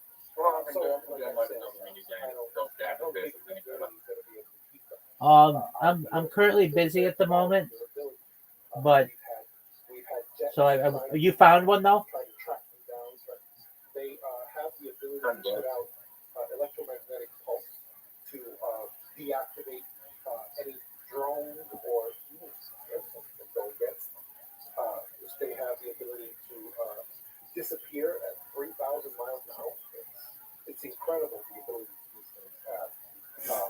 So I don't. And these are deep state programs. I mean, is it your contention that these are an off the books deep state program, advanced aerospace technology that the United States government has and is deploying, or no, it's not the United States at all. The United States Biden administration is obeying the people who are sending these drones. They are, by standing down our forces, they down, no matter what they see in the skies. That's not shooting. So yeah, but so the United States is implicated in this, of course, but it's not as the source of the drone or the plasmas and the ore that are accompanying these drones either. So there's just a tremendous amount is involved with this. But I really wanted to start by telling you all the prophecies and predictions that have led us to this point right now, because the people have to be educated on what is going on exactly, so that they can know how to respond. They can believe. They can believe also.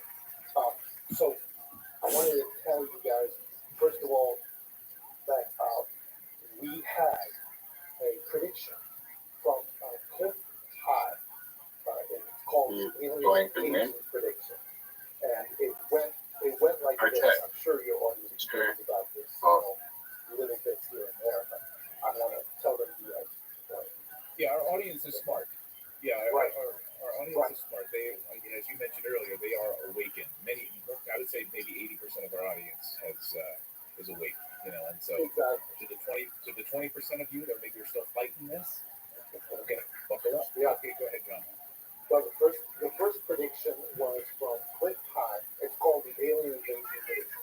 In 2009, he used his Redbot software to predict that Thanks, Big Dog. a president, Donald Trump, would eventually have an interview with Joe Rogan, and that this would occur as a starting point. Donald Trump is the man. When it did occur. And it did occur, and at the time he made this prediction, Joe Rogan was not even very famous at that time. And President Trump. What year was this again? This was in 2009. 2009. So Donald Trump.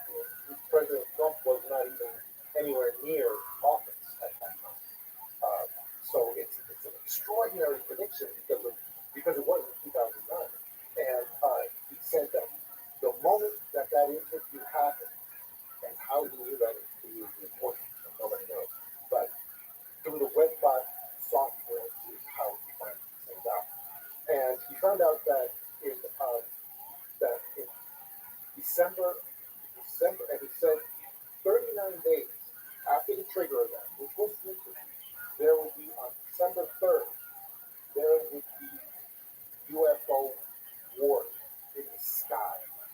There would be UFO wars in the sky. Now, he does not predict events. He predicts what people will be saying about the events. And So chatter, sort of online forums and chatter. Yeah. That's how his Redbot software was working. Yes, and it crawls all these things, and it sucks up the predictions from the language that people use, because his contention is that people are all intuitive, much more than they know. Oh my God! Already saying what's going to happen in the future without even knowing it. And it Rabbi. worked. It worked. Yo, Big Dog. Because he had 39 days This after mini that. dog It was December 3rd. Excellent. Just a little while ago. So Well, we'll play it maybe tonight, but I'm working on a project right now.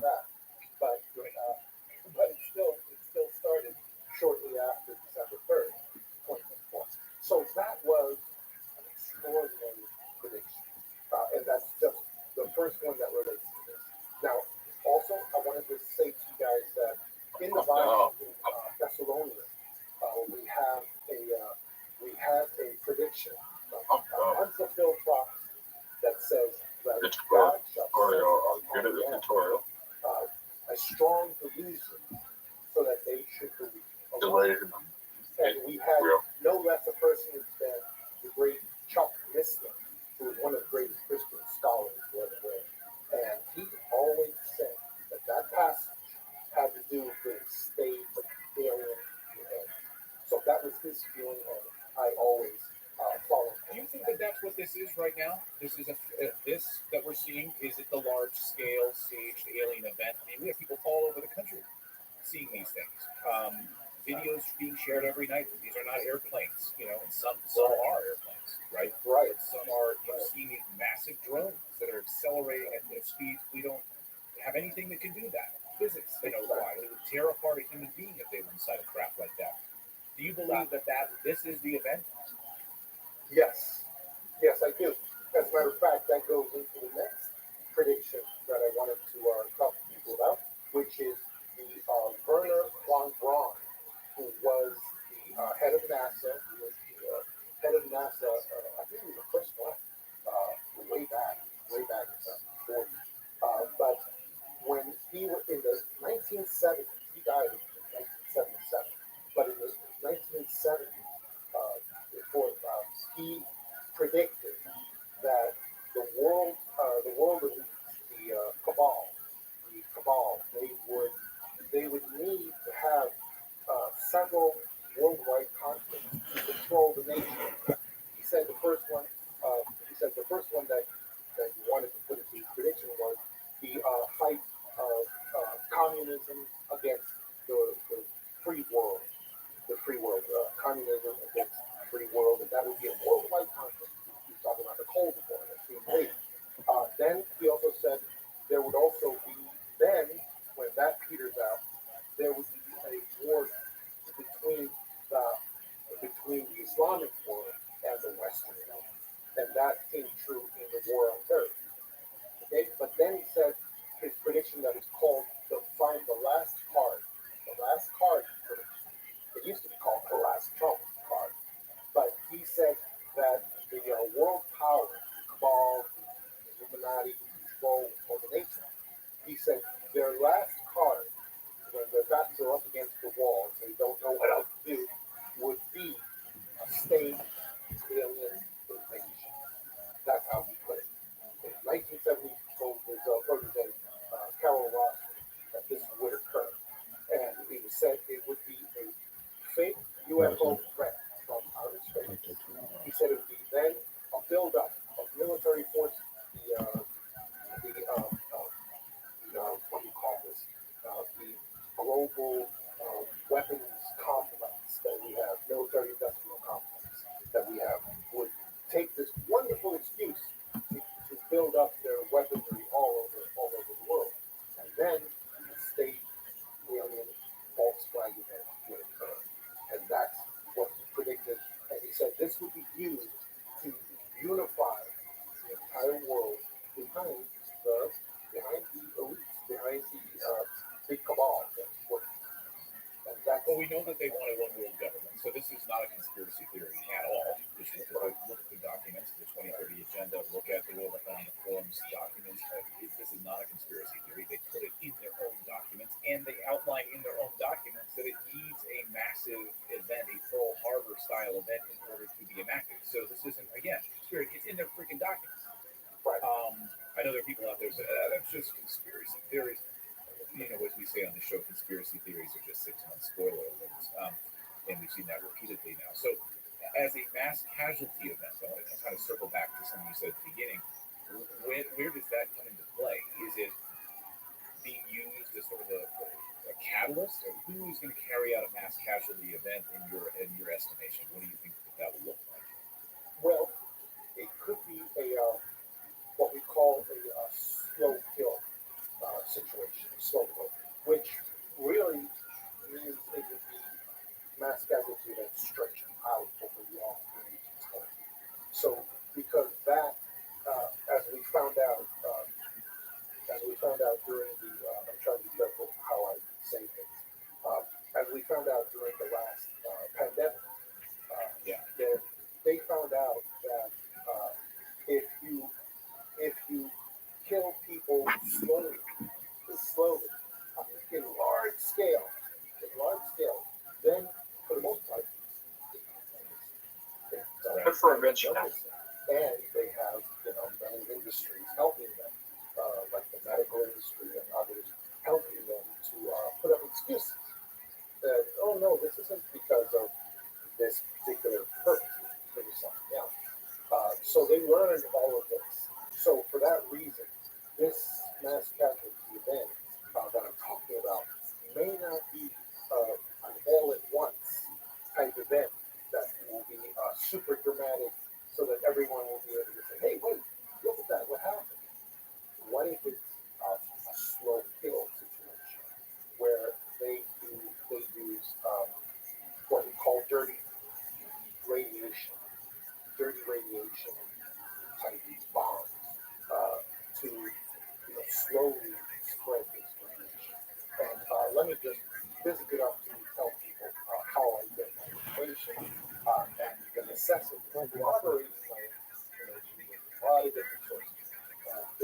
I am involved in a network of many former, and current officials in the national security structure, the intelligence structure, which means various different, not just the FBI, but many other various agencies. And what we do is we share rumors. We share rumors and raw data. People who have not been in the intelligence structure don't know that a simple rumor can save many people's lives if it is correctly placed and correctly given to someone. And that we've seen that many times. Because when you're not getting real official information that has any value at all, like right now, then all you have is basically rumors and raw data. And you have to be able to place that and reinforce that, and then take those rumors and corroborate them with many other sources. That's how we share information, because that way we never get in any trouble for sharing, top secret information from files, things like that. We can never be accused of that, and that's because that's all that we share. So in that vein, I wanted to tell you the last series of predictions, which come from my book, The Exponential. And I can tell you right here, for instance, one of my predictions was that we would change calling UFOs to calling them plasma. Holy smokes! Yeah. Over the past 40 years, that's crazy because over the past few days, that's what we're now seeing. They're starting to call them plasmas. Right. And holy smokes! And when I wrote about that, what I did was I said, okay, we need to start. I gave the examples throughout my book of how we need to start calling things plasma, because I gave the examples of many UFOs that I had directly observed, and also that many other famous cases, corroborated cases, have observed. And one of the things that I noticed is that the genuine UFOs, when they show up, they're supposedly in these metallic type bits, right? In these real cases, you could never even see any of the metallic quality because these things were so filled with light. It was a light that had a special quality to it, sort of like gaseous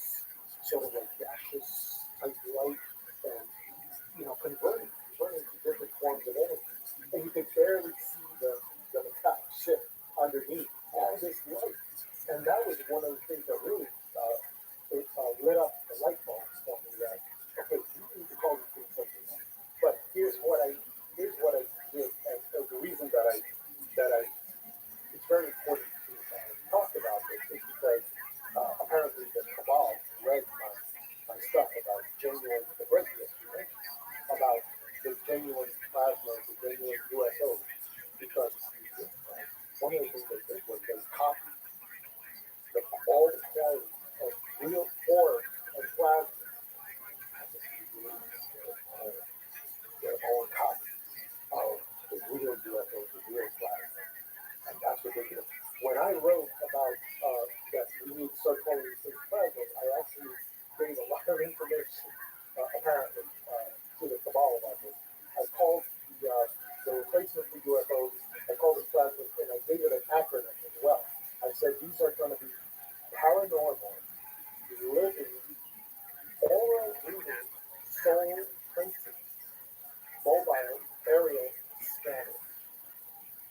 All of that's a lot of information about these things. In other words, I believe that the genuine UFOs are actually alive. They are conscious. They have no one inside. They are accompanying alien visitors, kind of like as familiars and carrying out small tasks for the alien. And some of the tasks are these things: soul thinking, oral reading, the ability to record collective a blueprint of a human soul for later reference, things like that. So apparently, I gave them a lot of information that they now use to duplicate these things, and so that's part of the prediction. But of course, the main part of my book that you mentioned is the central thesis is of course that the alien visitors and UFOs are not physical. They're not physical, and that leads directly into the notion that if someone tells you, "Oh, we have these physical UFOs that are real UFOs," they just showed up on the White House lawn and they're just hanging out. Well, it's a lie. Because why? Because alien visitors and UFOs are not physical. They can maintain physicality for short periods. That they can. For very short periods of time. We saw that in the Miami Mall incident from, I think it was 2 years ago, like 2 years ago, where we saw these alien creatures come through this portal, and then they went throughout the mall in Miami and created hysteria and fear and shooting at them. It was crazy. But then some of them actually walked outside the mall. They were observed by law enforcement, and then they disappeared because they can't hold that physicality for very long. So whenever, so go ahead.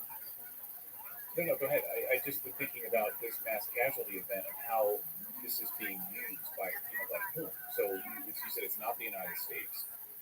It's not the Pentagon. It's this.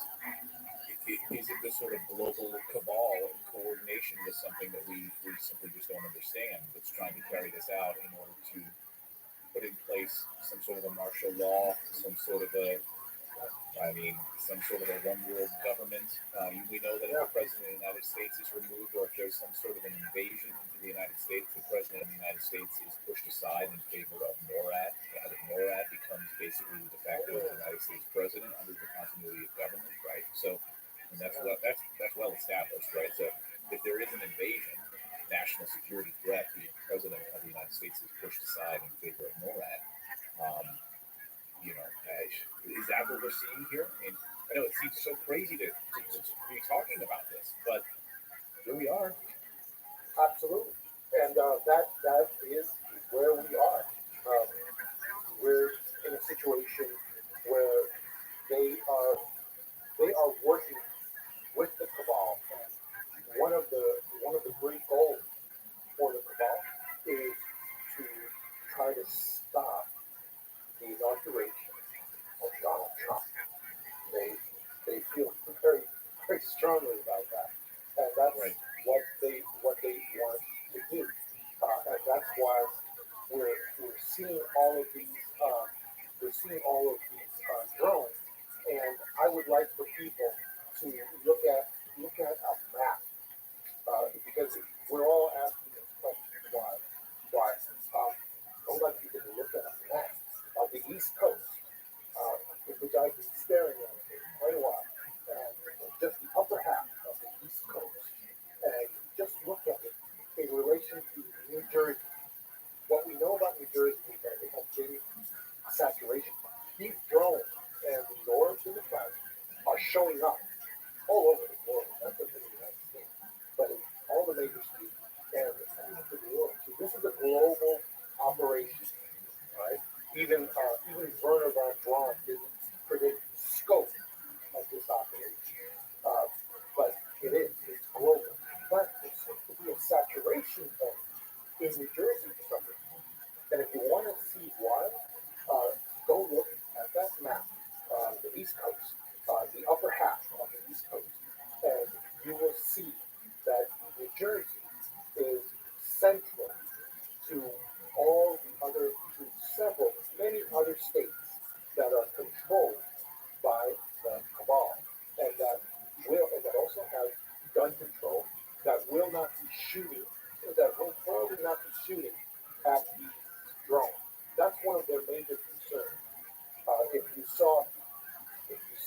So the areas of these states, you're not allowed to have weapons, basically. Pretty So much. that's the point. Yeah. Pretty much. Officially, you're not supposed to have weapons in New Jersey and in the surrounding states. And guess where those surrounding states where they end on the bottom? Washington. Okay. And I believe that Washington D.C. is the ultimate target. And what they're doing is, if you look at that map, it shows that this is a war action that is being taken.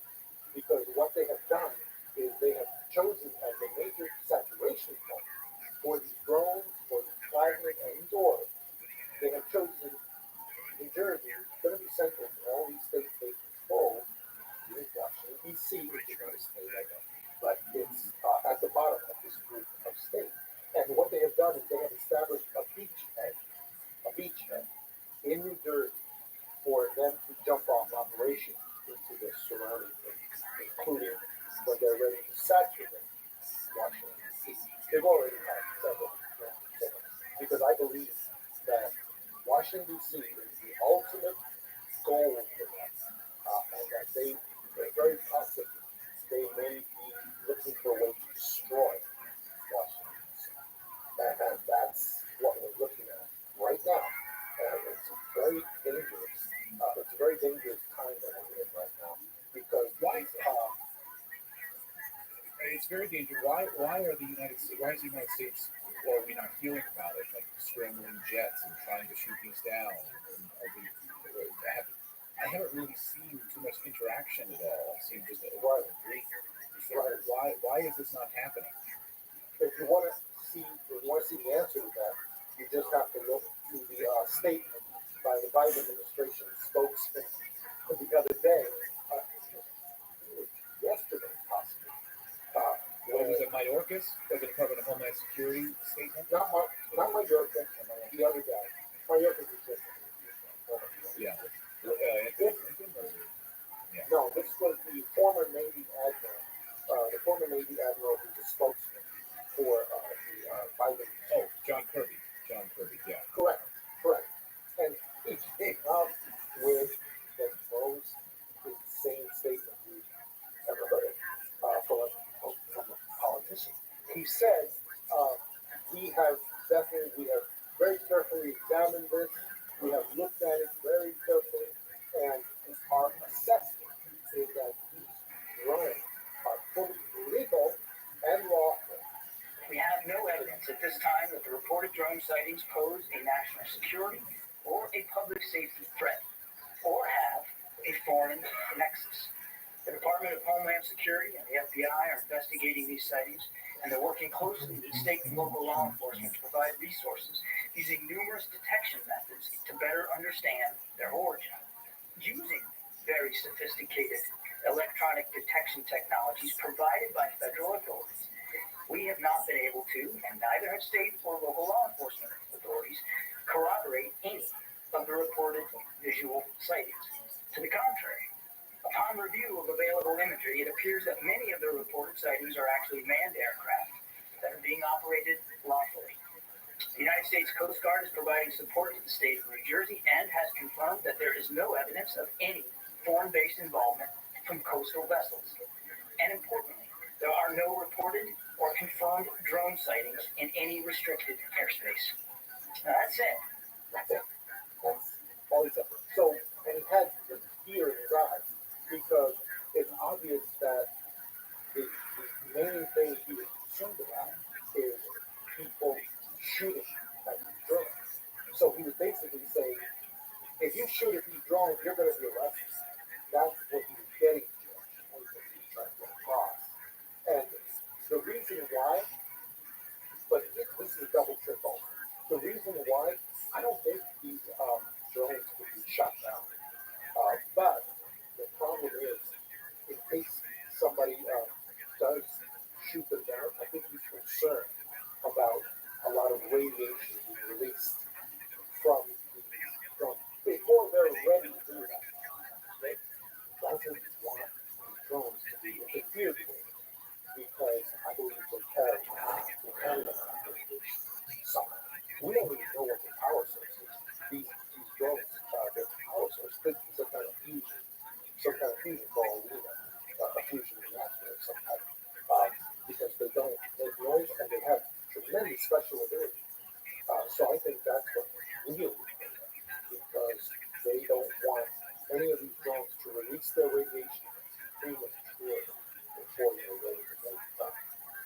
obviously that's part of the reason I'm talking about this mass casualty event that may not be dramatic, one shot type event. It's going to be stretched out over a long period. We have right now, the administration instead of protecting the American people, which is not what they're doing at all. Instead of doing that, they are planting stories. They are planting stories like the story I heard you reading on the show the other day. We have a nuclear waste material went missing in New Jersey around December 2nd, 2024, and was reported to the New Jersey Department of Environmental Protection and Nuclear Regulatory Commission. The shipping container carrying the material was found damaged and empty. So all of this radioactive material is out there somewhere, and we need to find out why. And then there's another story that you read from the intelligence community. It goes around every couple of years, but it's going around again. It's the story, the mystery concerning the missing nuclear warhead since 1991 in Ukraine. Over 80 nuclear warheads are supposedly mysteriously vanished. And in 2020, we have had no further developments with this. Nobody knows where they are. This rolls into the story of the Pacific as well that are missing. So the question is, why are they retreading all these stories now? And people in your audience have probably been hearing these stories for years now. But they decided to retread them all. And at the same time, as we know that they're planting all these stories that the drones are doing things for our good. They're out there and they're actually sniffing for like weapons that were planted around the East Coast. Why is they be, and here's how we know that's not true. Because we in the intelligence community, we have many WMD teams that's nuclear at the Energy Department of Energy, at the FBI, at many other intelligence agencies. They are actual flight that have the constitutional responsibility to anywhere that there's a weapon of mass destruction possibility. They have to go there and grab it. None of these teams have been active. None of them. So they know it's a lie. It's a whole fake story. Of course, it has to be a lie because we have seen these teams in action before when there have been actual, and they travel with blacked out helicopters on the whisper mode that pretty silent. They travel in at night, but they only use cavalry, air cavalry helicopters, and they use them. They fast rope troops in special weapons. They fast rope them in, then they go and they get the nuclear radiological device. And they get it, they bring it in a stretcher, bring it out to the helicopter, and they get out. And they are ruthless. They are ruthless to do their duty. And none of these things have been activated. So how could it be that all of these things are absolute lies? And it actually adds to the problem of how much can these drones do? I'm sorry, these LSDs, I want to do something on LSDs.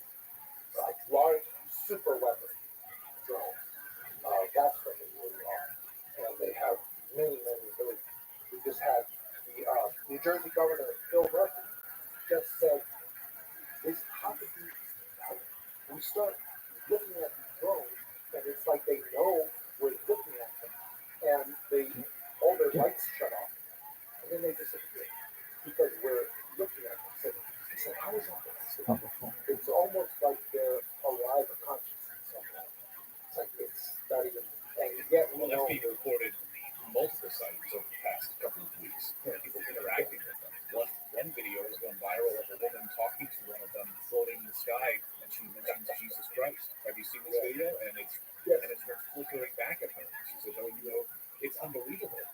So and that was very interesting sighting because what the woman missed is that if the sorry, this was in class four, and if the orb was upset at the name of Jesus Christ, or the orb loved the name of Jesus Christ, it would give off the exact same signal when you start Right. that it will oscillate. So she doesn't really know whether that orb liked what she said or whether it hated what she said, because it's the same. It's the reason that polygraphs don't work. They really don't. They just all they do is just gauge emotional reaction, but they don't gauge whether someone is telling the truth or not. They just gauge if someone is uncomfortable with a topic. That's it. And you could be uncomfortable with a topic because you hate it or because you love it. So it's the same. It's the same thing that we experienced with this lady who observed this thing. There was another video, and this is I'm trying to put out as much information as I can. There was another video of a person in New Jersey. I don't know how they got this in New Jersey, but they were shooting on one of the drones, one of the typical LSD large super weapon drones, and he was shooting at it with tracer rounds. Tracer rounds, which for people who know are just large caliber bullets, very large caliber bullets that have an incendiary on them, so that they light up as they're hitting to see if they hit the target. And this person shot many tracer rounds at this drone, and it looked like multiple things, but a few of them seemed to connect. But what I saw is that this drone, this super weapon drone, had some kind of shielding, because when the tracer round connected, all I saw was spark, sort of a spark. When there was an invisible shield there, and the LSD took no damage. It just sailed there. It took the bullets. The bullets seemed to be blocked somehow, and then it just kept sailing along on its own. So these drones really are super weapons, and they are incredibly powerful, incredibly, and that's before you even get into the plasmas and ores that are accompanying them everywhere they go. So that's where we are with it. It's unbelievable. It's unbelievable what's going on, and I really liked that 4chan post that you put on from 2022, which was the one that explained exactly what's going to be going on with these drones in 2022. And they actually said these will be radiological attacks. So not necessarily, could be nukes, could be dirty bombs, radiological attacks, and go into permanent lockdown. What is this remind me? Permanent lockdown and medical restrictions that will be obeyed by people. Imagine instead of having to wear a mask, you have to wear a mask. You know, one of those level five Hazmat suits. Oh yes. my God, that's what's Yes. coming. And that prediction on 4chan also said that mainstream media will do the heavy lift on spreading fear, so that people will say, oh, well, I'll wear the hazmat suit to go out to the supermarket during the lockdown. It's no problem. I have to Will do it be real? Will it be real? I mean, that's the point. Like with COVID, you didn't have to. Like the mask was a sham, of course, right? So will it be real? The media, of course, will push this, and they already are. They're doing the heavy lifting on this. If I don't wear a hazmat suit and I say "F you," I'm not wearing this garbage. Yeah. Will I be irradiated? Yeah, and they will. And yeah, because the radiation is going to be real. The aliens are not. The aliens are not real, but everything else, the danger, the destruction, the radiation, and like that post actually said that the MSN, the mainstream media, will show people radiation burns on their bodies, and they will show people on the news, and they will say, look at this. This is why you have to obey the lockdown, and you have to wear the hazmat suit, even to go down to the corner grocery store. People will obey. People will obey. We saw it during the pandemic. People will obey crazy things when we pump them with enough fear. And that's where we are. another person that made these predictions that I wanted to point out was Dr. Stephen Greer, because again, I always have to take my information and corroborate with many sources. And Stephen Greer actually said this, what's going on right now, has been a 75-year strategic plan from the cabal, I'm not sure the word cabal or something, but from the cabal unfurling before our eyes right now. And Stephen Greer said these vehicles are not from the United States, but if they were, the United States would be using them in other nations, which is absolutely true. We would be. They're only meant to us for a very short period. That's where we are. And so I really respect that Stephen Greer made that prediction, and he's always stuck to it too. He's always stuck to it. That this, and he called it. He didn't call it false alien. He called it false disclosure and a false flag. Yes, and so that's where we are. We have so many people predicting things, you know. Well, I spoke to a source in September who told me. How you living, Big Jake? What's going on after the woods? Into a specific program, and he gave me the dates when this would happen. That there would Yo, be dog, a what's fake up? alien invasion. He told me in September. And he told me the dates that would I'm well, thank you. We're just watching the documentary. This is not new information. Feel free to enjoy. Multiple times on the show, and he said that after the election, the weeks after the election, there would be a fake alien invasion. We have the dates. He was read into the program.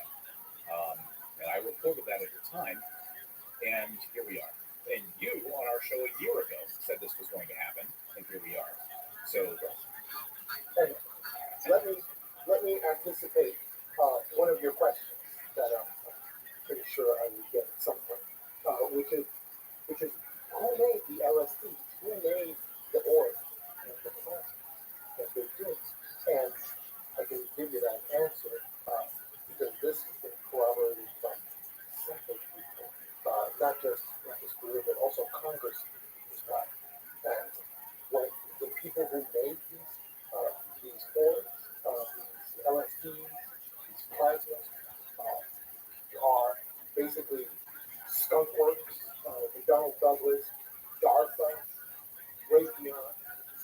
They basically copied how to make plasmas and oil, and they created them.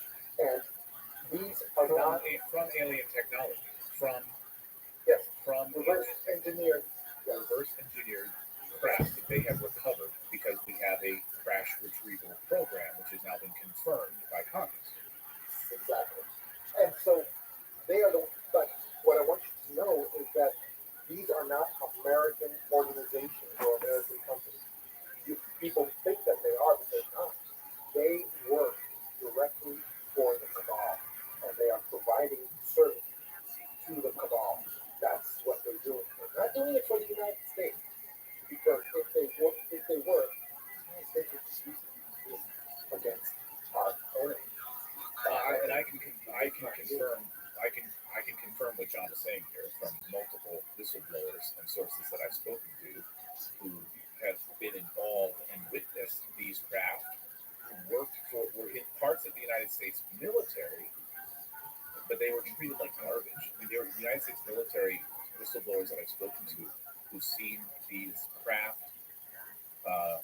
who worked on these projects, told me that they were treated like garbage by the sort of cabal that was really in charge. It wasn't the U.S. military. I mean, we think like the U.S. military was up here. No. They were like really low on the ladder, and that's been confirmed to us here on the show as well. That sounds right. That sounds absolutely right. So, but I'll get you out of here. I mean, what do we do next? How can we stop this? I mean, how can we prepare for this? I mean, this is happening before our eyes. I don't see this disappearing. I don't see this like going away unless we can have a mass awareness event where we can all call attention to this and call BS on this. Oh, absolutely. And here's a question that I see you give. You're always interested in motivation. So you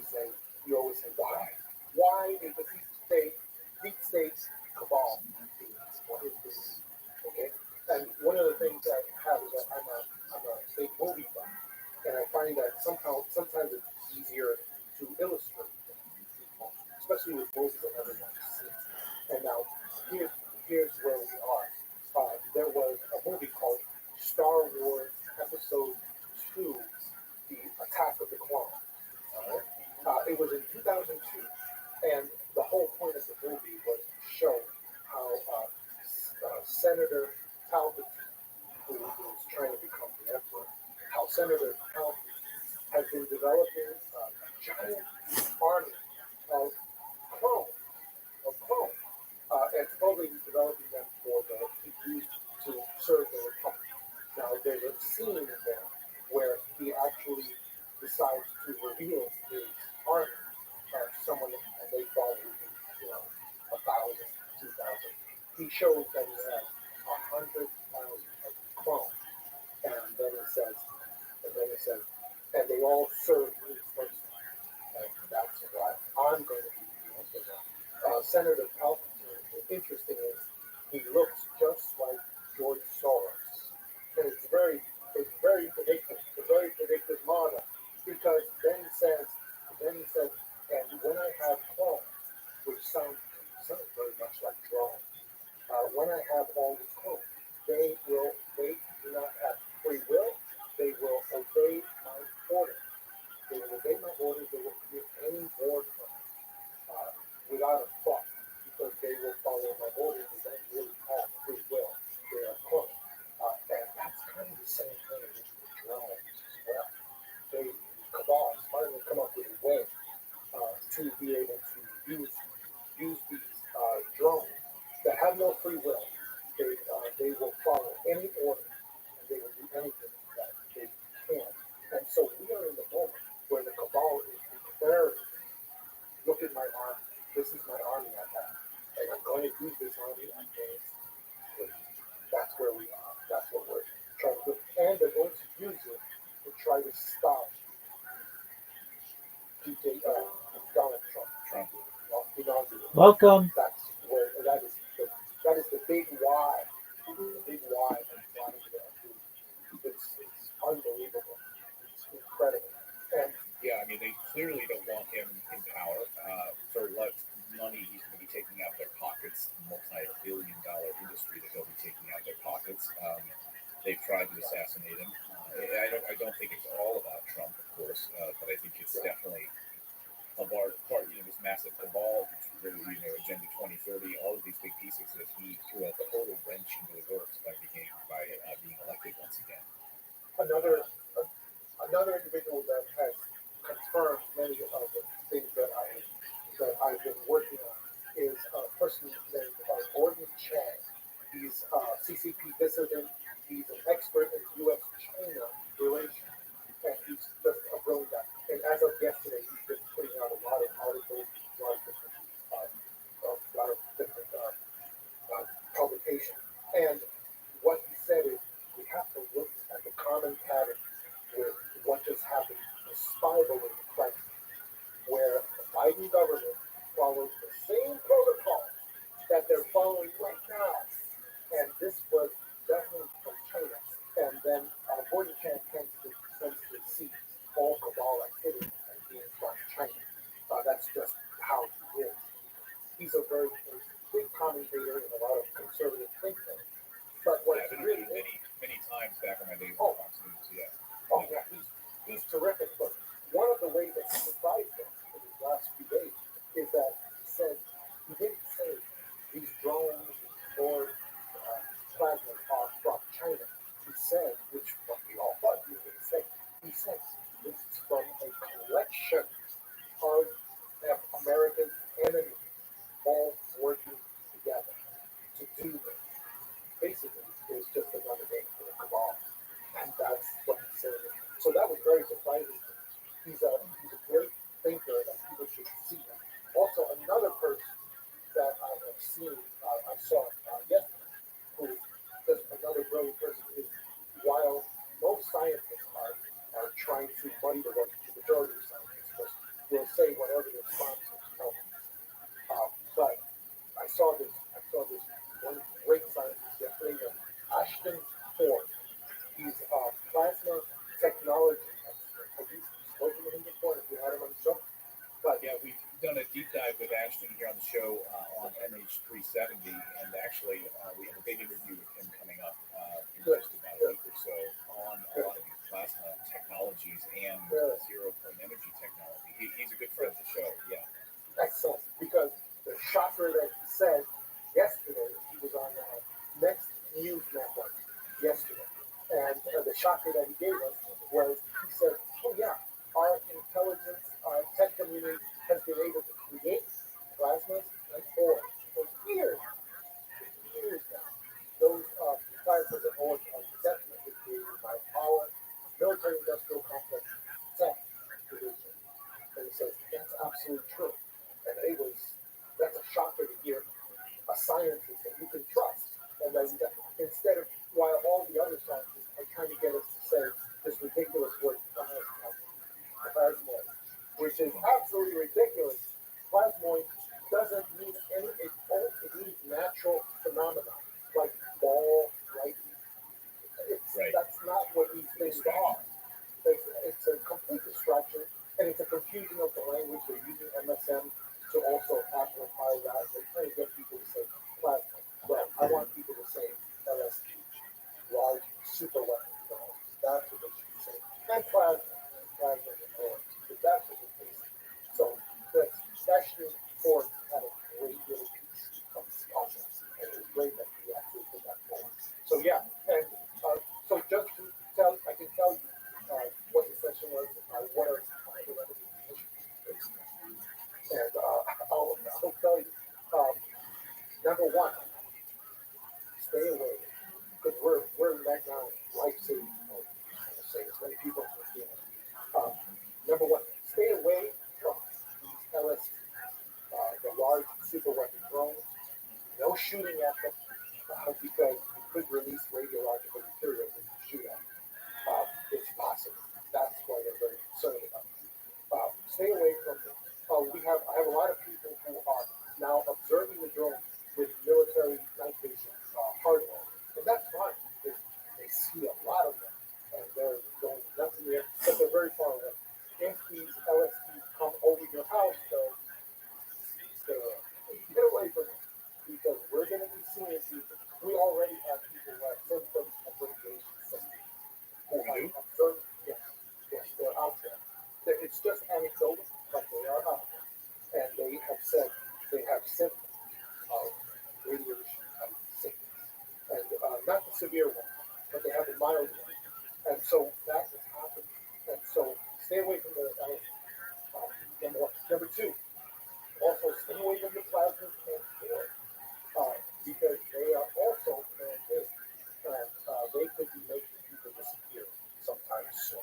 Also, the plasmas and ores appear to have shape-shifting abilities too, so that they can change into fixed. It looks like fixed wing aircraft. It looks like they can change into UAP type vehicles as well. So just be aware of all that too.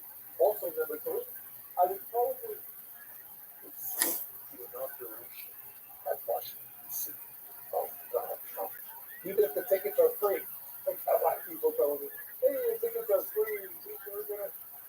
Yeah. No, I know. I've been invited as well. I'm like, well, yeah, it's kind of terrifying. I'd love to be there. I'd love to see it, but no, don't do it. And yeah, and number four, of course, don't listen to anything the U.S. government tells you when they start telling you about shelter in place. We have lockdown now. Wear that astronaut suit. It's for your own good. Instead of just don't anything the government says right now. And we have to keep listening to Donald Trump to see what he says. He's very, very limited on it. He's very limited. I mean, so far he's only said like 2 sentences about this, and it was just basically to basically command the Biden administration to say something to the people, because he said, "You guys know what these things are. You're refusing to tell everybody. You have to say something." And they did. That's when they came out with that statement from what is that nothing burger, John Kirby's nothing burger statement. Yeah. Exactly. So that's what I think you should do. And I think you should not go to the inauguration. So just don't do it. I honestly don't think Donald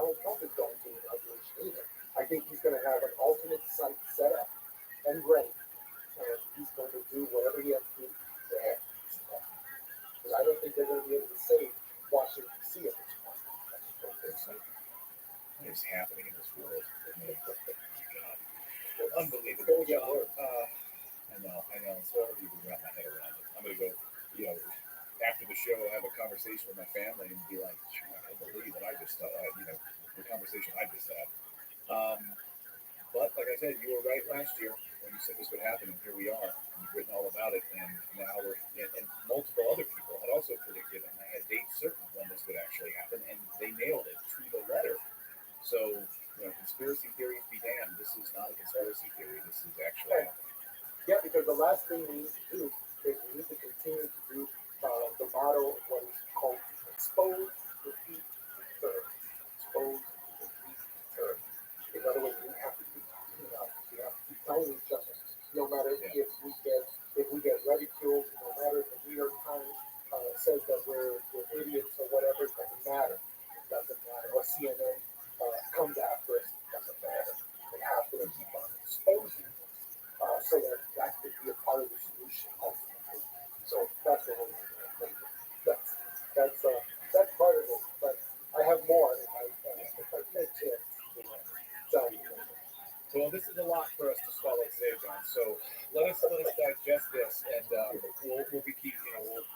This next month is going to be one of the craziest periods I think in American history up until whatever happens with Trump on the 20th. So we'll be watching it closely, John. Thanks for sharing your thoughts on this. Thanks for sharing your sources on this and all this information as always, John Souza. Everyone, thank you so much, John. Thanks so much, Blake.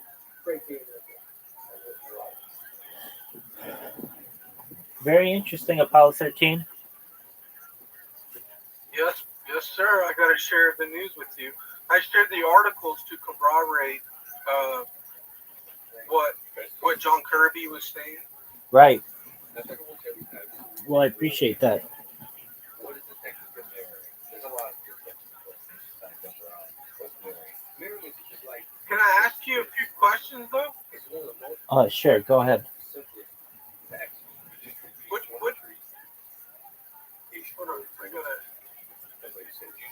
I gotta mute this one or lower it down a little bit. I stopped it. Go ahead.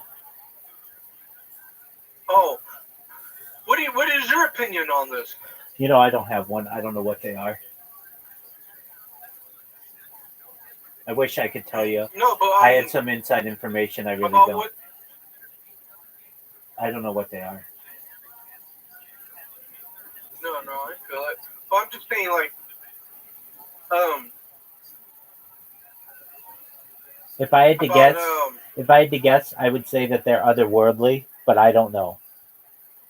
The reason why I say that is they don't leave a heat signature, and they move at very fast speeds, like faster than anything that humans have been able to create. So if anything, I think they may have some type of extraterrestrial origin, but I don't know for sure. They very well could be something else. No, I feel it, but I guess what I'm trying to say is like,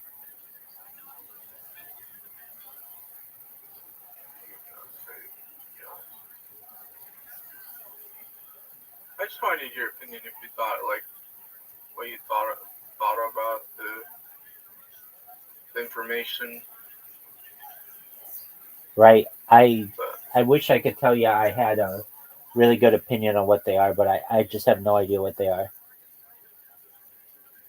What happens if what he's saying becomes true though? What would you say? You'd be like, damn, Paul told me this on January. Today's 2nd or the 3rd? Today is the 2nd. Well, you'll get credit for it, my man. You'd get credit for it. I don't even want credit. That's not what I want. I just hope it doesn't become true because what he's saying is going to be a mass casualty event over time. It's going to give people radiation, which nobody wants that, right? Word, dog. So,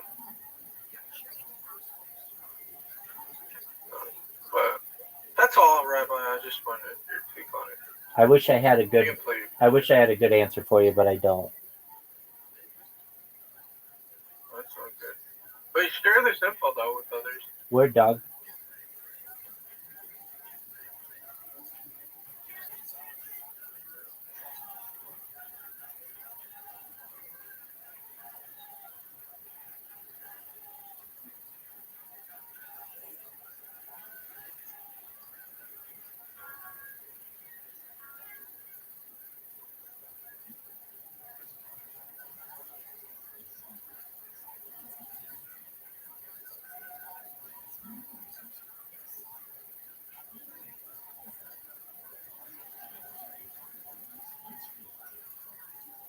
Still there? Yep, right here, man. Oh. I'm just working on these robots, making sure that they're working correctly. I created them, and I have to make sure that they work, and I have to reprogram them if they don't. They seem to be working pretty well, but you never know.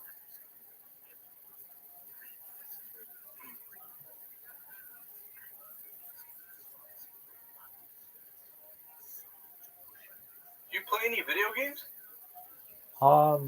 Yeah, we play them at night usually.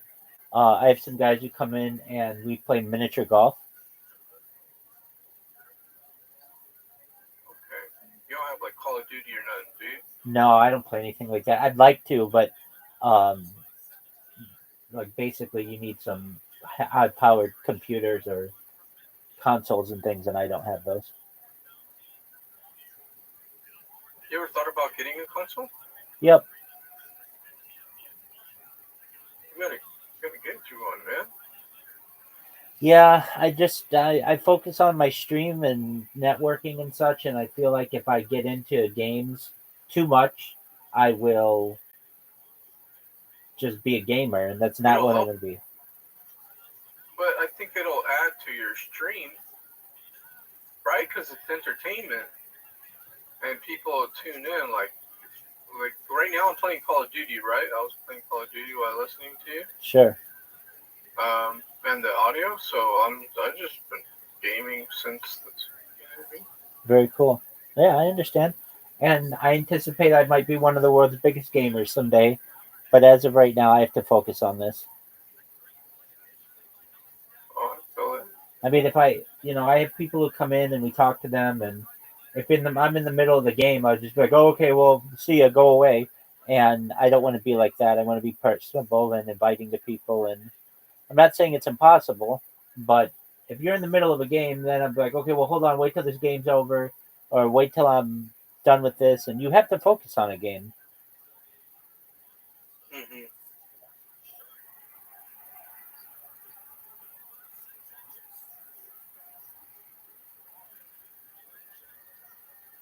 Oh shit! What the fuck? Damn it! Kill this boat. What I found about is people that really like mirroring love it because it's so simple and so effortless and invisible. They typically, for lack of a better term, tend to be both high IQ and high. Like I'm not a high IQ guy. I'm average student. I like to think that I can learn. And EQ, emotional intelligence, is a skill you build, and I'm always working on building. But a lot of really regular average people who are like, yeah, that's different. I'm not doing that. And I don't know why they don't like it.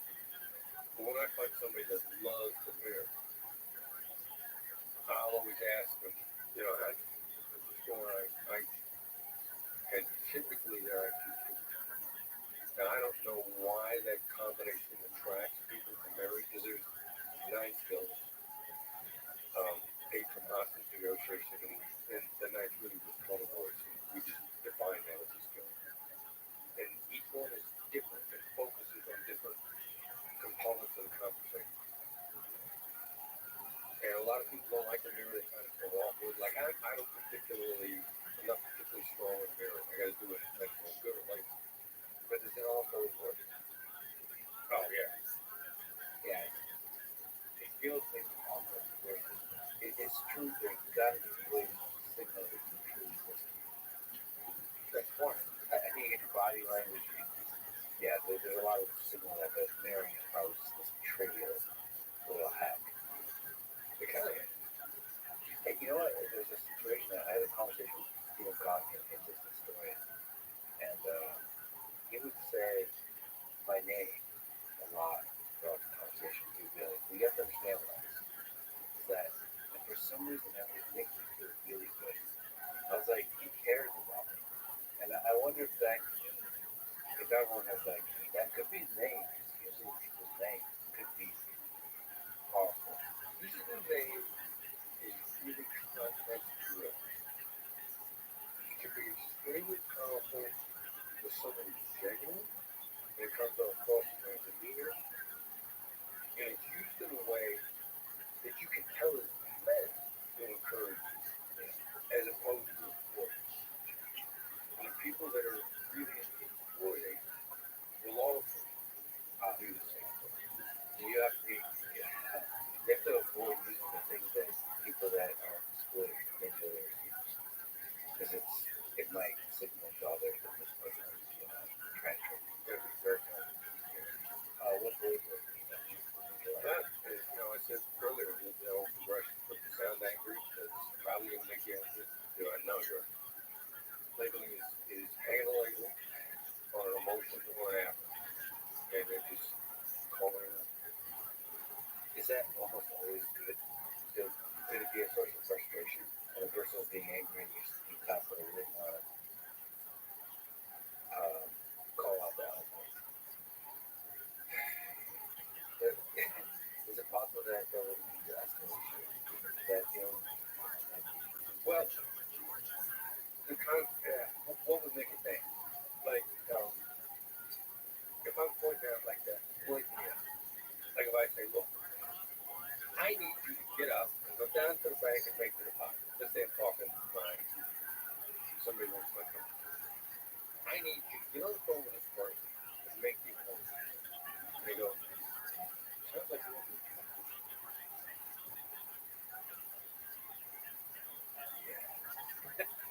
Now, what? It's just so certainly honest. Yeah. But there's no insight in your life at all. And it's truly demonstrating awareness or a subtlety when it's even you to them. Now we're making progress. So the only time the label could ever potentially be counterproductive is if you weren't actually listening and the label is indicates that you're not listening. I'm teaching USC and I'm teaching labels. One of the kids in the class, he just wants to take the skills, make his skills, and just hustle. And he's supposed to go hustle. So he writes up a paper about, he goes to some malls. I think it was like Palm Springs or someplace, some other mall. A lot of people go to buy suits. So he goes in there and he immediately starts bargaining. Then my bookkeeper, with no empathy. And he's like, throws a price to the guy. The guy's like, no. And he throws another price to the guy. The guy's like, no. And then he says to the guy behind the counter, sounds like we can make a deal. Like, no, it doesn't. Like, you got down everything that you just said. If anything, it sounds like we're never going to make a deal. But he's right. He uses labels for manipulation. Now, the guy didn't get mad on the other side. So it's like, clearly this dude is not listening. and at the core of everything, you have a bunch of almost like hacks, like techniques you can use, but at the core, at the core, definitely you'll be able to just sit there and listen. What you see. Yeah, look for it. You know what? I like silence. Where you're both sitting there chilling with a drink, looking up at the stars.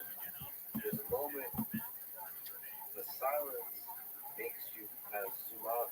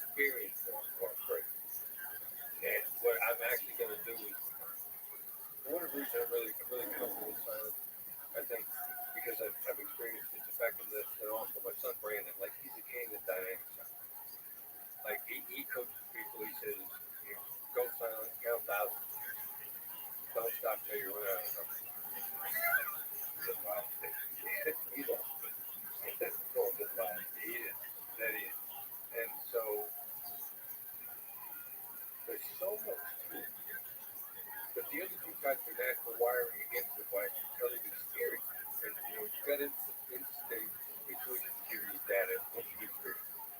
But your amygdala is kicking into gear. Again, sorry, I realize it's more complicated. Until you experience it. So, context, okay. How do they signal through? Silent. So when you go silent, they're scared to death with you. Because that's how they interfere. The assertive thinks to use the English with silence because you want to talk to them. But in point of fact, you're thinking or, and I love the description, the feeling of intimacy, silence, and experiencing the moment. So I'm actually going to factor that into why I think it is. The accommodators love shared intimacy. They love it. And I can see that being very compelling. You'll be willing to cross that chasm and experience silence and see how it works. Yeah, it's nerve-wracking, which is why you just start to work the other way. We're actually going to do this. We're going to sit here 10 seconds. I mean, there's tricks to it, I guess, that kind of shows us just calm it out and realize the data there's interesting to it. I had a friend of mine, he lost his voice singing. The doctor said he can't talk for a week just to heal the voice. Yeah. A very good open voice. But he hung out with other people, his friends, and didn't talk to them. He just hung out. And he said it was they both didn't talk to each other. They just sat there and enjoyed time together. I don't know. It's a wake up call. It's a big try maybe with all the people in your life. Just hang out. Don't say as an experiment. Don't say anything the entire day. Let's hang. We'll try it. Yeah, definitely. Interesting. I haven't tried it myself. Seems it's kind of like a silent retreat, but more active as part of your life.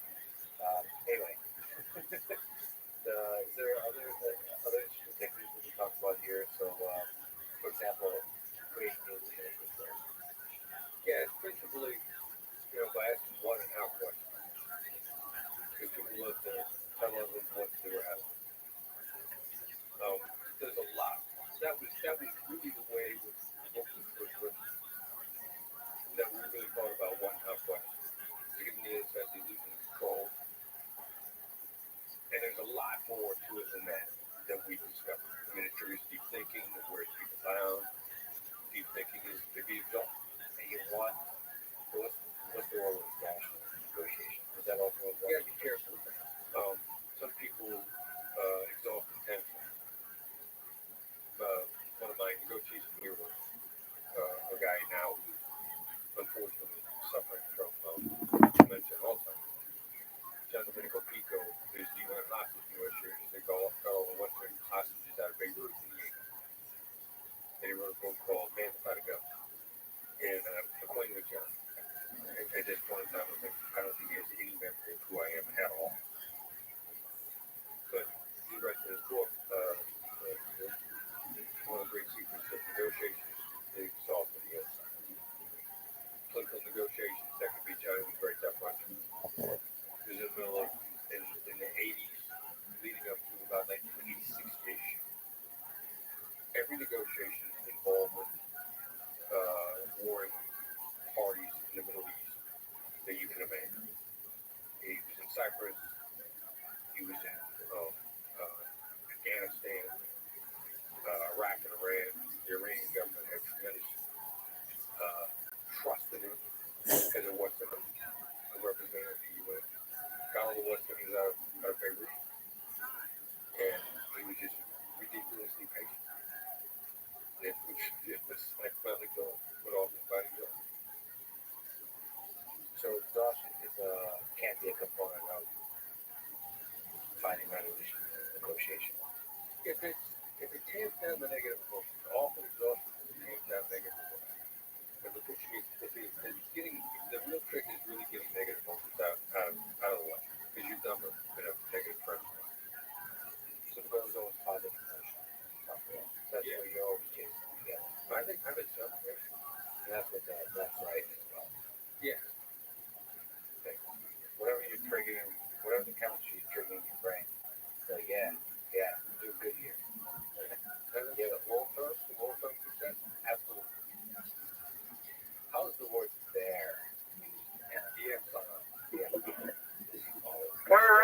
to you later, bud. Take care, Apollo. Come back soon. All right, later, bud. Thanks for sharing the information. I appreciate it. No problem. Take care, buddy. Come up with the general reason as to why they get back into the corner. Like nobody uses the word F-bomb. Nobody uses the word fair when they've got criteria back. Okay. So consequently, when somebody starts dropping it, you got to realize that that's got no legitimate outside criteria. They're feeling very vulnerable. They can't explain it, but they feel it. And it's saying, hey, look, I've given you a fair offer. Here's a way for me to knock you off the game if you're not aware. So a lot of cutthroat negotiators are going to use an argument to knock you off the game. The NFL strike probably could be changed.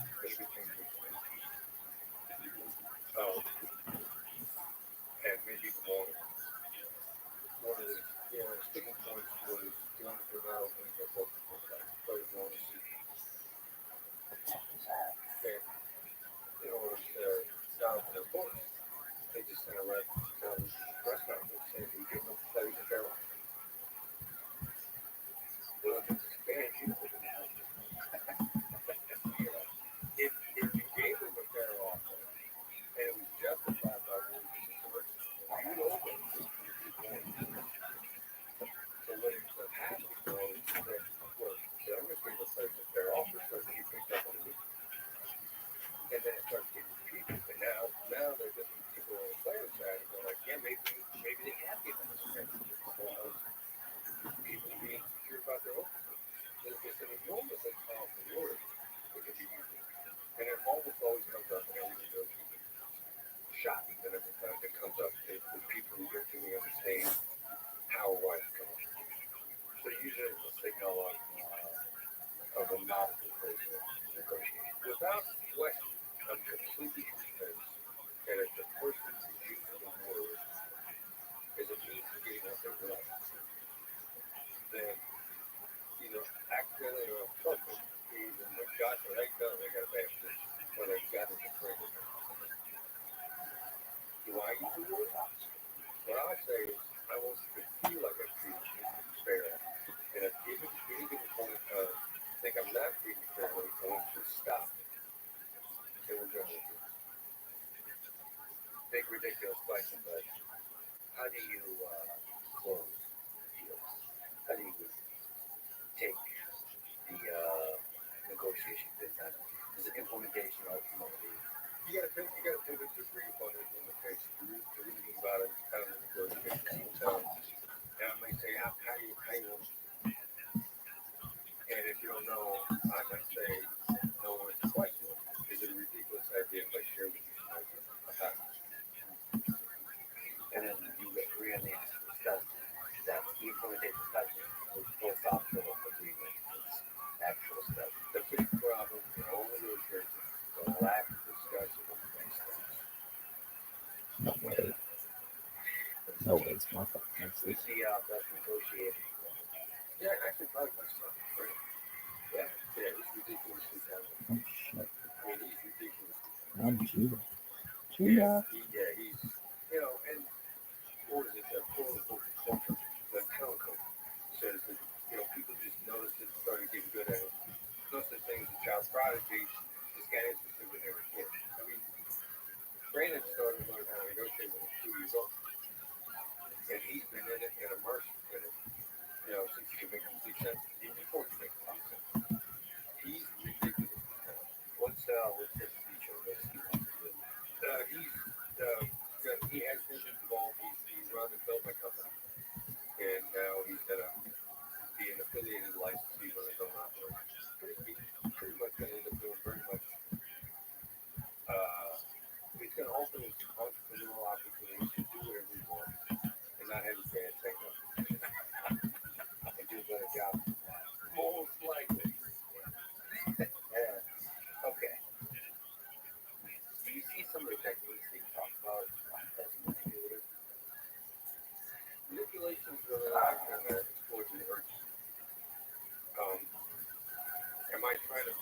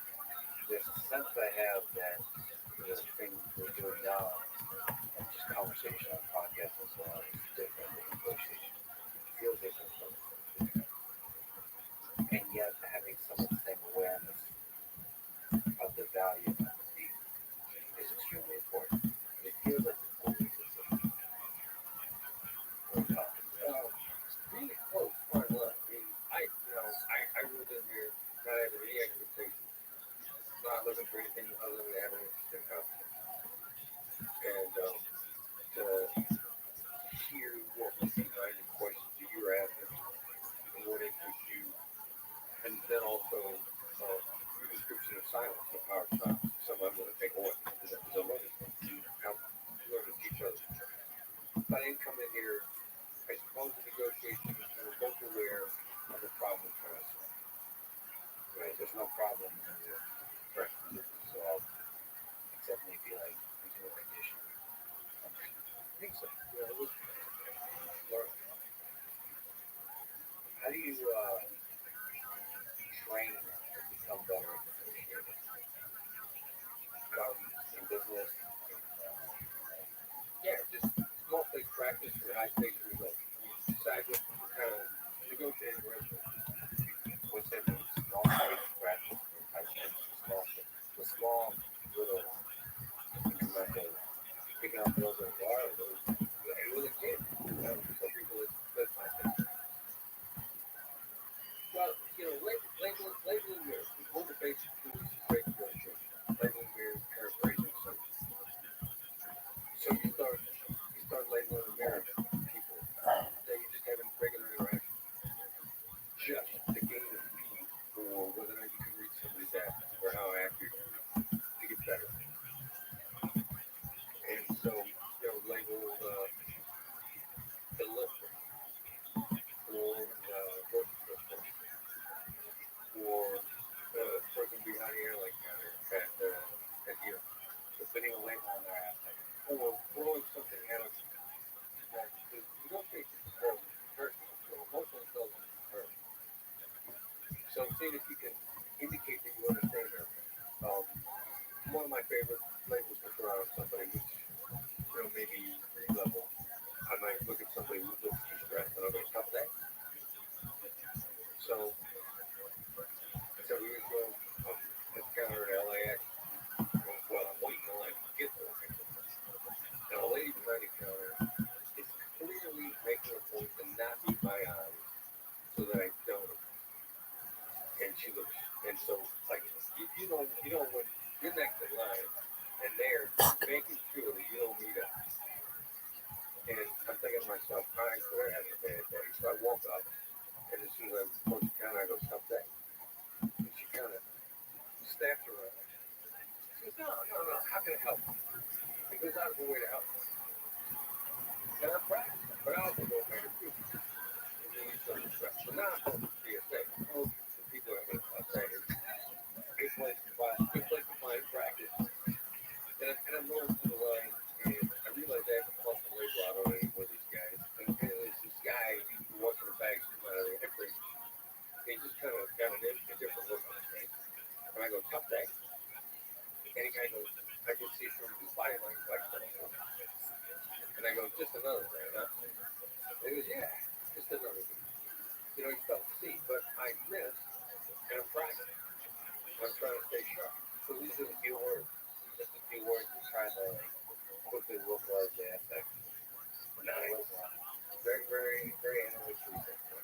I'm going to let it go. I love it. Does the same apply to just conversation in general? Just how to get better at conversation? I think a lot of people struggle with anxiety about conversation. As funny as it's to say, have a lot of anxiety about conversation. Is that it basically do the same kind of practice? Practice some of the techniques. Yeah. Just trying to make sure you learn somebody else. What's the best conversation ever been? Wow. What I mean, now is the best conversation, but what stands out to you? This conversation that changes. There's probably been a lot of them along the way. I mean, but one that I remember on a regular basis is connected is but when I was in the bureau, I'm in Quantico American Services, another guy from New York, buddy of mine named Mark Clark, and we're both trying to decide whether or not we want to try to get into profiling or negotiating. Because they're both about human dynamics, and both of us really like human dynamics. And we're sitting around talking about it, and we're talking about several things, and he labeled it. And I knew he didn't know what he was doing. I think he picked it up. And I've been talking about my family, quite a few things. And he said to me, and I never said this directly, that we were close. But But he said to me, it sounds like your family's real close. And I can remember the moment, like this feeling, just like I felt right in the moment. I mean, what he said just put together everything that I've been saying and nailed it. And I have a very clear recollection of how good that felt in the moment.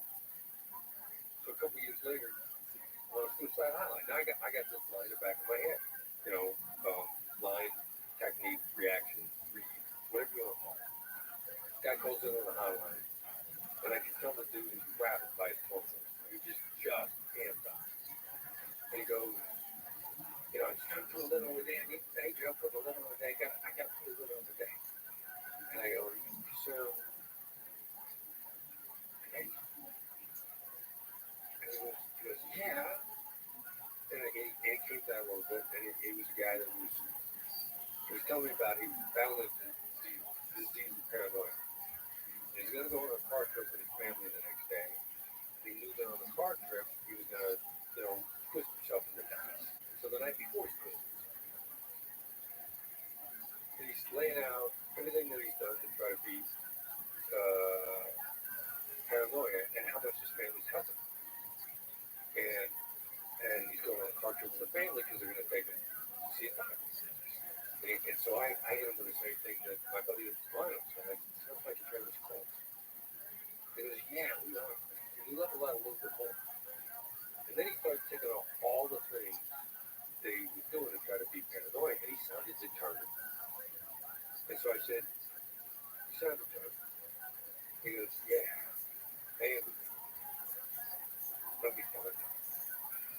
Okay. And that was all I said. So those two conversations, which are overlapping conversations, those two things really stick out. Do those things, like through all the different negotiations, conversations you've had, do they kind of echo throughout? If you basically, because when you empathize with other human beings, you start to realize we're all the same. And so you can start to pick little phrases here and there you've heard from other little experiences. They were all about, if we all want to be close to other human beings, we all want love. We're all, I think we're all deeply lonely inside. Looking for connection. We're just very deeply worried, we're honest about it. So all humans have that same, all the same different components of what makes them tick. So you kind of see yourself basically just saying the same things to connect with another human being. Yeah, there are many different things that we're looking for understanding of, or connection, or satisfaction of. They're just always fascinating of them, regardless. And so, yeah, you're looking for to manifest itself in some form or another, and you really just take a guess on whether or not that is true. What advice would you give to me to get better at these conversations? To me and to other people that do kind of interviews and podcasts. Right. So how do you realize it as well? Is there kind of, as a lifelong journey process? Yeah, well, I think I would advise you to take that approach, which is the approach you would take. You care about it, you're very curious about it. You see it as a lifelong journey, you're fascinated by it. You enjoy learning about it. And yeah, you definitely do see it as a lifelong journey, as opposed to this is what I can do. I can acquire this and I can make it. I follow all those people I talk to. There's a kind of deep connection there that you're interested in, especially when I'm comparing the more material there is in the person, the more you get to fall in love with them ahead of time. Then you get to really understand, not understand, but what I mean by fall in love with appreciate, but also become deeply curious. That's what I call it. Like, Yeah. you appreciate the things you know, you start to see, like Alice in Wonderland, you start to see that there's all this cool stuff you can't learn, you just keep interacting with. And then when you show up and you actually you realize, okay, it's like more and more and more and more. It's like in physics, the more you learn, the more you realize more and more. It's really exciting. And it can also be heartbreaking because you have to say goodbye. Goodbye,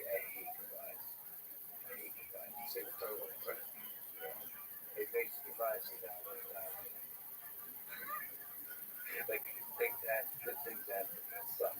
Then it makes the moment, that you do. Okay. I just want to quickly ask you the 7.38.55% rule. It's really interesting. Is it all true to it?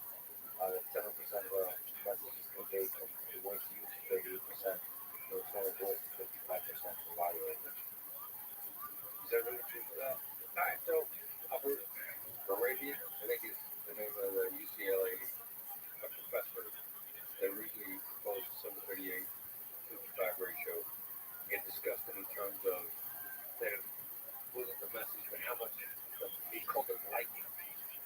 Like, are you not that the media's coming across, but you're liking of the message. And so it's been extrapolated heavily by people like me to this meaning of meaning in 7.38.55 from liking to meaning. But I see regularly people that communicate verbally, like speakers, Tony Robbins, 7.38.55. His words are right. So that's it exactly. That's exactly how the message comes across. This is how we got to balance it. This is how we got to do it. Those that communicate principally in writing, the meaning of the words are much more important than that. So they're deeply uncomfortable with separating the words. Because the content, the words, the meaning of the words, when you're writing, it's so important that you hate to poo-poo it that way.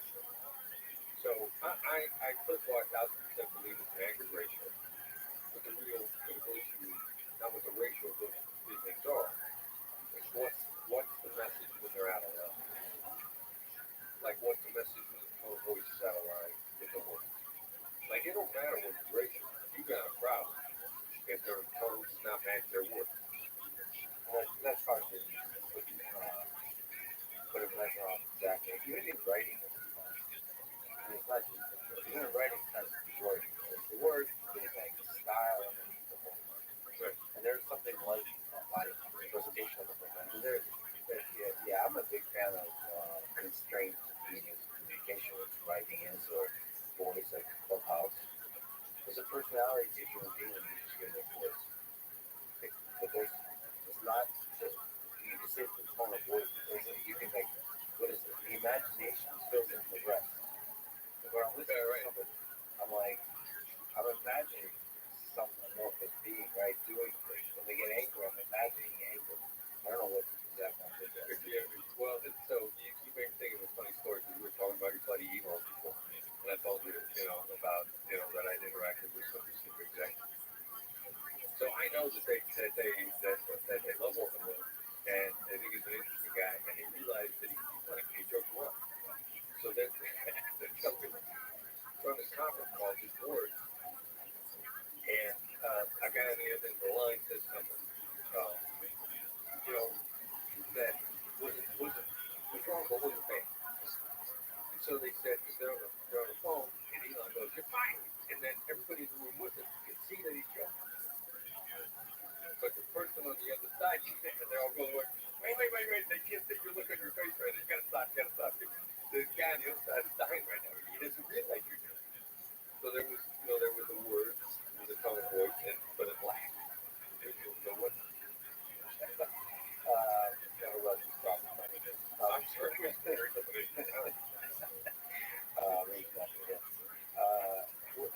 just as interesting to ask, I don't know if you're following along with development.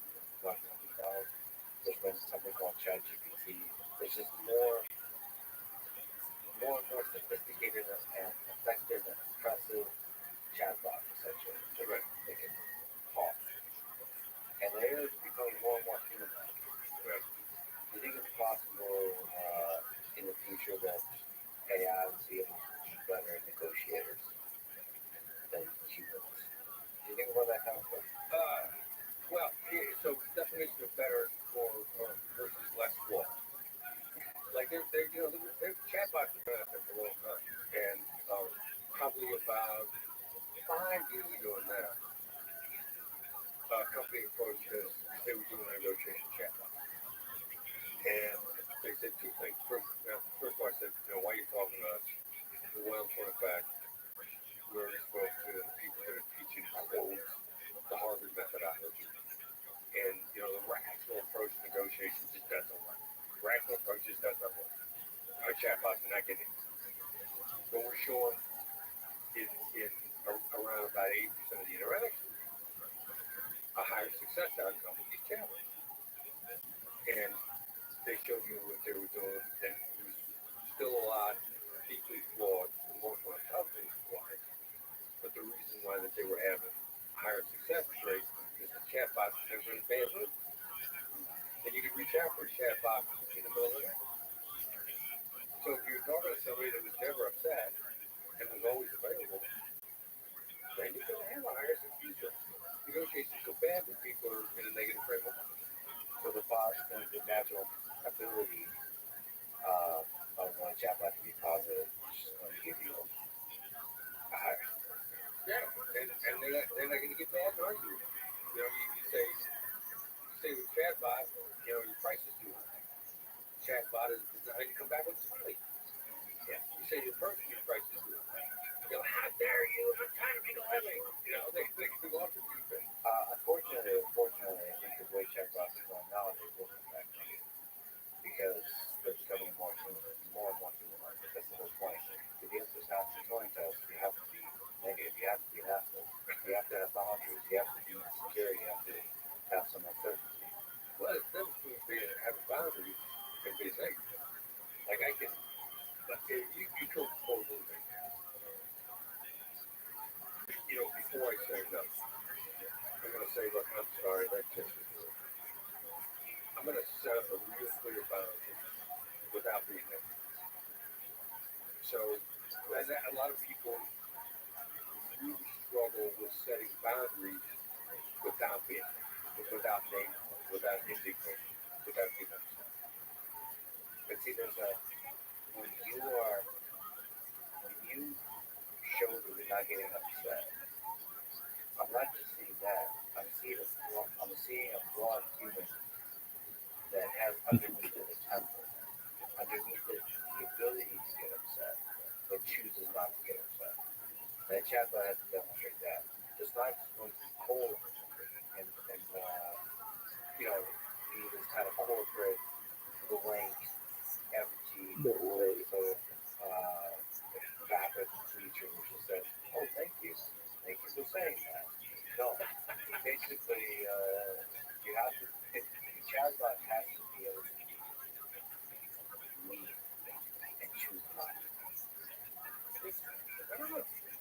I'd be willing to see that play out and see how it goes. I guess what I'm saying is, to be a good negotiator, you have the capacity to be a bad person. I think you just gotta have the capacity to set boundaries. Because I think it's hard for me to trust a person who's not aware of what they're doing. Because if you say you don't have any flaws, I can't trust you. Yeah, well, first of all, it's a lie, right? Grabbing lie. Right. It's back a lie. Yeah.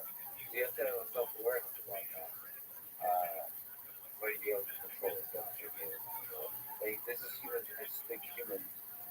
intelligence that type of human they're able to do as well. And chatbots are not. Yeah, and they're moving in that direction. It makes me think about what is actually required for effective. That's what AI to say. Make you ask yourself, what is it that makes you special? What is it that makes you special? Chess, no games, which AI has it was able to beat humans that know. What is it that makes them effective at negotiation? What is it that makes them effective at something that's extremely difficult, which is navigating physics spaces? But doing things that take practice, like making something take coffee, separate and all that. Yeah, because of all the complexities involved in navigating physical reality. We have so many common sense reasons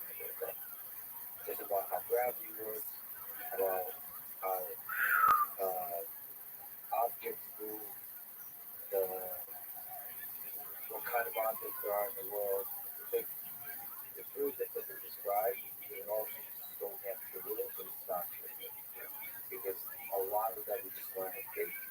Keep running in the place and we'll learn about that. So AI just helps us understand what is it that makes humans do. What is the wisdom we have in our heads? And negotiation is really super interesting.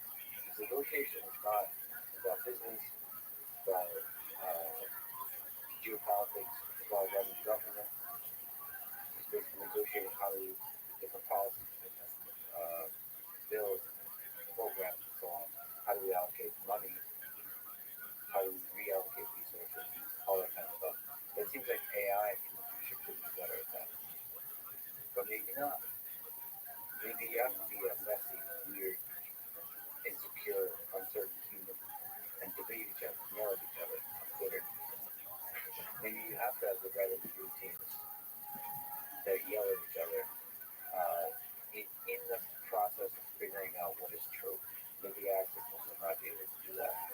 But figure out the full mess of human civilization. Yeah, interesting. Well, I mean, the two thoughts that I had along the way was, I mean, anytime you talk about systems scaling,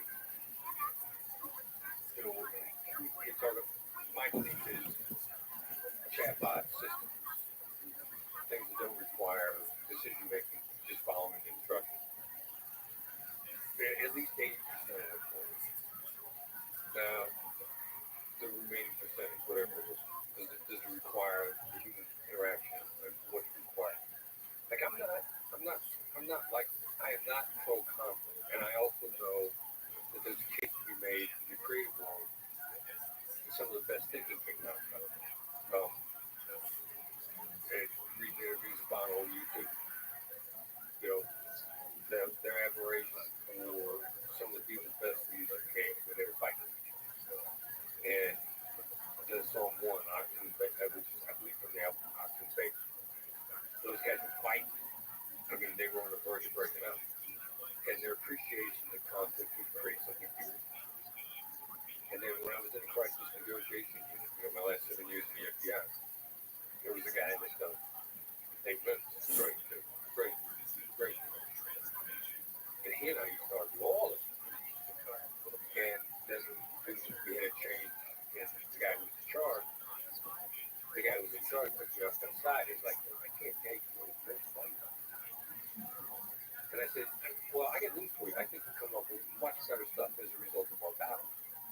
And he said, you know, Vince said the same thing. And I'm like, so we don't have a problem fighting. Why do it? But, you know, there's something there that sometimes the most difficult insights wrap your brain as to why someone is so dug in on something that so you think is so wrong.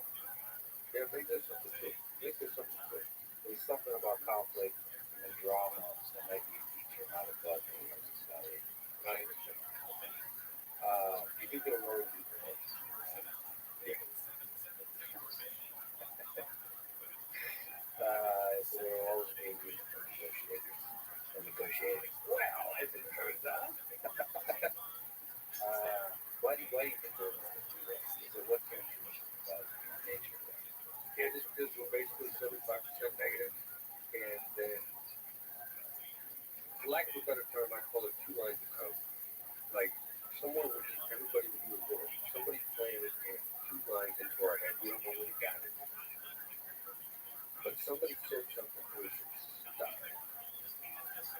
And there are a lot of people that had really negative garbage dumped in their brain when they were little. And just based on the numbers, what kind of opportunity they were given afterwards, did they ever have an epiphany moment when they genuinely believe they can get themselves out of it? Like, what is it? What did Joe Dispenza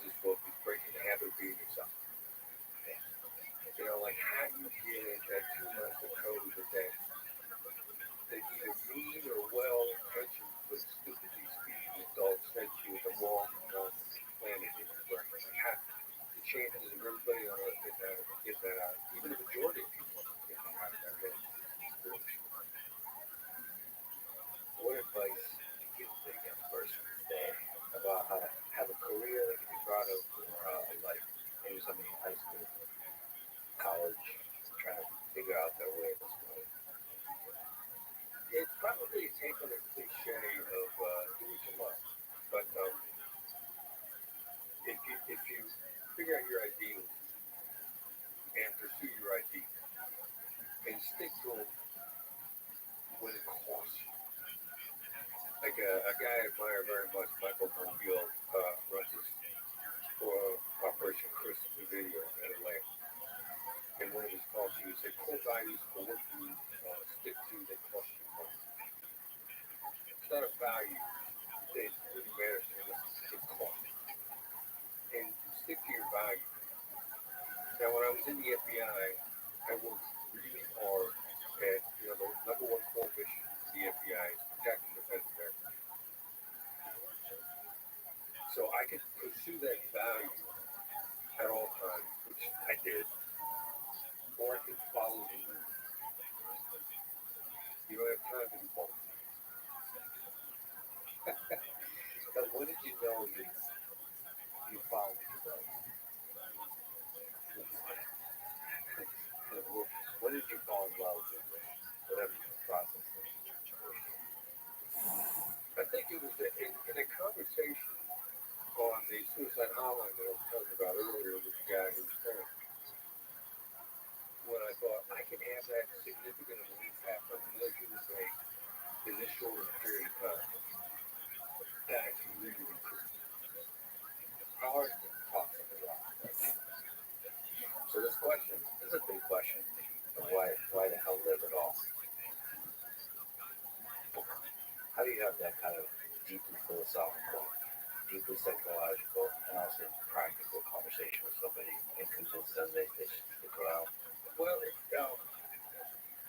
more clear the clutter in their head and let them make up their own mind. That was what volunteer on suicide island was really about. Just let me see how quick they can clear out the clutter in their head. If you're willing to have it cleared out. Like, did you call here because you were actually looking for help? Or did you call here to kill somebody? Again. So, are you willing to leave the clutter in your head? Not everybody is. So once you clear the clutter, is it at least somewhat hopeful chance that you'll continue for another day? Yeah. And like, if you step back, like, very few people that commit suicide physically are up against it that hard. Like, most of them, by and large, are pretty intact physically. They're struggling with emotions. But it's an emotional issue. It's not a physical issue. So if you would be a complete person, like, a guy I'm a very big fan of, a guy named Mark Paul, born great athlete, lost his eyesight and then became paralyzed. Like, he's an emotional leader. He's about helping people thrive and live great lives. Like, Mark was born, he was a spectacular athlete. And first he lost his sight in one eye, then he lost his sight in the other eye, and then he fell out a window in a tragic street. Like, if there was ever a dude that was saying, like, living sucks. And if there's any doubt in my mind, something worse happens to me every few years. But Mark's about being alive and inspiring them. So the hard part was navigating with somebody who's crossing in because they're the chemical imbalance or it's the way they're interpreting the world. There's clutter in their head. Like, how can you help clear that clutter? Help them by themselves, inspire them to reinterpret that world. Yeah. That's one thing. Yeah. What do you think is the meaning of life? Why live? What's the good reason? Well, I had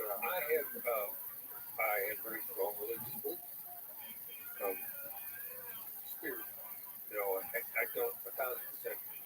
If you were to try to confine me in a box, I'd be a Christian. Because I have tremendous respect for the Jews. I don't think any religion's got a name exactly. But then again, I mentioned I'm kind of a mono Christian. I think mono is like what? And I'm going to butcher it, but my belief in Jesus what I've got after Christianity leaves the world. The dogma of man's application of the spiritual belief.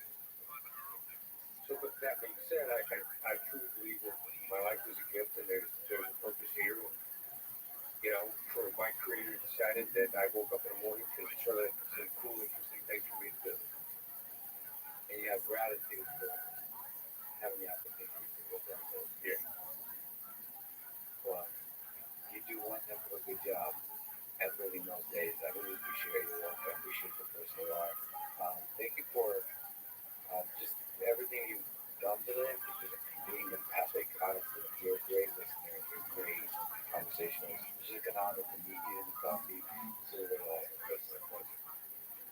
thanks for listening to this conversation with Chris Ball. To support this podcast, please check out our sponsor. And now we can leave this to work with God and heaven. Let us never negotiate out of fear, but let us never fear negotiate. Thank you for listening, and hope to see you next time.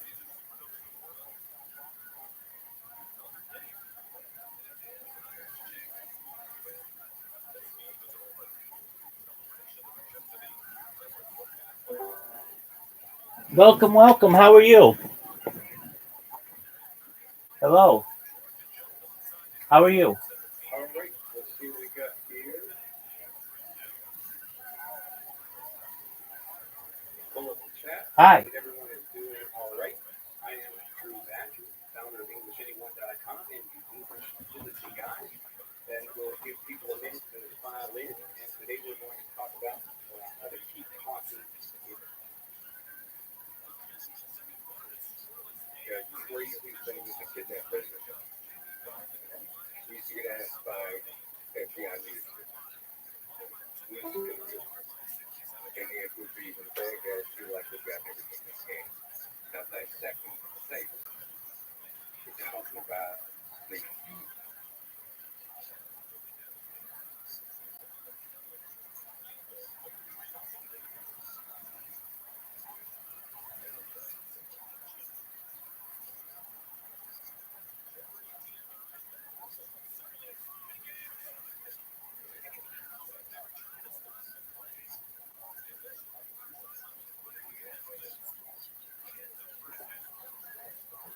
We're looking forward to Chickadoo.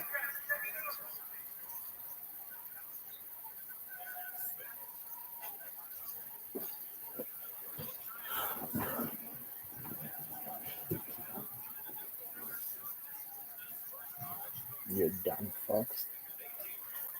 Is it all? Welcome, welcome. How are you? Hello. Can you hear me? We're watching a Joe Rogan experience. Nothing else important is going on in the entire world right now, except Joe Rogan and you. What's good in your neck of the woods? Hello. Oh, fuck you. I didn't want to talk with you anyway. Nothing. I wanted to do less than speak with that motherfucker right now. It's over, baby.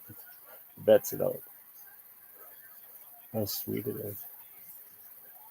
It tastes like sugar.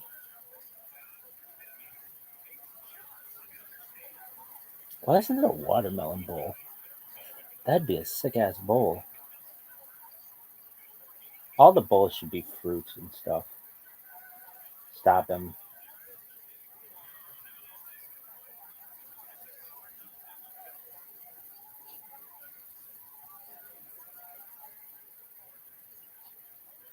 There should be a watermelon bowl.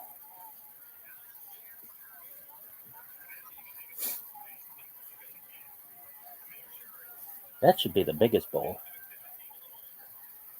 Like the championship should be the watermelon bowl. Or the golden bowl. It's a cool name, the golden bowl. Hey, how are you?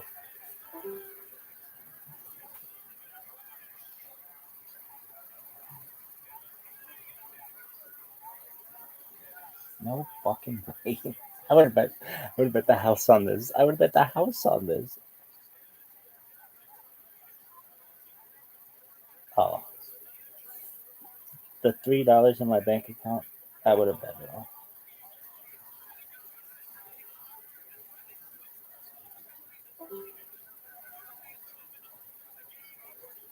I would have bet everything I own, which isn't a lot. I would have bet everything. Oh man, I would have bet it all.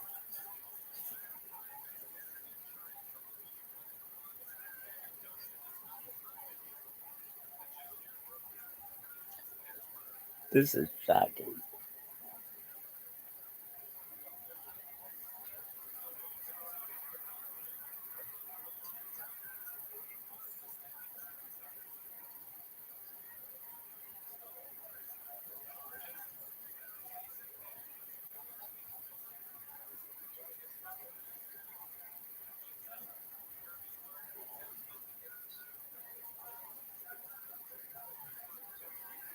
No fucking way.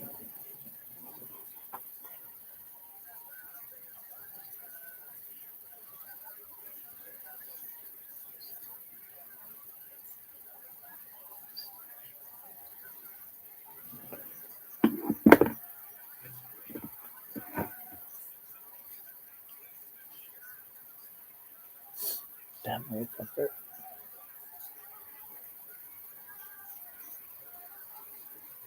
They still got that old ass cop there. Detective. That's my boy.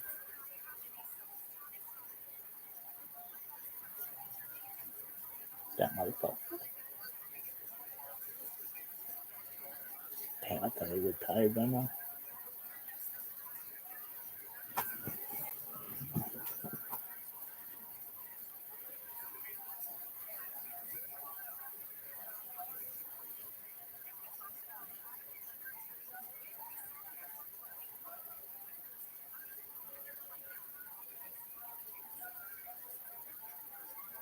This bitch's hair is beautiful. That bitch is beautiful.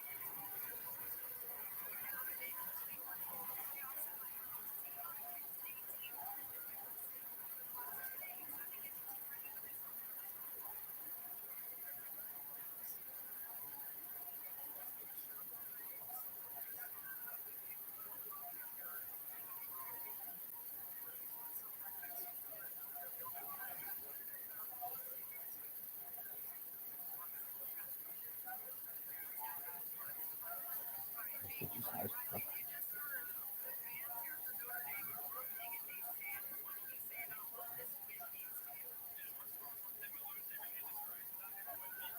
Hey, calm down with that shit.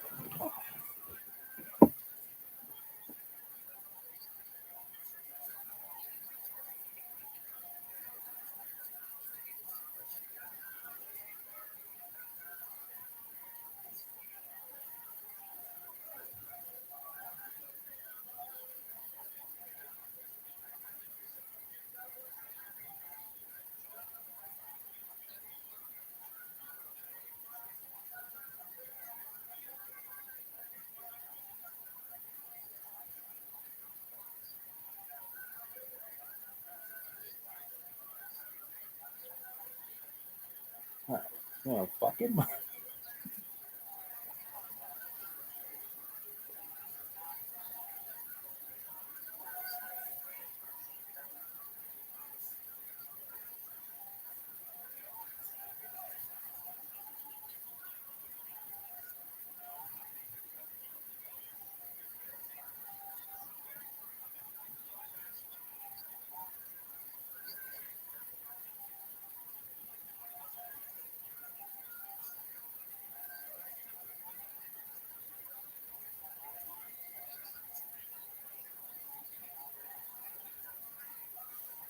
What's the biggest win?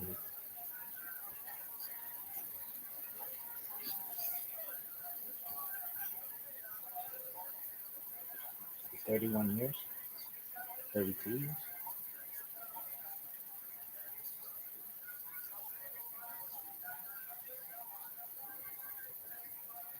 What's up?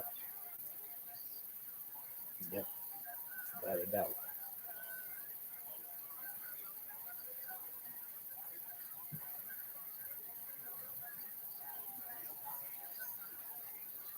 Didn't they beat Clemson a few years ago? Okay.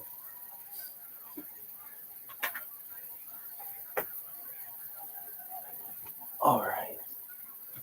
Interesting. Interesting. What happens when this happens?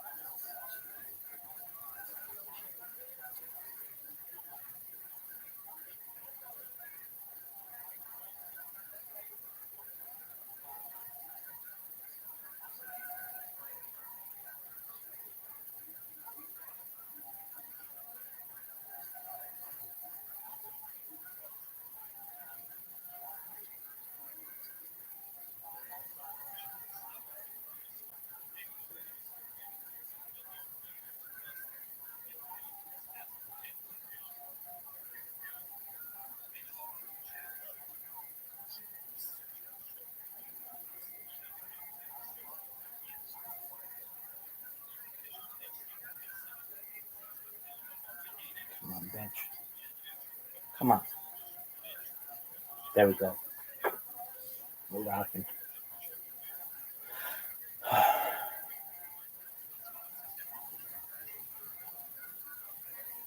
All right.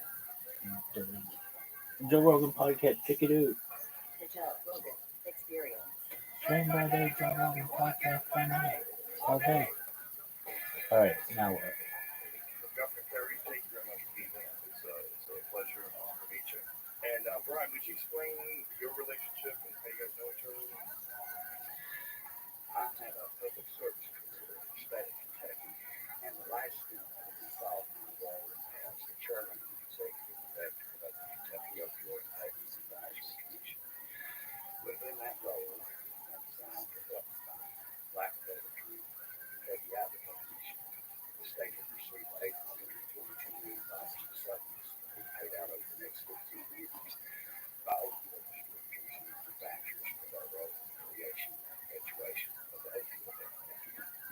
And as the Kentucky Advocate Project was developed and executed, I was introduced to Governor Perry as someone who was a believer and advocate in the medicine. And I developed a professional relationship. He was a vocal supporter and participant in the initiative itself. He appeared by video to give a testimonial about the immense potential around the and he also was so wonderfully helpful as to procure an op-ed in Newsweek magazine in October of last year, endorsing the initiative. He has been a tremendous supporter, mentor, and I am privileged to know him. And Governor, how did you get involved in this? It's kind of a long story, so we got time, if you don't mind. Sure. I'll think about 2006. My wife made me go on vacation, which I don't necessarily do very good because I have a little bit of ADHD, and vacations are sitting on the beach, someplace is not high on my list of good things to do. But anyway, I went with her, and she took me to Coronado Island and the Hotel Del, which is a fascinatingly interesting place. But my security detail went out early, and they were stopped there, I think, on Orange, and drive to a little breakfast nook, and they walked in where they were supposed to meet the California Highway Patrol to do our advance. And there was this big guy, looked about like you, all buff, slicked off head, pretty healthy looking boy, and they thought that was the patrolman they were supposed to meet. They went over, introduced themselves, and said, "Are you here to meet Governor Perry?" And the guy went, "No, but I vote for him every chance I get." This kid happened to be a JTAG, the SEAL Team 5, who was a farmer, or was an F-18 driver, who was assigned to SEAL Team 5 to go out on their next assignment. And they just met him by the grace of God. And the kid gave him his card and said, "Hey, if the governor would like to go on a tour of the Special Warfare Center, let me give him a tour." Well, detail shows up next day, says, "Hey, we met this kid." And that's right down my alley, right? Rather than sitting on the beach, take me over and show me what the Special Warfare Center does. And on Saturday morning, we went over, got that tour, and this young man led the tour, and he had a big old tall drink of water with him in his camis that assisted with the tour. It took about 3 hours to finish this tour. We finish it, and this young man says, "Did Marcus tell you where he was last weekend?" I said, "No." He said, "Yes, sir, once, and no, sir, once." He said, "Well, he was at the White House receiving the Navy Cross." I know what the Navy Cross is, and I went back to the hotel room, looked it up on my computer. There's no mention of this Marcus Luttrell anywhere on my computer. And we had asked them to go have dinner with us that night, just to say thank you for their time and what have you. How are you, Ass Bunch? And that evening, Hey, you nigga there? What's good? Friend is asking him all questions about what was it that he did, and during the conversation, Operation Red Wing came up, and we finished dinner. I tell him, I said, "Look, give me your mom's phone number. I'll call her when we get back to Texas. And if you're ever through Austin, come by and see me," right? Which I would tell I probably told hundreds of people, Joe. If we'd known each other in those days, I said, "Hey, Joe, if you're ever through Austin, come by and see me. Bad chance you're going to come and knock on the door of the governor's mansion, right? Can't do it." So it's a nice thing to say, but realizing that they're not going to show up. Well, we went back, looked up Operation Red Wing, and that's when my computer kind of blew up, and I figured out who this young man was. And you remember in 2006, nobody had heard of this, didn't know who Marcus Luttrell was, what happened. So, going about our business, they leave, they deploy, go back to Iraq with his twin brother Morgan, I might add. Morgan and Marcus, they deployed together on that. And the young man who led that tour that day was Lieutenant Commander in the Navy, F-18 pilot, by the name of Jake Elsey. Jake Elsey is now a member of Congress. So, incredible small world for me that started totally by the grace of God of meeting these boys in Coronado Island. And I called his mom when I got back to Austin, said, "Hey, saw your son, doing all right. If I can ever help you, let me know." Went on about my business. That was in August of 06. The following May of 07, the phone rang in the governor's mansion. The security detail said, "There's a young man down here who said you told him the next time he's to Austin, Texas, come by and see you, and he's here." I said, "That's hilarious." I said, "What's his name?" And Marcus Luttrell. I said, "Yeah, I told him. I sent him in." That was in May of 07. And he lived with us for the next 2.5 years. In August of 09, he left. And that's what started me and my wife on this long journey, this adventure that has taken me to sitting at Joe Rogan's table, talking about veterans' mental health. We've been down literally dozens of rabbit trails. Frankly, the bulk of them, they were interesting, but they really didn't bring any relief, didn't bring any help. We learned about the brokenness of our government's ability to help these young men and women. I mean, Marcus literally was separated from the the Navy without the ability to have TRICARE. The only place he could get his health care covered was at the VA, and he had to have some very specific surgeries on his back, highly technical surgeries. And I told him, I said, I'm not going to let you go to the VA and have that done in defense, but I said, I'll go raise the money and find somebody that we can get you the type of help that you need. And I went to Houston. I talked to a doctor there, Stan Jones, who's the chief medical officer for a stem cell company now called Celtics. But he had heard of Marcus by then. Marcus's book had come out, I think in 08 when it came out, and it went to #1 on the New York Times bestseller list. So people started to know who Marcus Luttrell was, knew his story, and we were able to get him the medical help that he needed. I also intervened at that time with the Secretary of the Navy, Ray Mavis. And I called Ray. Ray was the former governor of Mississippi, so I knew him through that role. And I told him, I said, here's what I've got. And I said, this kid is a legit American Hebrew. And I said, our government's just completely dropped the ball of being able to take care of it. And I said, I don't want to embarrass your boss, but I said, you need to get this kid back in, reevaluate, get him not fit for duty so he can get eligible for TRICARE, of which they did. My hat's off to them for doing that. Just took the sadness of all of this, Joe, from my perspective, is Marcus Luttrell was just fortunate in a lot of different ways. That by the grace of God, he met a governor, a guy that could actually intervene and make a difference. There's literally thousands Welcome, Zoo. of men and women out there today who have mental health issues that don't know about it, don't have anybody. And that's why I've spent however many years, that's been 17 years, helping, being open to all the different ways that we could help these young men and women. Back in 07, I helped create a foundation that buys homes. It's called Military Heroes Support Foundation. And they've given away 1,000 homes. George Strait gave away one of their homes at every one of his concerts. But even if you are living in a great home, if you're in a mansion and your mind's not where it needs to be, you're just a lonely person, a sad person, a broken person, in a beautiful home.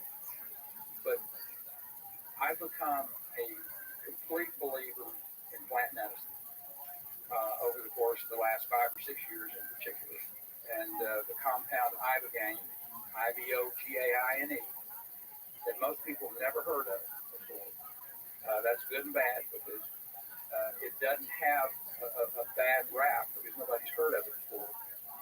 My job, our job, is to be able to educate the public about this plant medicine, this psychoactive plant medicine that absolutely is showing stunning ability to bring people back to normalcy, to reset their brains, to literally give them their lives back. I've made the decision that that's what I'm going to do for the rest of my, however many years I got left. This is where I want to spend the bulk of my time, telling people about it, explaining to people how this, conservative, right-wing, knuckle-dragging Republican governor became a spokesperson willing to go public with talk about this plant medicine that literally the data is, I think the data is, you can't argue with the data. We'll talk about a clinical trial that they did out of Stanford this last year. But that's how I went from basically being a guy that wasn't even open to having a conversation about. In 2013, I got talked into talking to a mother who had a son who was an epileptic. And she said the only thing that we can give our son that's relieved him of this is THC. And I was against any of the use of marijuana, medical or otherwise, in 2013. That mother came and sat down to me. I looked at the data. I listened to her powerful story. And we passed in Texas medical use of THC. cases of epilepsy. And that's my point with all of this, is that I'll never be for, I know, I may not agree on this. I'm not for the legalization of drugs. I love Rick Doblin. Rick and I have been on multiple stages together. A lot of the work that he did at MAPS is I'm a big supporter of. And I tell him, I said, but I'm not going to get there on the legalization of drugs. I'm just not. And I don't want to get that confused with what we're doing here. This is medically diagnosed, medically dosed, having the proper medical people there, the treatment, the follow-up, all of that. And that's one of the reasons that I think that our government, and thank God, Donald Trump won. I'm very open about this, that Donald Trump won this election.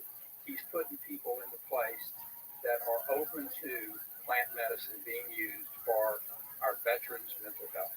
And so I know I've covered a pretty broad piece of landscape and all of that I just talked about, but that's how I got here. Over a 17-year period of time, I went from an absolute, don't even talk to me about these drugs, to being the Johnny Appleseed of Ibogaine today, where, my wife probably gets tired of going places with me, and the next thing she knows, I'm talking to somebody about plant-based medicine and what I've seen and why we as society need to be really pushing this, talking to our congressmen, talking to our senators, talking to the people that are decision makers, and the private sector, educating the public about this so that they know that there is help out there.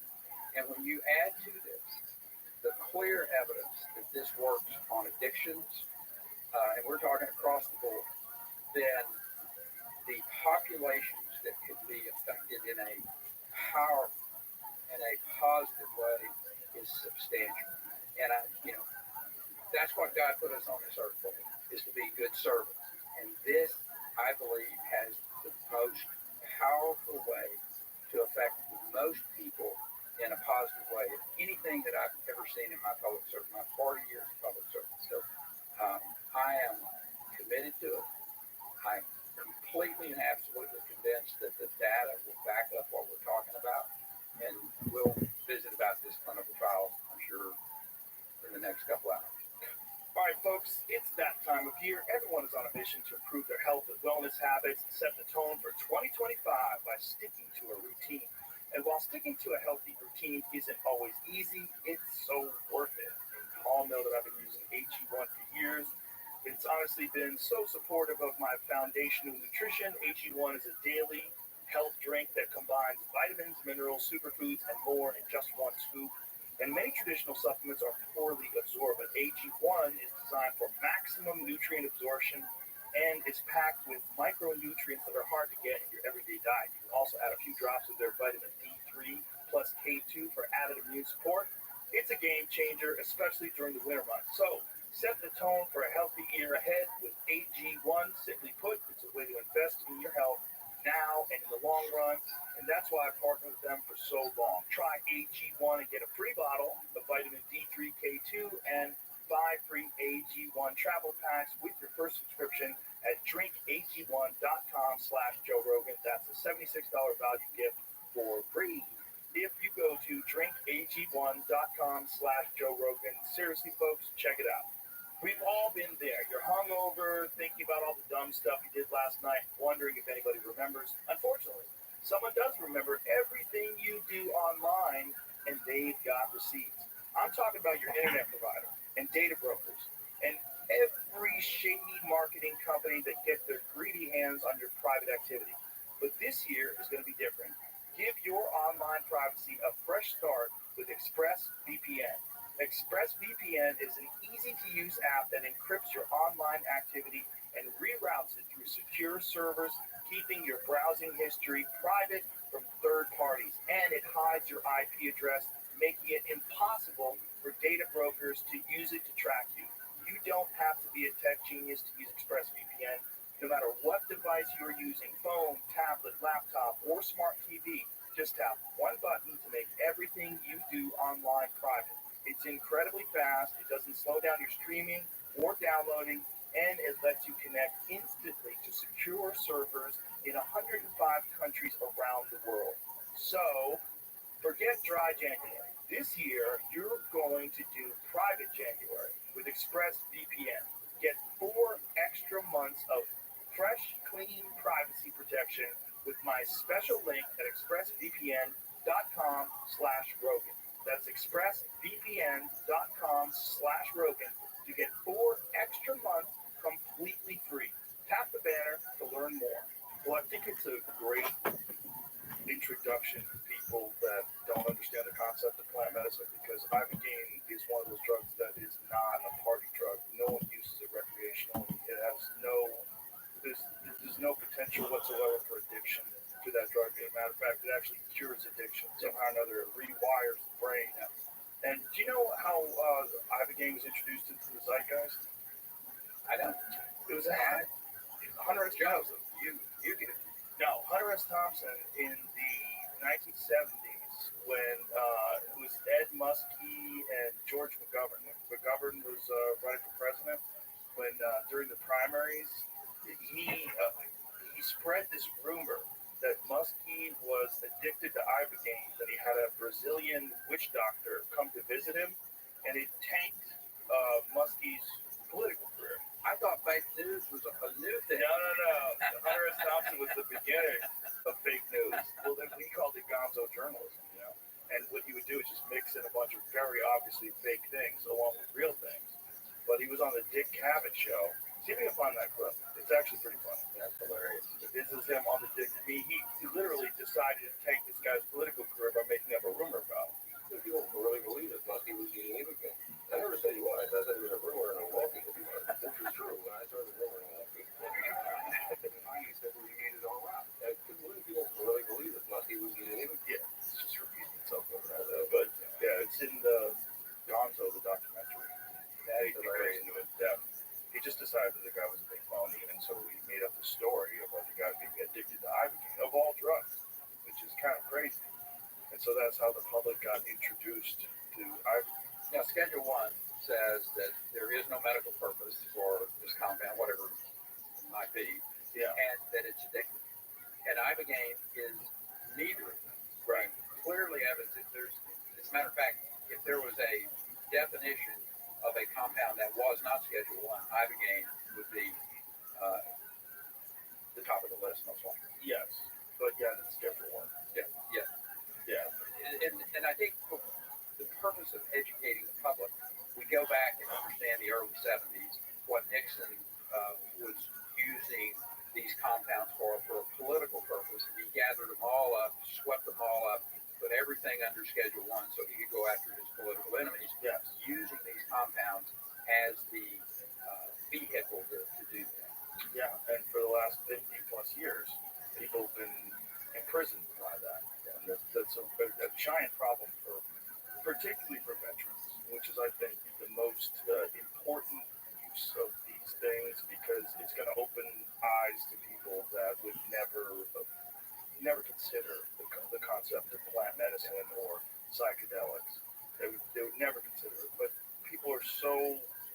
most people are so compassionate about the needs of veterans, the demand that they face and the trials that they face when they return, the mental struggles, the amount of suicides, the amount of addictions. It's overwhelming, and they don't get any support. And people are kind of desperate, and that's what opens up the door to people considering things like yourself, considering things that would not have normally entered into your landscape. You look at the history of how I got to it, and I grew up on a dryland cotton farm. Not as conservative a part of the world as you could be. I went to school at Texas A&M. I wanted to be a pilot in the United States Air Force. Drugs were absolutely not anything that I wanted to have anything to do with, because at that particular point in time, in the early 70s and mid 70s, we got drug tested on a monthly basis. No notice drug testing. Go pee in a bottle and they test you. And if there was one time that you didn't pass that drug test, you were done. So the fear factor of drugs was driven into us. You go forward with the political messaging through those years, your brain on drugs, just say no to drugs. I mean, and on one hand, that's a good message.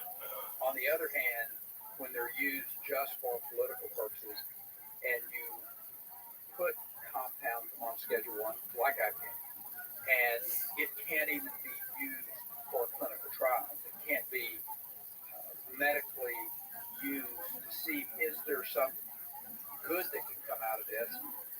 And the fascinating thing for me, Joe, is that Mexico, this is a compound that can be used.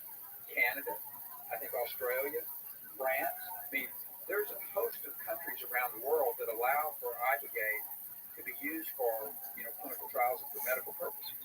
Yet we're sitting here with 20 plus veterans a day killing themselves. Yet we have a compound that clearly the data shows that this compound appropriately used, appropriately overseen, can absolutely change lives, can save lives. And for me, to be able to know that and then still see government say, no, we're not interested, is really frustrating. And it's why I'm so excited about, Bobby Kennedy, Jay Bakachar, Dr. Oz, Nolan Williams, individuals who may come into this administration at very high levels that are supportive of plant medicine. So I think we've got this great opportunity. We've been given this gift, and I hope you got members of Congress that are supportive of this on both sides of the aisle. This isn't a partisan issue of any sense of imagination. So I'm really excited about the potential of being able to get clinical trials done, move this off of Schedule 1 into worst case scenario Schedule 2, and even Schedule 3, so that we get broad amount of trials done, so that people who have questions about it can be answered, and they can see the data. I mean, we'll talk about this clinical trial out of Stanford that is just stunning results. Well, let's talk about that. What comes up? Ryan, you want to hit that one? You want me to take it? I don't know. Take it. In 2018, Brian, pull up my basically. that's not perfect. All right. In 2018, individuals by the name of Amber and Marcus Capone founded an organization called VETS, Veterans Exploring Treatment Solutions. Marcus Capone had been a special operator, and he had done multiple tours in both Afghanistan and Iraq. When he came home, finally from war, Amber described an individual who bore no resemblance to the man that she married. He came home as a severely traumatized individual and was met by a system which could not in any way effectively address the nature of his trauma. Recognizing that his life was at stake, as well as the future of her family, she became desperate and went online and discovered the existence of a compound called ibogaine. She made arrangements for Marcus to receive treatment from an individual by the name of Martin Malenko, who operated a clinical operation called Mission Within. Amber, as a last shot at saving her family, sent him to Mexico to receive ibogaine treatment. She said when he returned, he came back as the man she remembered marrying before he ever went to war. As they learned about other friends of theirs who were coming back home with similar circumstances on the verge of familial dissolution, with Marcus, his friends, the verge of suicide, they began just as a friend group to put money together to send their close circle of individuals down to receive this treatment. They came together to form VETS, and since 2018, over 1,000 veterans have traveled to the Ambio Clinic south of Tijuana to receive Ibogaine treatment for symptoms of traumatic brain injury and post-traumatic stress disorder. Because of the miraculous outcomes which were endorsed by the veterans who were receiving this treatment, a group of philanthropists funded a study out of Stanford University, which was led by Dr. Nolan Williams. And over the course of several years, a cohort of 30 veterans were evaluated before and after Ibogaine treatment. They were evaluated comprehensively with the administration of a battery of psychological tests to quantify the nature and duration of their symptoms. They underwent pre- and post-treatment MRI scans. These scans were compared against the database which had been compiled of hundreds of thousands of healthy adult brains covering the human lifespan. And through an algorithmic assessment, the question was, what was the physiological effect upon the human brain, if any? To explain these miraculous outcomes were veterans who had been on the verge of suicide, who had been paralyzed by symptomatology associated with profound anxiety, profound depression. In many cases, veterans who were prescribed an array of habituating pharmacology which ineffectively addressed their symptomatology were not just back to what they could remember being before they experienced their trauma, but had been liberated from that pharmacology. The results of that study are nothing short of miraculous when it comes to the way in which Ibogaine has been revealed to have significant neurodegenerative properties that impact the human brain, with profound implications for conditions for which there are no current effective treatments. Specifically, the white matter that covers the surface of our brains, which is the highway across which all of our thoughts and impulses travel, grew and thickened in size across the entire surface of each of these veterans' brains. The centers of the brain responsible for emotional regulation and executive functioning grew in size. The average reversal of brain age among this cohort of 30 veterans was 1.5 years, with the top 5 among that cohort seeing a reversal of brain age of almost 5 years. Right now, there are individuals who live offshore from the United States who are using Ibogaine to effectively treat symptoms associated with multiple sclerosis, Lyme disease, and Parkinson's disease. Just about 2 weeks ago, Governor Perry and I had the privilege of spending some time with a researcher who is based out of the University of Zurich in Switzerland. This researcher has developed a protocol for the treatment of Parkinson's symptoms with Ibogaine. We had the privilege of visiting with one of his patients who wishes to remain anonymous, as well as a family member of his patient. We were shown a video whereby this individual had developed Parkinson's disease at the age of 41. It had advanced so aggressively that by age 51, this gentleman was completely bedfast. As a last resort, he underwent an invasive intracranial surgical procedure called deep brain stimulation, where they drilled holes through his skull and implanted electrodes, which were designed to stimulate the production of what is called glial-neurotrophic growth factor, which essentially stimulates dopamine receptors to produce dopamine, the absence of which is implicated in the development of Parkinson's disease. And while this gentleman was no longer bedfast, he was not able to volitionally control his bodily movements. The video we saw demonstrated his attempts to stand and walk, and the ability to walk was non-existent. After he had undergone the deep brain stimulation, he signed up for euthanasia services in the country in which he lived because it was legal and he was at the end of his rope. He underwent a 4-week course of opioid titration with low dose Ibogaine that did not produce a psychoactive experience, and at the end of those 4 weeks, that gentleman was able to stand, walk, and function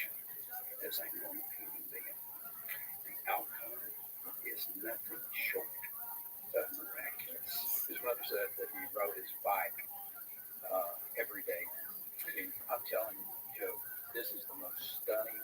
I mean, it's a short video. I get it. It's anecdotal, but for my purposes, it was just backing up what we have seen, what we've learned about how ibogaine. Now, the treatments down in Mexico are flood doses. This was a microdose that they did over there. But again, it gets to my point of this is exactly why we, as the United States, and with our medical, capacity in this country, need to be doing this type of clinical trials so that we find out, is this really what we think it is? And if it is, this needs to be widespread treatment for MS, for Parkinson's, for addictions, for PTSD, traumatic brain injury. I mean, I think we're on the cusp of some extraordinary medical breakthroughs because of this compound. Dr. Williams has said, and I agree, that ibogaine is the most sophisticated medication on the planet. The results of that standard study were published in a top 5 medical research journal called Nature Medicine on January 5th, 2024. An organization called the Brain Behavioral Research Foundation named that study as its #2 study in terms of neuropharmacology in the world for the year 2024. I have become convinced that any system which maintains ibogaine's criminality is in fact criminal and needs to be tore apart brick by brick. It does seem like a miraculous compound. And what's fascinating to me is that how little was known about it until just basically a decade or so. Yeah, it started making its way into the zeitgeist. And primarily, I heard about it from people. My friend Ed Clay was the first person I heard about it. He became addicted to pills. He had a back injury. And he started talking about it. He went to Mexico, got treated, and then he wound up opening up a center in Mexico. And since then, I've known quite a few veterans, mostly veterans, that they've been led there by other veterans, guys who've gotten help or new friends that have gotten help that way and sent it down there. Every single one of them that I know that have come back from there has had miraculous results. It's almost like too good to promise. It's like, as you're talking about it, people like, there's so many people probably listening to this that are they're at the end of this. And they're hearing this like, oh, come on, don't get my hopes up for this miraculous thing. Because nothing miraculous works. If it's too good to be true, it's probably too good to be true. Right. But I would have said that myself until I've seen with my own eyes. I've been studying this. You asked a little bit more about in 2017, I went to Washington to be the Secretary of Energy. I asked Morgan Luttrell, Marcus's twin brother, former Navy SEAL, was working on his PhD in brain science, if he would put that on hold and come with me up to DC to work with the Department of Energy. And Morgan did. And he was over in a part of the agency where we have oversight of all the supercomputers, or the bulk of the supercomputers in the United States, our national labs have. And we have some partnerships with different universities, University of San Francisco, University of California, San Francisco, and a researcher out there named Jeffrey Mann, MD, PhD, and he was doing some studies on the brain, for traumatic brain injury. And they were scanning the brain using our supercomputers at the Department of Energy.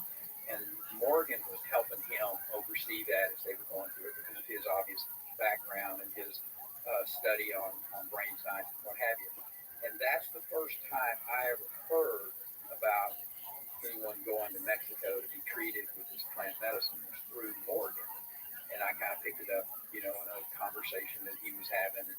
And it kind of put me back on my heels a little bit. And I thought, Morgan, you need to be careful with that. Yes, sir. But anyway, that was where I heard about ibogaine for the first time. It was in probably late 2017, early 2018. And then as I started educating myself about it, I was curious about it. Does this work and why does it work? Then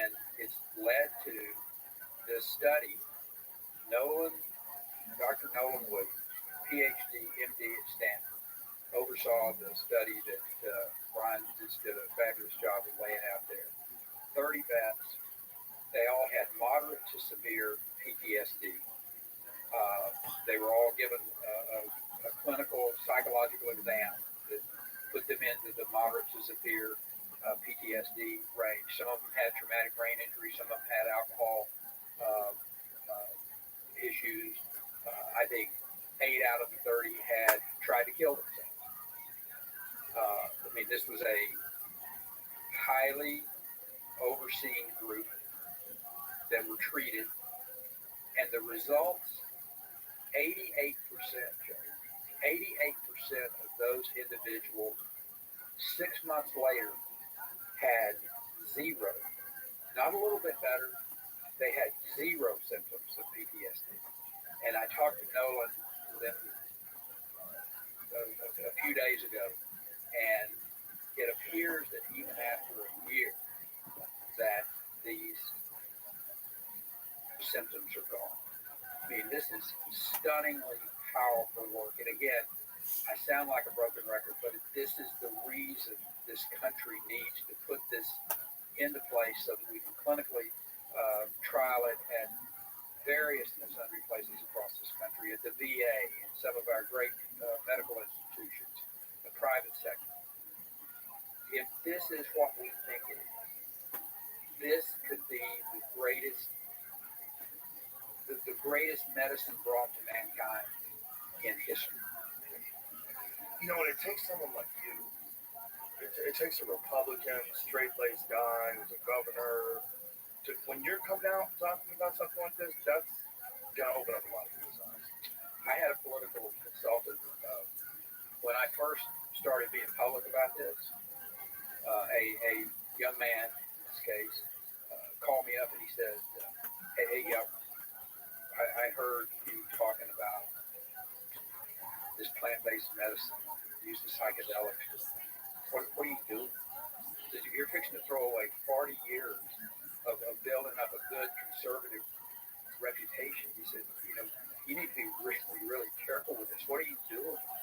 And I told him, I said, listen, I get your concern. I understand it.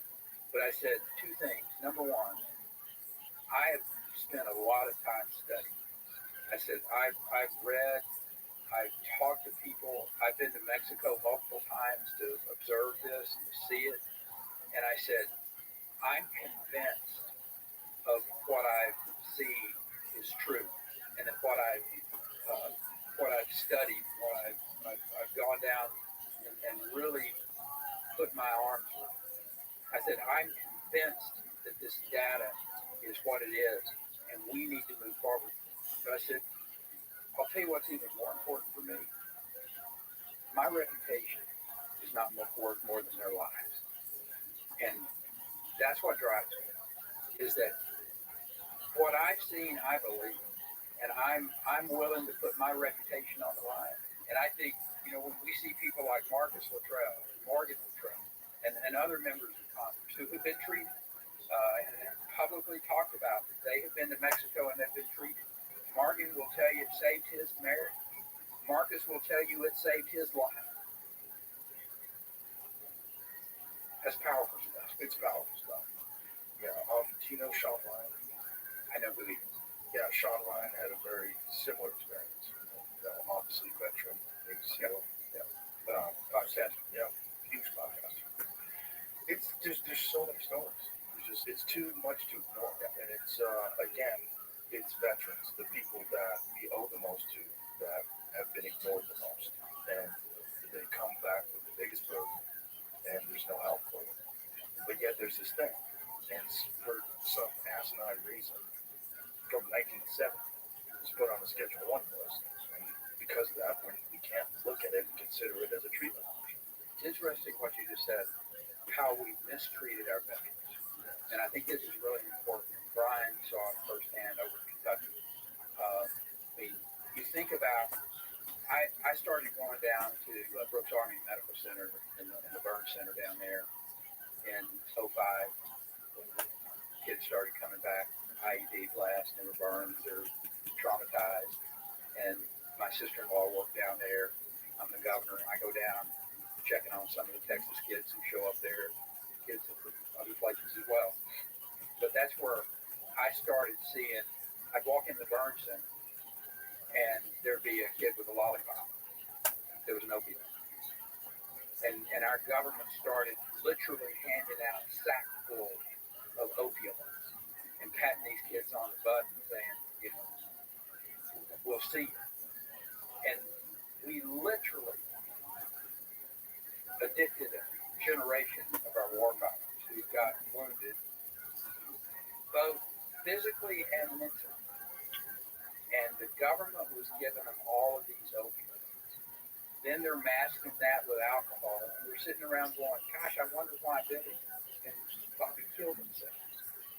And we were the reason, because the government did such a poor job of dealing with this issue in the mid-2000s as we were, you know, we've been at war for 20 years now. I mean, when I think about the history of civilization, has there ever been a time when a group of warfighters were ever in this much conflict for this long a period of time? I can't think of it. You go back, you know, all the way to the to prehistoric times. You know, we fought wars for short periods of time, and we spent a lot of time walking from one place to another. You just go back into America's history and the Revolutionary War, and then the Civil War. You know, my grandfather was engaged in that conflict, and he wrote a book about it, and he talked about walking for weeks through mud and bad conditions, and then they fought for maybe 48 hours, and then you go through up into World War I, spend a little bit more time in combat, World War II, and we started seeing people who were what we call it shell shock, World War II. Then Vietnam came along, and these young men were in conflict for a long period.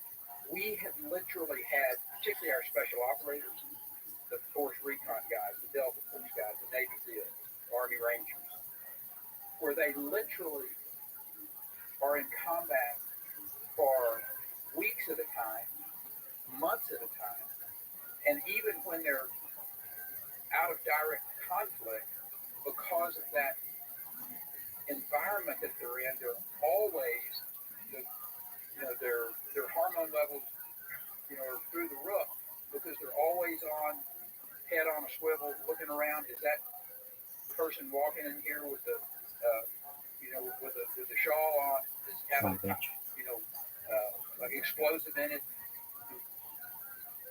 Always on the fear of being attacked, being harmed, through the roof, and that's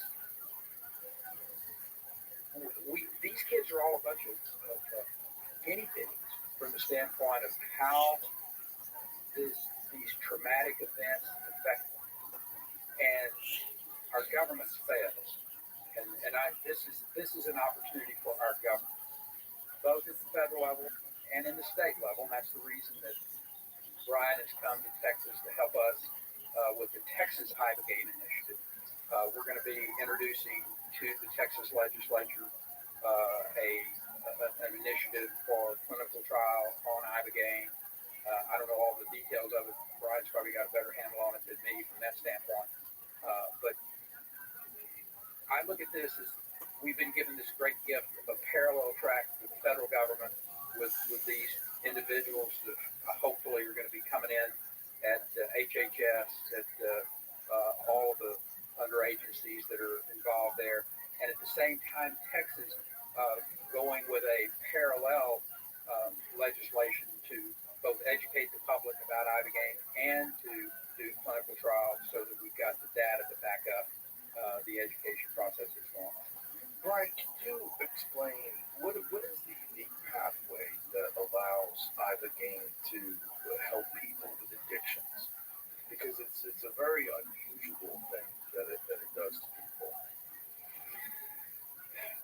If I might provide some historical context on the reality that you have just articulated. In 1962, a heroin addict by the name of Howard Rothschild, whose widow, Norma, is still living in New York City.